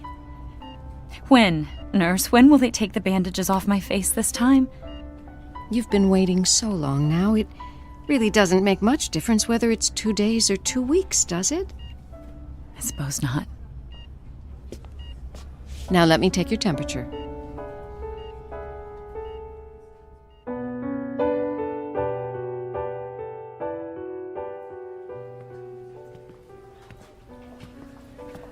Good evening, nurse. Hello, Dr. Bernardi. How's patient 307? Resting comfortably. How would you describe her emotional state? Apprehensive. A bit agitated. Can't blame her. This is what, her 9th visit? I've lost count. You have to give her credit. She keeps trying, doesn't she? Yes. A shame. All her previous treatments were unsuccessful. Doctor, what would cause such deformity? I wish I knew. I'm going to check in on her. Come back about 11, nurse. Give her the usual sedative then. All right, Doctor.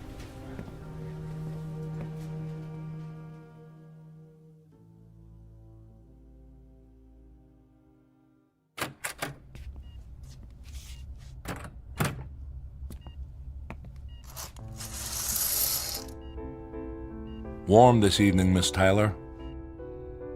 Hello, Doctor. I thought it was warm. I couldn't be sure, though. I expect you're uncomfortable under all those bandages. Oh, I'm used to bandages on my face. Sometimes I think I've lived my whole life inside a dark cave. The walls are gauze, and the wind that blows in from the mouth of the cave always smells of disinfectant. There's kind of a comfort, though, Doctor, to living in this cave. It's so wonderfully private. No one can ever see me. It's hopeless, isn't it, Doctor? I'll never look any different. That's hard to say. Up to now, you haven't responded to the medication or to the shots or any of the proven techniques. Frankly, you've stumped us, Miss Tyler. Nothing we've done so far has made any difference at all, but we are hopeful of what this last treatment may have accomplished. Unfortunately, your case is one that can't be handled with plastic surgery. Bone structure, flesh type, many factors prohibit this kind of approach, and this is your 11th visit. No more after this, are there? No more tries? 11 is the maximum number of experiments. No more are permitted after 11. Now what? Well, you're kind of jumping the gun, Miss Tyler. You may very well have responded to these last injections. There's no way of telling till we get those bandages off. But if I haven't responded, then what? There are alternatives. Like? Don't you know? I know. You realize, of course, Miss Tyler, why these rules are in effect? Each of us is afforded as much opportunity as possible to fit in with society. Doctor, may I walk outdoors? May I sit out on the lawn just for a while, just to smell the flowers, just to feel the air, just to make believe, Doctor, to make believe that I am normal. If I sit outside in the darkness, then I know that the whole world is dark. I'm more a part of it that way, not just one grotesque, ugly, deformed woman with a bandage around her face, with a special darkness that belongs just to her. I want to belong. I want to be like other people. Please help me, Doctor. You're not alone, Miss Tyler. You realize that, don't you? There are many others who share your misfortune. One of the alternatives, should this last treatment prove unsuccessful, well, it would be to simply allow you to move into a special area in which people of your own kind have been congregated. People of my own kind? Congregated, Doctor? You don't mean congregated, you mean segregated. You mean imprisoned. You're talking about a ghetto now. A ghetto designed for freaks. You know what everyone calls them, Doctor? Ugly camps. They're camps for ugly, deformed freaks like me. Miss Tyler, the state is not unsympathetic. Your presence here in this hospital attests to this. But you're not being rational. You can't expect to live any kind of life amongst normal people. I could try. I could wear a mask or this bandage. I wouldn't bother anyone. I'd just go on my own way. I'd take a job, any job. Ugh, who are you people anyway? What is this state? Who makes up all the rules and the statutes and the traditions? The people who are different have to stay away from the people who are normal. Well, the state isn't God, Doctor. Miss Tyler, please. The state is not God. It hasn't the right to penalize people for an accident of birth. It hasn't the right to make ugliness a crime. Doctor, look. If I walk over here by this window... Careful, Miss Tyler. No, I can feel the night out there. I feel the air. I can smell the flowers. Please. Please take this bandage off me. Please take this off me. Take this off me! No, Miss Tyler, don't tear at the bandages. You could do serious damage to the work we've done. Nurse, I could use help here. Get this patient a sedative now.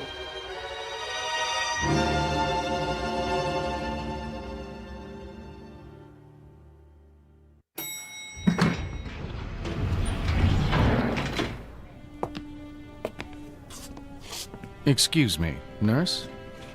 May I help you? Yes, we're looking for Dr. Bernardi. If you don't mind, Mr. Smith, I can speak for myself.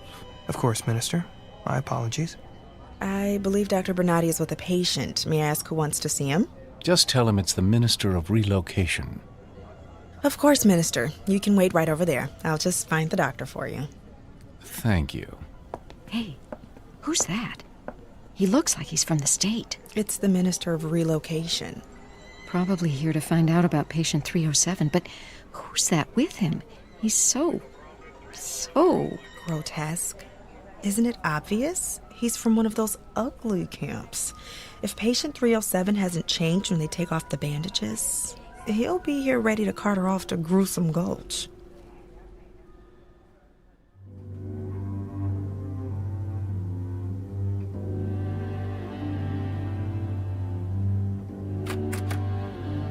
Miss Tyler. Oh, Doctor? What time is it? It's morning. I've lost track of time. Easy to do. Those bandages keep you from seeing the daylight. Plus, we've kept you mildly sedated since your outburst a couple of days ago. You slept much of the time. Oh, is today the day? Yes. When? You're scheduled for 12 noon. Miss Tyler. Yes? After I remove your bandages, regardless of the outcome, I must insist that you promise to remain rational. No tantrums, no temperament. You understand? Yes. Now, having said that, I want to tell you that you have every reason to be optimistic. You've been fortunate enough to take advantage of some pharmaceuticals that were just recently developed in state laboratories. They've done quite well under testing conditions. Your chances for a successful treatment are very promising. So, let's just keep a hopeful outlook. All right? I'll try, Doctor. Dr. Bernardi, I'm sorry to interrupt. May I speak with you a moment? Of course. I'll see you later, Miss Tyler. All right, Doctor. What is it, nurse? The Minister of Relocation is here to see you. The Minister of... What does he want? He didn't say. I'd better not keep him waiting. You can show him to my office, nurse. I'll let him know.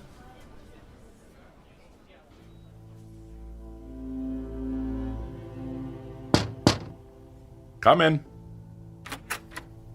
Dr. Bernardi? Yes, Minister. So sorry to keep you waiting. How can I help you? I understand you have a patient here. Patient 307, I believe? Yes. Janet Tyler is her name. I know her name, Doctor. I understand that 3 days ago she completed her 11th treatment for facial reformation. That's correct, sir. And she is scheduled to have her bandages removed today? Yes. Since this was patient 307's 11th treatment, there's a strong possibility that her appearance will not have changed. Well, I'd like to think that we were successful this time. But we know the statistics, don't we, Doctor? The statistics? The data on those who've had 11 treatments. Only 18 people have ever undergone that many. And of that number, only 2 were successful. That's why I brought Mr. Smith along with me today. How do you do, Doctor? Mr. Smith? Are you familiar with the ugly camp in the north, Doctor? We prefer to call it a relocation village, Minister. I'm sure you do. I'm familiar with it. Mr. Smith here is to escort patient 307 there, should her appearance remain unchanged. Shouldn't we wait until the bandages have been removed before making a decision like that? Experience has shown us, Doctor, that immediate exclusion is best for the patient. If 307's condition remains unchanged, Mr. Smith will ensure that her removal is swift and peaceful. So the only option for her is segregation? We prefer to think of it as a repositioning, a transfer, if you will, to a place with others of her disability. But to answer your question, the only other alternative for undesirables is extermination. But you should know, Doctor, that extermination is not an option if she is in good physical condition. In that case, she would simply be relocated. Has the state considered any other alternatives? Especially for a patient who's tried so hard to conform. It doesn't seem fair that... Fair? One could infer that you are questioning the judgment of the state, Dr. Bernardi. Oh, no, of course not, Minister. I'm simply trying to consider what's best for my patient. I wouldn't be much of a physician if I didn't. An admirable trait, Doctor. Assuming it doesn't take priority over the principles established by our leader. Of course, Minister. No disrespect was intended. I'm sure. Well, my business here is complete. Here is the necessary paperwork to fill out if patient 307's condition remains unchanged, and I will leave Mr. Smith here to accompany her to his village. Doctor, I would highly recommend sequestering Mr. Smith someplace where he won't, alarm the patients. Of course. We have a room down the hall where he can wait undisturbed. Excellent. Just one more thing, Dr. Bernardi. I assume the hospital knows that every video monitor in every room and every hallway must be tuned to the leader's message today. I understand it will be especially inspiring. I'm sure it's been taken care of, but I'll confirm that the audio-visual staff knows about it. Most kind of you. Thank you for your time, Doctor. Good day. Good day, sir. Goodbye, Minister. Goodbye.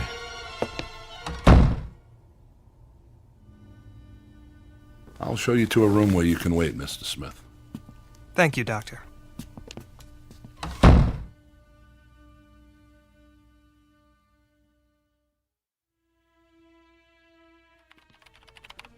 Hey, it's almost time for 307's bandages to come off. The doctor said to be sure and have the anesthetist standing by. Oh, that's right. I'll set it up now. Of course, it's not for me to say, but I think they spend an awful lot of time and trouble on these face cases, these throwbacks. Why not ship them out in the beginning? Is that what you'd want? If it were you? I mean, if it were me, I'd want to follow the rules of the state no matter what I look like. Oh, anesthesia? We need you for patient 307. I should warn you, she may get violent. Thanks. I'm not saying 307's case isn't tragic, but the rules the leader established are for the good of society. We can't make exceptions for one person, no matter how hard she's tried to conform. Oh, that reminds me. The leader is speaking today. I should turn on the radio. And now, ladies and gentlemen, our leader. Just in time. You're not going to have time to hear it. We have to be in 307's room. Yeah, I know. For the great unveiling. I just want to hear the beginning. Good evening, ladies and gentlemen. Tonight I shall talk to you about glorious conformity, about the delight and the ultimate pleasure of our unified society. You recall, of course, that period of time when there was a strange, over-sentimentalized perception that it mattered not if people were different, with foreign elements glued together in a crazy quilt. Looks like the leader's speech is on every video monitor, just like the minister requested. I guess my meeting with him could have gone better. Hope he didn't think I was questioning the laws of the state. But I've got to remain positive, regardless of what the statistics say. I have to let Miss Tyler see a glimmer of hope through all those bandages. After all, we use the latest medicine, the most up-to-date procedures. Dr. Bernardi? Huh? Oh, yes, nurse? You look deep in thought. I guess I am. There's a lot to think about today. Well, the anesthesiologist is on his way. Should we all meet you outside patient 307's room? Yes, please. All right. I'll see you there. Okay, doctor, let's find out if the 11th time is the charm.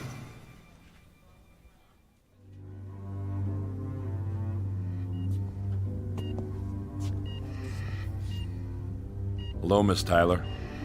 Hello, Doctor. There are others with you. It's time, isn't it? It's time. How are you feeling? Oh, I'm frightened. This is my last chance, Doctor. My last chance. I understand, but let's stay positive, all right? Now, I'll tell you precisely what I'm going to do. I'll start to unwind the bandage very gradually. See, the process has to be slow so that you can become accustomed to the light. As you know, the injections may have had an effect on your vision. Now, as I unwrap, I want you to keep your eyes open. And I want you to describe to me the different shadings of light as you perceive it as each layer of bandage comes off. All right. Now, if you make any sudden movements or start getting emotional on us, Miss Tyler, I'm going to have the nurses hold you down and have the anesthesiologist put you under sedation. Is that understood? I promise I won't. All right, then. Nurse, may I have the scissors? Here you are, Doctor. All right, Miss Tyler. I'm going to remove the first layer of bandages now. There. Do you see any light? Oh, just a little. It looks gray. All right, now. Just be very quiet. Now, Miss Tyler? Oh, much brighter. Very bright. A bit more now. How about now? Oh, it's bright. It's very bright. Good. Just a little more. I'm at the last layer now, Miss Tyler. Oh, I can just distinguish your outline, just vaguely, but I can see you. Do you want a mirror? No, thank you, no mirror. All right. I'm going to remove the last bandage now. Are you ready? I'm ready.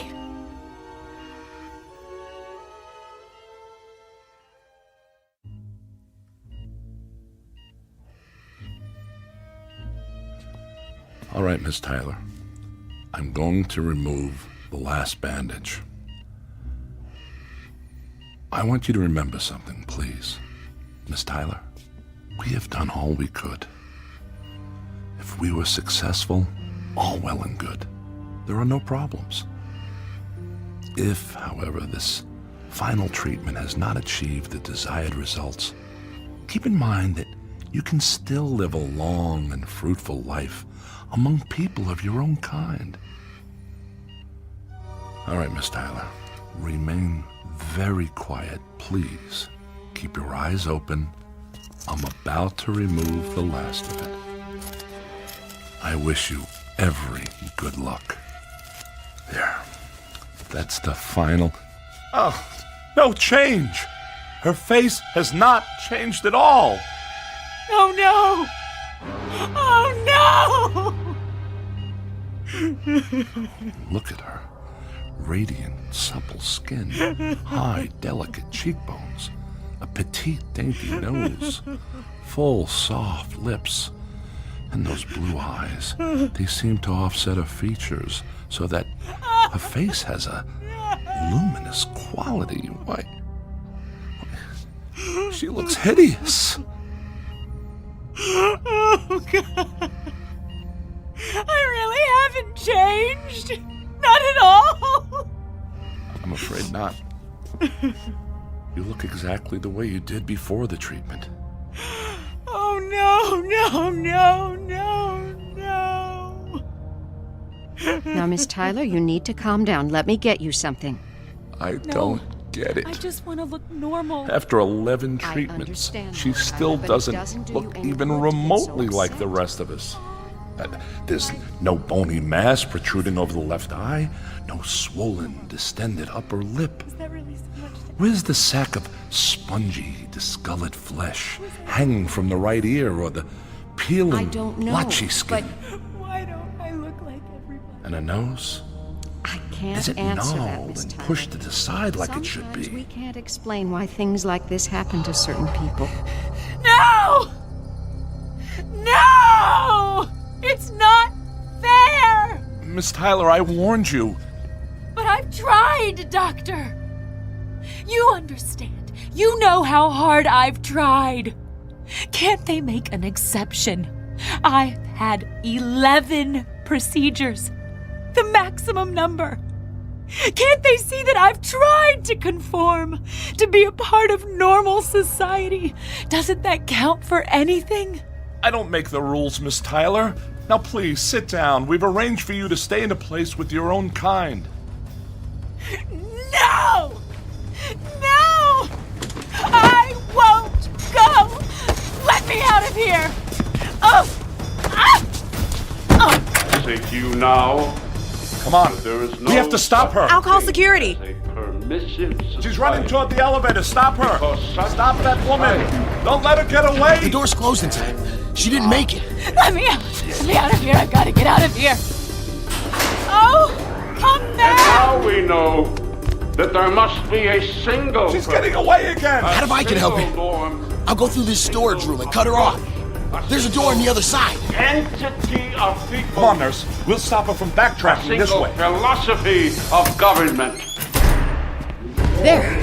I think he's got a corner. Come on now, Miss Tyler. You need to stop running. But don't you see? Everywhere I run, everyone looks the same. The doctors, the nurses, the leader on all these video monitors. They're all just reminders. Reminders that I'm different. That I'm a freak. No, wait! We cannot permit. We must not permit. She's gonna throw that clipboard at him. Sentimentality of past age to weaken our resolve. We must I'm tired of hearing your rules. like a cancerous I growth. am not a cancer. Because such must be the symbol.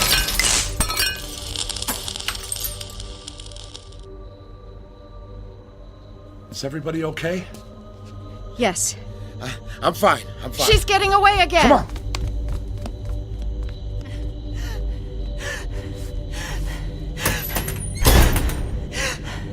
I'll find a place to hide. No one ever has to look at me again. I'll find some place out in the country where I can be alone and lay in the tall grass and look up at the clouds. But first I have to find a way out of here.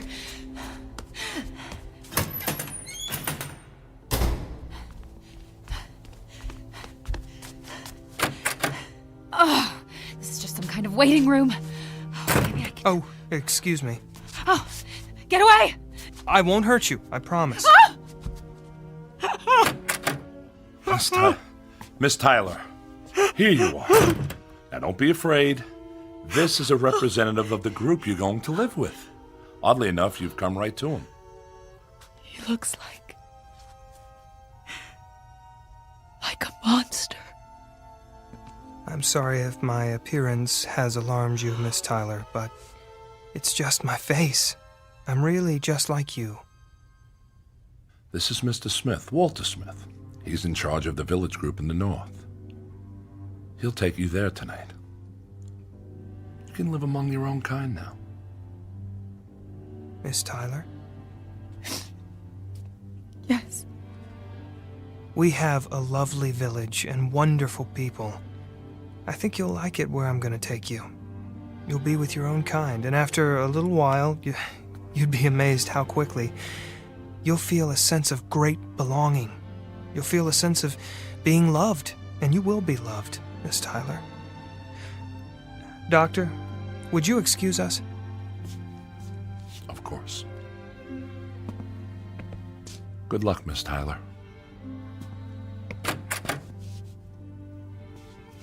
Miss Tyler? Yes. I'd like you to look at me. I can't. Please, Miss Tyler. I'm looking at you right now, without turning away. Won't you do me the same courtesy? All right. Thank you. Now, what do you see? I see clear brown eyes, smooth, tanned skin, a trim, straight nose, a firm, square jaw. I see someone who looks different. That's right. You see someone who understands how you feel. Miss Tyler, I can take you to a place where it doesn't matter if you look different. Mr. Smith, why are some of us born so ugly? I don't know, Miss Tyler. I really don't know. But do you know something? It doesn't really matter.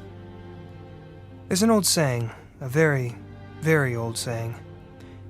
Beauty is in the eye of the beholder. When we leave here, when we go back to the village, keep that in mind. Try, Miss Tyler. Say it over and over in your mind. Beauty is in the eye of the beholder. Come on now. We'll get your things and we'll leave.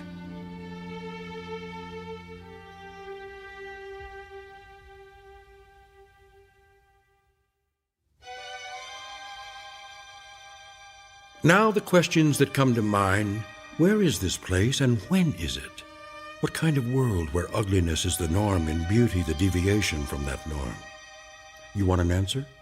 The answer is it doesn't make any difference. Because the old saying happens to be true. Beauty is in the eye of the beholder. In this year or 100 years hence. On this planet, or wherever there is human life, perhaps out amongst the stars. Beauty is in the eye of the beholder. Lesson to be learned in the Twilight Zone.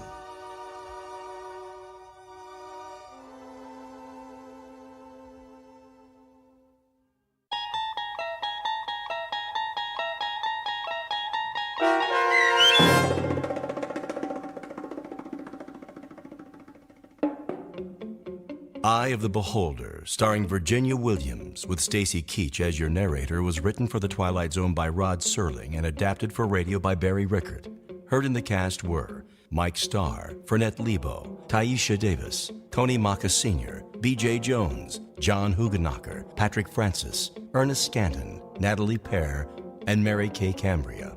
The producers of The Twilight Zone wish to thank CBS Enterprises and the Rod Serling Estate for making this series possible. This copyrighted radio series is produced by Carl Amari and directed by Joby Cerny for Falcon Picture Group.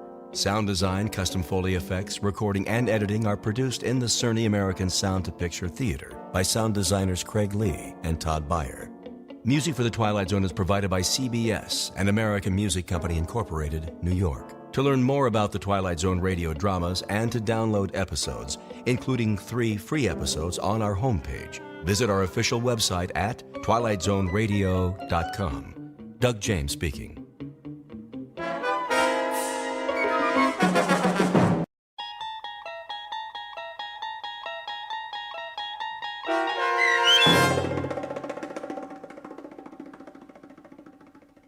Black Leather Jackets, starring Marshall Ullman with Stacy Keach as your narrator, was adapted for radio by Dennis Etchison and written for The Twilight Zone by Earl Hamner Jr. Heard in the cast were Elizabeth Lido, Jason Bradley, Christian Stolte, Doug James, Fernette Lebo, Jeff Lupetin, Roger Mueller, Meg Thalken, Vince Amari, Alex Sopener, Carl Amari, Kurt Nabig, and Jason Mallow. To learn more about the Twilight Zone radio dramas and to obtain audio cassettes and CDs of these programs, visit our website at twilightzoneradio.com. The producers of The Twilight Zone wish to thank CBS Enterprises, Carol Serling, Dennis Etchison, Dick Brescia Associates, Claire Simon Casting, Terry Jennings, XM Satellite Radio, the American Forces Radio and Television Service, Sirius Satellite Radio, our sponsors, and our radio affiliates for helping make this series possible. This copyrighted radio series is produced and directed by Carl Amari and Roger Wolski for Falcon Picture Group. Doug James speaking.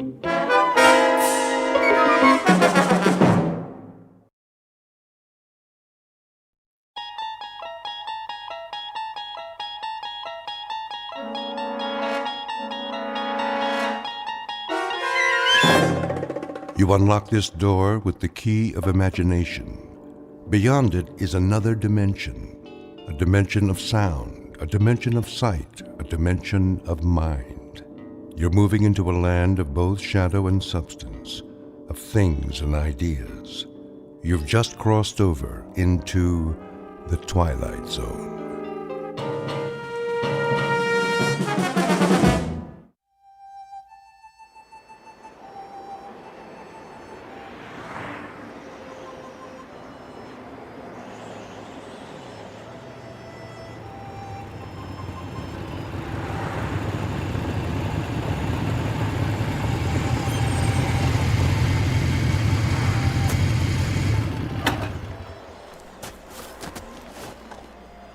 Why here? Looks like a good place. For what? Information. They won't know anything. Maybe they will. Hey, Steve's right. Look at all the trucks parked out front. I say we wait till we come to a town. Last sign said 35 miles. Let's go in. This is Nowheresville. That's what we want, Freddy, isn't it? We need to fit in, disappear. If we draw attention... I checked the map. It's mostly small towns. You think they won't notice us? They'll know we're not from... I said, let's go.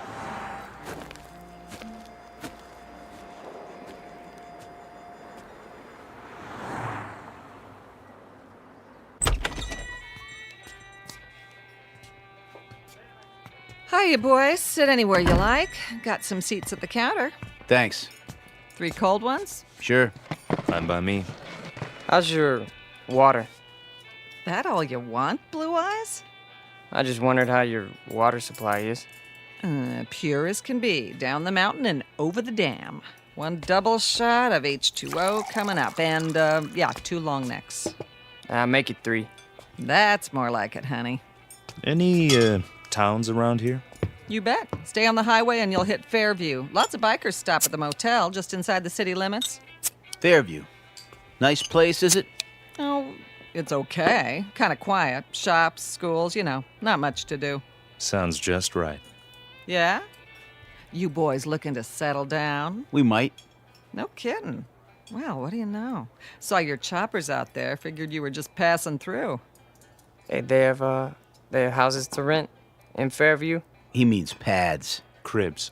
Some place to crash. Well, I couldn't say, but you could ask. Where?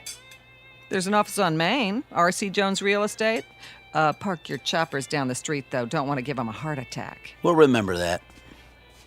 Here's from a bill, Franny. Sure thing. Coffee, burger, and a Coke.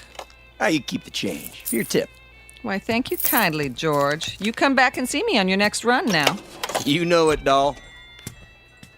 You boys need menus? I got a burger basket special with fries. No thanks. Sure? Strong young fellas like you. We don't eat. He means we already ate. What? That's it. We scarfed. This morning, we really chowed down. You dig? Oh, I dig you loud and clear, Daddy-O. Say, where are you from, anyway? Not around here. Come on, let's go. Right. You got it, Steve. I mean, Big Daddy. Hey, you didn't touch your beers. That's okay. We're not thirsty. Here you are. Hold on. Something wrong? This ain't all for me. Isn't it enough? It's too much. Here, let me give you some change. Keep it. Yeah, for your tip. Is that cool? Well, now that's mighty generous. You boys come back and see me now, anytime. 2 specials, Fran. Table 4. Sure. Those boys stiff you? No, Harry, that's just it. They gave me $23.17 for 3 beers. Maybe they're from another country. Well, maybe so, Harry. But wherever it is, must be a long, long way from here.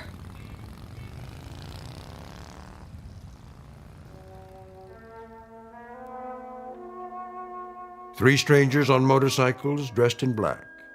We call them Steve and Scott and Fred, though their names aren't important.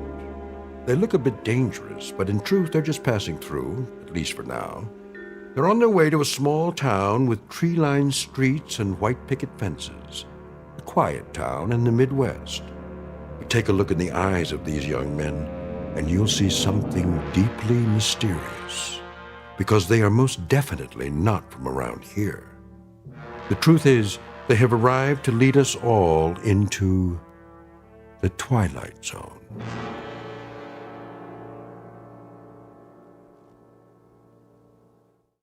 And now, The Twilight Zone and our story, Black Leather Jackets, starring Marshall Allman, with Stacy Keach as your narrator.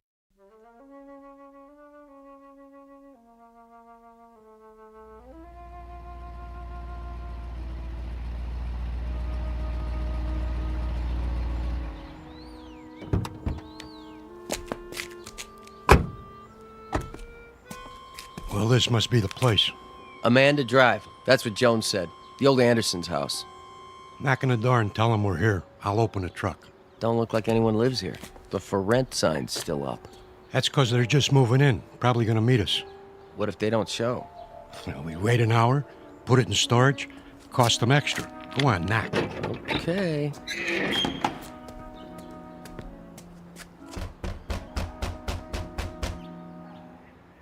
Nobody here. Give it another try. Locked up tight as a drum.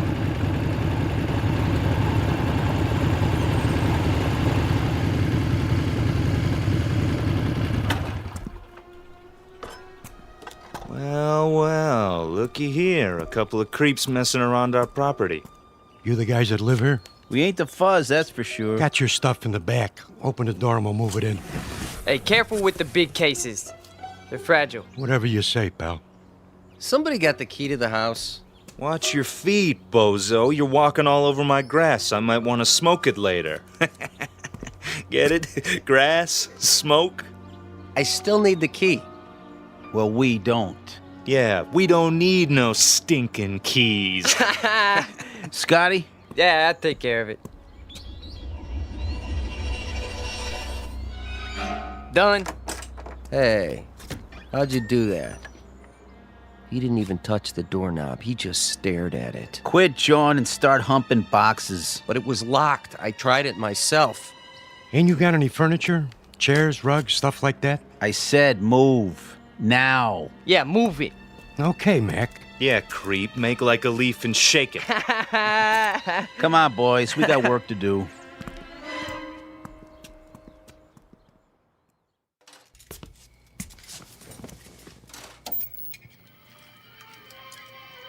Martha? Yes, dear. Here's that movie you wanted to see. Be right there.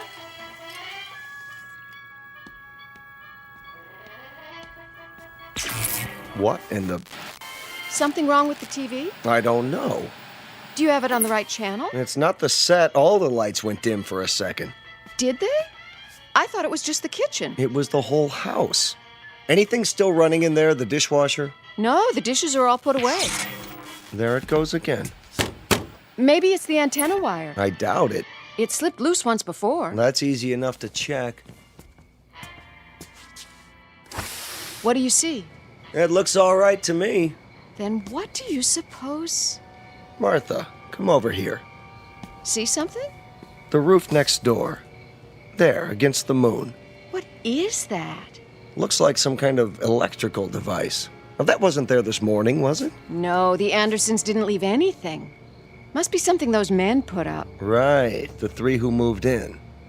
Wouldn't that be just our luck? What? Not only are they motorcycle-riding hoods, they're ham radio operators. Is that bad? You don't know what it does to TV reception. I have a good mind to go over there. Honey, please. Daddy? What is it, Ellen? I'm not sure. I had my radio on while I was studying, and all of a sudden it began picking up these weird voices. What did I tell you? Ham operators. What's that? We can go without television for one night. Tomorrow we'll find out what's to be done about it. First thing I'm going to do is see if they have a license. For what? Do you think you ought to? Those young men look so unfriendly. You mean the ones who moved in next door? Does anybody know their names? No, but I'll find out. I think 2 of them are brothers. Odd types to have in this neighborhood. They don't really fit in somehow. The other one has blue eyes. How do you know? They were unloading the truck when I came home from school. Lots of boxes. Electrical equipment, probably. And these long silver metal things like giant tanks or capsules or something. You stay away from them, young lady. You make it sound like an order. It is. But you don't even know them. Your father's just concerned for your safety, dear. Go upstairs and finish your homework. I'm not going to wait till morning. I'm going over there right now. Stu.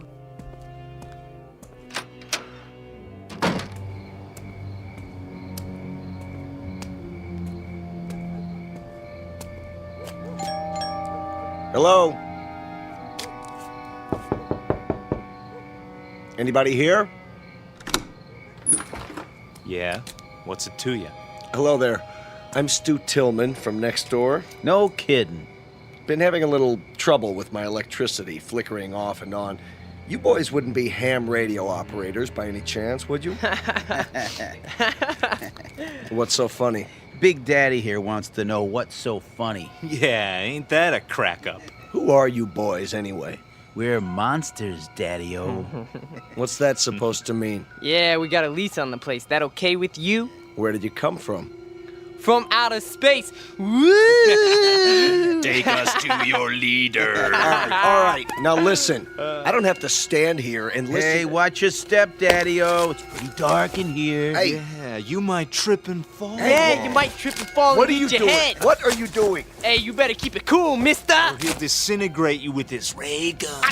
Take your hands off of me. Look at him go. Stop it. Hey, this cat can really A dance. real cool Hey. cat. Yeah, move it. I said let go of me. Go, Daddy, go. Not to worry. Spaceman won't hurt Earth creature. Earth creature. Crazy man. Real crazy. All right. I'm calling the police, then I'm calling my lawyer. No, you're not. That would be uncool. Definitely. Just you watch. You're some kind of hoodlums. Cool it. The police probably have warrants for your arrest. They'll be very interested to know where you are. I told you to cool it. Stay away from me. Look in my eyes. You're gonna be plenty sorry for this. Just wait till I... Forget it. What? Forget everything. There. Feel better now? Yes. Better.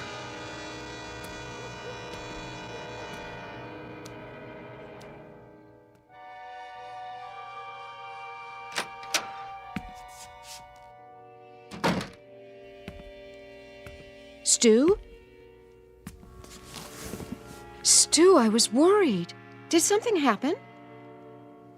Martha? What happened over there? Nothing.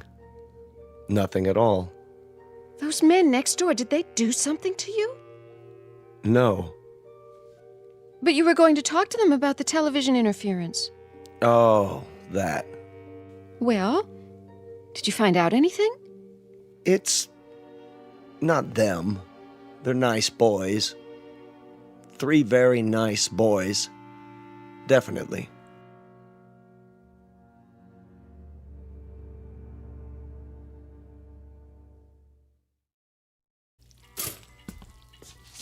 Morning, Mom. Gotta go. Oh, no, not till you have your breakfast. But I'll miss the bus. Then you'll just have to walk.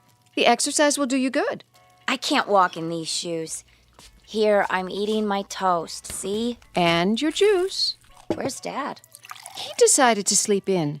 I think he's coming down with something. Well, kiss him for me. Bye. Not so fast, young lady. I've got some scrambled eggs here. That girl.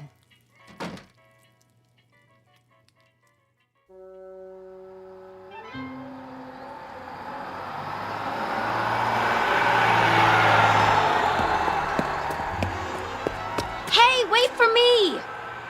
Oh, darn you anyway. Hey, trouble? You see that bus? Yes. I mean, yeah. I checked it out. What gives? Drove off right in front of me. It's a game with them. They just love to make people suffer. Why would they do that? Beats me. Definitely, uncool. Just thank your lucky stars you don't have to depend on buses to get around. Stars are lucky? It's just an expression. I understand a great deal about constellations. That is, the nature of galactic structure. But as to... Huh? I mean, I dig stars the most. They're really cool. So, they're lucky? That's a gas. So are you. What do you mean? One minute you talk like a professor, and the next minute you sound like a... What did they call them? Beatnik or something. Thanks. You're a real cool chick. There you go again. Well, why do you try to talk that way? Sounds like you've been watching too many old movies. I have? I mean, I have. Before I came here, I made a study of popular culture. Music, motion pictures, satellite television. You're a trip, you know that? Trip, meaning to travel to another destination. Yeah, I believe I understand. You need a ride? Well, you aren't going past the school by any chance, are you? I could. With me on the back of your motorcycle? Why not? It can carry 2 passengers. That would definitely be cool. Well, there's a first time for everything. Come on, little lady. Hold tight. Tightly, I mean. Uptight. Out of sight. Here we go. Just look at that. What is it? She's on the back of his motorcycle, our daughter. Come away from the window. I told her to keep away from them. She missed her bus and he offered her a ride, Stu. I'm sure that's all there is to it. I could have given her a ride. But you're not a handsome young man in a leather jacket, dear.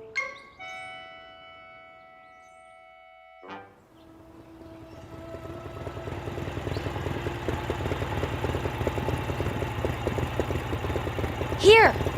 What? You can stop here. I don't see any school. It's on the other side of the park. Then why are we You stopping? got me here so early, I thought I'd walk. The park's so pretty in the morning. How much time do you have? My watch says 8:30. Class isn't until 9. Oh. Would you like to take a walk? Sure. That bench over there is my special place. We could sit for a while if you want. Okay.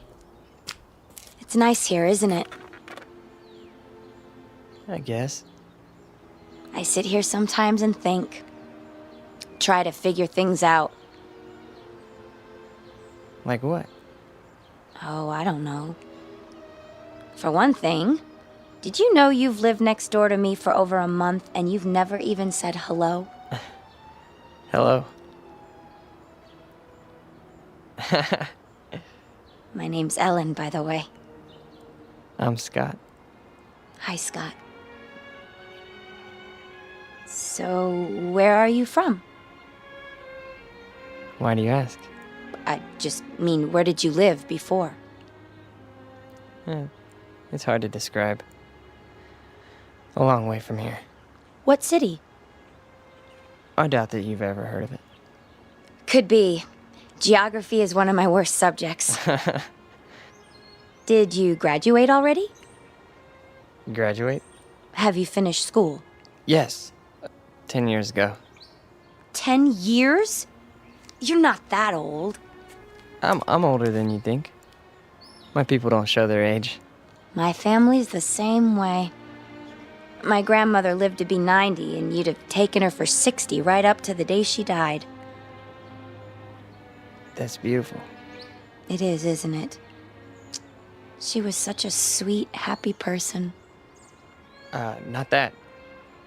I mean, your hair. My hair? The way the sun's shining through it. I've never seen anything so beautiful. Now you're putting me on. Putting on? Teasing me? Don't you know that? What old movies have you been watching? I don't know. I like the wild one. It's our favorite. Never heard of that one. May I touch it? Your hair. It's like gold. Thank you. I'd better be getting to school. Already? It's getting late. No, it's not. How do you know? Look at your watch. You're right. It says it's still 8:30. How can that be? Has it stopped? No. See? Time is relative. It can slow down or even stand still. It can? Hey, take the long way. So we can talk some more. All right. Tell me more about yourself. Okay? But only if you walk on this side of me. Why? So I could see the sun shining through your hair.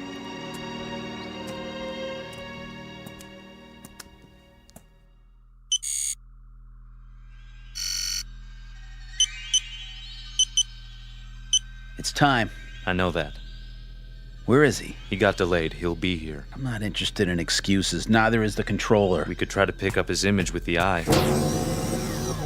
Don't try. Do it. There he is, on the screen. Looks like he's walking in a park with a human female. Has he no sense of time? What do we do? Proceed without him. We can't. The controller told us. It's my responsibility. I'll make the decision. Sir. Reporting in, sir. Be at ease. Where's your brother? We can no longer trust him. What has he done? He's formed an attachment for one of the beings here. What sort of attachment? I'm not sure yet. A kind of alliance. He's with a young human in spite of our orders. Continue without him. I'm sure he's on his way now. I said continue. We have been in touch with all units. Good. The second wave has landed successfully and are now concealed as planned. With the arrival of the third wave, we will be in key positions throughout the continent. Excellent. The locals, are they suspicious? Not a bit, sir. They're a stupid race, exactly as our research told us. An inferior breed given to hatred, cruelty, making war, and killing one another because of greed. The universe can well do without them. You will receive your instructions for the final move in a few Earth days. Very well, sir. I'll tell brother as soon as he gets here. No time for that. We have to bring him in, now.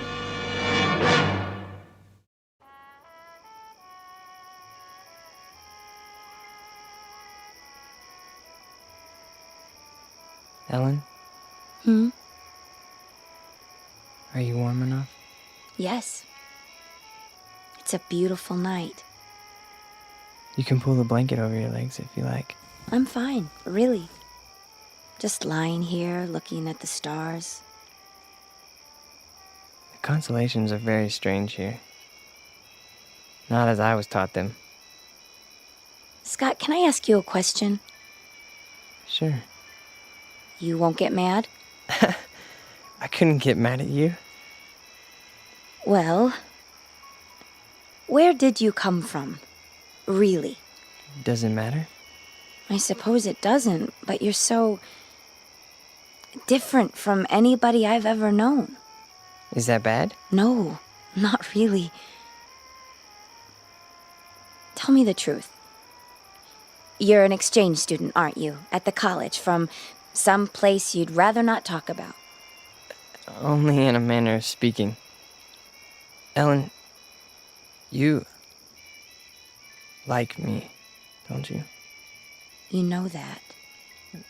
Very much? Very much. Except when you do your Marlon Brando impersonation. What do you want, roses or something? Come on, I thought I did a pretty good job. We studied your motion pictures. That's just it. You must have looked at nothing but old movies. People don't talk like that anymore. Well, what about the clothing? Oh, don't go changing that. Your leather jacket is way cool. At least we got something right, huh? You got a lot right. Trust me. Ellen, do you know the word love? Of course, silly. Everybody does. What an odd question. What's odd about it? I mean, bringing it up at a time like this. Why would you?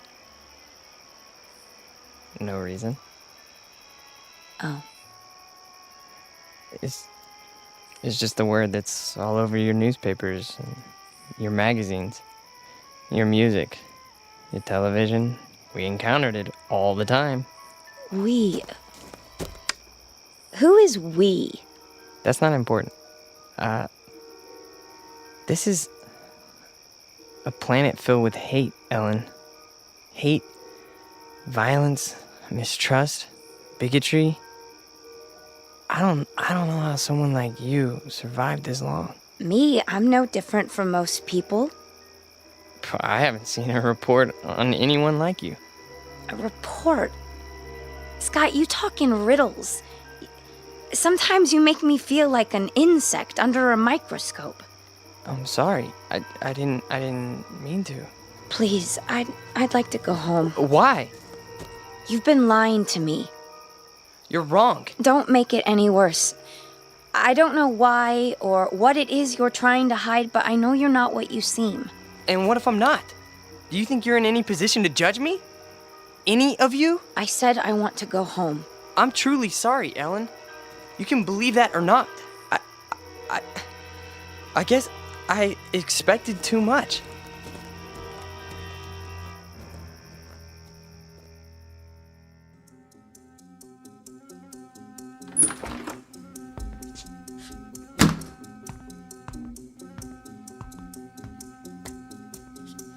Where have you been? I told you, I was riding around. Every day for the last 5 or 6 days?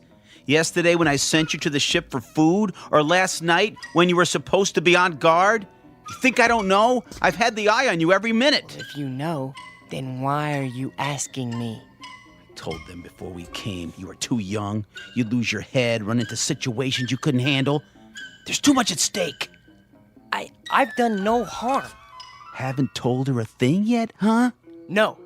Well, now you won't have the chance. We're too close to finishing this mission. Yeah, well, you better go to the control room. Your master's calling. You're a master too, and don't forget it. From here on out, you're just along for the ride. You're not a good enough risk.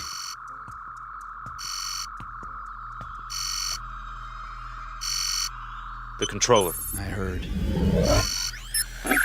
Report. Bacteria Unit 59 reporting in. The test has been an unqualified success. Good. Unit 70 through 100 have reported the same result. What is your time estimate? 30 minutes to the reservoir. Approximately 24 hours for the bacteria to multiply to saturation. How soon before you see results? Within 30 hours, we should witness 50% fatalities. I estimate a total of 48 hours before total extermination. Have you coordinated with other units in your area? We have. And the result? There are 29 bacteria units near the water supplies in this state. We should reach complete contamination of the population within 2 days.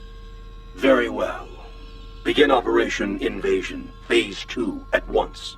Yes, sir. At once.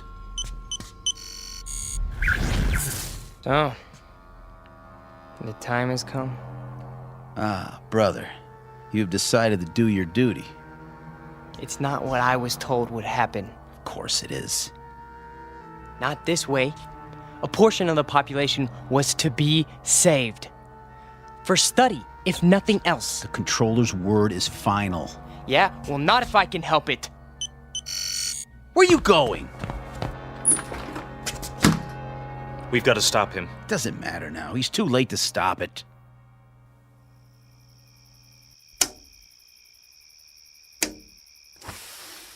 Who's down there? Come down. Now? I've got to talk to you. It's late. This is important. All right.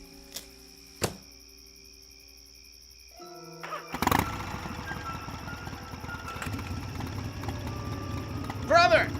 You're there in the bushes! I can see you! Back to the house and wait, Scott. You're making a mistake. These people aren't worth it. Scott, what's going on? Ellen, you've got to get away from here. What is it? You're in danger. I don't understand. Something terrible is going to happen here. Many people are going to die. I want you to go away as far as possible. I can take you where you'll be safe. You're frightening me, Scott. Please. What do you mean? What's going to happen? I can't tell you that. And it wouldn't matter if I did. Look, we've got to leave right now. Are you trying to scare me into running away with you? Ellen, listen to me. In 24 hours, every man, woman, child, cat, dog, anything else alive is going to be dead. Don't, please. No, not just in this town. All over your country. All over your world. My world? It's your world too? No, it's not. What do you mean? Scott, who are you? Look up. We came from out there, Ellen. From beyond those stars. There are thousands of us here on Earth right now. Our people, we need room. We're gonna set up colonies here. I don't believe We've you. had bacteria units in every country on this planet for months. They have enough to poison the drinking water of the entire world's population. Scott, I'm going to walk with you over to your house. No! It's too late. Even if it is, I think we'd better wake your friends and let them get you to a doctor. No, you don't understand! You haven't seen, okay? The leader, the controller speaks to us from a giant television screen. All we ever see is his head. A metallic mask with slits for eyes, a nose, a mouth, but no lips. And his voice, that's... Scott, I love you, but you're not well. You're... Oh, Scott. Ellen! Ellen! Ellen!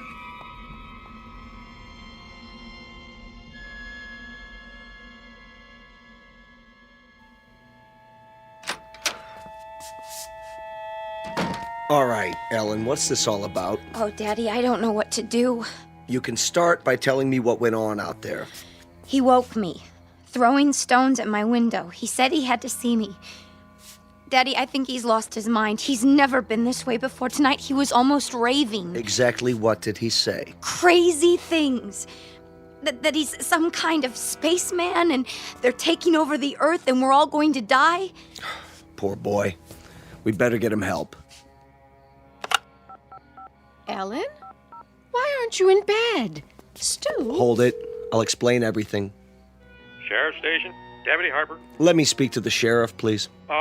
Sheriff Farley's on vacation. Sir, can I help you? My name is Stuart Tillman. I live at 11575 Amanda Drive. Yes, Mr. Tillman. There's a mentally disturbed boy living next door. That right? And before he does any harm to himself or anyone else, I think he ought to be picked up. Honey, what's happened? Oh, Mother. There now. What makes you think he's mentally disturbed? He's been scaring my daughter with some kind of man from Mars story. Claims he's part of an invasion force that's going to take over the world or some such nonsense. All right, Mr. Tillman, let you stay right where you are. We'll take it from here. In fact, I know exactly what to do. Definitely. Hey, Red? Yeah? Yeah, we got control on Amanda Drive? Sure do. We'll be right there, Mr. Tillman. Thank you. Are the police coming? Yes, in a few minutes. That's good. Now, will somebody please tell me what's wrong? Sure, in a minute. Only what? I wonder what he meant by control.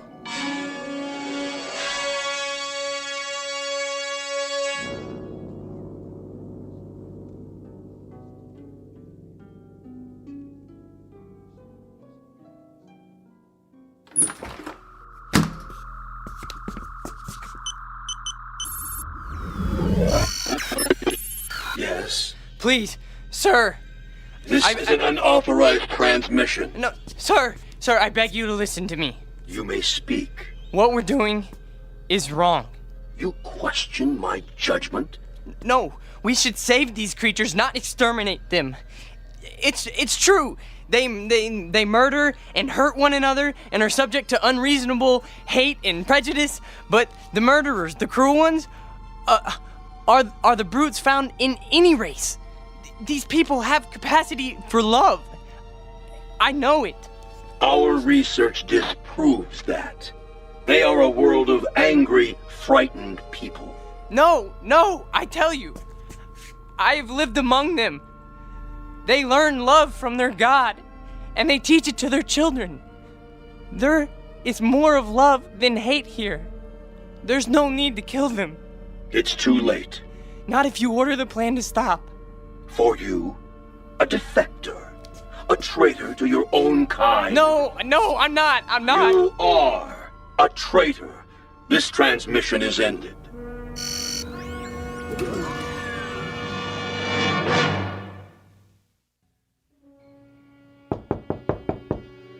Here they are now. Are you sure this is necessary? Yes. Please, Daddy, tell them not to hurt him. Mr. Tillman? No, I'm Deputy Sheriff Harper. This is Deputy Miller. Evening, sir. Come in, please. Now, what about this neighbor boy? Tell him, Ellen. I don't know where to start. All right, your father said he was mentally ill. What made you think that? Ellen, please listen to me. There's no more time. Scott, I'm sorry. I didn't know what else to do. No. Come on in, son. Just tell me all about it. Don't listen to him. He's one of us. He's part of the advanced units. Now, come on, calm down. Man, what kind of unit was that? No, get out, Ellen. Run as fast as you can. It's too late for me. It's coming. It's almost here. Oh, Scott, you're only making it worse. Who are they? What have you done? And they told me you were ill, son, so I took the necessary precautions. These men are from the hospital. Now, just stand right there. Stay away from me! We're gonna put this around you so you don't hurt yourself. Don't touch me! No, not a straitjacket. It's for his own good. Got him. Get us leather jacket off first. Get it Easy off. now, boy. No! Oh, don't fight it, son. That'll only make it more difficult. No! You don't understand. I'm begging you. Listen to me, please. No. Please, no. You'll see that he gets help. Don't worry, folks. We'll take good care of him. And someday, I'm sure he'll thank you. You have a good evening now. They left his leather jacket. Can I keep it for him until he gets out? I don't see why not, honey. It might be a while, though. Oh, Mom. What am I going to do? There's nothing you can do, sweetheart, except pray. It's for the best, you'll see. Now, come and sit down. I'll get you a glass of water.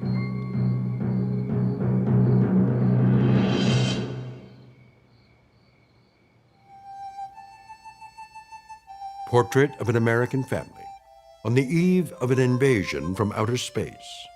Of course, we know it's only fiction. And yet, you might think twice when you drink your next glass of water. Be sure it's 100% pure and not imported directly from the Twilight Zone. We'll return to the Twilight Zone in just a moment. You are about to enter another dimension. A dimension not only of sight and sound, but of mind. A journey into a wondrous land of imagination. Next stop, the Twilight Zone.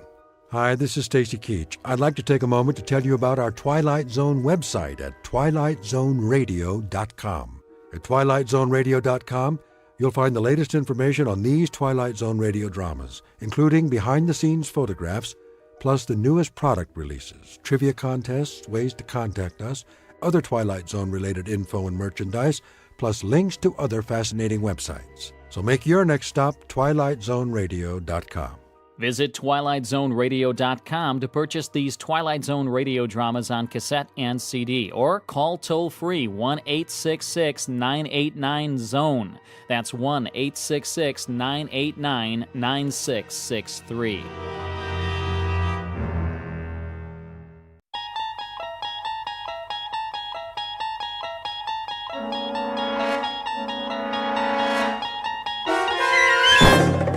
There is a fifth dimension beyond that which is known to man. It is a dimension as vast as space and as timeless as infinity. It is the middle ground between light and shadow, and it lies between the pit of man's fears and the summit of his knowledge. This is the dimension of imagination. It is an area which we call the Twilight Zone.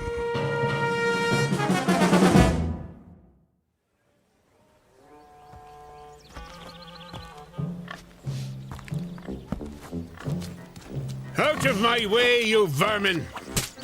What are pigs doing out on the street anyway? It's not sanitary. You should be in a sty or a sandwich. Good morning, friend Woodrow. What's so good about it? Oh, that's the spirit. Keep your chin up. What'll it be this morning? Daily Courier. Daily Courier. That'll be 2 cents, Mr. Mulligan? 2 cents? 2 cents. Same as always. Seems more expensive. Thank you very much, sir. Now, let's take a look. Government surplus. Can you believe it? Believe what, Mr. Mulligan?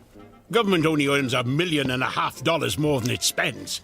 First thing you know, they'll owe money. Then everything will collapse. Inventory predicts every 100th man will own a horseless carriage someday. Oh, that's all we need. I already know what the newspaper says, Mr. Mulligan. You don't have to read it back to me. You read it? Of course. My copy? Not your copy, Mr. Mulligan. My copy. I wouldn't dream of tampering with your Daily Courier.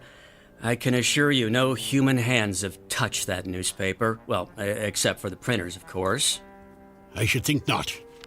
At least some people still have standards. Not like Mr. Beaumont, the butcher. You know how much he's charging for steak? Well, why don't you tell me, like you do every morning round about this time? 17 cents a pound! What do they think we are? Millionaires? I don't know. 17 cents seems a fair price to me.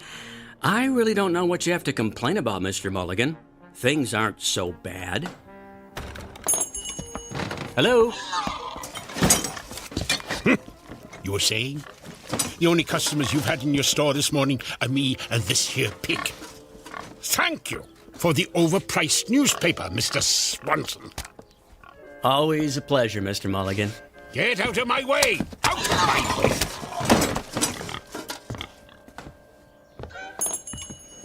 What is this country coming to? It's a madhouse, I say. Hey! Something the matter, officer? Something's the matter, all right. Don't you ever look where you cross the road, Mulligan? Look! What are you talking about? Can't you see that horse and carriage coming? Where? There! Oh, yes, I see it. Damn nuisance if you ask me. Well, I didn't ask you. No one's asking you. I ought to run you into the station house. That's what I ought to do. What did I ever do to you, O'Flanagan? It's Officer O'Flanagan. And why don't we start with causing a public nuisance by standing in the middle of the street waiting to frighten the horses? Just watch your step, Mulligan. You watch your step.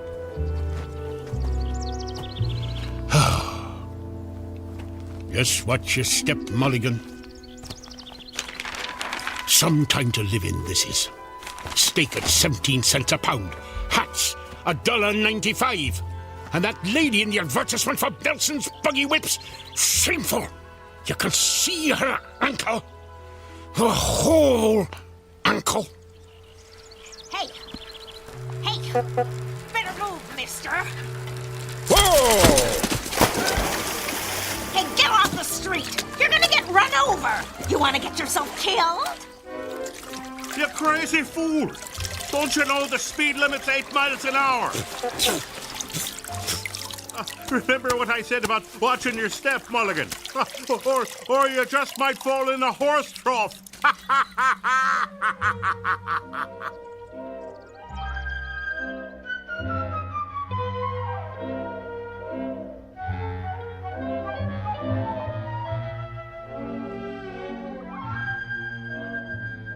Or you might just fall in a horse trough. Well, howdy, ha ha ha. Look at me. I'm a working man, an honest man, a prideful man.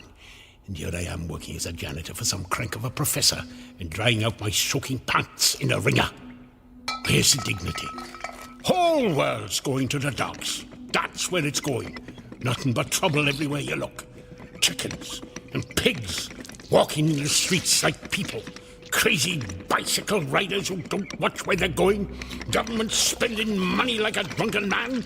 Racing bicycles on the streets at cost of living. And noise. What the Sam Hill? Never heard a ringer make that noise before.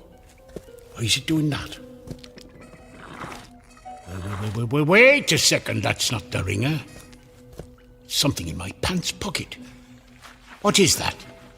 Oh, it's me harmonica. Oh, that's just swell. Just my luck. Ruined. Better hang it up to dry next to my pants, I suppose. I guess I should run the newspaper through the ringer too. Might be able to save it. Not that there's ever any news worth reading, but 2 cents is 2 cents. There you have it. Hot off the press. It's down here, Fenwick. I want you to be the first to see this.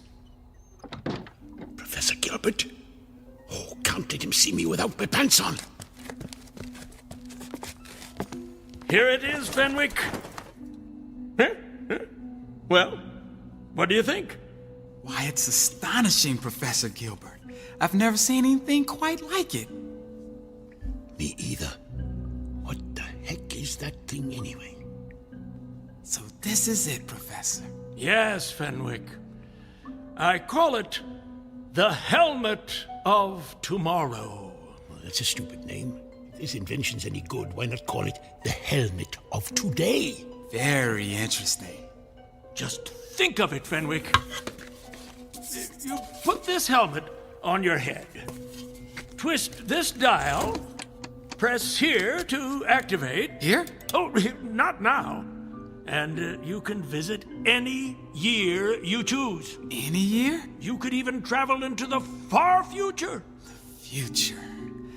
How about 1891? No, farther than that. 92? No. Think far into the future. How about 1970? Now you're thinking. Incredible. But there is a time limit on its operation. There is, Professor? There is. Purely a precautionary measure. No man should be allowed to interfere with the course of history. Well, how long a period would it function, Professor? 30 minutes only. 30 minutes? That's almost half an hour. Yes, it is. 30 full minutes in which to study the events of whatever future date we care to witness. Professor, you're wonderful. Eh? I said it's wonderful. Indeed it is, Fenwick, indeed it is. Are you ready to test it? In good time, all in good time. When I'm ready, I shall take my first journey into the future. To the year... 1962? Oh, who knows what wonders mankind may have achieved by then. Very likely I'll find the world deserted and everyone living on the moon. Or perhaps we'll have a woman president. Well, I hope civilization will progress, Fenwick, not descend into madness. But now, before I embark upon my test journey, we must toast this moment with champagne! Champagne! Champagne! Come, Fenwick! Come!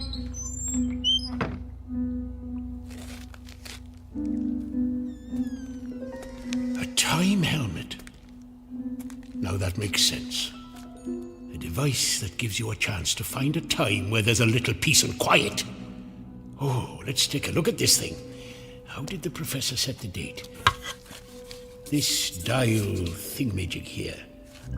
What year did he say he wanted to visit 1962? No, that's still too close, only 72 years off.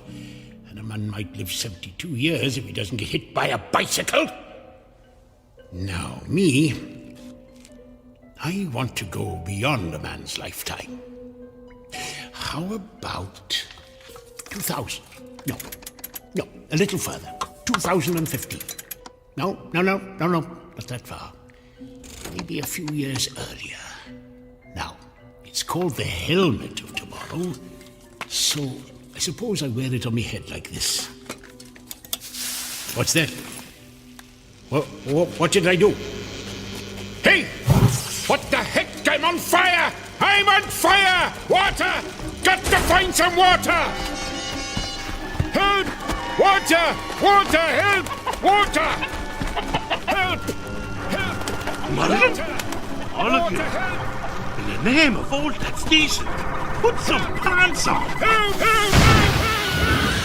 Mulligan! Hey, where'd he go?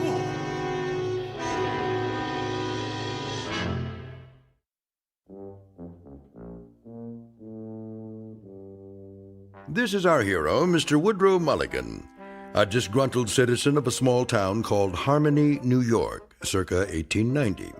Complete with the high cost of living, bicycles that exceed the speed limit, and horses pulling carriages with reckless abandon, not to mention an oink-oink here and a cluck-cluck there. Mr. Mulligan, a rather dour critic of his times, is shortly to discover the import of the old phrase, out of the frying pan and into the fire. said fire burning brightly in the Twilight Zone.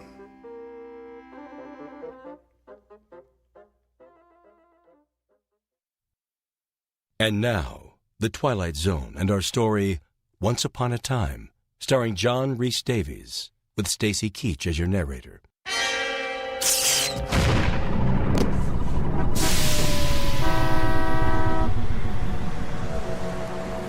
Hey! Where am I? This doesn't look anything like Harmony. Where the heck am I? Oh, well, wait a minute. It must have worked. I'm in the future. Shoo, you dumb bird! Now, what time is it? It's 10 o'clock. 10 o'clock. I've got half an hour to take a look around. Oh, what's he doing? Better move, mister. Get off the street. You're gonna get run over. You want to get yourself killed? Oh, missed my turn. I better make a hand signal. Watch out! Hey! The time helmet! Let go of that! That's mine! Hey! Give it back! You've got it hooked on your arm! Oh, I was trying to turn right. Oh, can't get this thing off my hand. Oh, there, got it. There it goes. Oh, it's rolling down the street right in front of that kid. Awesome! A new helmet. You there, boy! That's mine! Give that to me! Finders keepers. It's mine now. Come back! No way, you freak! This is crazy. How are you supposed to catch the little brats if you put them on a board with wheels on the bottom? I got to catch him. Hey, kid! Come back! Flanagan to headquarters. Hey, Clancy, the emergency at the drugstore was a false alarm. There's not a thing going on here. It's as quiet as a... Hey, hold on there! Pull you back, Clancy. I got some lunatic in his underwear chasing after a kid on a skateboard. I'm in pursuit. Stop! Police! For God's sake, put some pants on! Flanagan? Oh, no, no good. The boy's getting away. There's no way I can... Ah! A bicycle! Now it's off me. Hey, that's my bike. Sorry, lady, I just need to borrow it. Thanks. Somebody stop that jerk! He stole my bike. Wish everyone was living on the moon. Streets are more crowded than ever, and he's still too far ahead. I'd take a shortcut through this thing. What is a car wash, anyway? Ah! Hey, I didn't get to know what the blazes is this thing I'm in?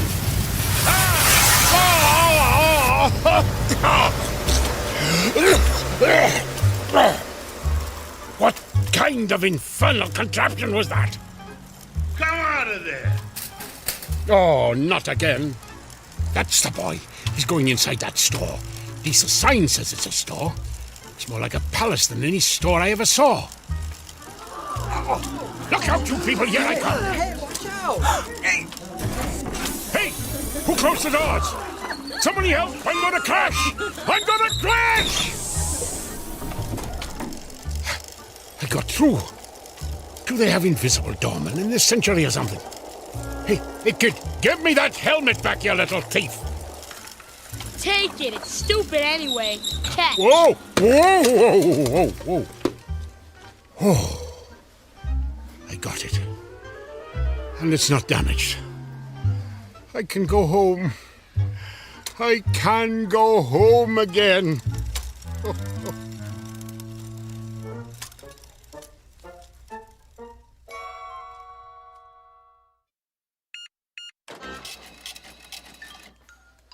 $6 for a pound of steak? Madam, do I look to you like a millionaire? Look out! Look out!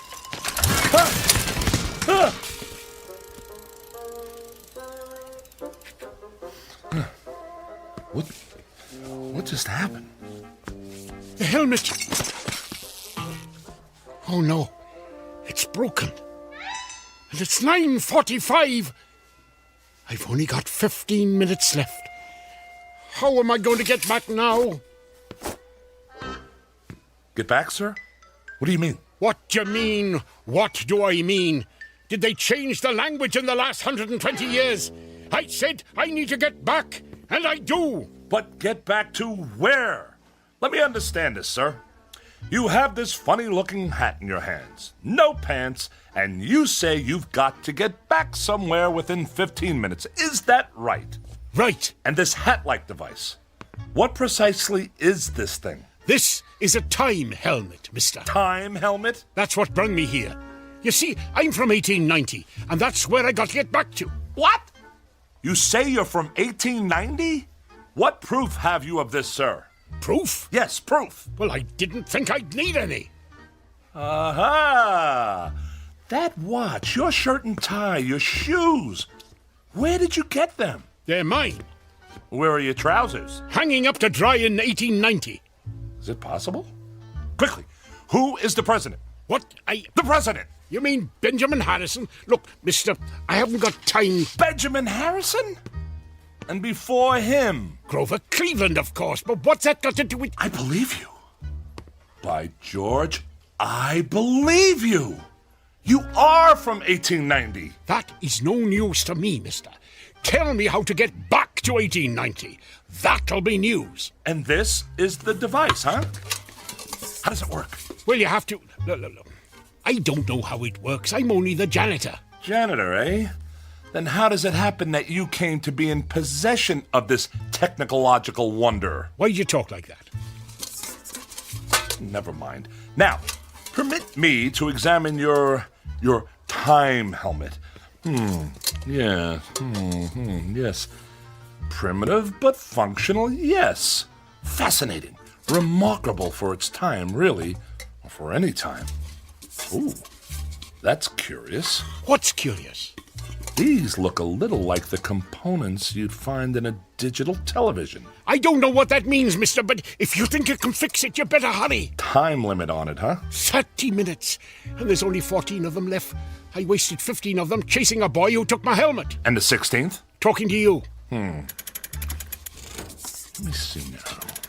What's going on here? What's the meaning of this? This doesn't look good. Which of you crashed a bike in my store? Who are you, sir? I'm the manager. Would one of you like to explain what's going on here before I call security? An accident, sir. Accident? Merely a minor incident, no harm done.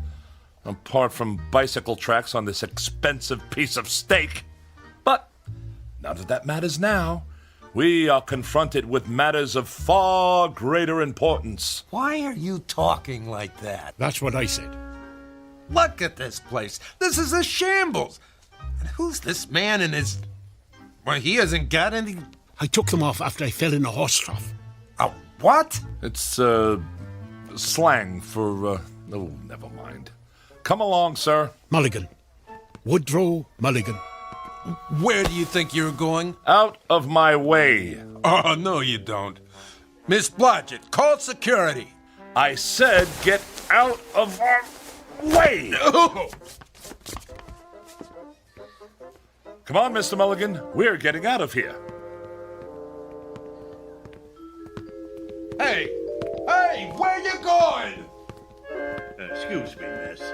But have you seen a man dressed like something out of a silent movie, only without any pants? Oh, that policeman, he's after me. Why? Some kind of generational grudge. Don't ask me. Get behind me. What? I said, stand behind me. Excuse me, sir. Have you seen... I haven't seen anyone, officer. I didn't say anything yet. I haven't seen anyone because, I'm blind. Oh, I'm sorry. My mistake. Hey, if you're blind, where's your... No dogs allowed in the store. Uh-huh. Well, just watch it, that's all. Are you blind? Oh, not me, that guy. There they are. Where? The one you want is standing behind that fat man. Run!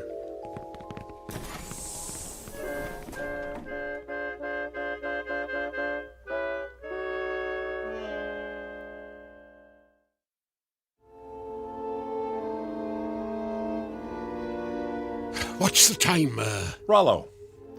My name is Rollo, and the time is, Almost 9:50. Sorry, madam. I guess you still need pants in the 21st century, huh? Not in Europe, I believe, but in this country it's still considered polite. Lend me a coat, will you, Rollo? Oh, of course, here. Excellent! The home entertainment department. We should find the replacement parts we need here. Keep watch, this'll only take a moment. It'll have to. Give a look out. I want to address the typical American worker. Howdy. Now, you listen to me. I'm listening. I'm going to ask you something. Yes? Do you think it's right that your hard-earned money winds up in the pockets of those people who are quite capable of working but prefer to be a drain on our society? Heck no. But those dummies in Washington say it should.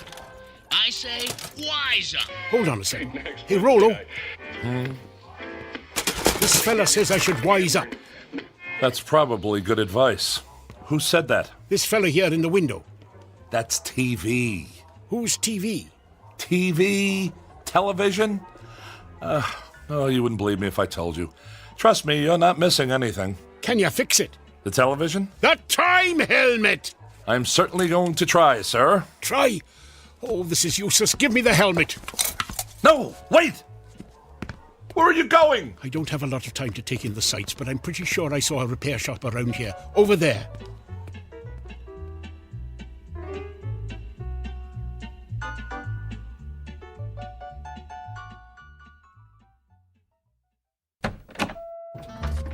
Proprietor!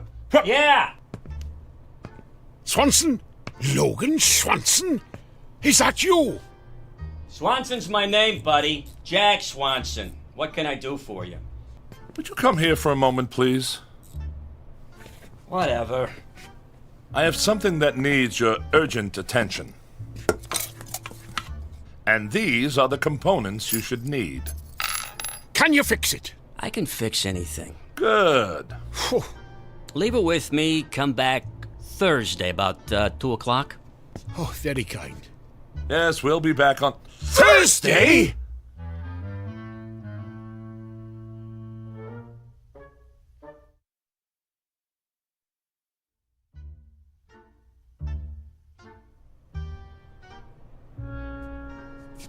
You don't understand. This man must get back to 1890. 1890? That's right. You're in the wrong block, pal. This is only 1600. No.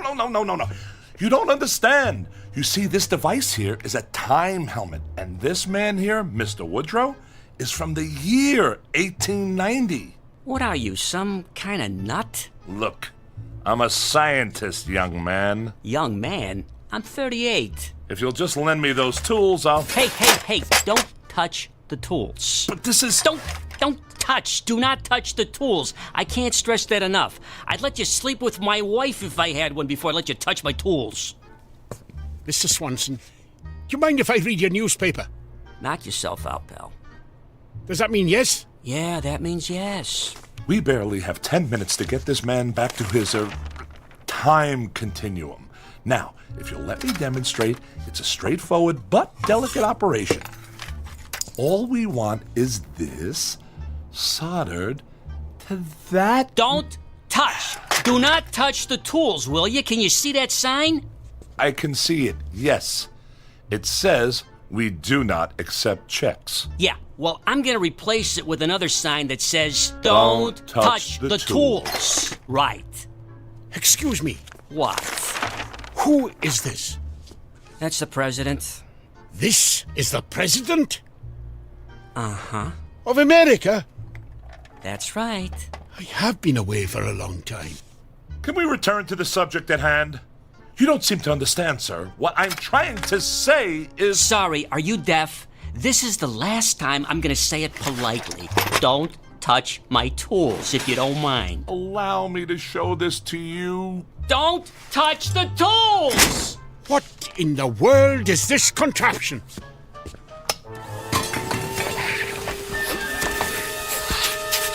What did you say? I'm trying to explain to you that the front... Don't yell at me! I don't like to be yelled at, okay? Get it off me!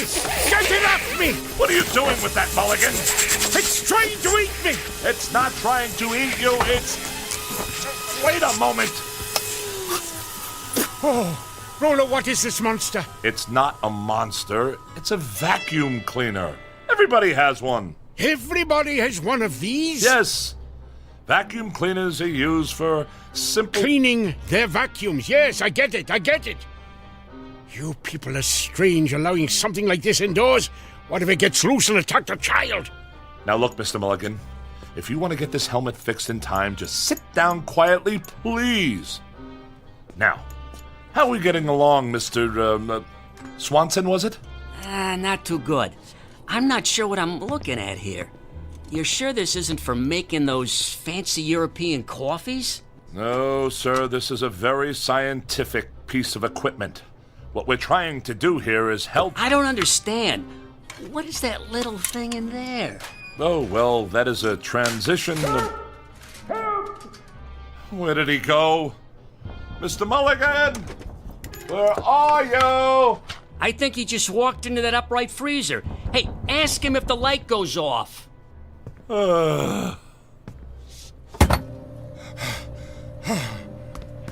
What on earth were you doing in there? Don't you know how dangerous that is? I thought it was another room. It's not another room. Just stay away from everything. Sit down if you must, but everything else is out of bounds. Now, sir, where were we? Beats me. Yes, and I wanted to draw your attention to this node over here. Don't touch my tools if you don't mind. You see, I'm merely trying to point out to you that in order to facilitate... Don't point with my tools, please! Would you allow me to please make this clear to you?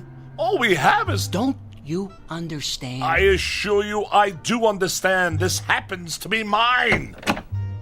Oh, just a moment. What now? Now, where's he going? Stay here. Stay here? I work here. Why would I be anywhere else? Just keep working. The clock's ticking. Yeah, it's ticking, 'cause I fixed it.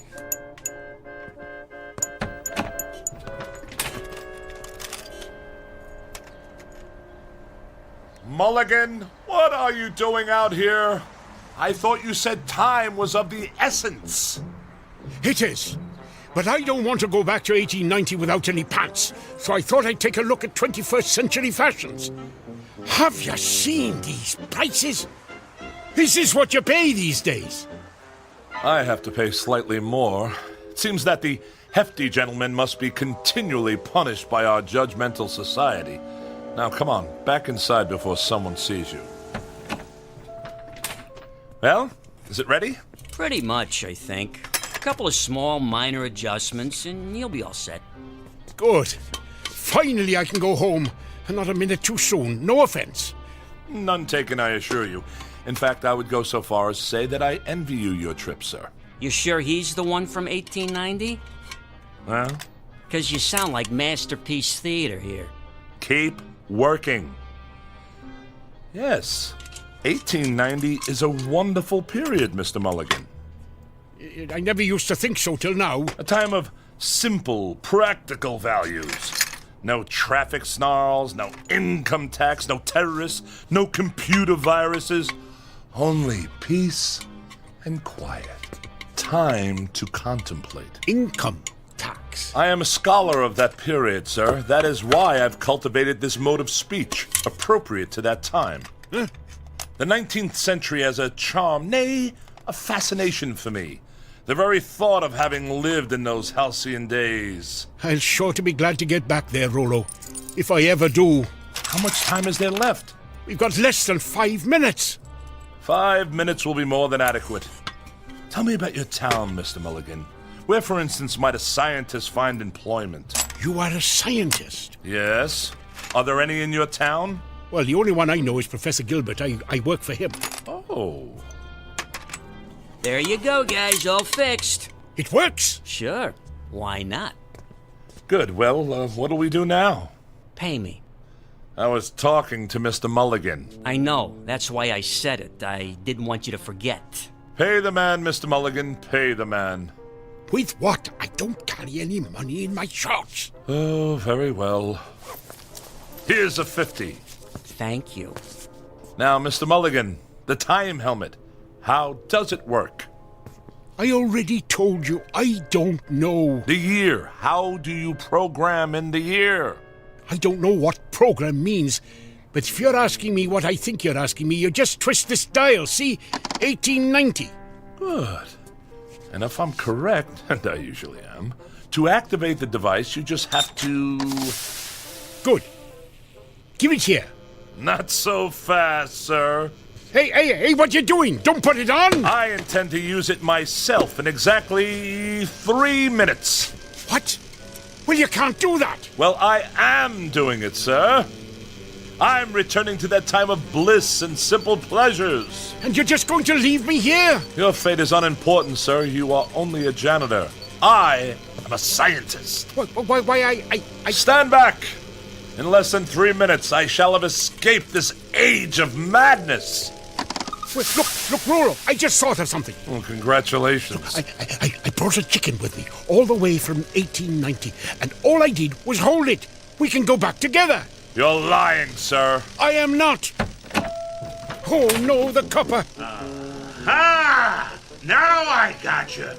What's the idea of running around the street with no pants on? Rolo, take me with you. Get off me.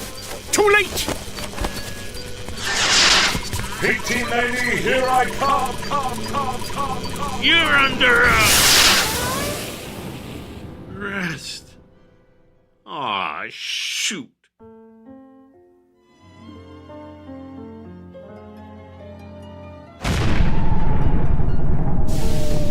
Mulligan? Where in the name of St. Pat did you spring from? I'm back. I'm back! For pity's sake, man. You're still not wearing any pants. Officer O'Flanagan, you are a sight for sore eyes. Ho, ho! Ho, ho! 1890. Charming. Charming.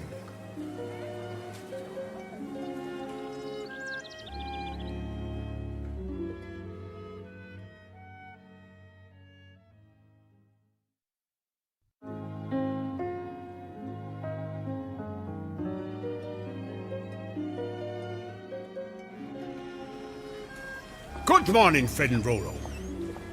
Huh? I said good morning. What's good about it? Got up the wrong side of the bed this morning, eh?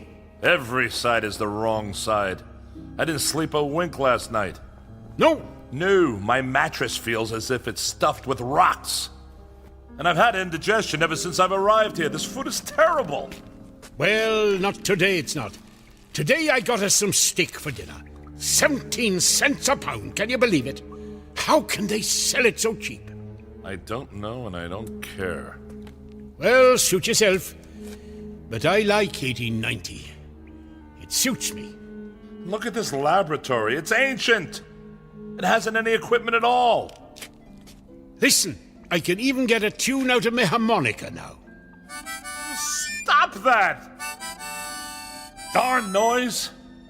I don't know why I ever came to work here. I don't know why I ever wanted to live here, this barbaric, primitive wilderness. What an utter fool I was to think I'd be happy living in 1890. Of all the dull, miserable, impossible periods of time, this one takes the prize. No sanitation, no facilities, no spring mattresses, air foam pillows, or electric blankets. Oh, sheesh. This guy is worse than my mother-in-law. No comforts, no frozen canapes, no microwave meals, no swimsuit edition of Sports Illustrated. You know what, Rolo? I think you'd be happier some other place. Or maybe some other time. What are you blabbering about? 2000, 2001, 2002, 2003. There you go. Now, here, try this on for size. Ow! There you go. A perfect fit. Oh, no. You can't send me back. You don't belong here, Rollo. Any more than I belonged in your time. I'll just press here to switch the helmet on. Get this blasted thing off my head! Goodbye, Rollo. I hope you'll find the peace and quiet you're looking for. I know I will. Now...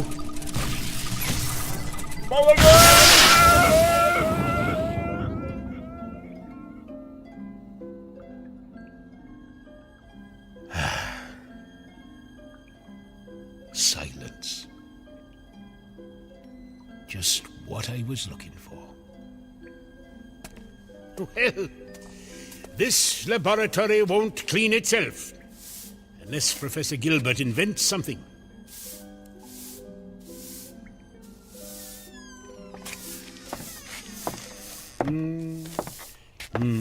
Where's Rollo?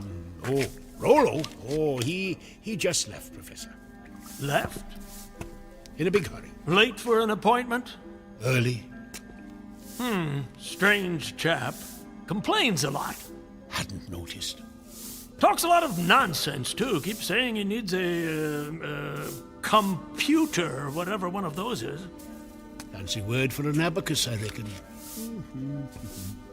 Mulligan, have you seen my time helmet? Mulligan?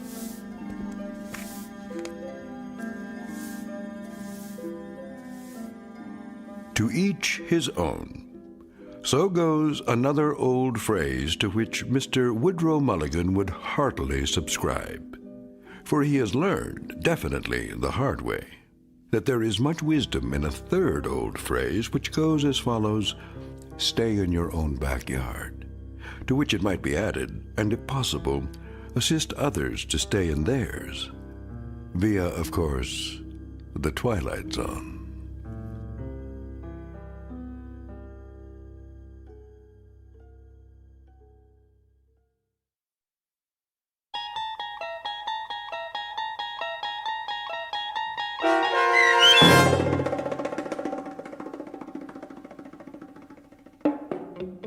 Once Upon a Time, starring John Rhys Davies with Stacy Keach as your narrator, was written for The Twilight Zone by Richard Matheson and adapted for radio by M.J. Elliott. Heard in the cast were Mike Starr, Rob Riley, Michael Teshua, Malcolm Rothman, George Adams, Jim McCants, Beth Jacoby Deach, Randall Steinmeier, and C.J. Amari. The producers of The Twilight Zone wish to thank CBS Enterprises and the Rod Serling Estate for making this series possible. This copyrighted radio series is produced by Carl Amari and directed by Joby Cerny for Falcon Picture Group. Sound design, custom Foley effects, recording, and editing are done in the Cerny American Sound to Picture Theater by sound designers Craig Lee, Bob Benson, Todd Beyer, and Tim Cerny. To learn more about the Twilight Zone radio dramas and to download episodes, including 3 free episodes on our homepage, visit our official website at twilightzoneradio.com. Doug James speaking.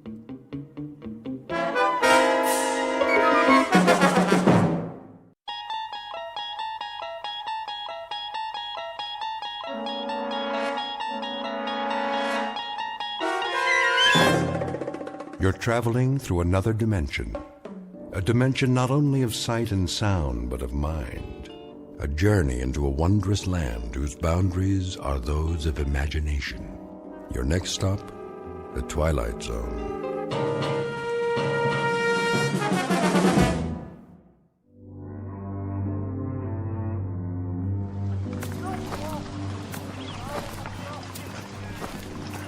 Sergeant? Yes, soldier? Can I ask you something? Go ahead, son. If it's whiskey you want, well, I don't have none. Not for days now. It's long gone. Oh, that's not it, sir. Oh, I thought maybe you wanted something for the pain. Your arm. You'd best change that bandage. I don't have anything, Sergeant, except my uniform, and there ain't much of that left. Here, take my kerchief. Oh, no, I can't. Sure you can. Come on now. Get that sling off. Make yourself a new dressing. You need it in the heat. Thank you kindly, sir. Go ahead and sit. If you like. Oh, no, I don't want to do that. I gotta keep moving. Why? There's no hurry. Not anymore. Well, If you can walk on that crutch, I figure I can as much on these 2 feet. Besides, I got a long way to go. How far, soldier? Alabama. I made it to be 600 miles. My folks will be waiting. Stop now, I might not get there at all. Now, you'll get there all right. We all will, one way or the other. Because we have to. No place else to go. Yes, sir. Going home. That's what I wanted to ask. You know the date today? I'm sorry, son. I lost track. I don't know, still April or thereabouts. Hey, Willie. That you? You know that boy? Sure I do. Sounds like Willie from Birmingham. We was together at Appomattox. You go on ahead. I gotta take it slow for a while. Much obliged. See you tonight, sir, when we make camp. Luck to you, son. God be with you.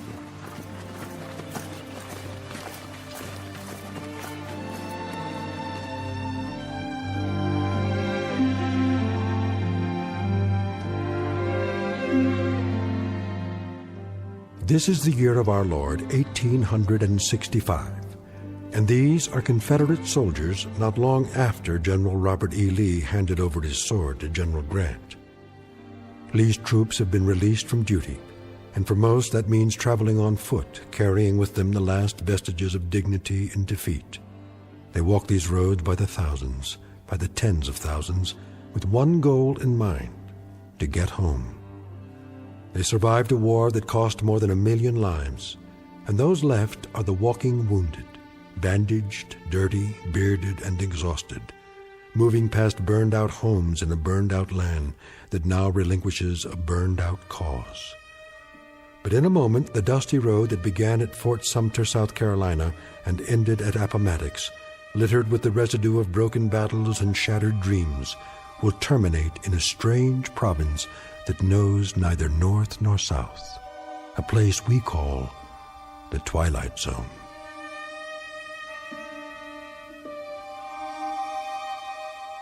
And now, back to the Twilight Zone with The Passers-By, starring Morgan Brittany, with Stacy Keach as your narrator.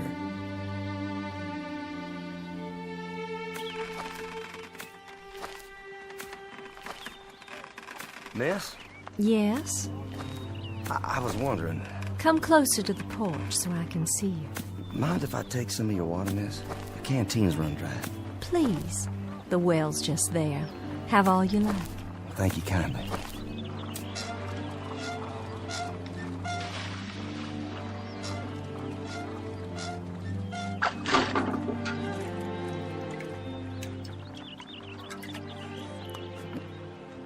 Oh, you don't know how good that tastes. I see by your uniform. Sergeant, isn't it? I was. Don't know that it matters much now. Beautiful house you have here. It was. We used to call it our mansion. Beautiful tree, too. The oak here, strong. The kind that lasts. Yes, it survived. It was here before the house was built, and now it's the only one left. War claims a lot of victims. Different kinds. Men, animals, God's own beauty. You mind if I sit here a spell? Not at all. It's nice to talk to someone. I feel as if I haven't had a conversation in years.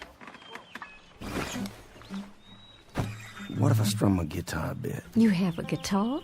Carried it all through the war. Would it bother you? Oh, it would be lovely. My husband used to play a guitar. Did he? Oh, he played so well. He's where, ma'am? He was killed at Yellow Tavern with General Stewart. I'm sorry. You have a wife back home? No kin at all. It was just my father, but he died the first year of the war. I'm sorry. Ah, it's all right. It's been a while now. I mean the crutch. I didn't see it. You've lost your leg. No matter, ma'am. Didn't exactly lose it anyway. I know just where they buried it. Outside of Chickamauga. It must be hard walking for you. Do you have a long way to go? Why, I guess I do. I kind of lost track. Have you been on the road long? Reckon I have. Since the beginning of time. Leastways, that's the way it seems.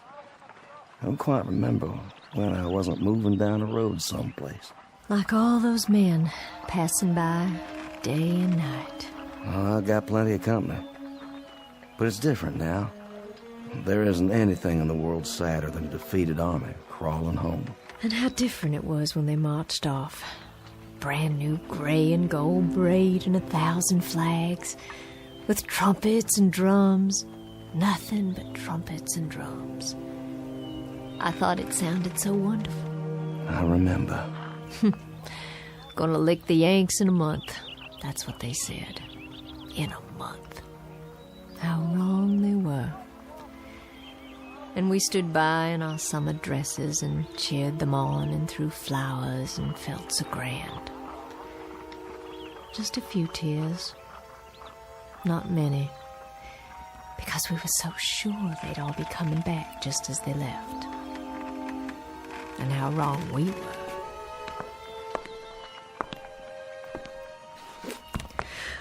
Oh my. Anything wrong?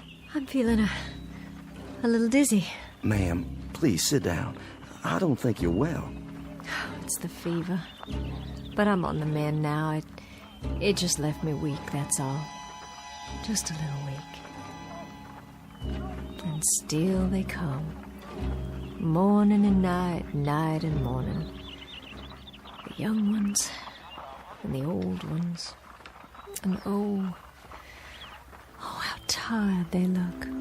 How worn. Are there hundreds of them or thousands of them? More than that.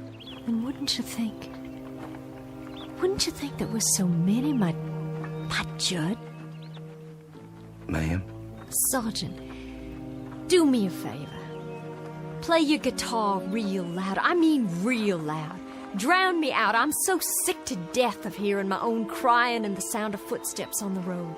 Please play it loud so I can hear music. Please, Sergeant. My pleasure.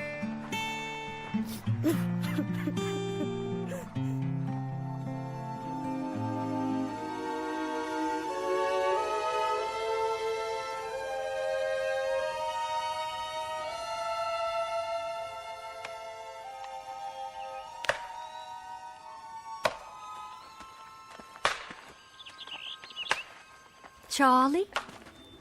Charlie Constable, is that you?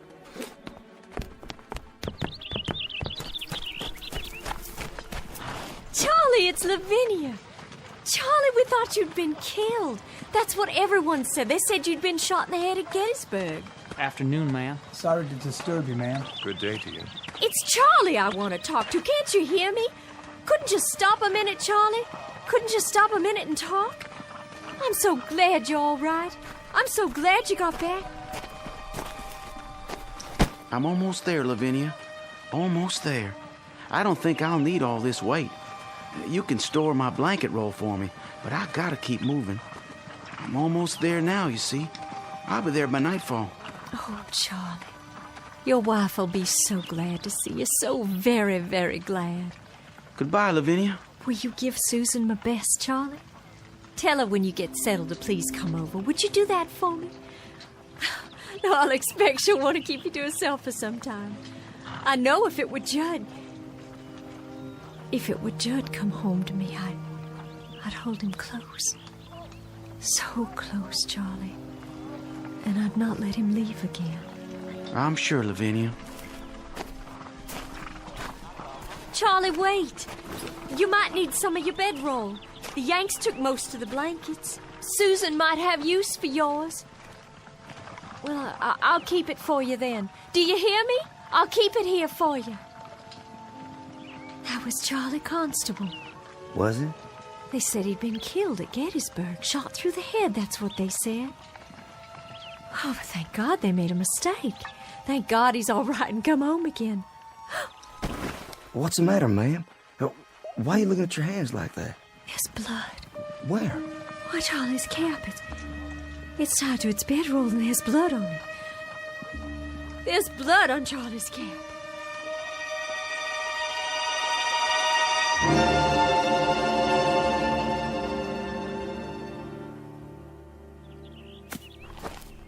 Ma'am? Yes? It's Sergeant Baxter, ma'am. Well, I know that. Who else would it be? You finish so soon? I got a feeling for wood, carving it or chopping it. I got enough cut there so you can at least start the winter. Well, I thank you sincerely. You don't know how much that helps me. No, I thank you. I'm obliged for the dinner. Such as it was. It beats salt pork and hardtack, which is what I've been used to for as long as I can remember. I was hoping you'd play your guitar one more time. Would you? Made this myself. You didn't. You know how to make musical instruments. After a fashion, not as good as the ones I made at home. I had more time then. You have to pick the right tree, a good solid one with character. You cut a branch and strip off the bark and take the wood in layers, but carefully, just right. Then you soak it and bend it into the shape you want. Well, there's plenty to it, believe me. And then after it's dry, it has to be planed and glued and whittled till it's perfect. And then comes the tuning. You know, they say a good guitar takes on the voice of the man who made it. If he has a voice to start with. Seems some men don't. No matter what they play, it just comes out flat and dead. I'll bet all your guitars sound beautiful. Just like this one. My old man used to say that I'd wind up nothing but a bum troubadour. Did he? My old man. But he was a proud one when I marched off. Proud as an old rooster, because his son was going off to war to become a man. And I come back, half a man. That song of yours. Black is the color? Judd, my husband, he used to sing that. Oh, I wish you could have met him. I wish so too. A very gentle man. A very nice and decent man. And I can remember nights he'd sit out on this porch and play and sing. Even the crickets would keep quiet. The bullfrogs down at the pond. It was just as if they'd stopped their noise so they could hear the music. And then the Yankees came. Like blue locusts who had to eat away the trees and the land and everything on it. I owe them for much. For our house, our lawn, our trees, for everything that was. Including my husband's life, I owe them for very much. Ma'am? Why don't you leave here? This place is no good for you. This place is all I have. Just an empty shell of an old house and a burned-out field. But it belongs to me, and it's all I've got. You need something else, something different. Being here alone and sick and staring out toward that road, that ain't gonna cure anything. Fever, sadness, heartache. It won't cure nothing at all. What do you suppose happened to him? Your husband? The Yankee who killed my husband. You suppose he's marching home now, back to his own kin? Do you suppose he's laughing and singing and telling all his neighborhood about the rebels he killed? All the bullets and the heads he shot them through? I don't reckon that at all. You shouldn't either, ma'am. There's been a lifetime of suffering on both sides. I got a gun inside the house. An old shotgun. And I keep thinking about how someday, some moment, a Yankee will ride by, and I'll take out that gun, and I'll aim it at him. I'll aim it steady. But first, I'll tell him. I'll tell him that he can consider this the last shot of the Civil War. A bullet in exchange for the one my husband took. You let that kind of poison sit on your mind, you'll die from it, I swear. Who's coming? Can't see yet. It's him. What do you mean? The Yankee. Well, hold on now. It's a hot night. Hot indeed, Lieutenant. Couldn't see if anyone still lives here. They do. You traveling a long way? Oh, just up the road. But I've been on it a long time. You too, Sergeant? Long time. I've got a half-full canteen, but my horse is running dry. Well, there's water in the well. I don't think they'd mind. Much appreciated. I know you, don't I? That's possible. I mean, I've seen you before. I seem to remember. Go on. What is it you remember? You'd best heed the sergeant's answer because it's the last thing you'll ever hear. No, ma'am. Put the gun down. You don't understand. The last thing you'll hear on this earth. This I promise you.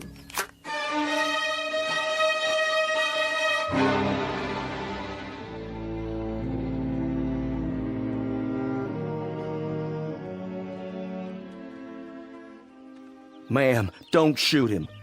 The lieutenant here tried to save my life. Stand aside. Hear me out first. I was lying on the side of a road.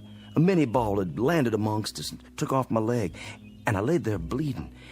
And then he come by, a patrol of Yanks, and he propped me up and he tried to stop the bleeding. I remember looking straight at him and saying, I said to him, "Danged if you ain't the most changeable breed in the world. First you do your best to kill me, then you call off the war long enough to try and save me." You remember that, Lieutenant? I thought to myself then that if General Lee had many more of your kind, we'd take a lot of lumps before we could lick you. Well, we sure give you some. That you did. Lieutenant, this is Lavinia Godwin. You've thanked him, Sergeant. Now be so good as to step out of the way so I can thank him for a few other services. Ma'am, the lieutenant here, he stood out on the open road and tended to me while both sides were shooting up a storm over his head. And yet he stayed there, and he tried to save my life. I've got this shotgun leveled straight at his head, and my hand is steady. I've waited a long time. I aim to blow his head right off his shoulders. This your pleasure, ma'am? And duty. A little bit of both, perhaps. Well, then you'd best get on with it. Ma'am, I can't let you do that. I just can't. You can't stop me with that guitar. I've got the gun. Then I'll stop you with my hands. You'd better stand down, Sergeant. I've got my finger on the trigger. And this is for you, Yankee.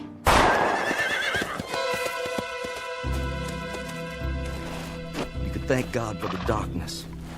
That kept you from committing murder. Hasn't there been enough of that already? I didn't miss him. I couldn't have. I couldn't have missed him! No, ma'am. You couldn't have. But it doesn't make any difference. Not anymore. I remember now. I do remember. They got you that day. They got you in the back while you were kneeling over me. You took a bullet in the back and you fell right over. Yes, I think that's how it happened. I thought you were dead. I remember thinking you were dead. What's going on here? What's going on here? You'll understand. It'll come to you sooner or later. What will? I've got to be moving up the road again. Don't want to ride, do you, Sergeant? She's not the staunchest steed on earth, but she'll carry two. Thank you, but one's enough. As you like. Safe journey, Lieutenant. And to you. I wish you the best, ma'am. I do wish you the best. And this too shall pass. This too shall pass. Wait and see. I'm sorry I hit you, Sergeant. And your guitar, your beautiful guitar, I shouldn't have. I shouldn't have done that. Please, forget it. It's over. Those things he said. What do you suppose he meant? I have an idea, but I think we'll know for sure soon enough. Look. On the ground. What? It's wet. When he climbed on his horse, he was dripping blood.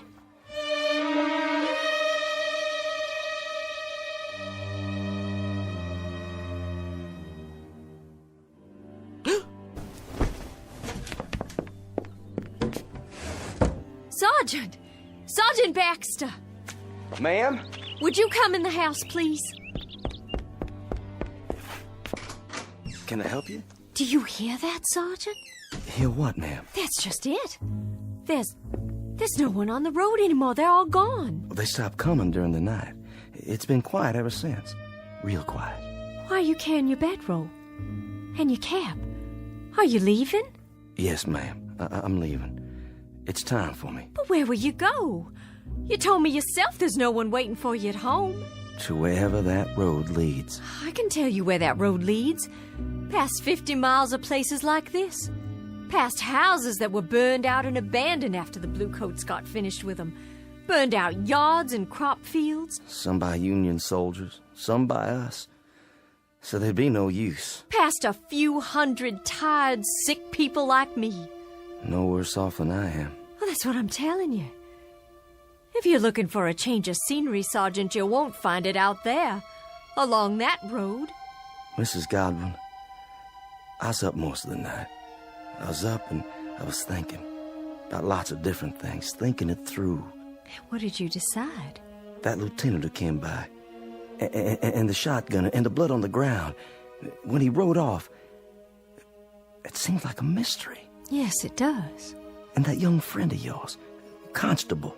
Charlie Constable. Yeah, with the bloody cap. And then before dawn, it came to me. What did? It's kind of hard to explain. Please try.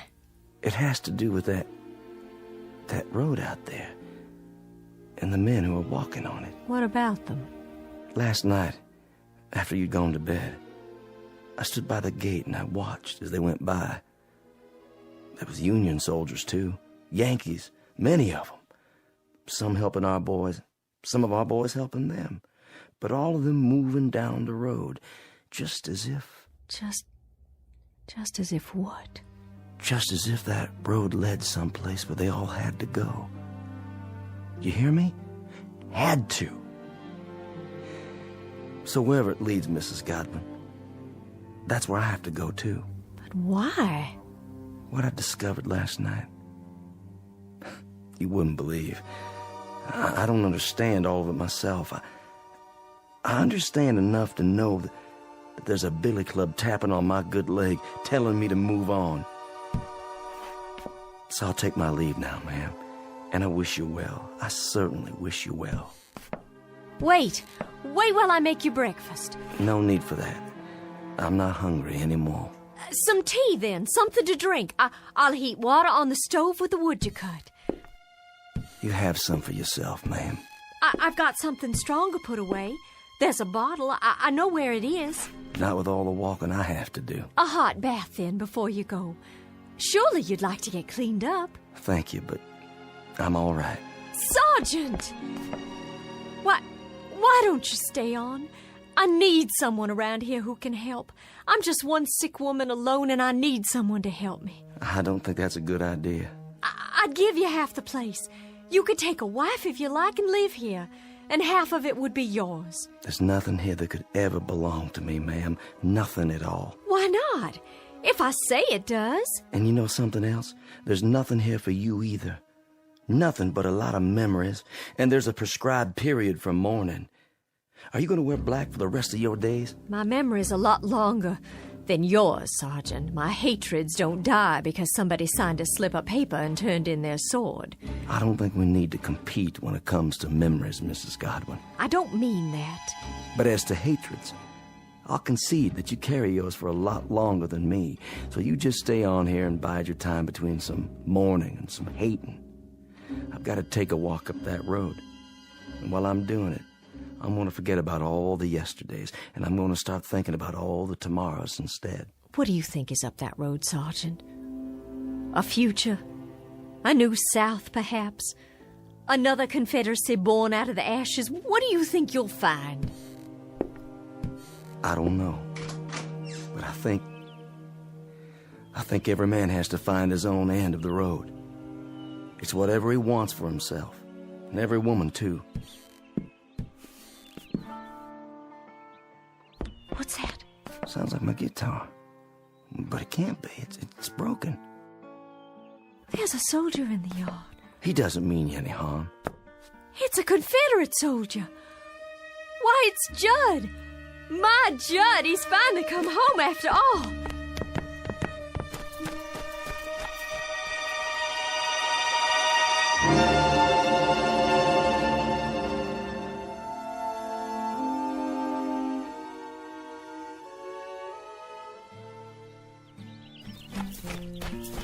Oh, Judd, it is you. Lavinia? Hello, my dear. Oh, Judd, Judd Holmes, tell me it's really true. And how fares my darling wife? Oh, I've been ill, Judd, very ill. Oh, no. But I'll be well again. I'll be well again because you've come home. Because you're alive and by some miracle you've come home to me. It was home, Lavinia. Look around you. It isn't any longer. It's all the hope we've got, Judd. How do you do, Mr. Godwin? Sergeant? I stopped for some water. The old well. It's still good? I'll be moving on now. The sergeant. He's been telling me there's a pot of gold at the end of that road. Has he? And I told him, Judd, and now I have to tell you, I understand. Understand what? There's nothing at the end of that road except more road. And more places like this. But we can rebuild it all. We can paint it and plow up the fields. We can buy seed and we can... Lavinia. Judd, what is it? Sergeant? Yes, sir? Do you know? I think I do, yes. It's easier that way. I'm not sure, but I think I do. Goodbye, Mrs. Godwin. Goodbye, Sergeant. I'll no doubt be seeing you farther on. What does he mean? It's time now, Lavinia. Time? We've got to go. Judd, there's no place to go. This is just a stop along the route, Lavinia. A stop? This is home. Home is somewhere else. And you're saying we have to leave? Yes, Lavinia. We have to leave. Oh, you brought your guitar. I'm glad. This isn't mine. It's that sergeant's. But... See? You remember this guitar, Lavinia. It was all broken, wasn't it? And now it's all in one piece again. Why, yes, it was. How did you know? It was broken, but now it's been put together. And it can be played again, and music can come from it. It's sort of like a human being, Lavinia. A bullet comes along, or a cannonball, or a fever, and it breaks our bodies and throws them aside, and they're no use to us anymore. But then something else comes. What are you saying? With that comes a second chance. Judd, are we? Yes, dearest. My death came at Yellow Tavern with a bullet. Yours came here with the fever. No. Then you mean all those men? All those men are heading to the end of the road, to whatever it is that each of them yearns for. Yearns? To a place or moment that is their heart's desire, theirs and theirs alone. Are you ready? I'm alive, Judd. I have to be. I can feel it. I'm alive. And I don't want to leave here. I'm not ready. I don't want to leave here because if I do, that means I'll have given up. There's nothing to give up anymore, Lavinia. There's nothing at all. Yes, there is. There's the house and the field and the crops we planted that we'll plant again. And the trees and the leaves that rustle when there's a breeze all night long. And the livestock to replace. And sometime one day, the child will have you and me. And he'll grow strong and healthy. And he'll help you tend the fields. And then he'll move on to a life of his own. His life and his children. Our grandchildren. And we'll grow old together on the piece of land that's our own. And in that way, life goes on. Oh, there's so much life still left. So much living still in me, I can't give it up. Don't you feel it? If you don't, I have enough for both of us. It's all I ever wanted, to be here with you. I'll see you later on, then, when you've made your peace. I'll wait for you, just as you waited for me. Oh, Judd, please. Please don't leave me. I'm not leaving you, my darling. I told you, I'll meet you at the end of the road, unless... Then you'll come back? You will. You'll find out what I already know. There isn't anything at the end of the road. There isn't anything at all you can't see right here. You'll come back, Judd. I know you will. That's as it may be, but I'll be waiting for you. Judd, please come back. Please come back to me. Go after him, my dear. Who are you? Just a fellow traveler. You must be tired. And hot in that black suit and that tall hat. Odd, isn't it? Passing strange how it doesn't seem to bother me now. I have some water if you like. That would be a most extraordinary kindness. Over here, there's a well. The water's cool and sweet. Here, drink your fill.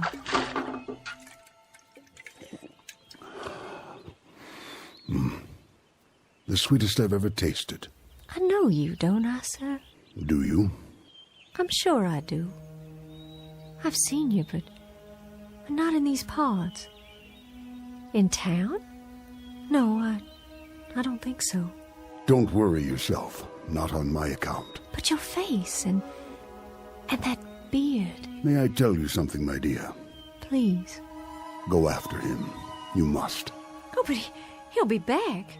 I know he will. My Judd will be back. Wait no longer. There's no reason. He's going someplace that you'll like, I promise you. Someplace where you'll find peace. But how do you know? How? It's something we learn about death. Something we all come to understand. You see, my dear lady, this road, it isn't the end. It's the beginning. There's peace up there, serenity and freedom for all, from anguish. It's whatever you want most, what you have always sought but could not name. You sound so sure. I am. Go to him, my dear. Go to your loving husband. Go there with him. I can see him on the road, can't you? Standing in the sun with his arms outstretched, waiting to receive you. Your face. I know that face. I've seen it in the newspapers. But you were shot, sir. I read it. You were shot by an assassin at Ford's Theater in Washington. But that's so far from here. How? So far that I can hardly remember. It all falls away, like seeds in the earth. And so now, Mr. President, you're one of the... Yes, my dear.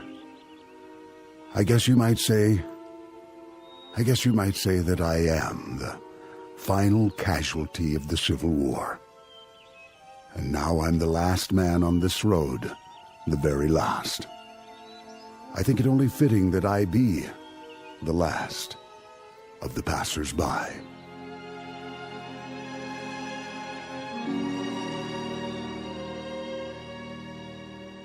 Judd? Is that you? Lavinia. It is. I see you. Wait, Judd, I'm coming. I'm coming now.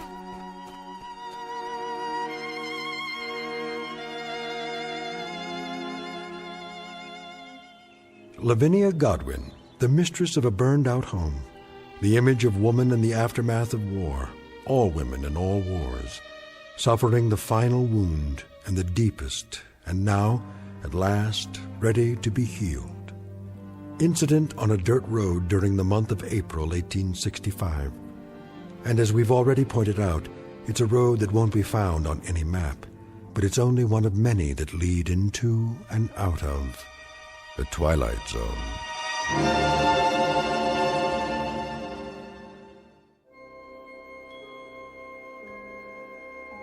Hi, this is Carl Amari, producer of the Twilight Zone radio dramas. I'd like to take a moment to tell you about our official website at twilightzoneradio.com, where you'll get the latest news and information on these Twilight Zone radio dramas. Plus, at twilightzoneradio.com, you can digitally download 3 free episodes or any of our episodes for only $1.95 each. In this age of ever-changing technology, we've decided to make these episodes instantly available to you by making the Twilight Zone radio dramas a digital download-only series. This means that this series will no longer be offered on CD. The CD collections at our website are now being offered while supplies last at buy one, get one free. So be sure to get your favorites before they're sold out. Be sure to visit us often, and I'll see you in the zone.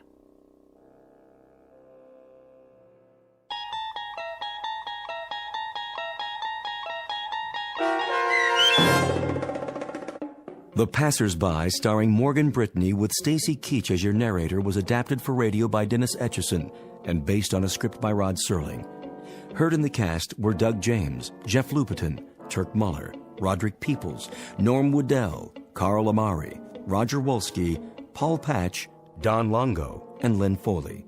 To learn more about the Twilight Zone radio dramas and to obtain audio cassettes and CDs of these programs, visit our website at twilightzoneradio.com.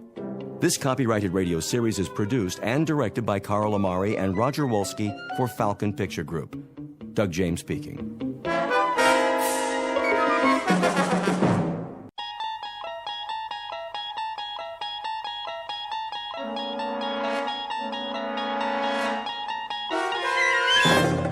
You unlock this door with the key of imagination. Beyond it is another dimension. A dimension of sound, a dimension of sight, a dimension of mind. You're moving into a land of both shadow and substance, of things and ideas. You've just crossed over into the Twilight Zone.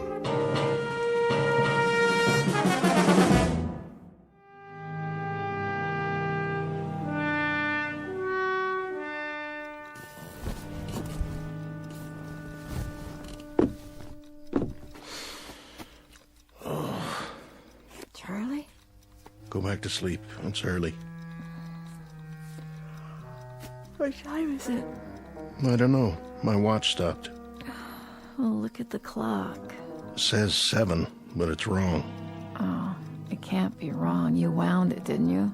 It has to be wrong. Look out the window. It's still dark. Must be 3 or 4 in the morning. When did you turn the light on? I don't need it. Leave it off. So, this is the day, huh? This is the day. Well, if you got 3 or 4 hours yet, what do you have to get up now for? Can't sleep. So, I thought I might as well go over to the jail. You know what I think? What? I think you're crazy. If it really is the middle of the night, you're crazy to get up now. What's so special about today? Ella. Just about hanging a little? I said, why don't you go back to sleep? Why don't you? There's going to be all kinds of excitement today, reporters and everything else. You're the one that could use some sleep. Bring breakfast over about 8:30. You want some coffee now? Pierce will have some at the jail. Just bring Jagger's breakfast at 8:30. What about you? I can't eat. What time do you string him up? Ella. Well, you know what I mean. What time does he get hung? Hanged. That's what I said. What time? When you're talking about an execution, Ella, the word's hanged. It's at 9:30. And you know something? I hope they stay away. I hope everybody stays away, not just the reporters, the whole town.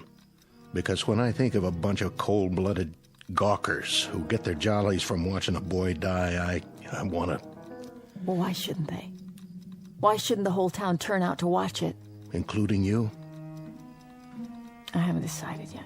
Why would you want to see a thing like that? Why would you even think about it? Because if anybody deserves it, he does. Dirty little animal. I'm leaving now. I understand that after the neck breaks, they only feel it for a couple of seconds. Well, it ought to take more time than that, Charlie. For what he done, this is a mighty easy way to pay it off, don't you think? Easy? To get strung up by the neck? All I can say is you have a funny view of what's easy and what's hard. Just remember to bring his breakfast over. Hey, Charlie. How does he want his eggs? Edible. They're the last ones he's gonna eat, so do one thing for me, will you, Ella? Make them edible.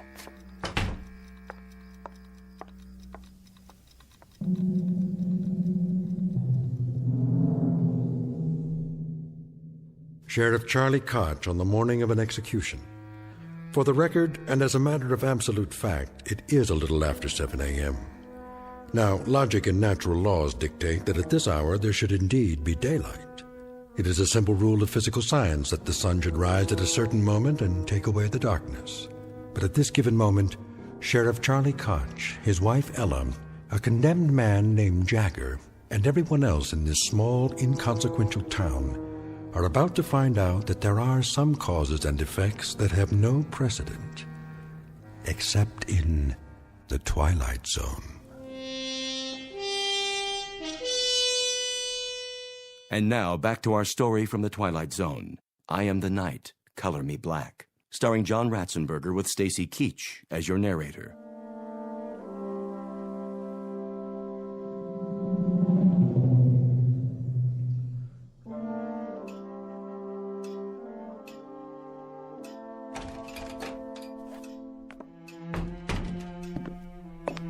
Morning, Sheriff. Pierce, anything doing? Nothing much. You sure?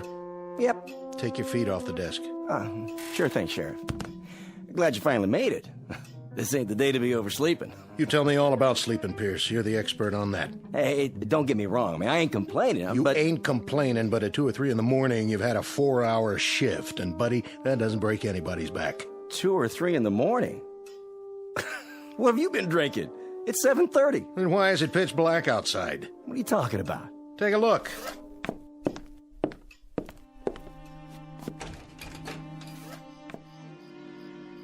I don't get it. What don't you get, Deputy? That some men can't sleep and get up early? I suppose that doesn't make much sense to a guy who could put in 12 solid hours on a mattress and then wake up and complain about... Sheriff. You got a problem, Pierce? Sheriff, it is 7:30 in the morning. Take a look at the clock. And you're right, it's black as a coal mine outside. I never seen it blacker. What's going on? You're right.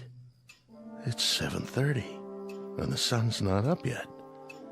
And to tell you the truth, Deputy, I don't know why. I don't know why at all. Who's coming? I can't see yet. Everything out there looks the same. Black as the ace of spades. Morning, Colby. Sheriff? How about that? You see it out there? Of course I saw it. Any sign of the sun? Not a speck. You gonna run an extra in that paper of yours? If I get the time. I've been answering the phone since 6 in the morning. One fella says that the electricity's gone off in the whole town. Well, I can see that's not true. Another one says it's already tomorrow night. I like that. Well, what do you think? Well, hold on, there's more. The president of the January graduating class of our local school, who majors in physics, tells me it's a phenomenon caused by sunspots. Now, you're well versed in law and order, Sheriff Koch, keeping the peace, in other words. So I'm here to ask you, what's your theory? I wish I had one. It's almost 7:45 in the morning. Daylight should have come 2 hours ago. Maybe a storm's on the way. Big whopping storm, the kind that covers up the whole sky. Possible, I suppose.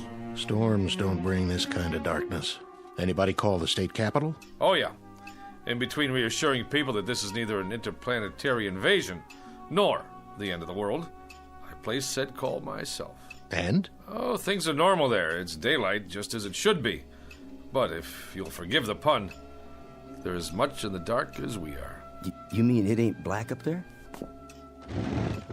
It appears that all up and down the state, and across the face of the earth for that matter, we are the only ones who are groping around in total darkness. So, the phenomenon is quite localized, which means we'll have to seek elsewhere for company to share our misery. How's Jagger doing this morning? I seen him. Brought him in a cup of coffee to make sure he was awake. Thoughtful of you. To remind him about what day it is. I'll bet you did. I wonder, how did you occupy yourself as a lad there, Deputy? Torture small animals or just pull the wings off flies? Say, what do you mean by that? Nothing. I don't mean anything by it. So, Koch, can I talk to him? Go right on in. I'm not saying he'll talk to you, but that's the privilege of the press, to try. So he's got 1 hour and 45 minutes left. What about a priest or a minister? He doesn't want either. As a point of interest, Sheriff, entirely off the record. Do you believe Jagger's guilty? Mr. Colby, I arrest people on the basis of evidence. I jail them on that evidence, and I'm responsible for their meals and their health until they get sentenced, executed, or let loose. As to guilt or innocence, it's a matter for the jury, public opinion, and God to decide. And that part of it, thank the Lord, has nothing to do with me. Uh-huh. So, let us all praise God for the morning's impartiality. You just keep them alive until their moment of death. I see. And as for my part, I follow fate around with a small pencil and a notebook and make a record for posterity of how he died and why he died. But neither one of us has any guilt to share for the fact that he does die. How perfectly convenient for us. He's guilty as hell. He fired buckshot into a man's head. A real decent, upstanding man. And today, he's going to pay the price. He's going to hang for it. And man, oh man, his justice going to be served up deluxe style this time. Pierce, why don't you shut your mouth? I got a right to an opinion. Oh, you do, Deputy. Indeed you do. There are just a couple of disturbing facets to this particular case. Like what? First, that the murder victim was not a decent man by any stretch of the imagination. Hey, you're talking about the dead. He was a crossburner and a psychopathic bully who attacked the man you've got locked up in there. Well, that don't matter. Go on, Colby. I want to hear this. Second, Deputy Pierce here saw it happen and then perjured himself. Now, wait a minute. Let him finish. That's the word, all right, Deputy. Perjured. You said that Jagger shot him from across the room. Well, no such thing could have happened according to the records I saw. The murdered man had powder burns all over him. So what? Oh, you tell me how a man can get shot from 10 feet away and still have powder burns on his skin. By itself, that might not have proved self-defense, but it would have supported Jagger's story. It would have at least raised some doubts in the jury room, if they had heard it. I wondered about that myself. Did you, Sheriff Koch? Well, you saw the body, didn't you? I saw it. But I didn't hear any comment on those powder burns when you gave your testimony, or did I miss that? I answered the questions they asked me. Oh, don't feel singled out now, because your courageous editor who covered the trial from start to finish, he just didn't see fit to include that insignificant little detail in any of his news stories either, now did he? Even though for some reason he knew at the time that he was being very, very selective about what he wrote and what he didn't write, about the truth, in other words. Which is what a trial is supposed to be, a search for the truth. So, when you get right down to it, you're quite right, Deputy. Justice is being served on a platter with its tongue cut out, just like the carcass of any dead animal.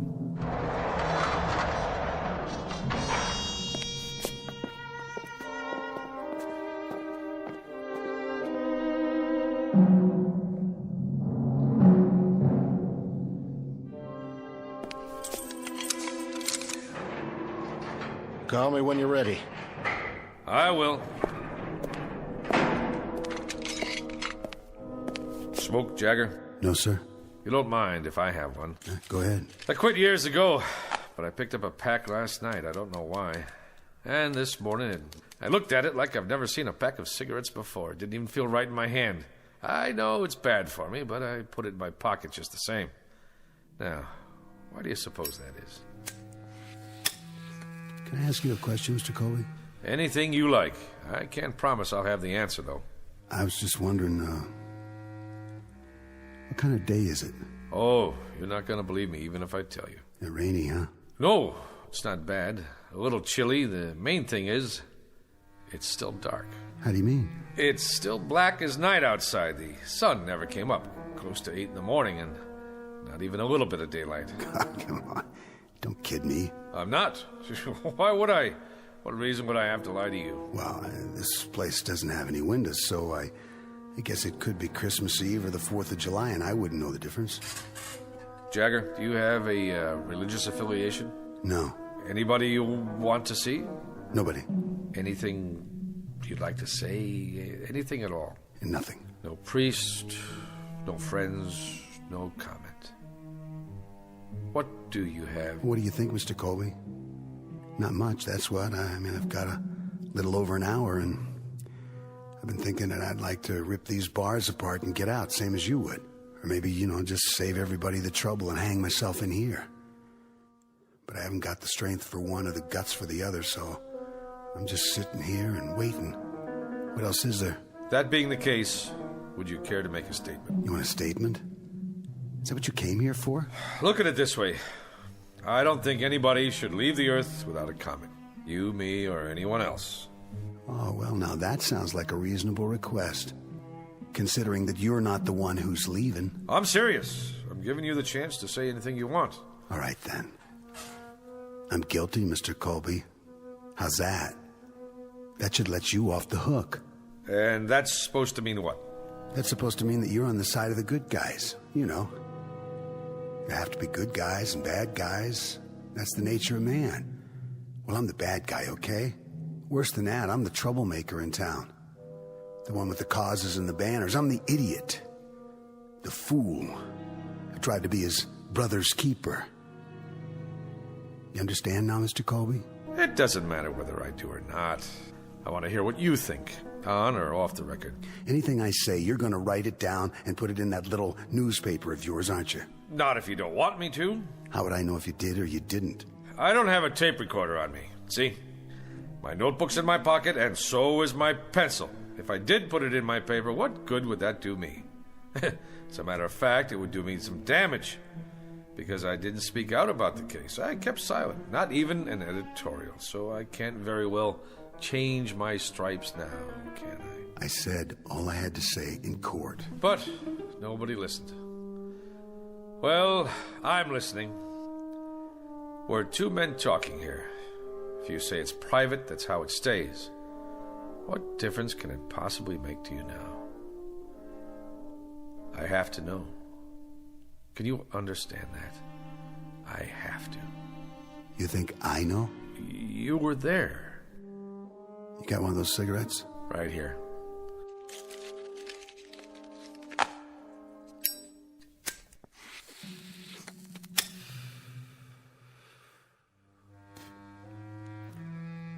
There was a shotgun. It wasn't mine, it was his. Everybody knows that, but they convicted me on premeditated murder. Even though I'm the one who tried to take it away from him before he could go out and use it. So you fought with him? I either loaded the gun and put it in his hands or I tried to get it away from him. Take your pick. All I remember is the gun going off, and that's what counts, isn't it? Not motives, not what's in your head. You know what road is paved with good intentions. Good, bad, it doesn't matter. I'd say there's a big difference. A huge one. Except that the man I killed, he was the White Knight. I wouldn't say that. Well, I would. The things he did, other people only thought about. What they wanted to see happen but didn't dare do. He was the cross burner, the bomb thrower. He did their dirty work for them, like whipping some poor, scared guy just for being black, when nobody else had the guts to pick up a stick or a rock to do it themselves. So the White Knight ended up with his brains spattered all over the place. And I was the cause of that, one way or the other. There's no way the people around here were gonna pin a medal on me. You don't think much of this town, do you? Do you? The man wasn't a saint, but he died.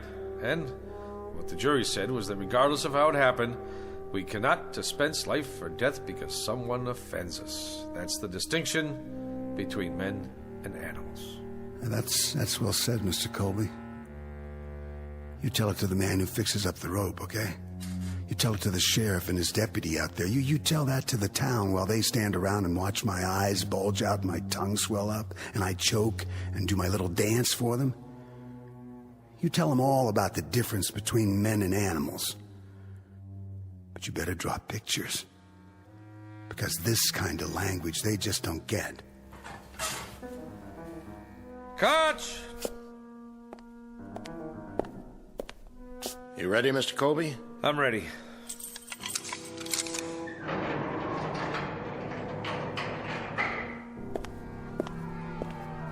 A lot of commotion out there. I guess they just can't wait. That's not it.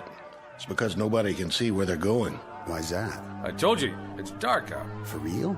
The darkest I've ever seen it.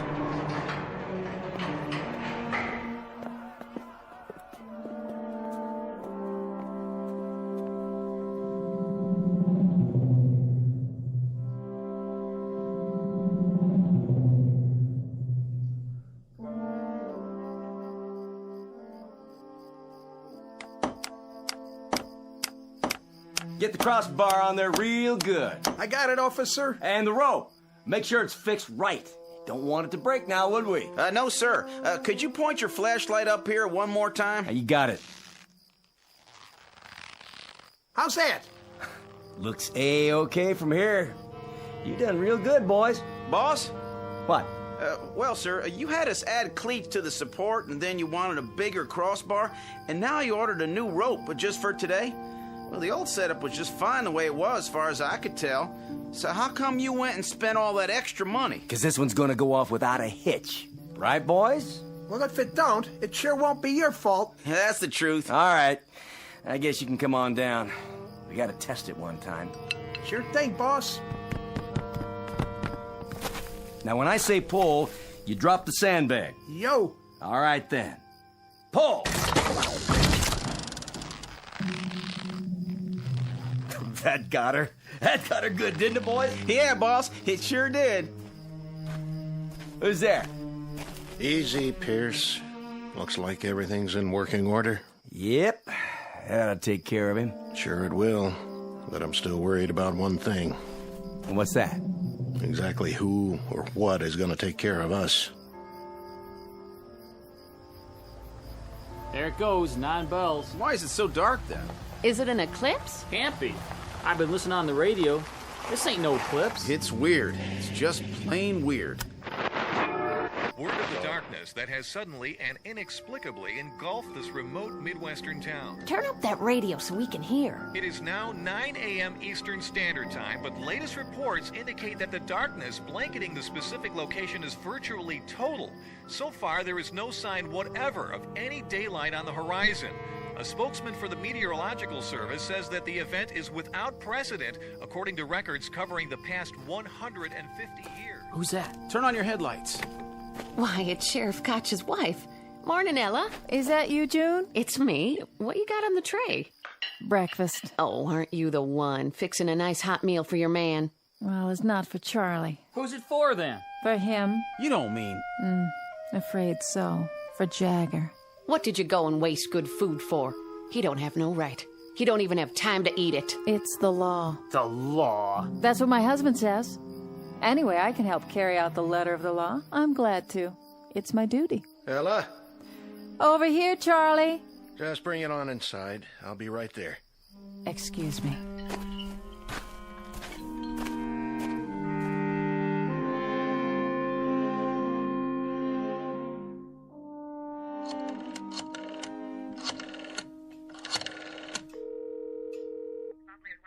The governor, please. Yes, I'll wait, but please tell him it's urgent. Mr. Colby? Hi, Ella. Where should I put this? What? No, this is the editor of the Sun-Times. That's right. I'm calling to see if there's been a stay in the... Yes, I'll hold. What do you have there? Charlie said to bring it. Breakfast? For the condemned man. I guess you could just take it on in. To the cell? The hall door is open. It's right down there. I know where it is. Charlie said to fix a plate of eggs. He didn't say I had to spoon feed it. Yes, well, of course, if he's on the phone. He's not? What do you mean nobody called? No, listen. After the automatic appeals, there's always a request to the governor's office for a stay while they argue it before the circuit court. Morning, Mrs. Koch. I thought that was you. Yes, I'll hold. Thanks for bringing the tray. Just in time, too. I wouldn't want it to go to waste. When did you make these eggs? When? They're cold. Well, that's not my fault. You could at least have brought them on time. Charlie, you listen here. I couldn't drive because there's no street light, so I walked over. I couldn't even see where I was going. That's just how long it took me. All right.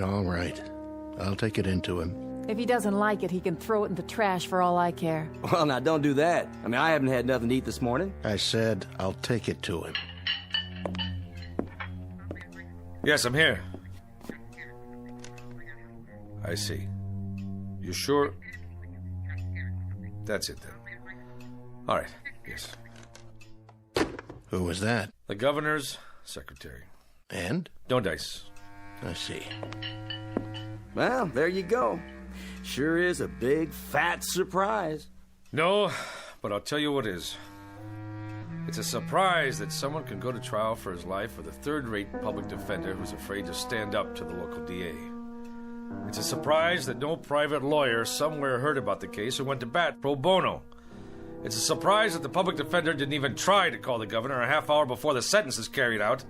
And it's a surprise that I didn't give up the ghost on this place a long time ago. But it's not a surprise that you, Pierce, and this whole town are out of your minds with glee over the cold-blooded taking of a life that's about to occur.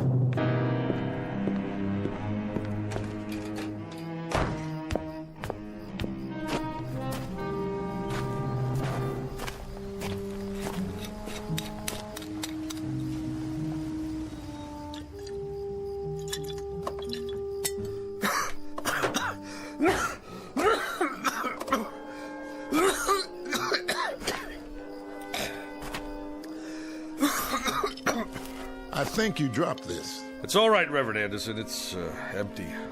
Whiskey helps, does it, Mr. Colby? It doesn't hurt. Helps you see things more clearly? Or does it keep you from seeing? You suppose, Reverend, that there's some theological explanation for this morning? Theology? That's for divinity schools. This is a time for faith. Faith in death or in darkness? Maybe if we thought there was a divine act going on here, we could find a way to live with it. God is always with us, whether we know it or not. Is he? Even now. This isn't the first gallows ever built, Reverend, or the last. Won't be the first man to lose his life at an untimely age, and we won't be the last mourners on this earth either. Did you see him? Did you talk to him? Briefly. He wouldn't see me. Wouldn't even let me in his cell. That's a pity. He's a lonely boy. But at least he won't be lonely for much longer. That's the truth. He's going to glory. I'm glad you think so. And you don't, Mr. Colby? It would be easier if I did. But I gave up my faith years ago. Now I'm not sure I ever had it. We all stumble in life, lose our way for a time. But the shepherd doesn't give up. He keeps on looking for us. What happens if the shepherd loses his way too? It must be time. Listen to them. Oh, they want blood. Reminds me of sports fans in an arena somewhere. Yes, a Roman one. How's it look out there? Hard to tell. When they light their torches and storm the jail, I'll let you know. Well, I'd better get the prisoner ready. You're going through with it? Unless something happens in the next 10 minutes, I have no choice. Then I suggest we use this time wisely. And how do we do that, Reverend? There's only one thing left to do. We pray.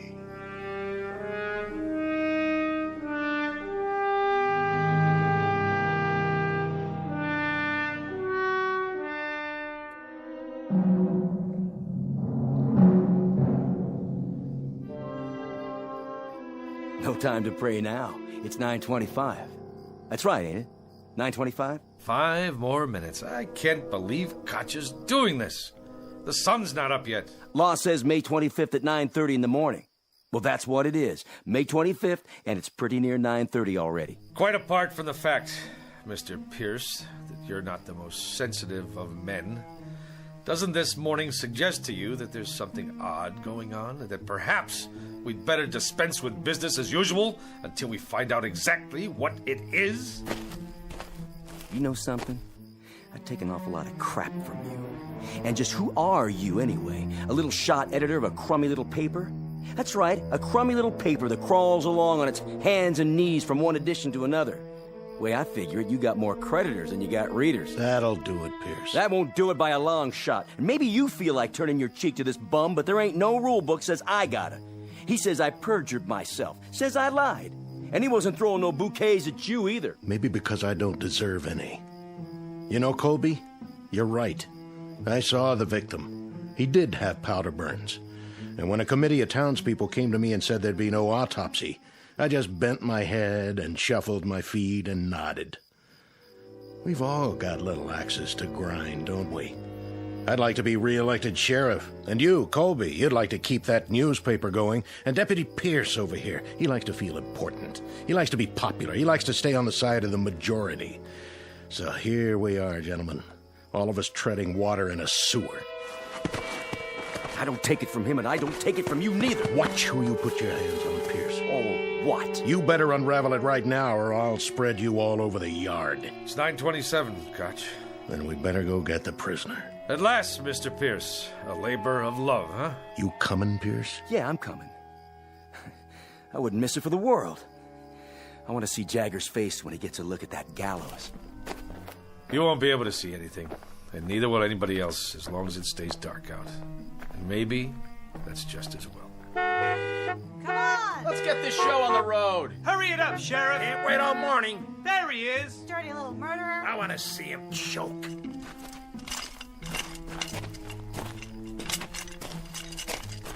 You don't need the chains. I'm not going anywhere.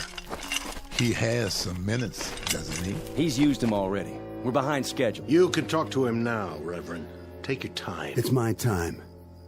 And I got nothing to talk about. Then let's go. Let's get on with it. Don't waste your last minutes, Jagger. We're a different color, and I know we have different faiths, but you've stood up for me and mine. You've spoken for us. And God help you, you've killed for us. I think we owe you some peace, and I'd like to try to give you some. That rope over there give me peace. I don't need any words, Reverend. No quotations, nothing in the Bible or any other book. Get it over with! Yeah, let's go! Yeah! Patience, everybody! I'm gonna give you what y'all came here for. I'll dance at the end of the rope, and I'll choke, and I'll swing back and forth like a rag doll. Yeah, you'll see. You'll get your money's worth. I promise. This way. I told you, I'll do this myself.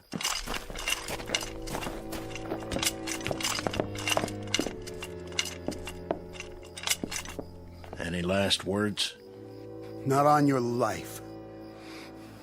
That's one thing I won't give you people. I won't give you the satisfaction of saying, I'm sorry. Yeah! Yeah! Yeah! Yeah! Yeah! Yeah! Yeah!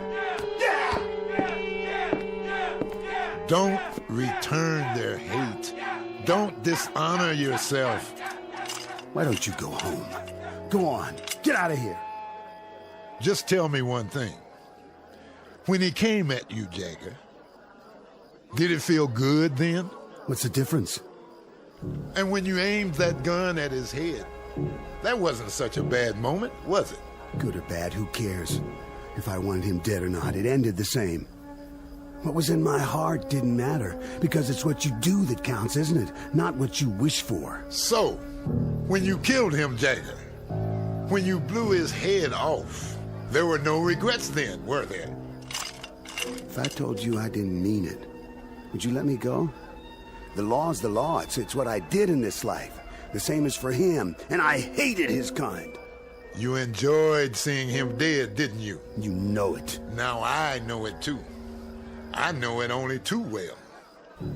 This man is guilty. We're all guilty. Guilty as sin. It's important to get with the majority, isn't it? That's the big thing. That's what really matters to you. We're all the majority. The minority died on the cross 2,000 years ago. You want a statement? I'll give you a statement. Tell everybody that. Tell them they're no better than me. Who wants to put the rope around my neck, huh? You, lady! You want to put it on, mister? Yea, though I walk through the valley of the shadow of death. And who wants to pull the lever, huh? You, Reverend? But you know we're all murderers! I'll do it.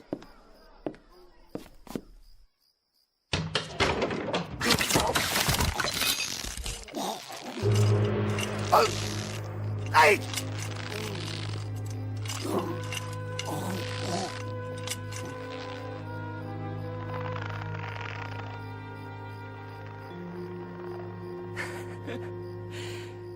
You seen the light, Reverend? You finally seen the light? Have you? Have any of you? In all this darkness, can anyone make out the truth? Look at what's hanging from that gallows. He hated. He killed. Now he dies. You hated. You killed. And not one of you isn't doomed. Not one. Do you know why it's dark? Do you know why there's night all around us? Do you know now what the blackness really is? It's the hate he felt. The hate you've felt. The hate all of us felt. There was too much. There was way too much, and we had to vomit it up, and now it's surrounding us and choking us. So much hate. So much miserable hate.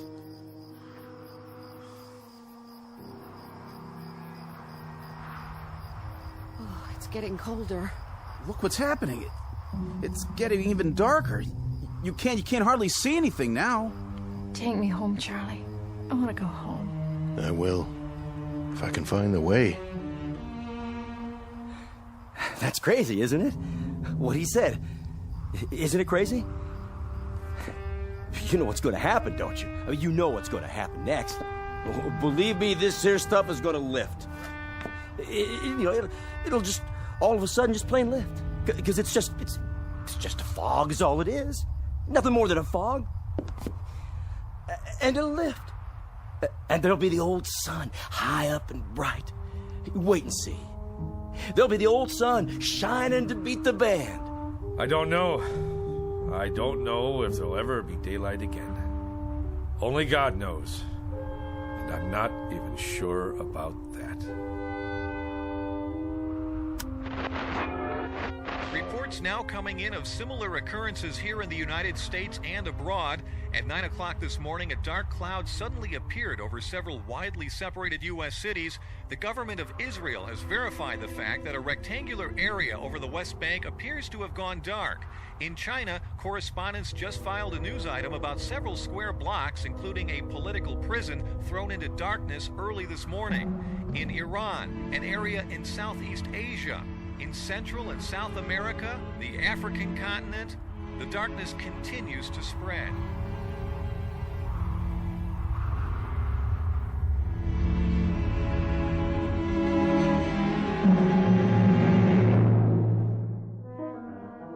Witness the effects of a sickness known as hate. Not a virus, not a microbe, not a germ, but a very real sickness just the same. Universal and not easily contained. The diagnosis? Highly contagious and unfortunately quite deadly in its effects. Consider yourself forewarned. Don't look for this one in the realm of science fiction, but rather right in front of you, in the mirror. As a matter of survival, you'd be well advised to eradicate it now, right now, before the light goes out, somewhere in the vicinity of your town. A prescription prepared for all within listening range of the Twilight Zone.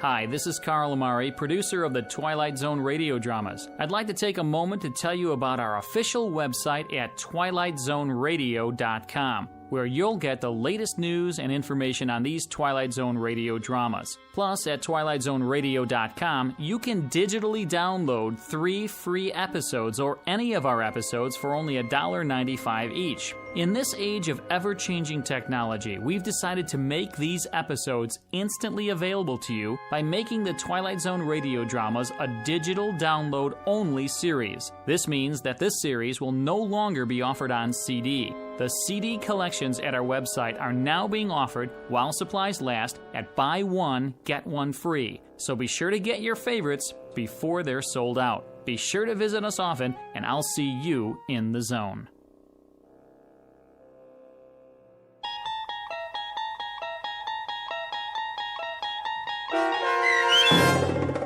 I Am the Night, Color Me Black, starring John Ratzenberger with Stacy Keach as your narrator, was adapted for radio by Dennis Etchison and based on a script by Rod Serling.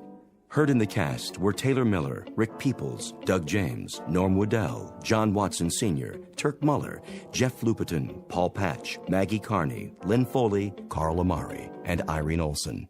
To learn more about the Twilight Zone radio dramas and to obtain audio cassettes and CDs of these programs, visit our website at twilightzoneradio.com. This copyrighted radio series is produced and directed by Carl Amari and Roger Wolski for Falcon Picture Group. Doug James speaking.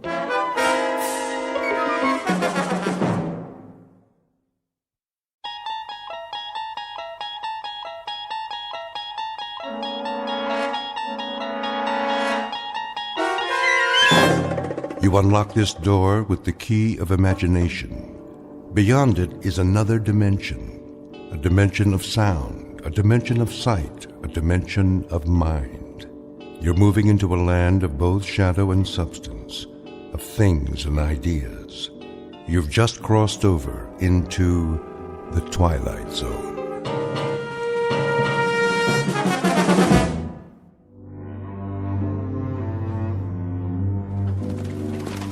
Oh, up. There she is. TP. Right where the General said it'd be. Oh, we're too late. Well, I can see that. Campfire's smoking. We better check it out. Still warm. How long do you figure? 3, 4 hours at the most. Any idea how many? A lot of footprints all around. My guess is that if your general's looking for Sue, he's going to have his breeches full of them before the sun goes down. That all you can tell us? Thought you were a scout. Well, they don't leave much behind. That's the Sioux way. Nothing their enemies can use. And a little ways downriver, that'd be the junction? Not a ways. Right here. Bighorn, Little Bighorn. This is where they converge. Right here? That'd put the Minneconjou fort about 4 miles up. That's where he's thinking about crossing. Wonder where they are now. Them Sioux? I wouldn't be impatient, Mr. Two Stripes. We can go back and tell General Custer that his Indian trail's just as fresh as ever. A little too fresh for my pay. Give me some of that water. Go fill your own canteen, Corporal. I don't mind. Have a drink if you want. Take cover! Dang Indians! I knew they was around! Hold your fire! I said hold it!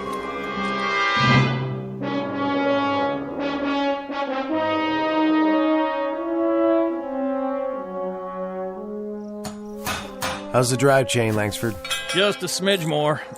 There, I got her, Sarge. Good man, Corporal.